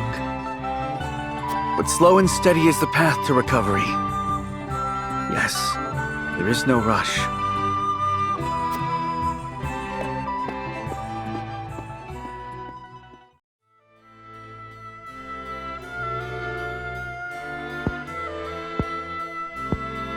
So that is what happened in my absence. Yes. Gustadolf was a clever ruler. After the invasion, Patriot and his royalists cozied up to Esfros in order to protect themselves. Gustadolf used them to his every advantage. He stripped them of their privileges and left them nothing but their governing responsibilities. I don't think Patriot much cared for that, but it did ensure everything continued smoothly, without interrupting the people's lives. Now I understand why there was little unrest after the occupation began. A clean, effective takeover by a well-seasoned commander. But all the while, he was preparing to face the next conflict. Wait, does he intend to march on Hyzant next? I believe so. I wish I could be more specific. But the goddess's shield cannot protect the Holy State's capital from Esfrost. Not anymore. He said it will all be over once the death knell is ready. What is this death knell? A new weapon born from the coupling of his frosty ironworking and explosive projectiles. Thalas claimed it is powerful enough to break through the goddess's shield. To think Esfrost is capable of creating such a monstrosity. So much for their reign of peace. Taking over Glenbrook was only the first move in a bigger gambit to seize the source. I am disturbed to learn of Gustadolf's plan, but rebuilding our capital must take priority.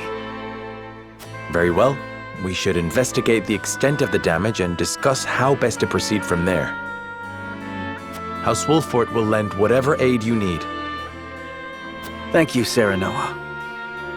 But since you are one of their saintly 7 now, I'd ask you to keep an eye on Hyzant as well.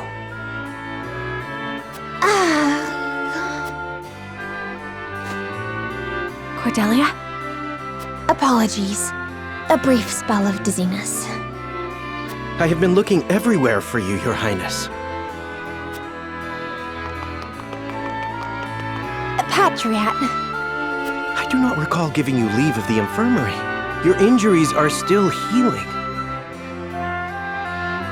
Would you undo all the trouble I went through to get you the best of care? Pray, return to the infirmary at once. It wouldn't do to push yourself, Cordelia. Rest now. Leave everything to me.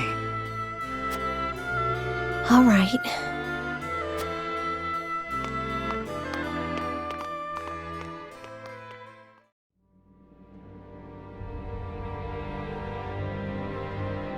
We got a pretty good understanding of the damage in the capital, my lord.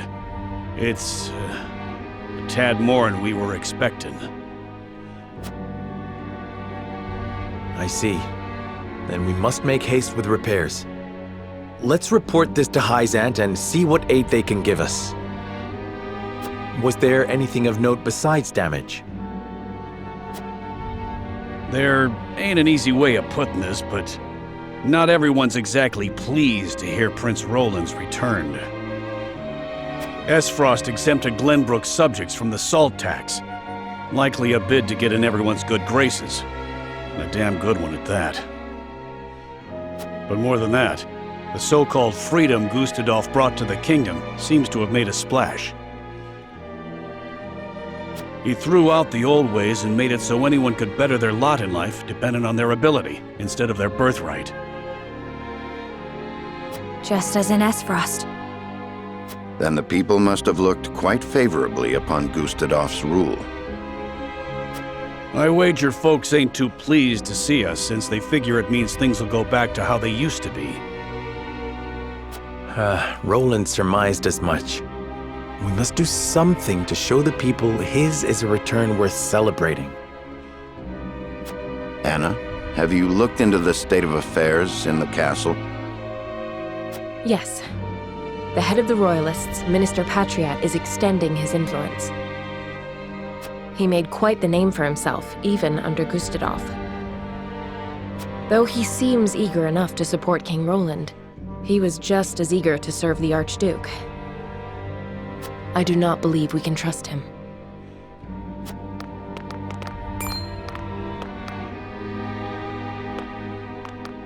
Distinguished members of House Wolford, how hard you are all working to rebuild our capital.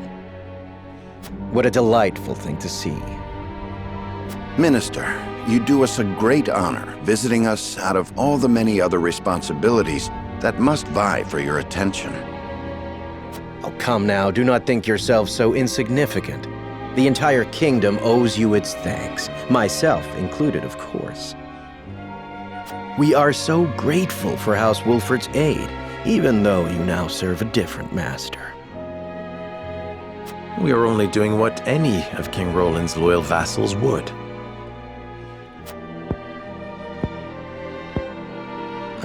Speaking of the king, I'm afraid we've a bit of a problem. His Majesty seems to be entertaining thoughts of retaliating against Esfrost. But the people have had their fill of war, and I'm sure you're already aware the people look upon the royal line with disfavor. I only beg you take every care going forward.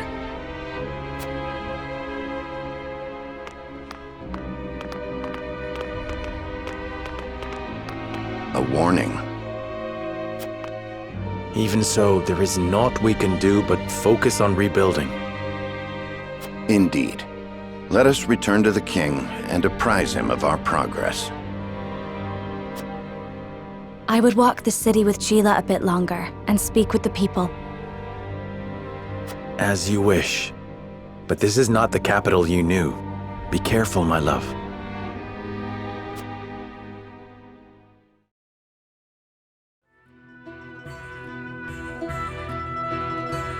The sun's a harsh mistress, ain't she?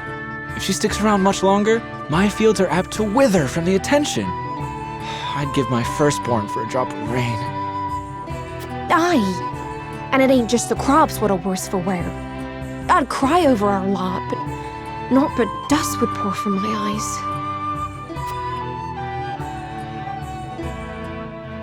How pitiless, the caprices of nature. What grudge do the heavens bear to make the poor souls who tend the land suffer so? I would be remiss to let such suffering continue. If fate will show you no mercy, then I shall. You begged for even a single drop of rain. I shall give you more. Behold as I flood this desiccated land with nourishment. Huh? What's that the lady said? I believe she means to pull rain from a cloudless sky. Ha! I'd have more luck getting milk from a bull. You must tell me if you do.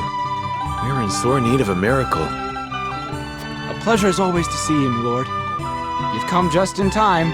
This lass is about to put on a show. I am called Dizana.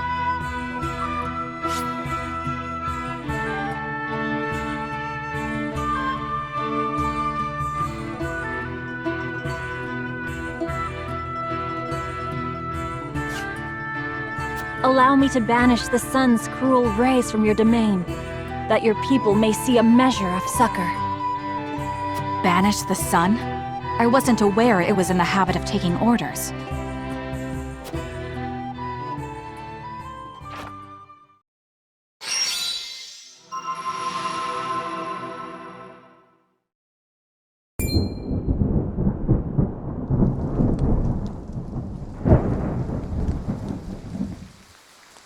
Will slap my ass like I was just born.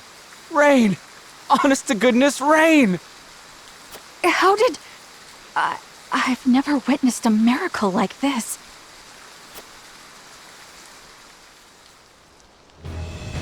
Zana, was it? On behalf of my people, allow me to express to you my deepest gratitude. There is no need for such formalities. I seek only to alleviate the suffering of the downtrodden in any way I can. If it is not too bold of me to ask, do you have need of a humble shaman within your ranks? Tales of House Wolfort's magnanimity have reached even my remote village. It would be an honor to serve you, my lord.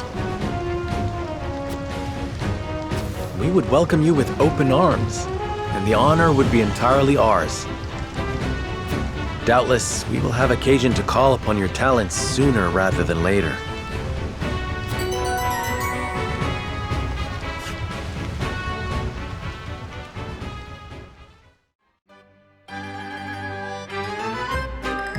Welcome one and welcome all. Behold! You'll find no finer selection of exotic wares in all the land. Sparkling jewels, beautiful silks, and the rarest curio of them all, this automaton. It sings, it dances, it does it all. That's your cue, Decimal. Welcome one and welcome all.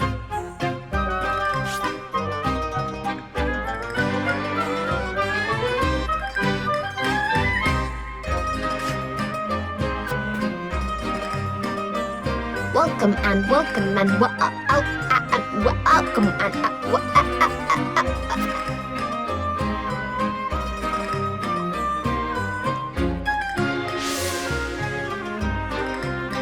What's wrong with that thing?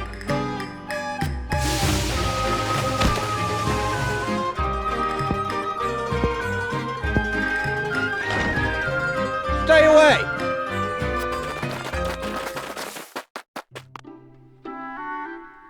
You blasted sack of screws!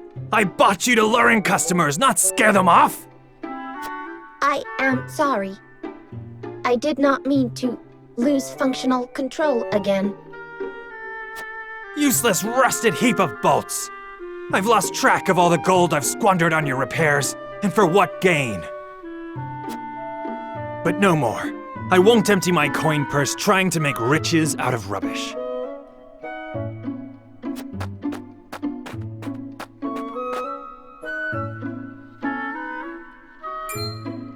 Ah, perfect timing! You there! How would you like an automaton to call your very own?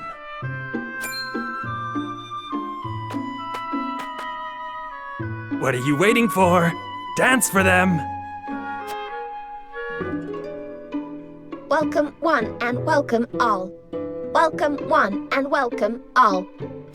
Incredible, isn't it? Bet you've never seen its like before. Indeed, but... Then it's all yours! So long, Decimal. Be good for your new master! Wait! fleet of foot, that one. What shall we do with it? It wouldn't do to simply abandon it here. Perhaps it can be of some use to us. You'll look after it, won't you, Anna? If that is your wish.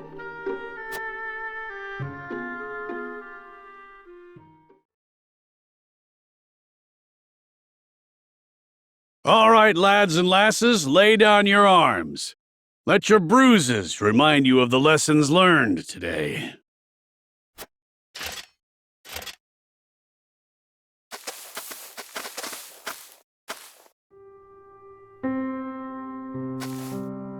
Ah, what fortuitous timing.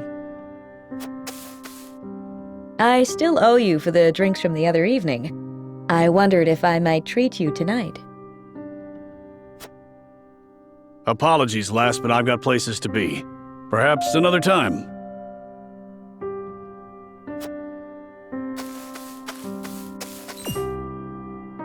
He seemed troubled by something.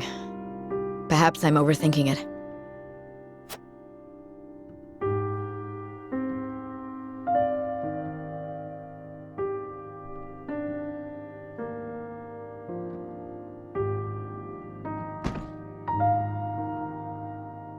Let us end our day's work here. It is early, is it not? Is something amiss? No, nothing at all. Just my attention is required elsewhere for a time.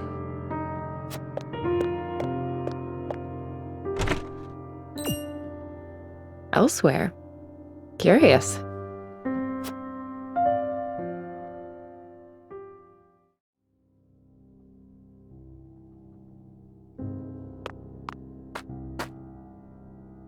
How many have you had? Not enough. Just one for you, I take it. Yes.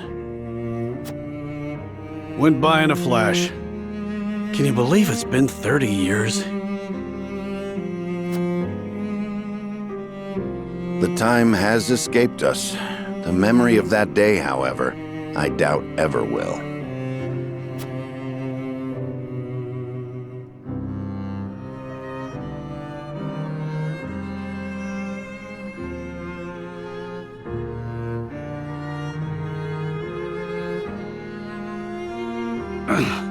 Thrice damned, can't move. Always thought I'd meet my end with a beautiful lass by my side. You have many days ahead of you yet, Eredor. We will see you returned home. Don't try to run, you curs! Leave me be. I'll just slow you down. It was my cursed pride that got us into this. Only I should suffer for it. We don't all need to die today. Run! Even in the face of death, you refuse to set aside your foolish pride. I followed you into this hell of my own will, and I will see you delivered from it. You fool! Charge! Come and die. Yeah!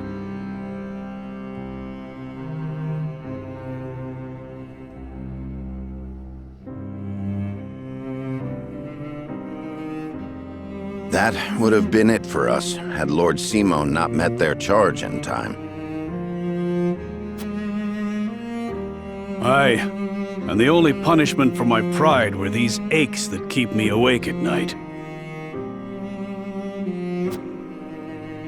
We hungered for glory all those years ago, without a care for how it would serve us later on. A couple of would-be heroes who couldn't be convinced they weren't invincible. Yet here we are, drinking, to celebrate the end of that war. I do not wish to reminisce upon the past, a toast that I may never again repeat the mistakes of my youth. But before that... Yeah? You have served House Wolford well, Eredor. That said, I have a feeling we'll need your sturdy shield even more going forward. You need me to lead a charge? I'm your man. I'll leave anything fancier than that to you. For House Wolford! For House Wolford.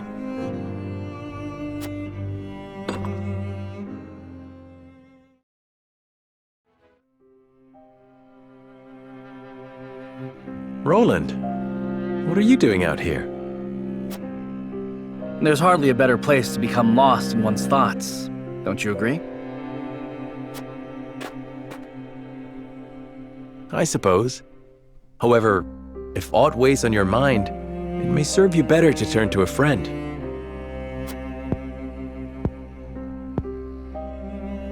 Then let me ask, do you believe me too immature for my station? Not at all. Quite the opposite, in fact. But the other nobles loved to gossip of my disinterest in politics and intrigue, and mocked my love of hawking. You said it yourself. Gossip and sniping, nothing more. Pay no mind to nobles and their petty judgments. The people who matter, your subjects, hold you dearly in their hearts.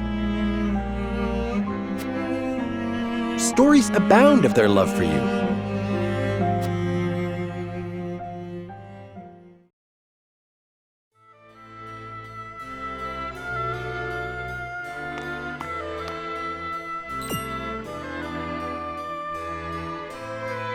Hey, go peddle your junk somewhere else.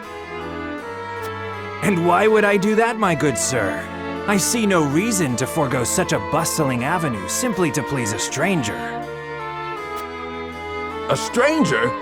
You're posted in front of my damn shop. You're stealing my customers from right under my nose. Oh, I am? I'm not sure your lack of customers could be blamed on me. Surely the What bickering is this? None of your business, whelp. Now leave us to our negotiations. Prince Roland, is that really you? A prince, you say? Well, A distinguished gentleman such as yourself must be mortified to have your customers bear witness to this childish bickering. I'm sorry, Your Highness. My temper got the best of me. And you, merchant. If you mean to trade in Glenbrook, I trust you have procured the proper licenses and approvals. Well, the process takes some days, you see. Pardon, Your Highness. Then your business shall have to wait some days, it seems. Shall I summon a member of the Kingsguard to explain the law in detail? No, there'll be no need of that, Highness. I'll just be on my way.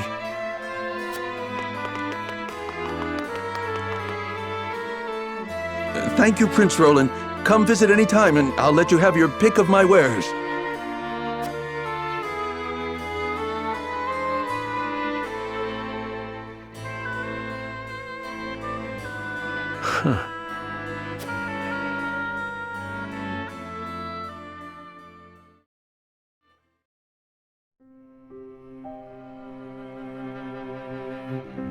Your place has always been with your people. You could walk down the main avenue and settle disputes with a single word. Don't tell me you were watching. They were... As petty as they might have been, you were happy to do it. What better proof of royalty is there than that? But it wasn't because I was wise that I solved their problems. It was my name and status that let my words wait. How do you imagine a kingdom with not a single dissatisfied soul would look?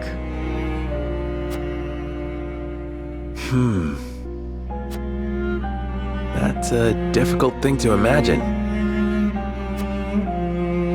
Indeed.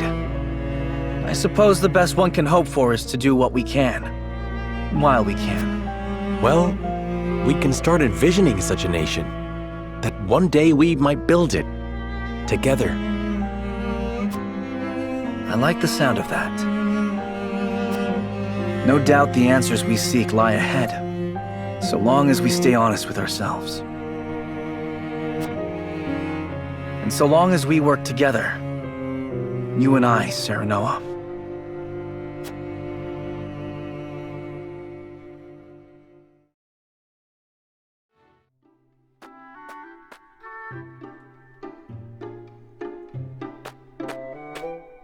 Do you have a moment, Sheila? Oh, Frederica, is something the matter?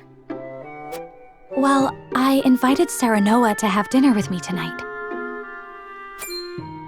That's wonderful. Are you cooking for him? I am. I've been practicing with the book you gave me. I was hoping to finally show him what I've learned. Then allow me to help. What are you making?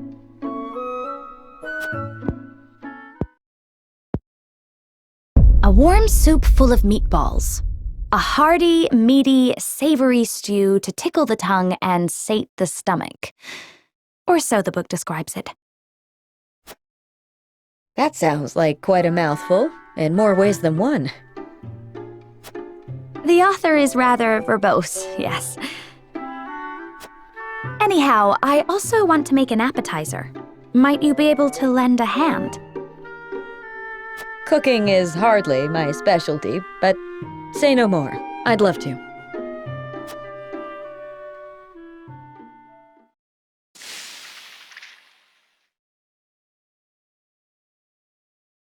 Oh dear. This is disappointing, to say the least. And we're almost out of time. Serenoa will be back any minute now. Excuse me, Lady Frederica. Lord Serenoa has just sent word that he has been held up at a meeting. He says there is a chance he may not even return tonight. I see.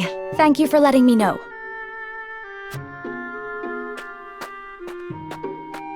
It sounds like your dinner may get postponed. A blessing in disguise. It gives us time to cook this again and do it right this time. Lord Serenoa may not even return tonight. But there is a chance he might. And I refuse to disappoint him. Would you help me, Sheila? Of course, Frederica. I shall do my very best to see this through with you. I cannot thank you enough.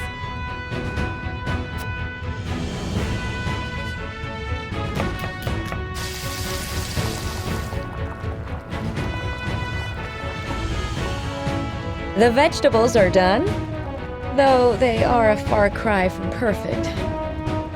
The meatballs are ready too. Now all we have to do is stew them. Frederica, I'm back. Oh, welcome back. It appears we've run out of time. I was on my way here when something urgent came to my attention. I apologize for returning so late. I know we were supposed to have dinner tonight. I am just happy you're here. Besides, I am the one who should apologize. I wanted to cook you a meal, but failed terribly on my first attempt, so it isn't yet ready. I'm sorry, Serenoa. Don't look so down, Frederica. I was delighted when you asked me to share a meal. Now that I'm back, why don't I help you with the food? Serenoa.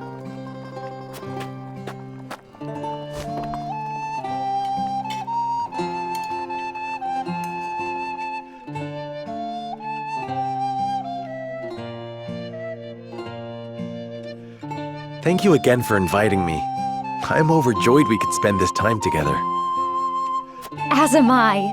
I enjoyed cooking with you as well. The time we spend together is very precious to me. I regret that my duties have been keeping us apart lately. But when I noticed the sky was even more beautiful than ever this night,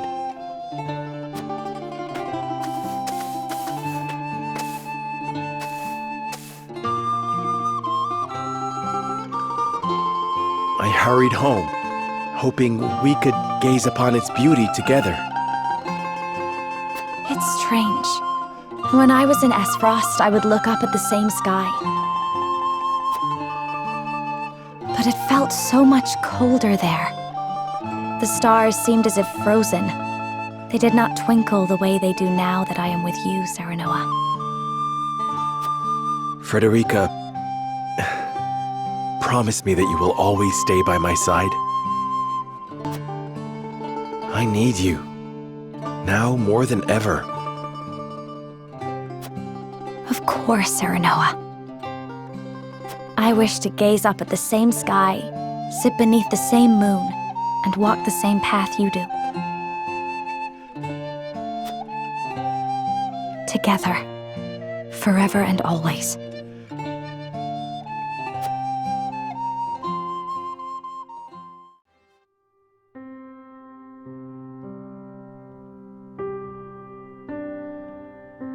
Under this tree.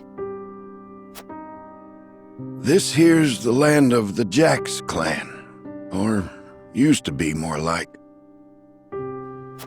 That clasp on your chest, that's their sigil, if I'm not mistaken. It's a memento from my parents. Or so I was told. Aye, now that I'm looking for it, I can see the resemblance. Same silvery hair and everything. Villages near here met with a pretty terrible fate. They begged the armies to spare their fields. The only one who listened was one of House Wolfort's bannermen. No one was surprised, big war hero that he was, but by the time we got here, the Jax had been all but exterminated. He was digging graves for the dead, enemy and all. A hero and a gentleman he was. Names on the tip of my tongue. Benedict. Aye, that was it. Do you know the man? I'd like you to pass on my gratitude, if you do. Thanks for showing me the way. Your coin's all the thanks I require. If that's all you'll be needing me for, I'll leave you to it.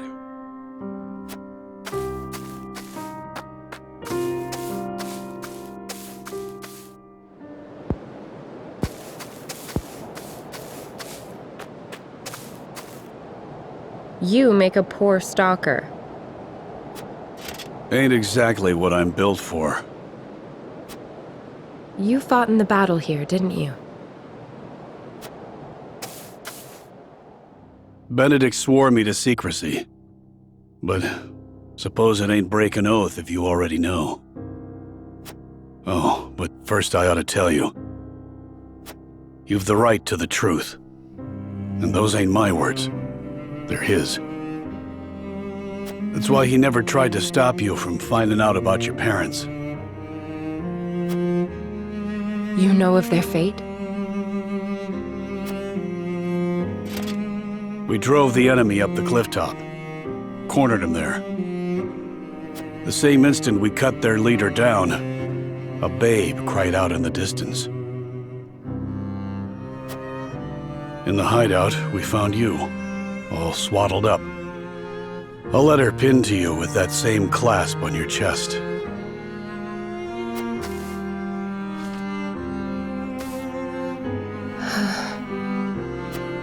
Live strong, Anna. Stronger than any. I see now. Your family died at our hands. If it's vengeance you want, you can take it out on me. That doesn't sound like the Eredor I know.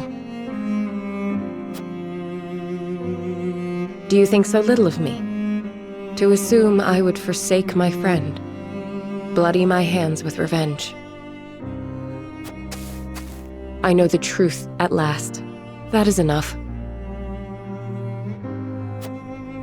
Is it, Anna? Or are you forcing it to be? Don't be a fool. Benedict is the one who raised me. If I ever want for a father, I know where to find him.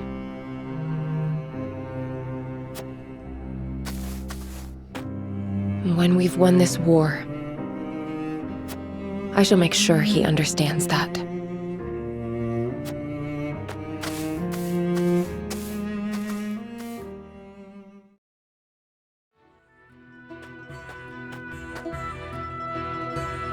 Made it in time, my lord.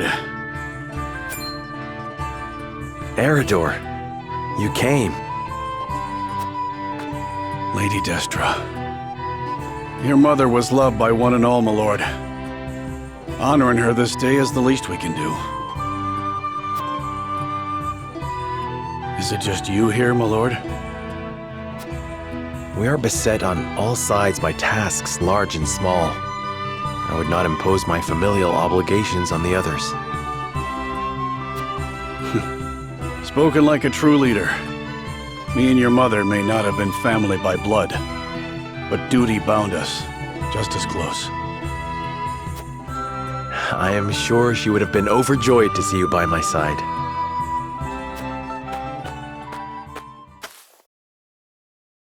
I never had a chance to know her. My only memories are from stories others told me. And still, I somehow can feel the warmth of her embrace, hear the loving sound of her voice. She was smitten, that is true. She held on to you so tightly, I reckon not even the Dawn Spear could have pried you from her. Did she? Lady Destra's smile was brighter than the sun, and near as constant. She treated young Benedict and I like little brothers, though at times we weren't so deserving of her care. Even so, she always had a kind word, and worry enough to spare. There weren't a woman like her in all of Norzelia. I did not know the bond between you three ran so deep. Benedict never mentioned it. His lips aren't as loose as mine, especially when it comes to Lady Destra. Speaking of which, here. Your mother would have loved to get one of these from you. A snowbell? My father mentioned her fondness for these flowers. Every year when I visited her, without fail, one of these would be placed in front of her grave. Was that you all this time? Well, not exactly, my lord. They're quite rare, are they not? I often search for them, but I have yet to see one in bloom. Where did you find it? Well, I made a journey down south. Benedict insisted. Apologies for my absence, my lord. There is naught to apologize for. It was a thoughtful gesture, and I thank you for it. Somehow, I can feel Mother smiling down upon us. More than I deserve, if I'm being honest.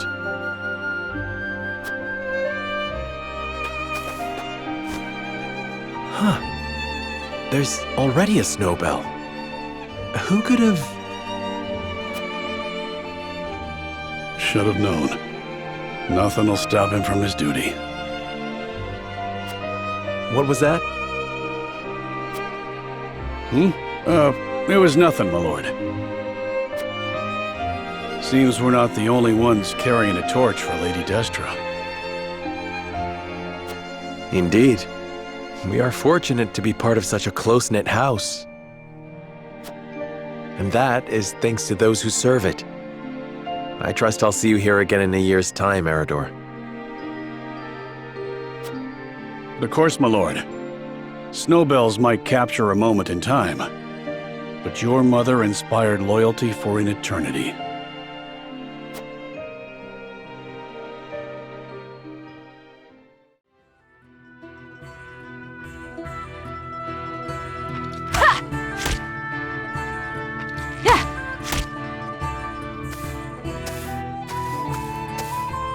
At it again, eh? You know, even the Dawn Spear set down his weapon on occasion. We are at war. I cannot hope to end it by being idle. Spoken like a true member of the Kingsguard. You lot were always too serious for my tastes. We were not serious enough. Where is the king we were meant to protect now? What will become of his kingdom?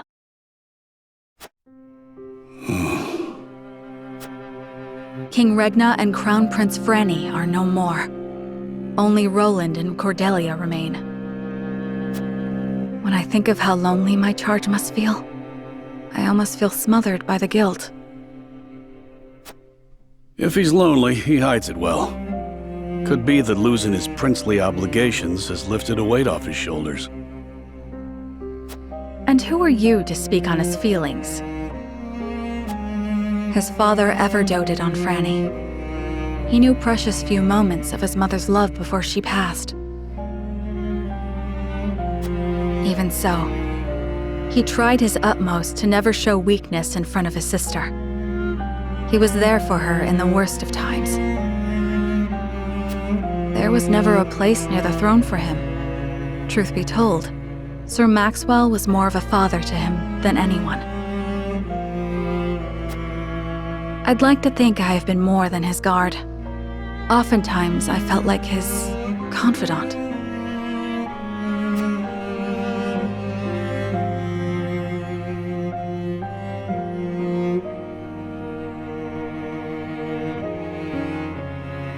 You and Flugy are constant companions. As I said before, my prince, he is more than my companion. He is the truest friend I could ask for. A true friend. I must admit, I envy your relationship. My prince, I did not mean to. 'Tis nothing to apologize for. I simply find the idea of soaring the skies with a true friend to be somewhat romantic. You could do the same with the proper training. If it pleases you, my prince, I would gladly teach you. You would? Then I gladly accept. I trust you will go easy on me. I can promise no such thing. You must become as ferocious as a hawk yourself if you wish to ride one.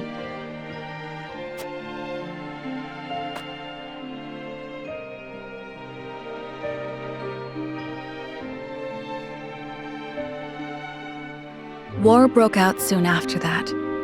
My promise to teach him is yet unfulfilled. So I will train, I will fight, until the skies are no longer clouded by the fires of war. Only then can I rest. Only then can we fly free.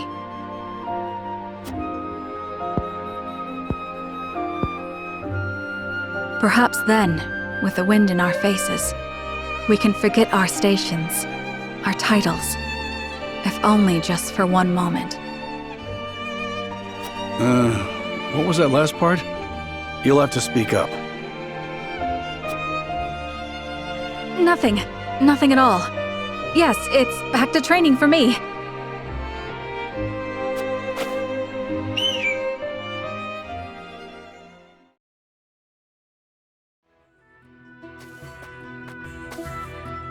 It's become late. We'd best keep an eye out for bandits. You have a warrior's intuition. You needn't worry. I won't let us come to harm. It takes no great intuition to see that this world is falling ever deeper into chaos. The reasons, however, remain elusive. Will we see our way safely through this darkness? I cannot say. We have naught but our duty, and mine is to Prince Roland, whatever might become of House Wolford. I find your perspective refreshing. Although it may be direct, you walk the path you've chosen with confidence.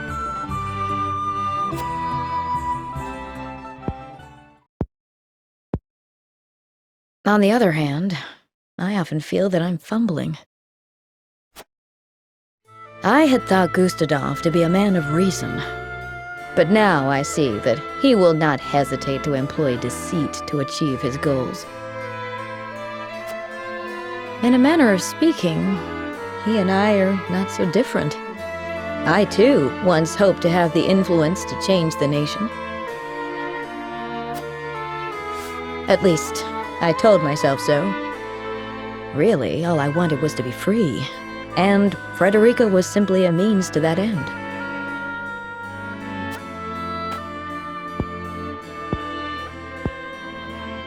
As long as I had what I wanted, I had no great concern for what became of her. Gila, But this war has caused me to reconsider that. I realize that Frederica herself is worth caring for. She's not the sheltered princess I took her to be. Her wits are a match even for Benedict. She surprised me and shamed me. I was wrong to underestimate her, to define her by her birth and station. She represents my greatest failures as a teacher, but also my greatest success, for she has truly taken my lessons to heart. I see now there is no shame in serving another, and no shame in sacrificing my freedom for something greater. Oh, but perhaps I've shared overmuch. For some reason, I find it easy to talk with you. the feeling is mutual. You are not so aloof as I thought.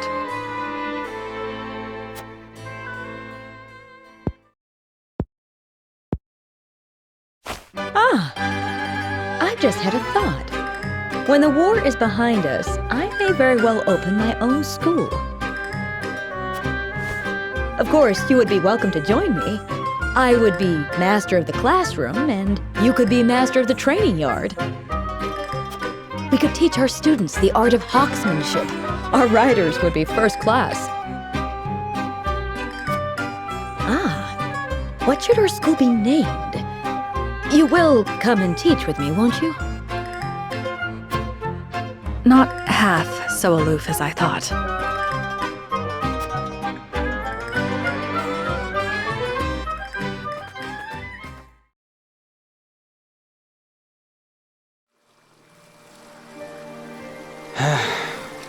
Never saw myself coming this far just to be scrubbing the decks on some ship.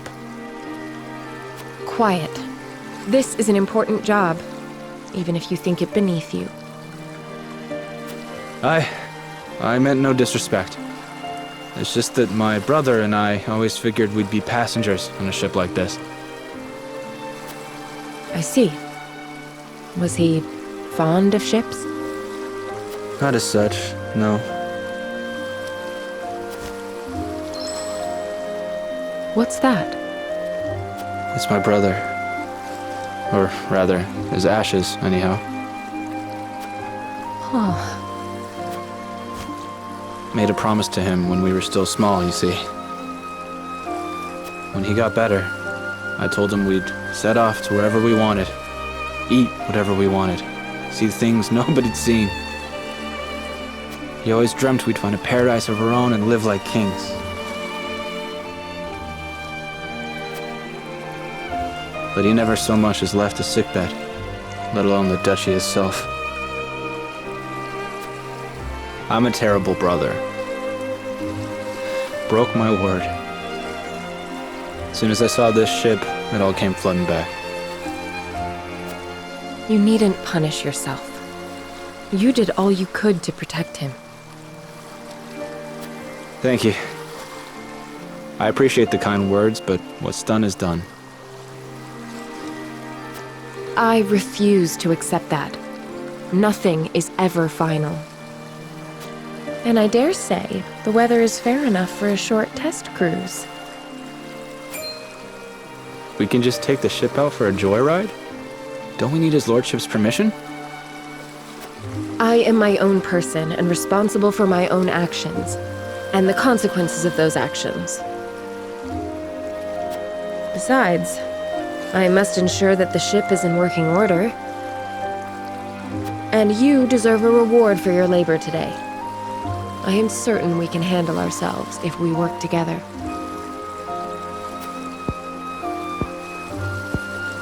Don't need to tell me twice.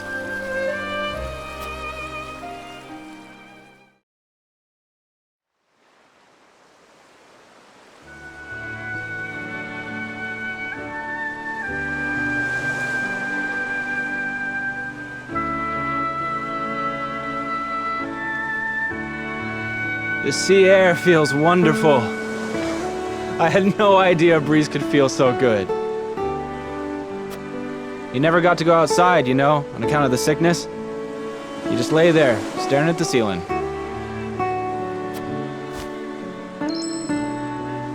But now we can finally see the bright blue sky and feel the winds uncaged. If only one of his dreams is fulfilled, I'm glad it's this one.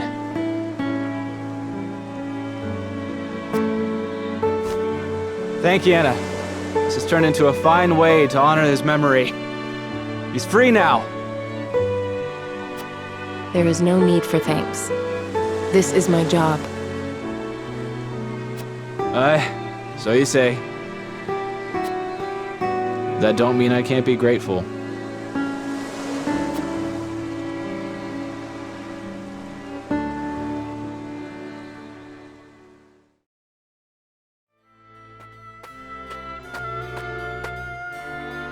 Lord Serenoa, may I speak with you? About that noblewoman, yes? Eridor's told me what happened.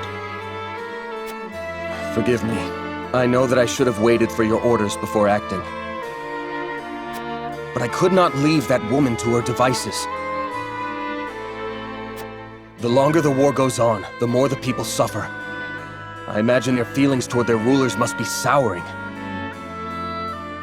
In spite of this, that woman tried to use your name to wrest their food away. Had we let her go free, people would have thought she was acting on your orders, and their mistrust of you would have only grown. I believed we had to show them that soldiers stand for justice, and acted. I accept whatever punishment you deem fit.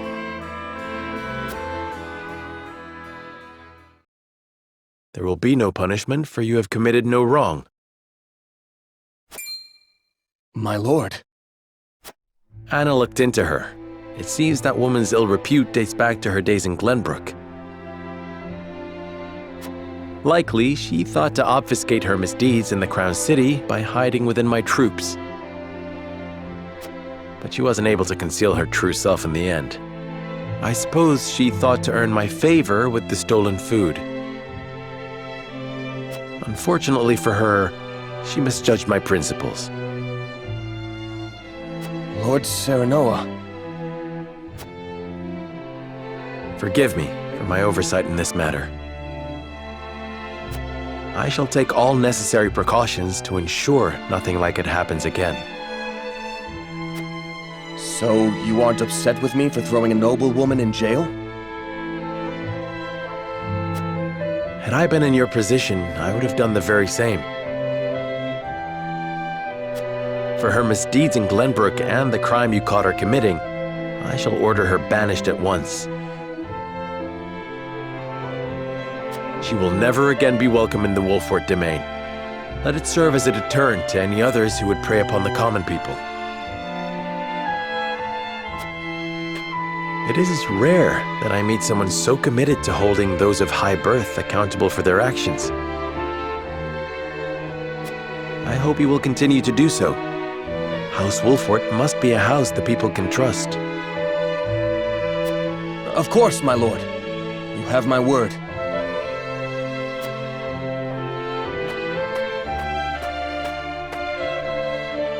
I knew I made the right choice.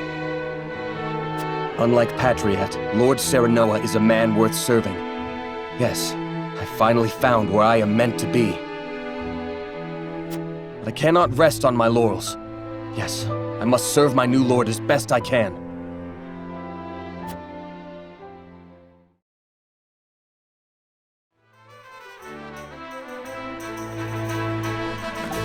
Go on, have another glass. I'm offering top-shelf drink for bottom-shelf prices tonight. No need to fret over your coin purses. See? This is why we keep coming back. Nobody treats us better than our Hasabara. Quite the crowd tonight, eh? Good to see it. All thanks to you for supplying me with that mead.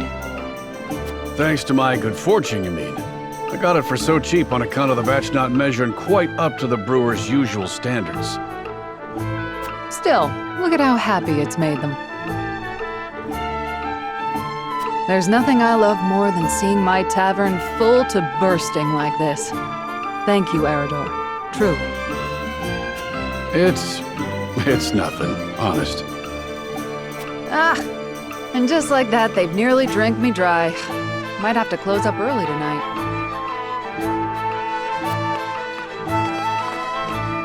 Celebrating something, Hasabara. Whatever it is, we'll drink to that. Pour us around. I wish I could.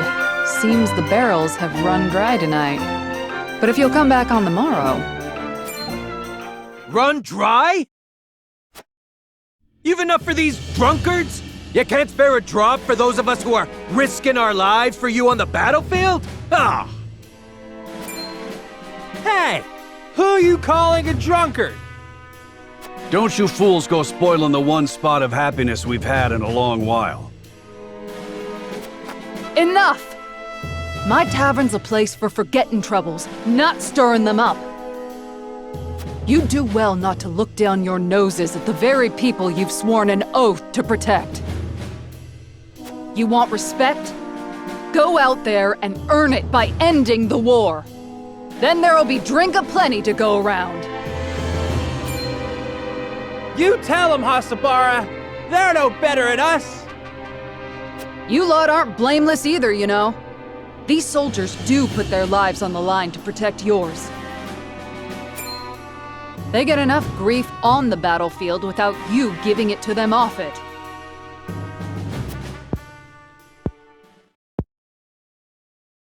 I'm sorry. I don't know what came over me. No, I shouldn't have let my temper flare. Look, there's still some drink left here. How's about you raise a glass together? Yeah. You can have some of ours, too. Well, don't mind if I do. Level head you've got on your shoulders there, Hasabara. It helped that you pitched in when you did. Ah, now that hits the spot. Doesn't it? Here, I'll pour you another. See, now this is what I live for. Giving people a place they can come together and leave the worries of the world behind for a while. Somehow, I know this is what Theo would have wanted me to do. If only I could raise a glass with him. I reckon he'd be proud. You've made a spot of sunshine for people who don't get much of it these days. People like me. What with business booming again, it looks like I'm going to have my hands full for a while. Don't you worry for your mama, Theo. As long as there's ale to be poured and smiles on her customers' faces, she'll be just fine.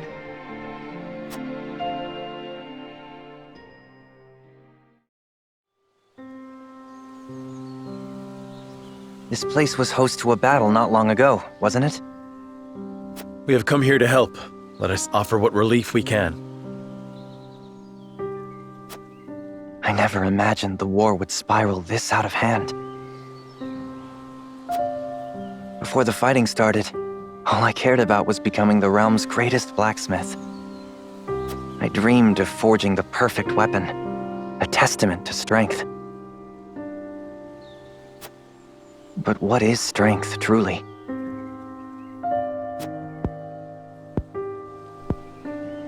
Of late, I have pondered much on that question. And have you arrived at an answer? Well... There they are! Thanks for the sweets you gave us.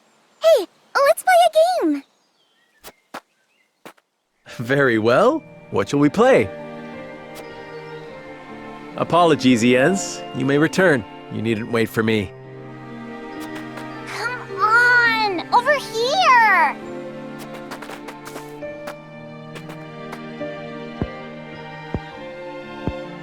I believe I may have found my answer, Lord Serenoa.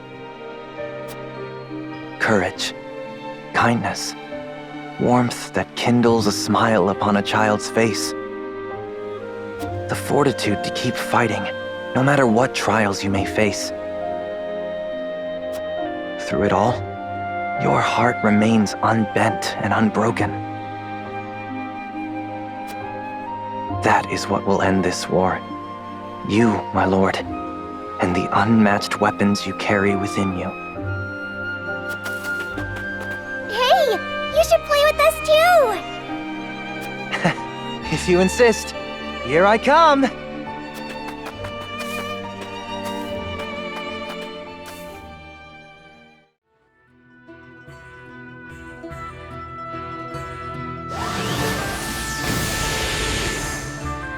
Damn it all. At this rate, I'll never come close to carrying on Grandfather's legacy. Maybe I was never destined to be a great mage after all. Ow! It hurts!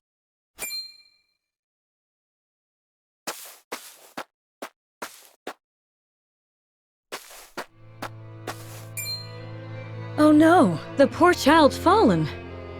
Hey there, are you hurt? Ow! It hurts so bad I can't even stand! Not to worry. I'll fix you right up, so dry those tears. Really? Yup. The pain will disappear like magic. You'll see.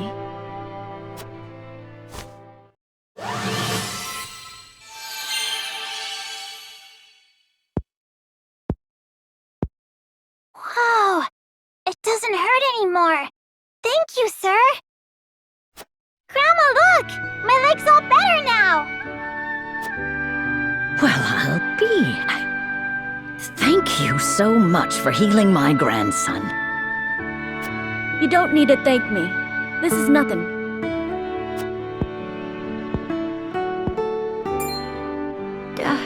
Those robes. You wouldn't happen to be a student of the Archmage Grandante, would you?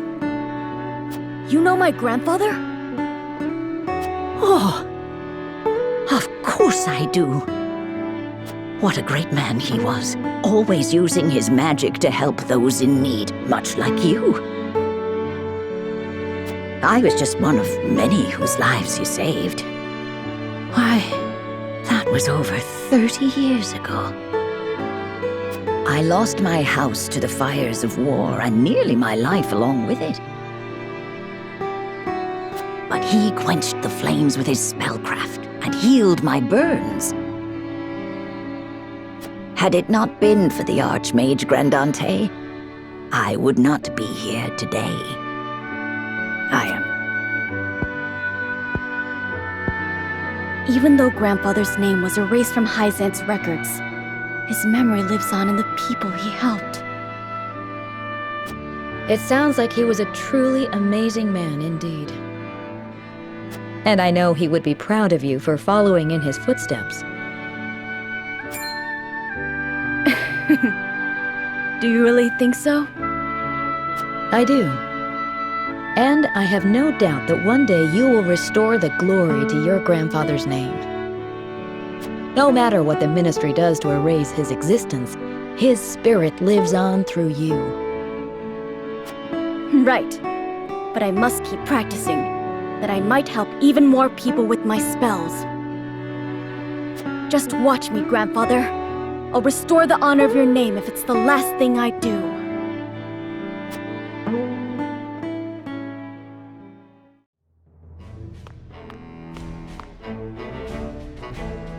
My lord, a man calling himself Flanagan requests an audience. Will you grant it? Flanagan? The name sounds familiar somehow.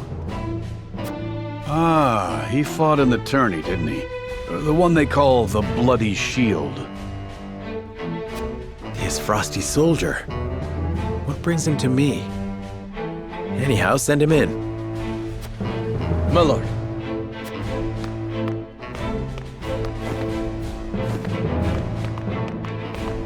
Been a few moons, Bloody Shield. And many more since I answered to that name.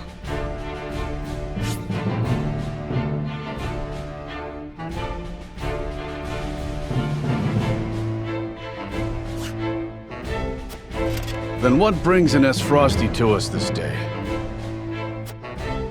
Words cannot bring back your countrymen, but I give them to you anyway. I condemn the Duchy's actions with every fiber of my being. Deeply ashamed am I of our Archduke's willingness to shed the blood of innocents. Meager though they may be, you have my sympathies. So, you came all this way just to apologize? You're a strange one, all right. I am well aware that words alone mean little. And that is why I offer my service, that my words might ring true.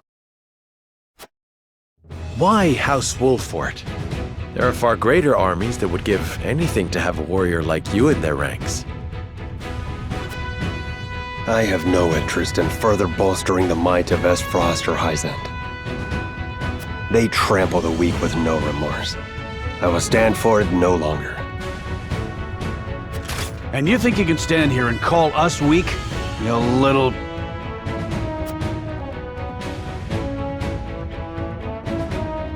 You intrigue me, Sir Flanagan. But what of your title? Is your shield truly stained with blood? It is a name given to me by men, nothing more.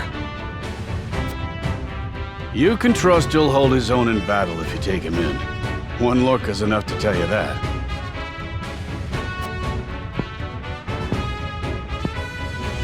A boon to our cause, then. Provided we ourselves do not become the very thing you despise. House Wolfort welcomes you, Sir Flanagan. The feeling of intrigue is mutual. I am at your service. You're two peas in a pod, aren't you?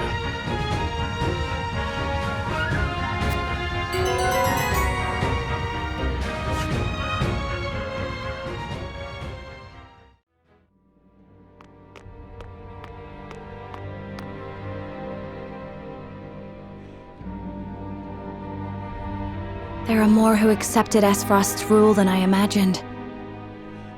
Glenbrook's history is long. Yet, that is why hierarchy and precedent hold sway. This is a stubborn land, my lady, not given to easy change. Though Archduke Gustadolf, acting in the name of freedom, granted privilege after privilege to the powerful. For people used to Glenbrook's rigid customs, I suppose that sort of change must have been too seductive to resist.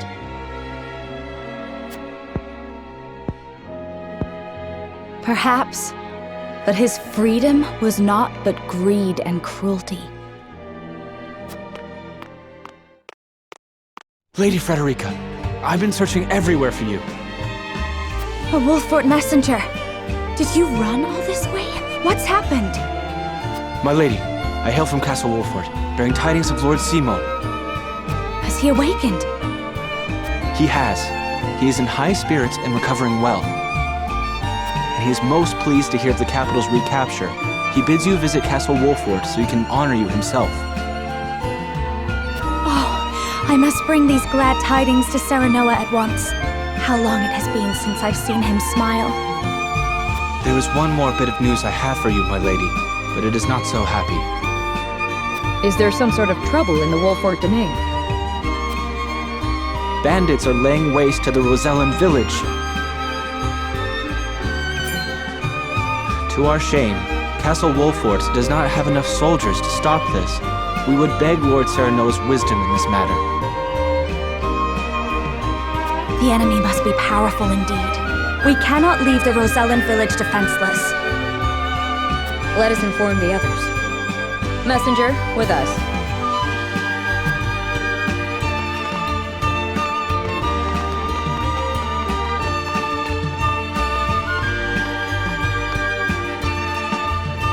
Well, well. Things are about to get interesting.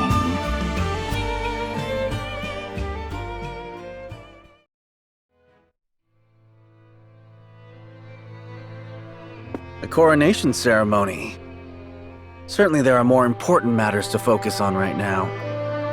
A coronation is important to assuage the people's fears and restore their faith, besides which it is the royalists' most fervent wish. A kingdom is only truly as strong as people believe it to be, and right now the world believes Glenbrook weak. The ceremony will be a display to the contrary. Is this truly the remedy our situation calls for? Right now, I imagine the people care only for where their next hot meal will come from. Rest assured, sire, House Wolford will see your subjects shan't go hungry. But trust me when I say nothing will hasten Glenbrook's return to her former glory so much as announcing the return of Regna's rightful heir. To win your subjects' hearts, you need do nothing but ascend to your position upon the throne. You mean sit my royal backside on a fancy chair? In a manner of speaking, a king's duty is first and foremost serving as his kingdom's symbol. You needn't trouble yourself with day-to-day governance. We will assume that burden. After all, you have only just been crowned. There will be no ceremony. The people will tell us what they need, and you will listen to them, Patriot. That is my command. As you wish, King Roland.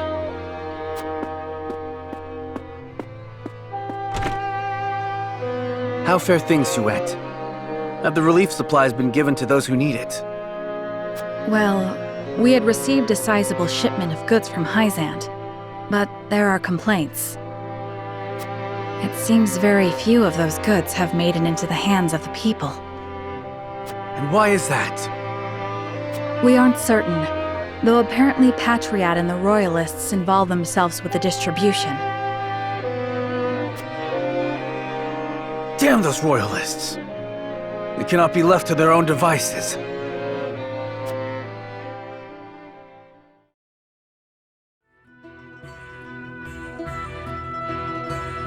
Thank you all for helping to determine the extent of the damage to the capital. This information will be invaluable as we proceed with reconstruction. There is also happy word from Castle Wolford. My Lord Father is awake. They say he is recovering apace and is already up and walking. Those are glad tidings indeed.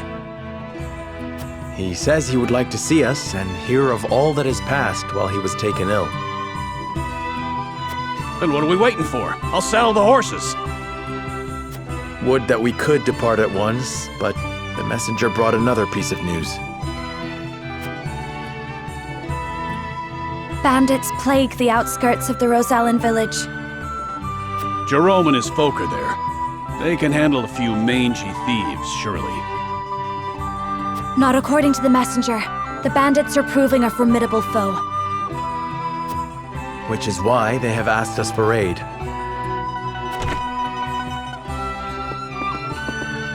Apologies for my tardiness. It's sudden, I know, but I must ask you a favor. What is it? I suspect Patriot and his royalists of filching relief supplies. We've no proof it's them, but the fact remains. The people in most need of those goods are not receiving them. The matter warrants investigating at the very least, and I would ask for Wolfort's assistance. I see. Well, we were just discussing what we ought to do next. Allow me to explain the 3 courses of action before us. 1. Return to Castle Wolfort as my Lord Father requests. 2. Defend the Rosellan village from bandits. Or 3. Remain in the capital to investigate the royalists. Lord Simon has recovered! What splendid news! If I could only go to him myself and thank him for all House Wolfort has done. But I cannot leave the capital in the throes of a possible scandal. Too many hold the royal family in contempt as it is. That may be the case, but now that Lord Simon has awoken, someone must make sure he is healthy and apprise him of recent events. I would go to Castle Wolfort, Lord Serenoa, if it pleases you. My heart breaks for the Rosellan village. Let me go to its defense, even if I must go alone. I cannot allow that. It's far too dangerous a task for one person. Well, I would have the Wolfort soldiers with me, of course. Besides, do you recall our first meeting? Of course I do. You were being assailed by rogues at the port. If you hadn't been there, who knows what would have become of me. But I am not as weak now as I was then. I am stronger, enough that I shall bring no dishonor to House Wolfort's name. My lord, have faith in me. Let me do this.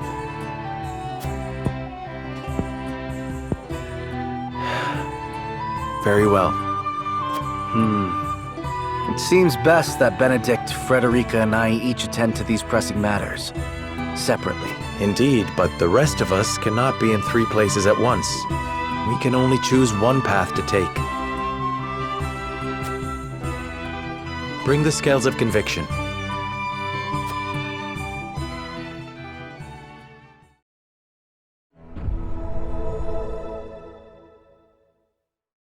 It is time to cast our votes. We have 3 options before us. Return to the Wolfort domain, depart to the Rosellan village, or stay in the capital. Approach the scales of conviction with your token at the ready.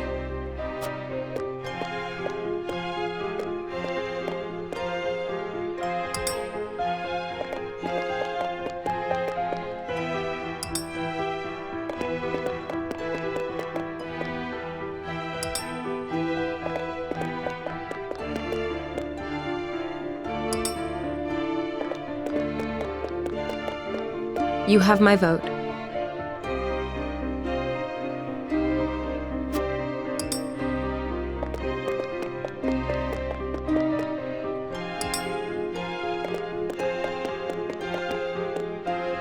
You won me over.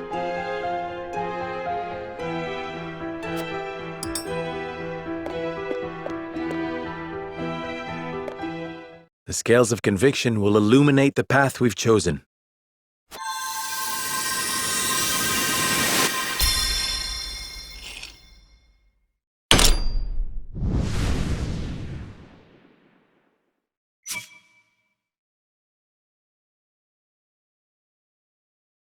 The way forward is decided. We return to the Wolfort domain with Benedict and inform Father that we have reclaimed the capital.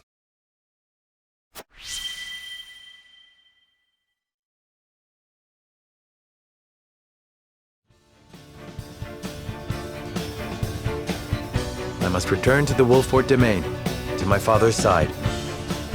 Lord Simon will be most pleased to see you, I am certain. Of course. Fulfill your duty to your father. I shall see to things in the capital. And I shall attend to the Rosellen village. Please give Lord Simo my best. Oh, Lord Serenoa, you are returning home? What perfect timing. I was thinking of heading to the Wolfort domain myself. Might I accompany you?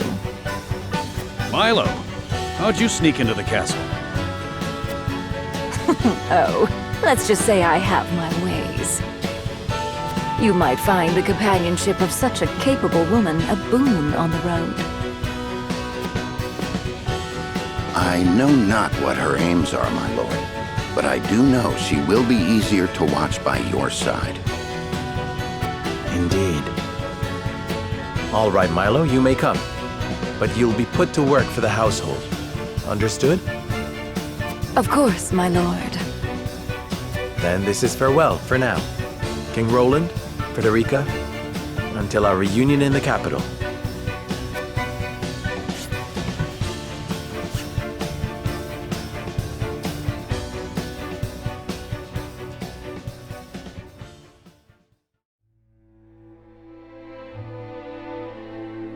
With the capital once more under their control, the members of House Wolfort disperse to the various corners of the domain. Roland, for his part, works to rid the crown city of his political enemies. Frederica repairs to the Rosellen village.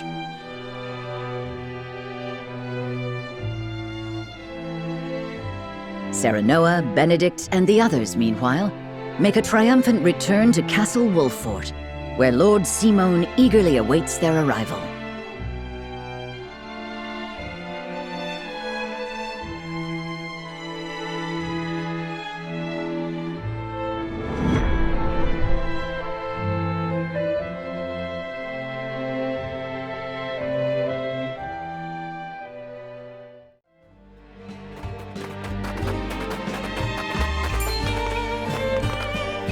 Hark! The young rulers have returned. You're back! You're back! You made it! Show some respect, lad. They've driven Esfrost from our lands and brought the kingdom back from the brink. And one of them is no less than one of Hyzant's saintly 7. Dare I say, an achievement greater than Lord Simon ending the Salt Iron War. Fills me with pride enough to think I'd done it myself. I'm sorry, Mr. Lord. King? I didn't mean it. You've done nothing wrong. Address me as you please. I thank you one and all for your efforts in seeing us through to victory.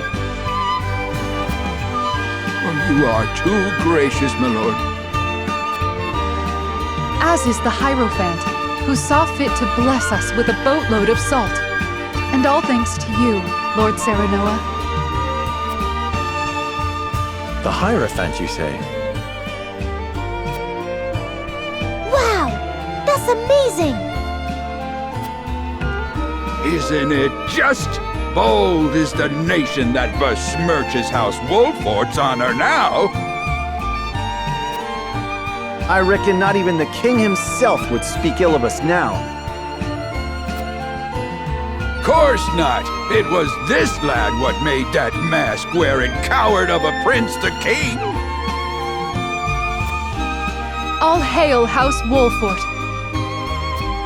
All hail Mr. Lord.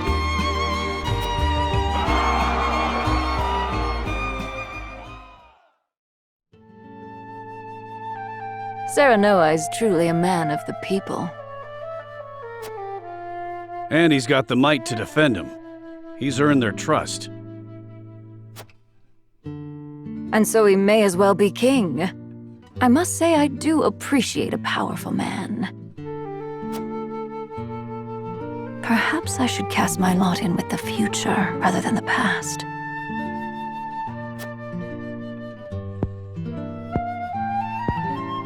The cowardly prince they refer to is King Roland, no doubt.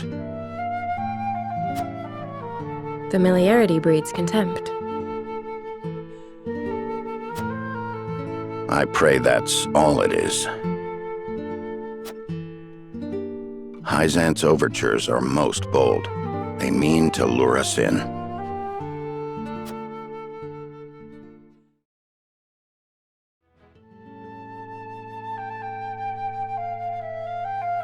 Once proud Esfrost has been laid low, and Prince Roland installed as King of Glenbrook. Perhaps now they understand how powerful we are. There is yet more good news. We have coaxed enough power from the Elfric to power the automaton. Oh, have the spoils of war ever been so great? A question House Wolfort no doubt asks themselves. Are you not troubled by their gains? The people of Glenbrook rally around their newly returned hero as we speak. I fear we have unwittingly created an enemy to rival Esfrost, or worse. Which is precisely why I have sent Milo to watch their every move. We shall be informed of any plots against us in due course. And you are content to trust this, Milo? What does it matter if I trust her? The goddess shall render final judgment to any and all traitors. Be they spies, or one of the saintly seven. Indeed. May we never live to witness such a tragedy.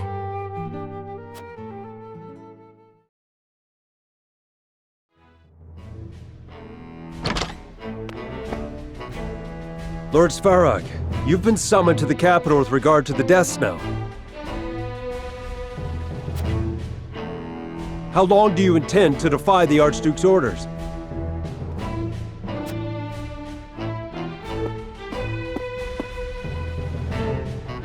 I've no time for his trifling inquiries, now that Glenbrook has been wrested from our hold. I fear an assault on the duchy is imminent. We must fortify Twins Gate. Such an order would be mine to give, not yours. Be gone! I was a fool to think you could protect the duchy's lands. The Archduke shall render his judgment. Damn his judgment, and everything it has wrought!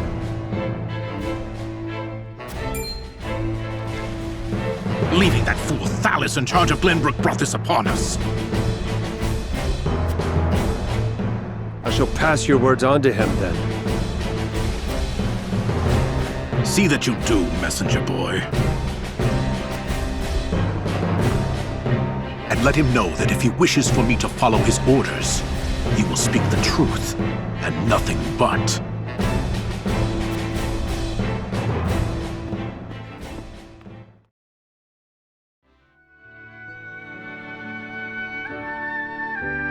How fares my father? He is most lucid, my lord, though asleep at the moment. I fear the malady has sapped much of his strength. I see.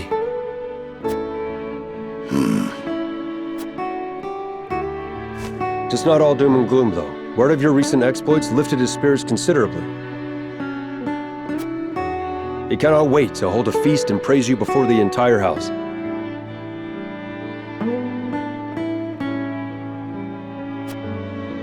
Ha! May he forget he said that upon waking. You should accept the honor with grace, my lord. He is your father, after all. I would gladly accept, of course. Even hearing secondhand that he takes pride in my efforts threatens to swell my head.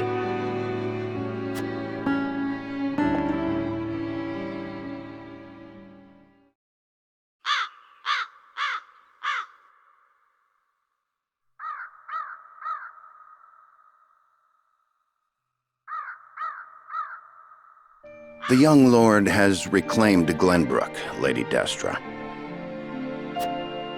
He fought as valiantly as Simone or Regna. Would you were here to witness it.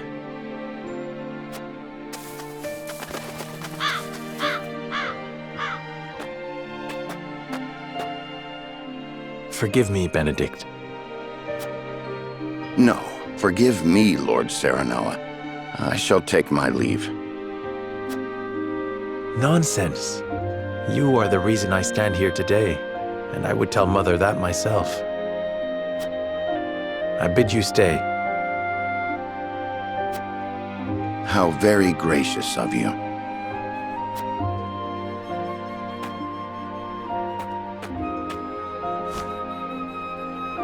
I owe much to Lord Simone and Lady Destra. They filled my life with purpose.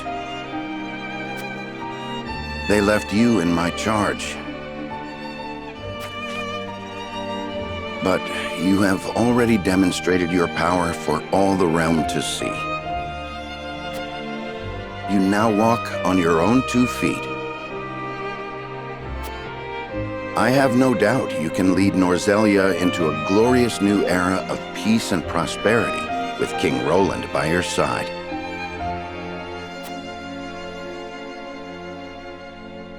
Speak frankly, Benedict. What is it you wish to say? I have done all I can for you, Lord Serenoa. I will resign following the evening's festivities. Anna shall take my place if it pleases you. You would leave me unmoored at a time like this?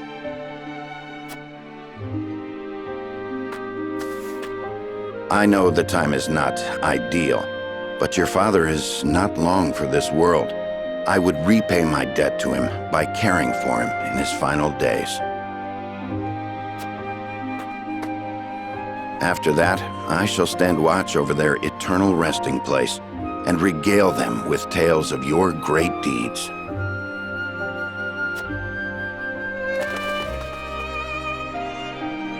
I see there shall be no swaying you.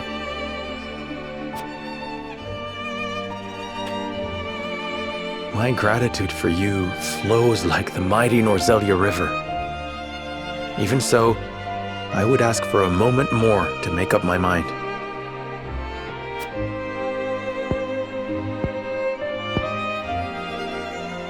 Understood, my lord.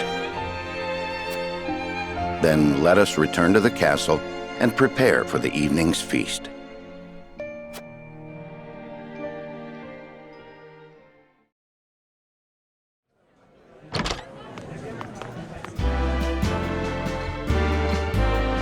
This is quite the gathering. Each and every one of them eager to get to know you better to advance their own ends. Be on your guard. I shouldn't think that would be necessary. Father has gathered those he trusts most to lend me their aid. For that, I am grateful. Whatever the case, we mustn't keep them waiting.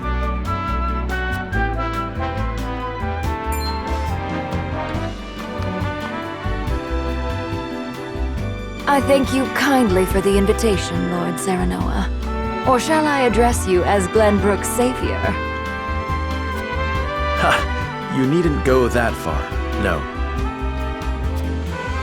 I disagree. Your accomplishments speak for themselves.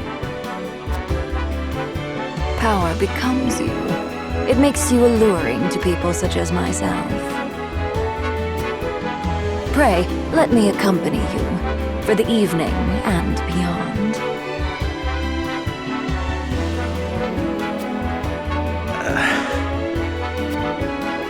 I shall need a moment to consider your most gracious offer.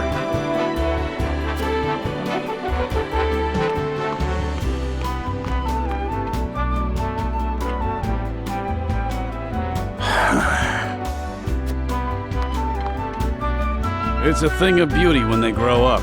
Hey, Benedict? It is, and yet it can leave one feeling strangely bereft. Aye, well, that's fatherhood for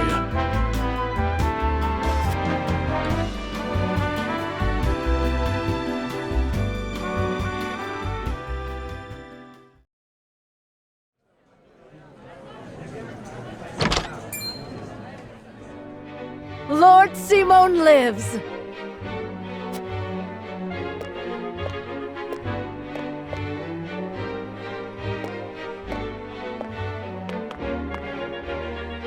Haven't seen him in ages. He looks well. Thank the stars. Let me take your hand. I can manage on my own, my boy. I've not felt this good in some time. But I shall want you by my side the rest of the evening, that I may hear of your exploits in full. Nothing would make me happier, Father.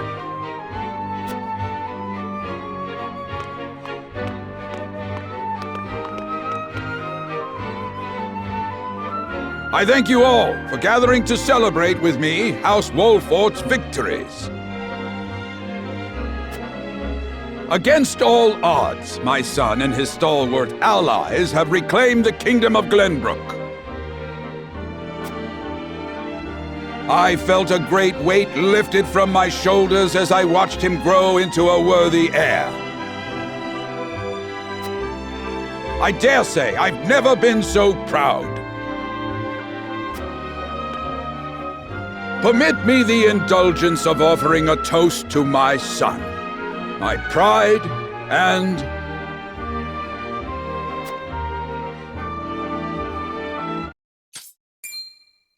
Anna! Huh?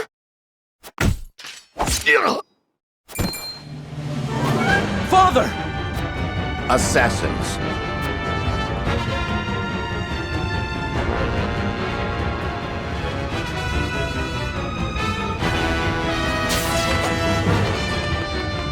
Eyes on me, Father. Steady yourself. Let my guard down. But it takes more than that to fell Simon Wolfort.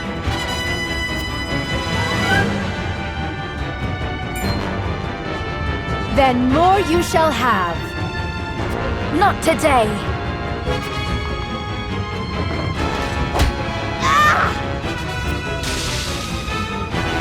Thank you, Milo.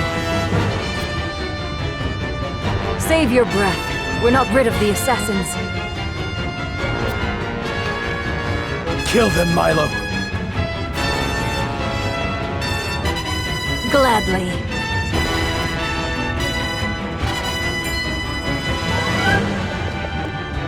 Kill them all. We shan't have a chance like this again.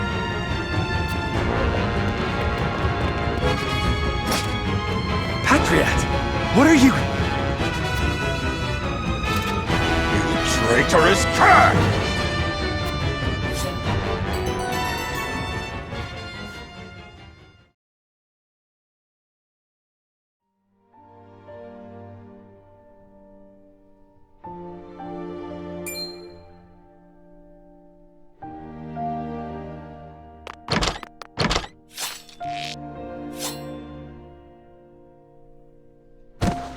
Was my sword ever so heavy?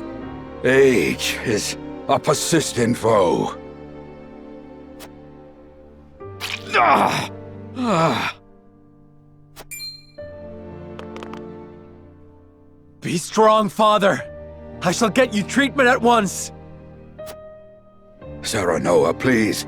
If I must go, at least it was alongside you, on the battlefield. Enough of this talk. You will yet live. I've seen scores of soldiers perish, my son. Death comes for us all. Does it not, dear Benedict? Forgive me, my lord. I could not keep you safe. I beg you, give the three of us a moment together. As you wish. Eridor? Aye.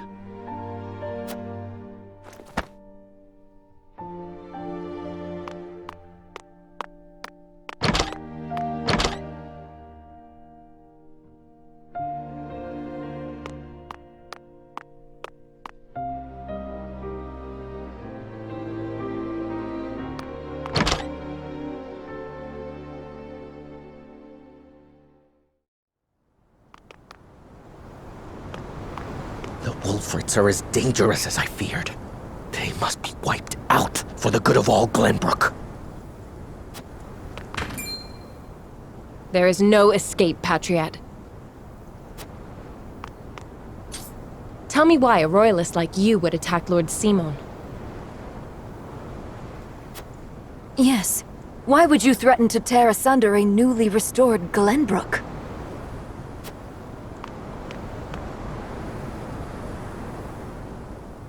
Restored? Restored to what? The duchy killed your king and controls your land, and you've what, exactly? The collected ashes of the royal family? Those who joined the duchy thrived. Those who resisted were ground beneath their heel. The nobles and commoners have never been further apart, though beneath it all, they are bound not by the king's memory, but greed.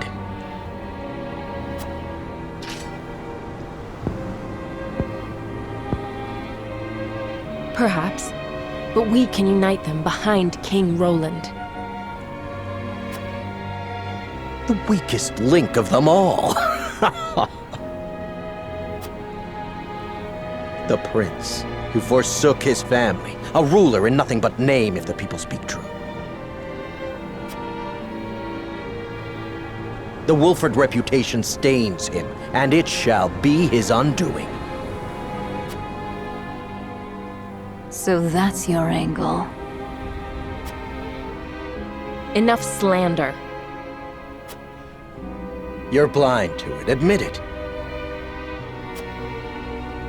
You rebuffed the Ysfrosti army, curried favor with the Saintly Seven, protected Roland, and immediately installed him as king. You think yourselves above the high houses of Glenbrook, nay, above his majesty himself. Who would not want to rid themselves of such a stain? You suggest King Roland gave the order? Would he possess such rationality? We would not be in this mess if he did. Thus I decided to intervene, for the good of the kingdom. So we need only kill you. That is a mercy.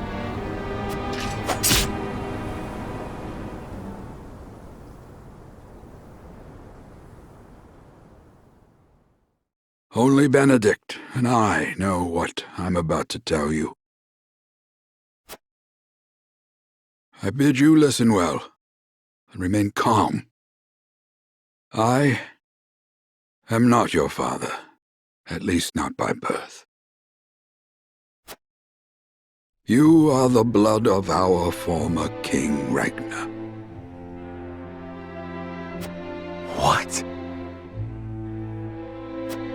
I promised His Majesty I would hide the truth from you. Forgive me. Destra was indeed your mother. That much was no lie. She was a commoner in the Crown City. A woman of little means and low station, but possessed of unparalleled intellect and boundless affection. He would often sneak out into the city in disguise. Fate united them on one of those evenings, and they fell in love. Thus, you were brought into the world. He wished to marry her, but her low station made that unthinkable.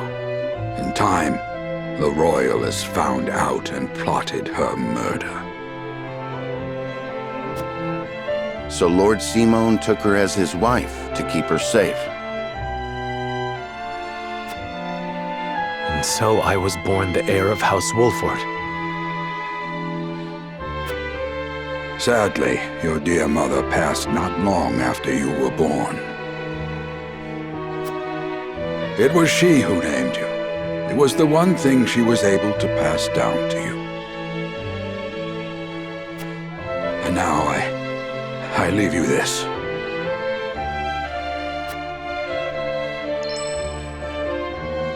The royal signet.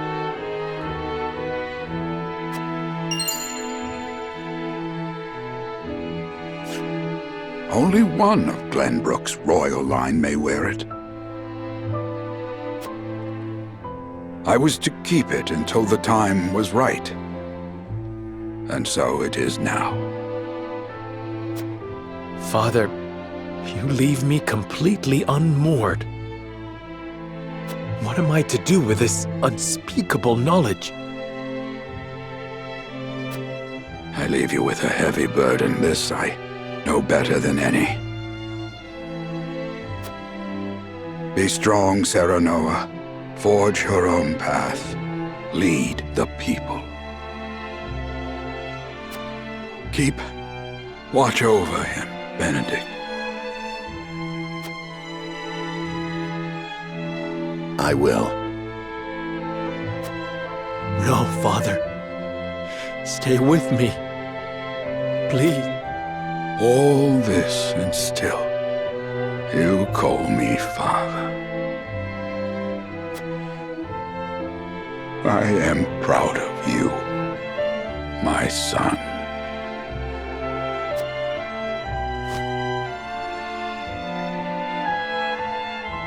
Please don't go. Father! Please!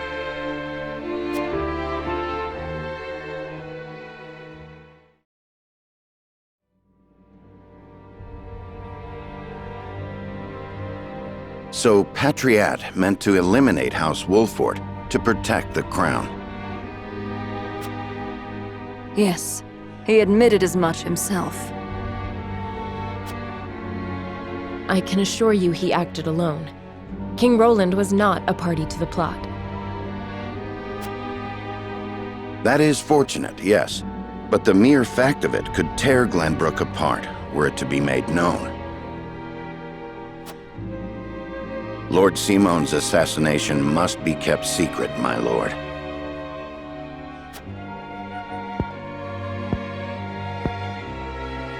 You would have me say his illness claimed him then?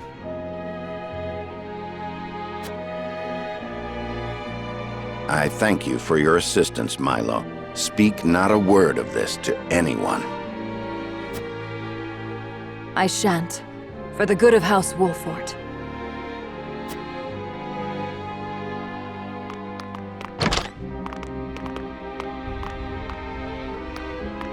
I cannot fathom why he thought us to be enemies. We mean no harm to the royal family.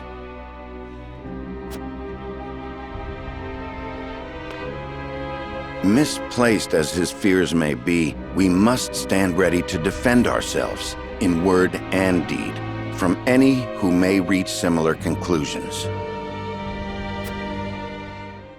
That includes King Roland himself. You heard Anna. Roland didn't issue the order. What are you plotting, Benedict? I seek only to ensure House Wolford's survival. Lord Simon was murdered. Other enemies may well be within our ranks as we speak. They must be stopped at all costs, no matter who they are.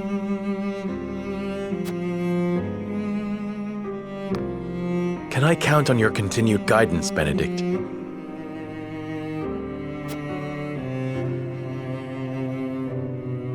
Glenbrook's throne is yours for the taking. You have the claim and the might to back it up. Your Lord Father beseeched you to forge your own path and lead the people.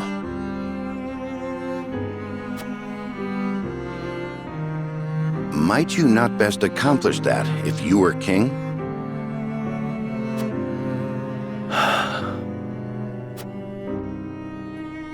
Perhaps. But I would sooner fall upon my own sword than usurp the throne from my friend. The truth of my lineage does not leave this room. I shall keep it hidden along with this ring.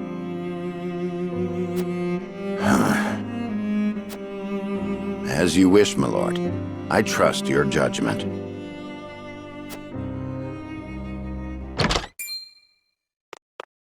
I come bearing a missive from King Roland. He requests your presence in the crowned city immediately. The Frosty survivors are on the move.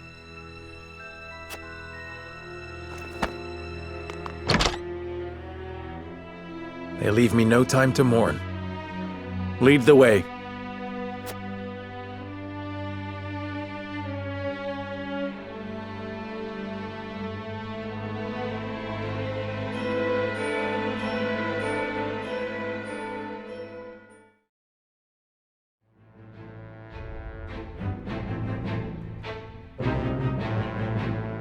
Roland, Benedict, and Frederica regroup back in the capital. But what they experienced while they were away could very well alter the course of destiny itself.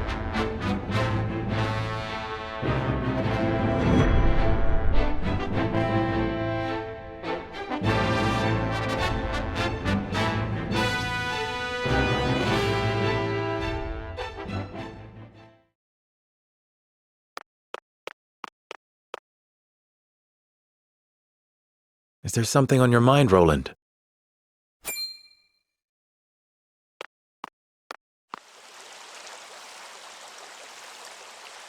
Serenoa, I do not know what I should do.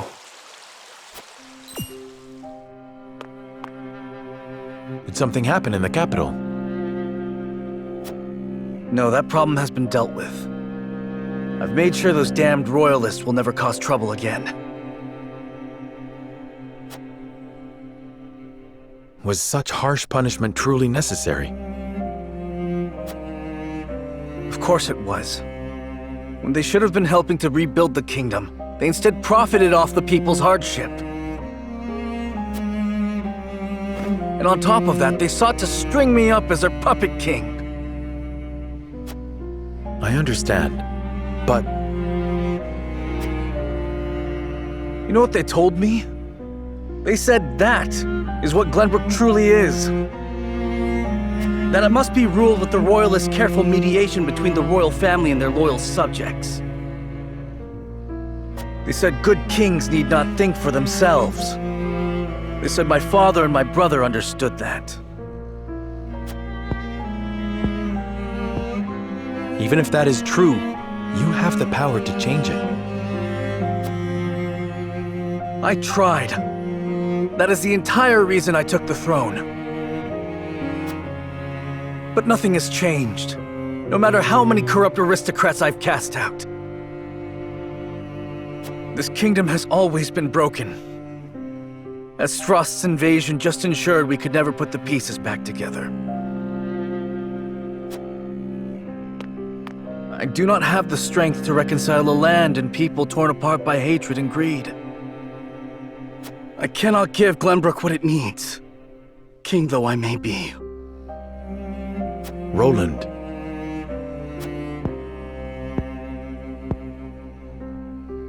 Apologies, my friend. I should not burden you with my woes. You burden me with nothing. But if you are struggling... All is well. Trust me. So long as you are by my side.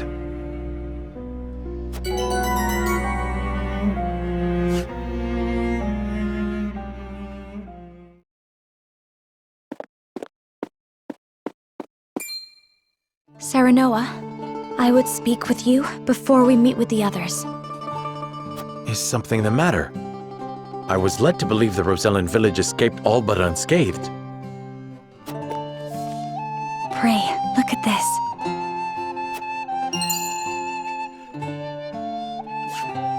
A book? We recovered it from a band of brigands. It once belonged to the Esfrosti archives.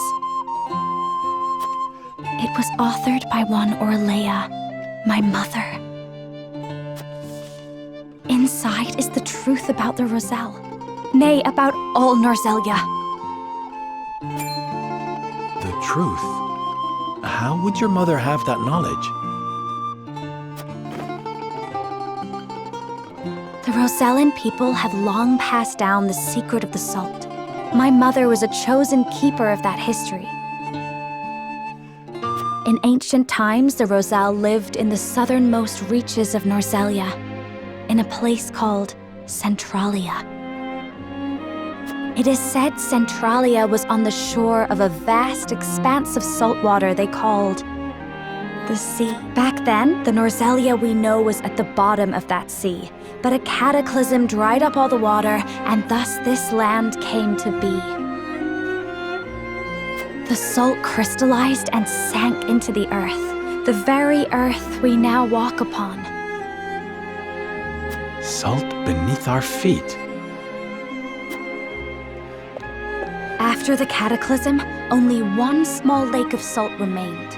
War raged on and on as people fought to control it. The Roselle tried to stop the fighting by digging up a giant pillar of salt to show everyone the secret they had long kept. But Hyzant, whose power over Norzelia came from controlling the lake and the salt it produced, could not allow the truth to get out. They captured the Roselle, branded them criminals who tried to seize control of the salt for themselves, and confined them to the lake. And what of the pillar?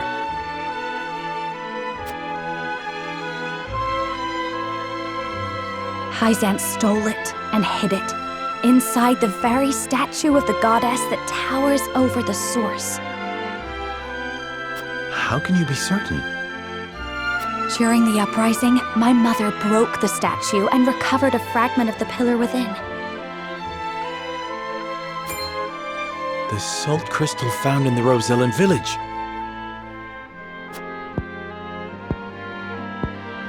Incredible. If what you say is true, the teachings are a lie. This will shake Hyzant to its very foundations. And we would be able to free the Roselle from their imprisonment at the source. With so much at stake, we must be careful in what we do now. Frederica, I would ask for more time to think this through.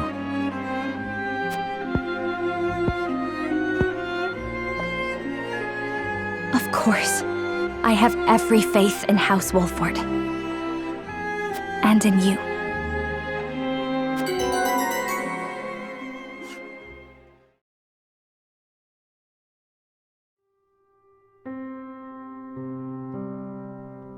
That is the extent of what happened during our various endeavors.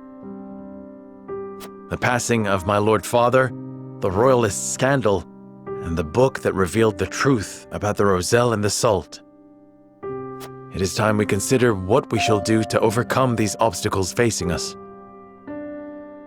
I still cannot believe how quickly Lord Simon's condition worsened. It is most devastating. Serenoa, did your father say nothing else to you? Before he...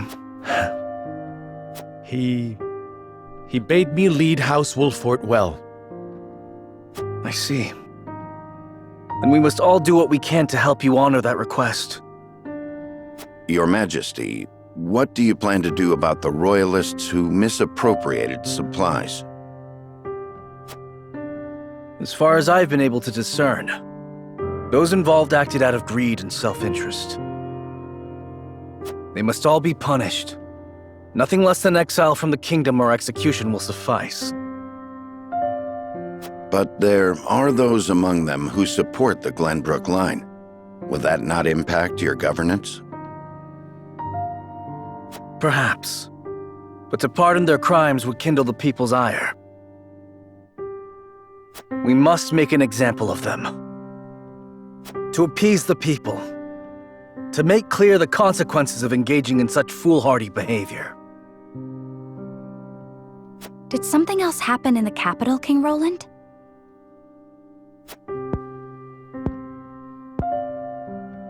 Nothing you need concern yourself with. But I must say, I was shocked to learn of that Rosellan legend. Do you suppose the contents of that book could be true? The part about their homeland, Centralia, that sits upon a vast saltwater sea? That of the untapped salt crystals beneath Norzelia? Or that, in order to monopolize the salt trade, Hyzant fabricated the Rosel's sins? That the pillar of salt Hyzant stole from the Rosel is hidden within the statue of the goddess? If any of it is true, it would turn everything we know on its head. It would mean the teachings of the Holy State are not but lies. It does sound unbelievable, but we have already seen part of this legend for ourselves. The crystal from the Rosellan village? That crystal is a fragment from the pillar within the statue of the goddess. One my mother obtained during the uprising. It fits perfectly. Apparently, Lady Orlea penned the book detailing the legend for Frederica. She did. She enchanted it so no one could open it, but left me the key to break the spell. This pendant. I doubt a mother would go to such lengths to lie to her daughter. Then we agree the legend contains at least a seed of truth.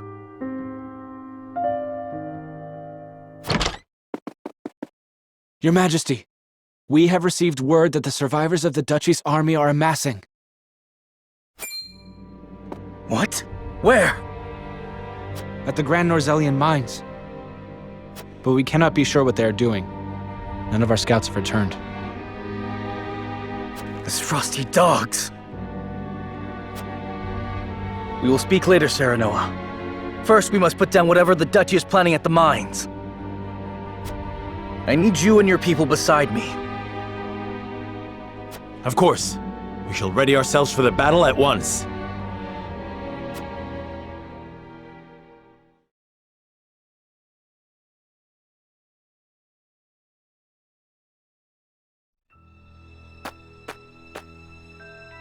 Extraction is nearly finished. We've secured the amount we were told. Seems such a waste to just leave the rest. Don't think Archduke Gustadolf gives two shites.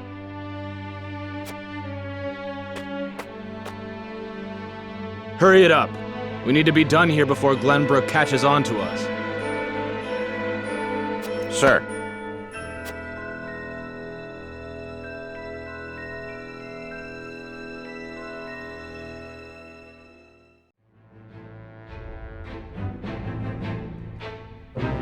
Roland and House Wolffort succeed in reclaiming Glenbrook, but they cannot rest easy, for new dilemmas threaten to tear the kingdom apart. For one, the secret of Serenoa's birth come to light with Lord Simon's passing. Meanwhile, the newly crowned King Roland struggles to reconcile his ideals with reality after punishing the Royalists. Finally, there's the truth about the Rosel and the untapped salt crystals buried within the earth, revealed in a book to Frederica from her late mother. None of these revelations have an easy solution.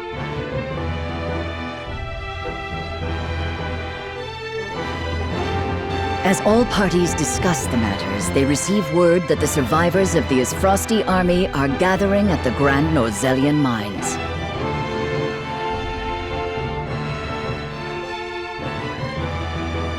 Forced to put all else aside to focus on driving out their foe, Serenoa and his comrades steel themselves for battle.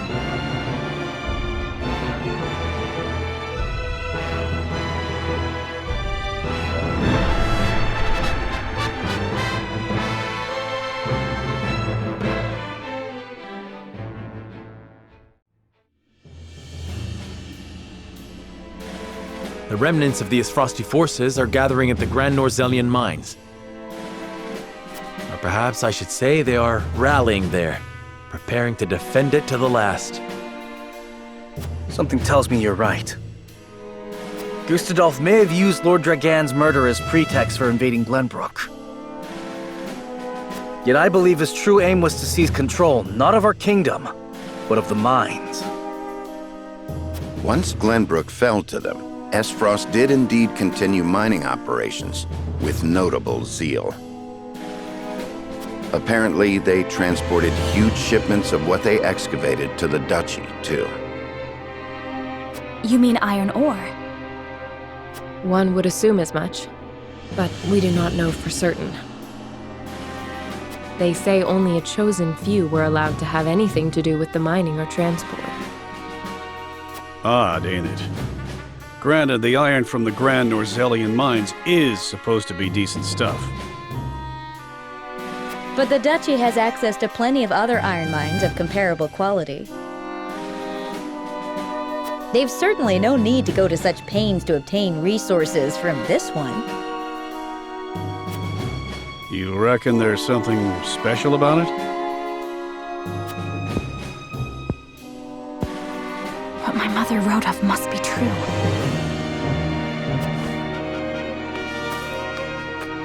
I've returned from scouting the Grand Norzelian mines. There were no signs of miners or couriers anywhere. The enemy's numbers do not appear that great, but the soldiers were occupied with some task within the mine. I cannot say exactly how many they are. Thank you, Hewitt. Well done. Well, there you have it. The Ysfrosti army is scheming something at the mines. Whatever they are planning, we cannot allow them to continue unchallenged. Then let us reclaim the Grand Norzelian mines. And in doing so, we shall discover the Duchy's aims in due course.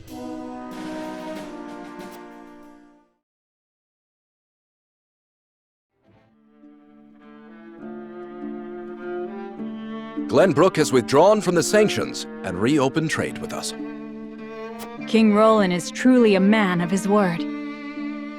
Furthermore, during the battle for the Crown City, our forces sustained nary a scratch, while the Ysfrosti were all but crushed.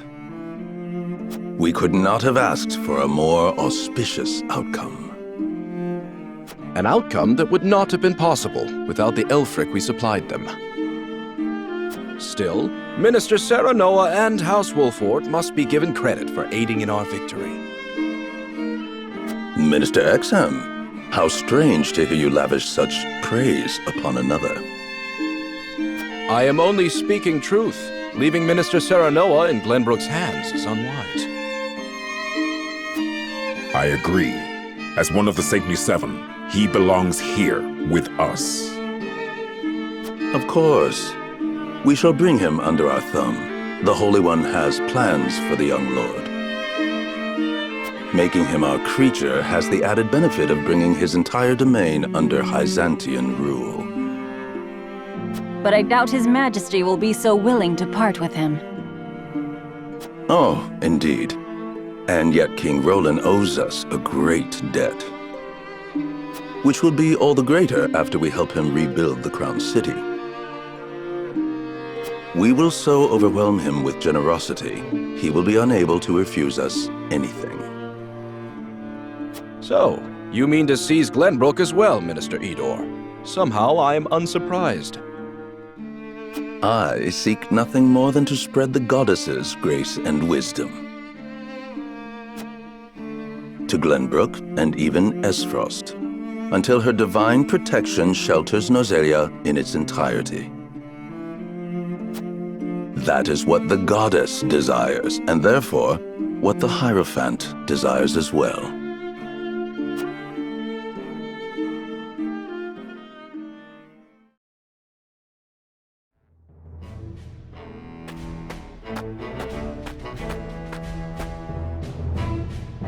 Is this all of it? Yes, my lord. This is all the cargo we were able to carry. Our comrades at the mine should be putting the final touches on everything right about now. And why is no one telling me what is happening? I don't even know what cargo you are hauling. We're only following Archduke Gustadolf's orders, my lord. Yes, I understand that. Stop your sniveling. Perhaps you may have heard the Archduke has summoned me to Ironstone. This may be the last time I serve at this fort. As such, I would like to show my appreciation for everything you've done. Do you have a moment? The sentiment is appreciated, my lord, but the Archduke insisted we make haste. And did he also insist you spit in the face of his uncle's generosity? No, my lord. Of course not. I meant no disrespect. We shan't refuse your gracious offer. Come with me.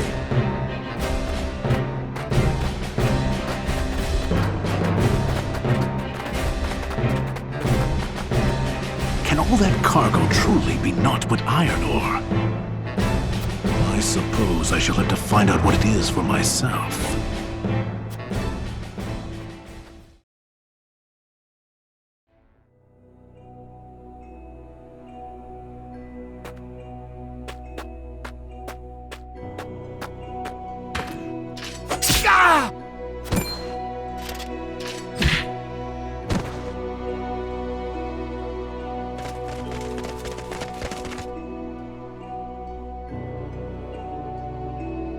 Were those the only ones?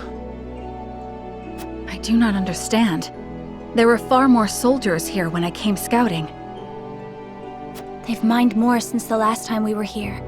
Perhaps the enemy is further within. Likely that's the case. But navigating these twisted tunnels ain't gonna be fun. Indeed, the enemy may be waiting to ambush us around any corner. I advise we familiarize ourselves with the nearby tunnels before we head any deeper into the mine, Lord Serenoa.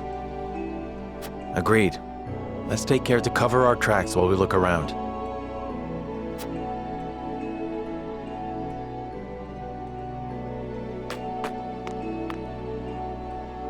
Benedict, these spheres everywhere. Unless I'm mistaken, they're explosives.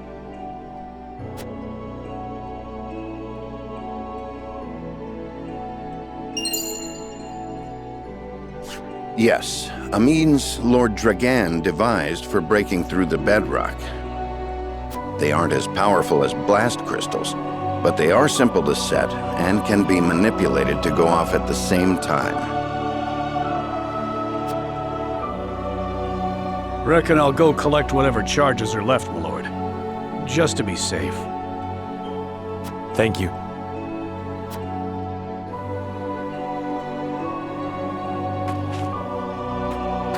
I do not find it strange that there are explosives in a mine, only that they have been left here. Indeed. As deadly as they are, one would hope they were stored more safely. You'd think the miners would have put them at the far end of the tunnel if they meant to use them. But they're everywhere, along the whole length. If they were to detonate, the entire tunnel would collapse. Then they must have been left here on purpose. Intruders! Get them! The Esfrosti army!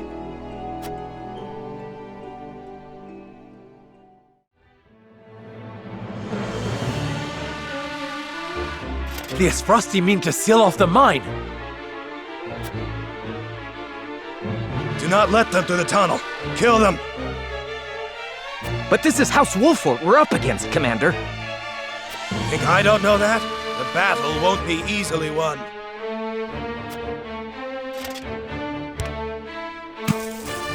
But if we've the mettle to use our explosives, victory may cost us our lives, but we can take those Wolford curs with us. For Esfrost, for an end to Hyzantian tyranny. We must blockade the mines! Soldiers, make ready! Aye! No, they don't mean to.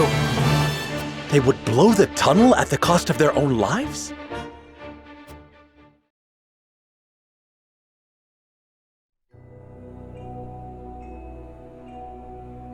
That was close. To think they tried to collapse the tunnel with themselves still inside. Why would the Esfrosti blow themselves up to destroy the place they were charged to defend? It makes no strategic sense. Nothing Esfrost does make sense. But if they were this desperate, there must be something in there they do not want us finding. We must see what lies at the end of this tunnel. Now let us press on.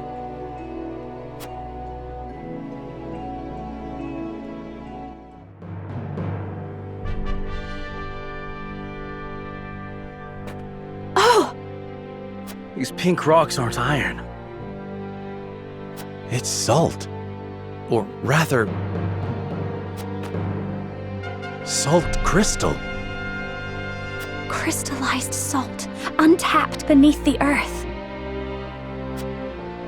The Rosellan legend my mother recorded is true. The grand Norzellian mines must have been built upon a vein of crystals.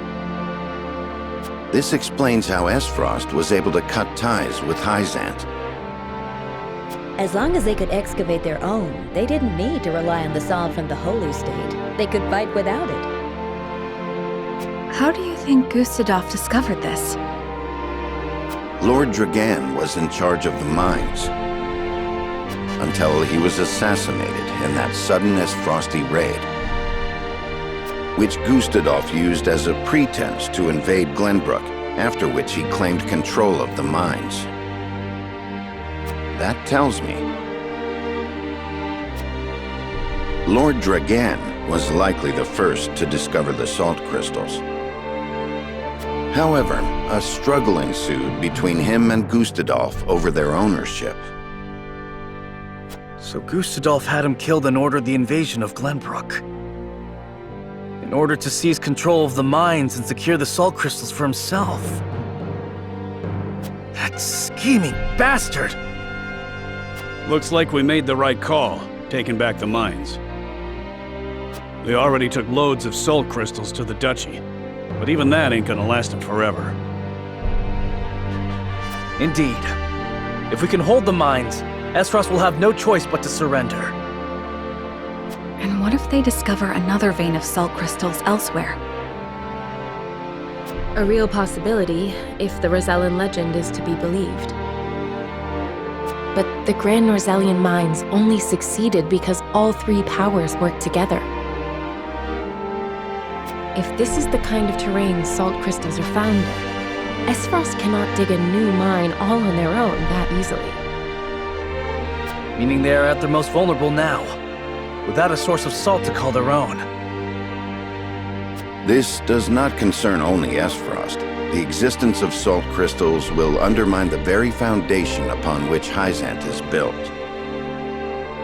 If people knew that, then the two pillars of Hyzantian power, the source and the might of their goddess, would crumble. And it would prove the Rosellan legend is true.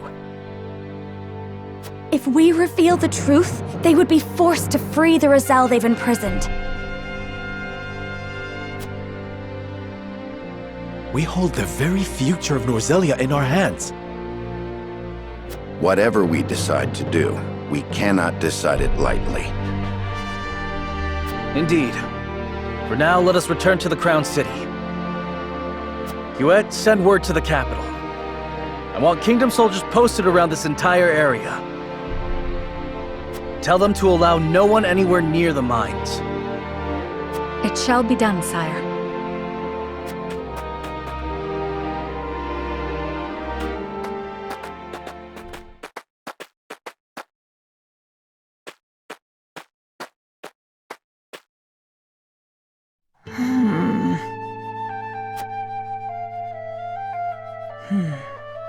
This must be what the old man was hoping to find.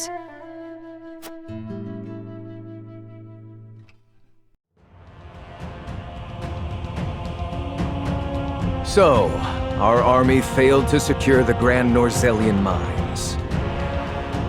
It would seem House Wolfort interfered. Glenbrook forces already surround the area, so retaking the mines is likely out of the question. They must have discovered the salt crystals. Damn them. Gather our soldiers, and be quick about it. Aye, Your Grace.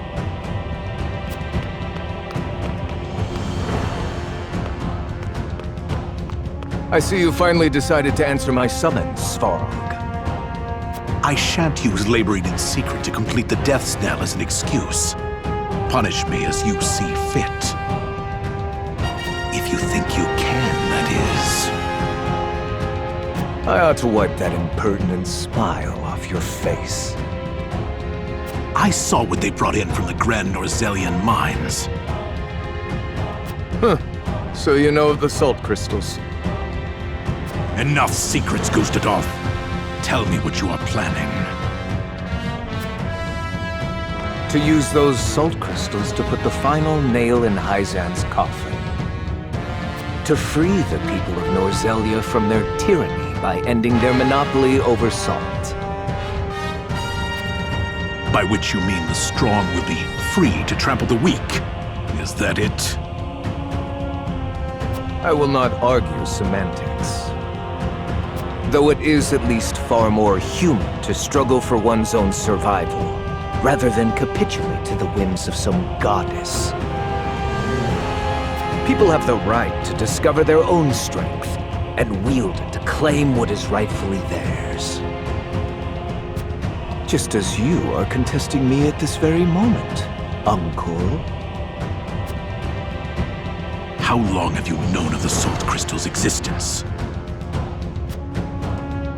I learned of the possibility long ago, when I read of them in an old text from the archives. Ancient knowledge should never be discarded. As you well know, since you had Dragan study there to perfect his explosives.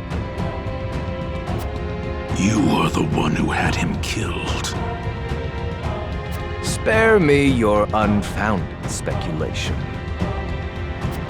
Unfounded, you say? Dragan oversaw the mine. It only stands to reason that he would have discovered the salt crystals first. So you, in your greed, had him killed, so that you might claim his discovery for your own. Not only that, but you used his murder as a pretext to invade Glenbrook. Am I wrong?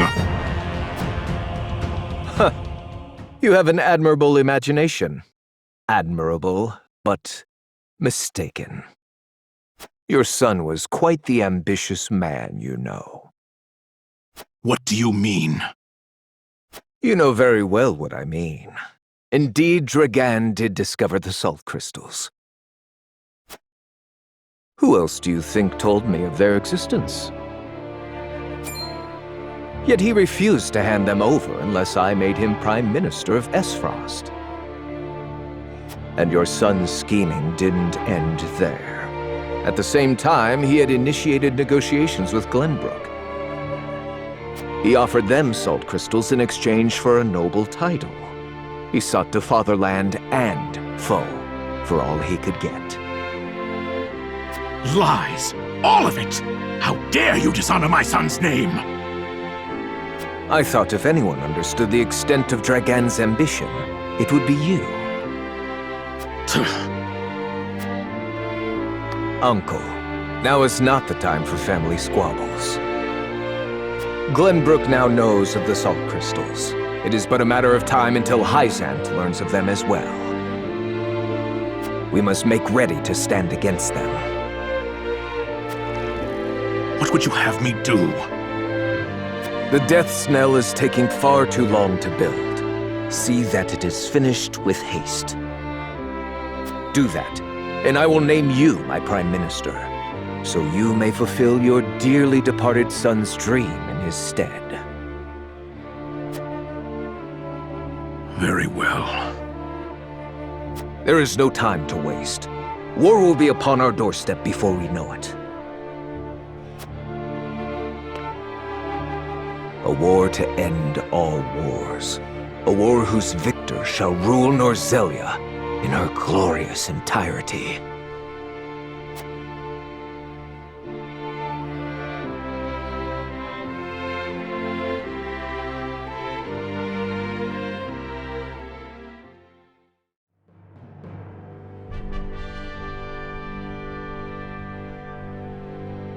Deep in the Grand Norzelian mines lay a most unexpected discovery. Crystals of pure salt. Now in possession of knowledge that could alter the course of history in Norzelia, the members of House Wolford gather at Whiteholm Castle to discuss their next move.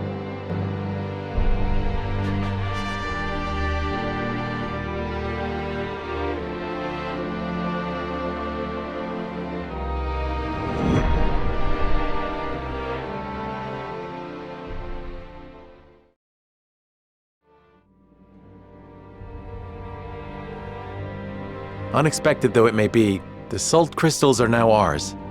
How shall we proceed? Carefully, for it has the potential to alter the balance of power across Norzelia. This is an opportunity to reshape the realm to our benefit. We must be strategic. It's a target on our backs is what it is. There'll be no peace for us so long as we hold him. Hyzant will set upon us with a fury we've never known if they hear of this. She's right.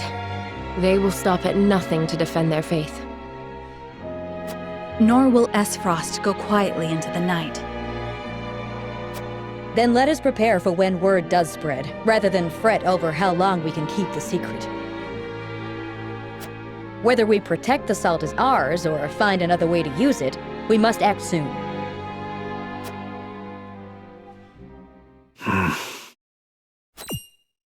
What say you, Your Majesty? We find ourselves at a crossroads. Not just as a kingdom, but an entire realm. Our decision will touch every life in Norzelia. I too wish to act quickly, but I beg you all for a moment alone with my thoughts. Your caution is admirable, but ill-advised. Hesitation could cost us everything. That much is obvious. Yet I cannot race headlong into the unknown when so much depends upon us. Benedict, I find myself unmoored as well. I wish to hear from all present before we decide upon a course of action. As you wish. Pray let it be swift. Serenoa, answer me this.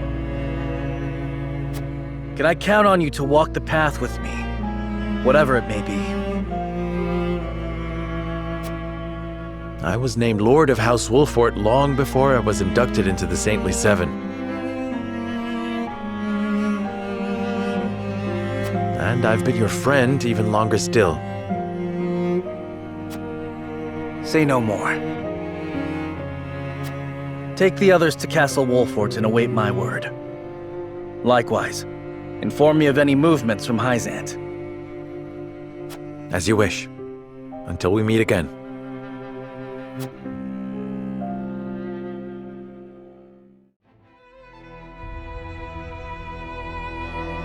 Ah, Milo has sent a dispatch from Glenbrook. Deep within the Grand Norzelian mines lies... It would seem salt crystals were found within. Impossible! The discovery of salt outside the source explains Gustadolf's recent provocations. How can you be so calm? The teachings tell us that salt is a blessing, bestowed only upon the goddess's followers. The discovery of these salt crystals is an existential threat to Hyzant. Salt crystals are salt too. We need only keep word of this discovery from spreading. Of course. But how?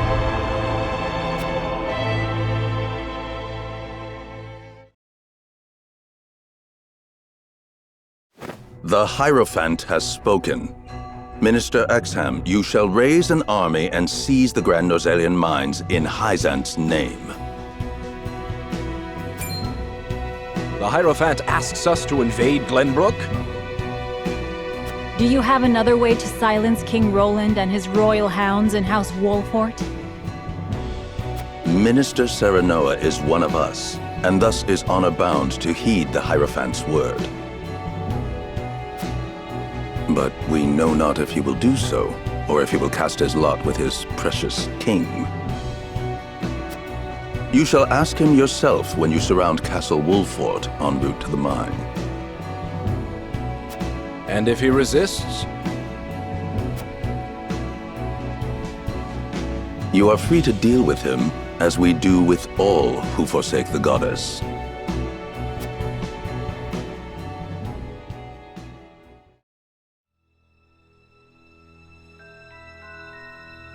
Have you heard the popular rumor, Lord Claris?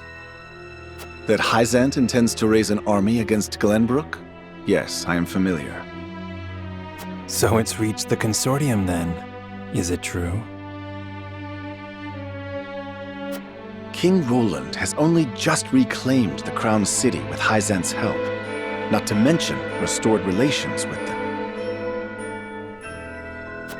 Ordinarily, such a thing would be unthinkable, but the rumors are so persistent that I think something may be afoot. For example? I wouldn't be so restless if I had an example to give. Esfrost gathers its troops at Twinsgate. Might they have heard the rumors as well? Perhaps. A battle for the very soul of Norzelia may loom on the horizon. But therein lies the opportunity for merchants like us. You can't wage war without a surfeit of supplies. You're quite right about that. And each shift in Norzelia's power balance opens new business opportunities. Will the consortium continue trading with Hyzant? 'Tis difficult to say. I believe House Wolfort's actions from here on will be key to the consortium's decision. House Wolfort, you say? Indeed. They've been involved in most every conflict between the three nations on this continent. Why stop now? I shall wait and see how Lord Serenoa responds first, lest I make any hasty decisions.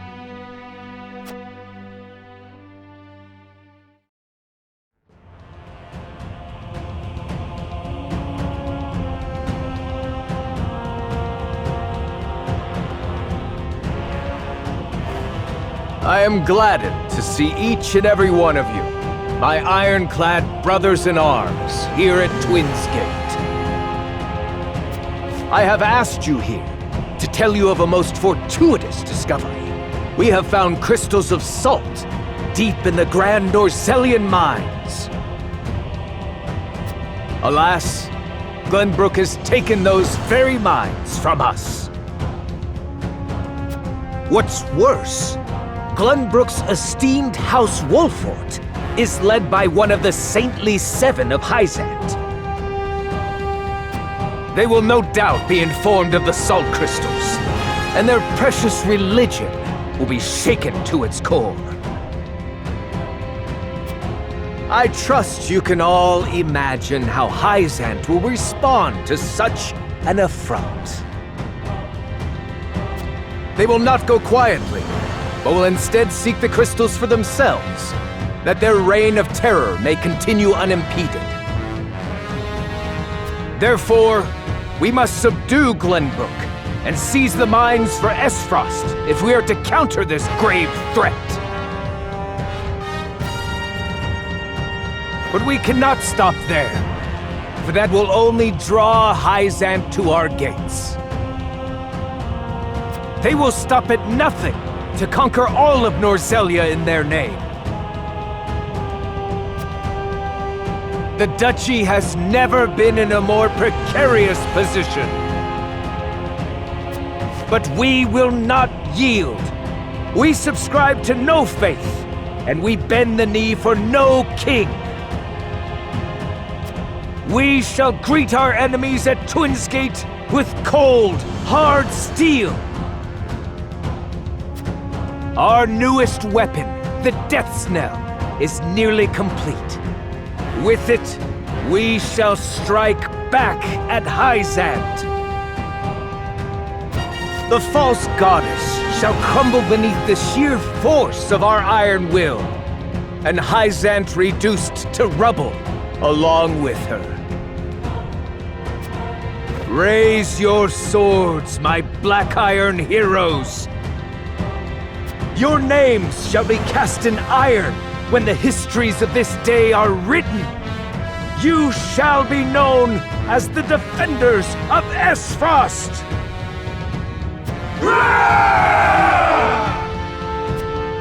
For Esfrost!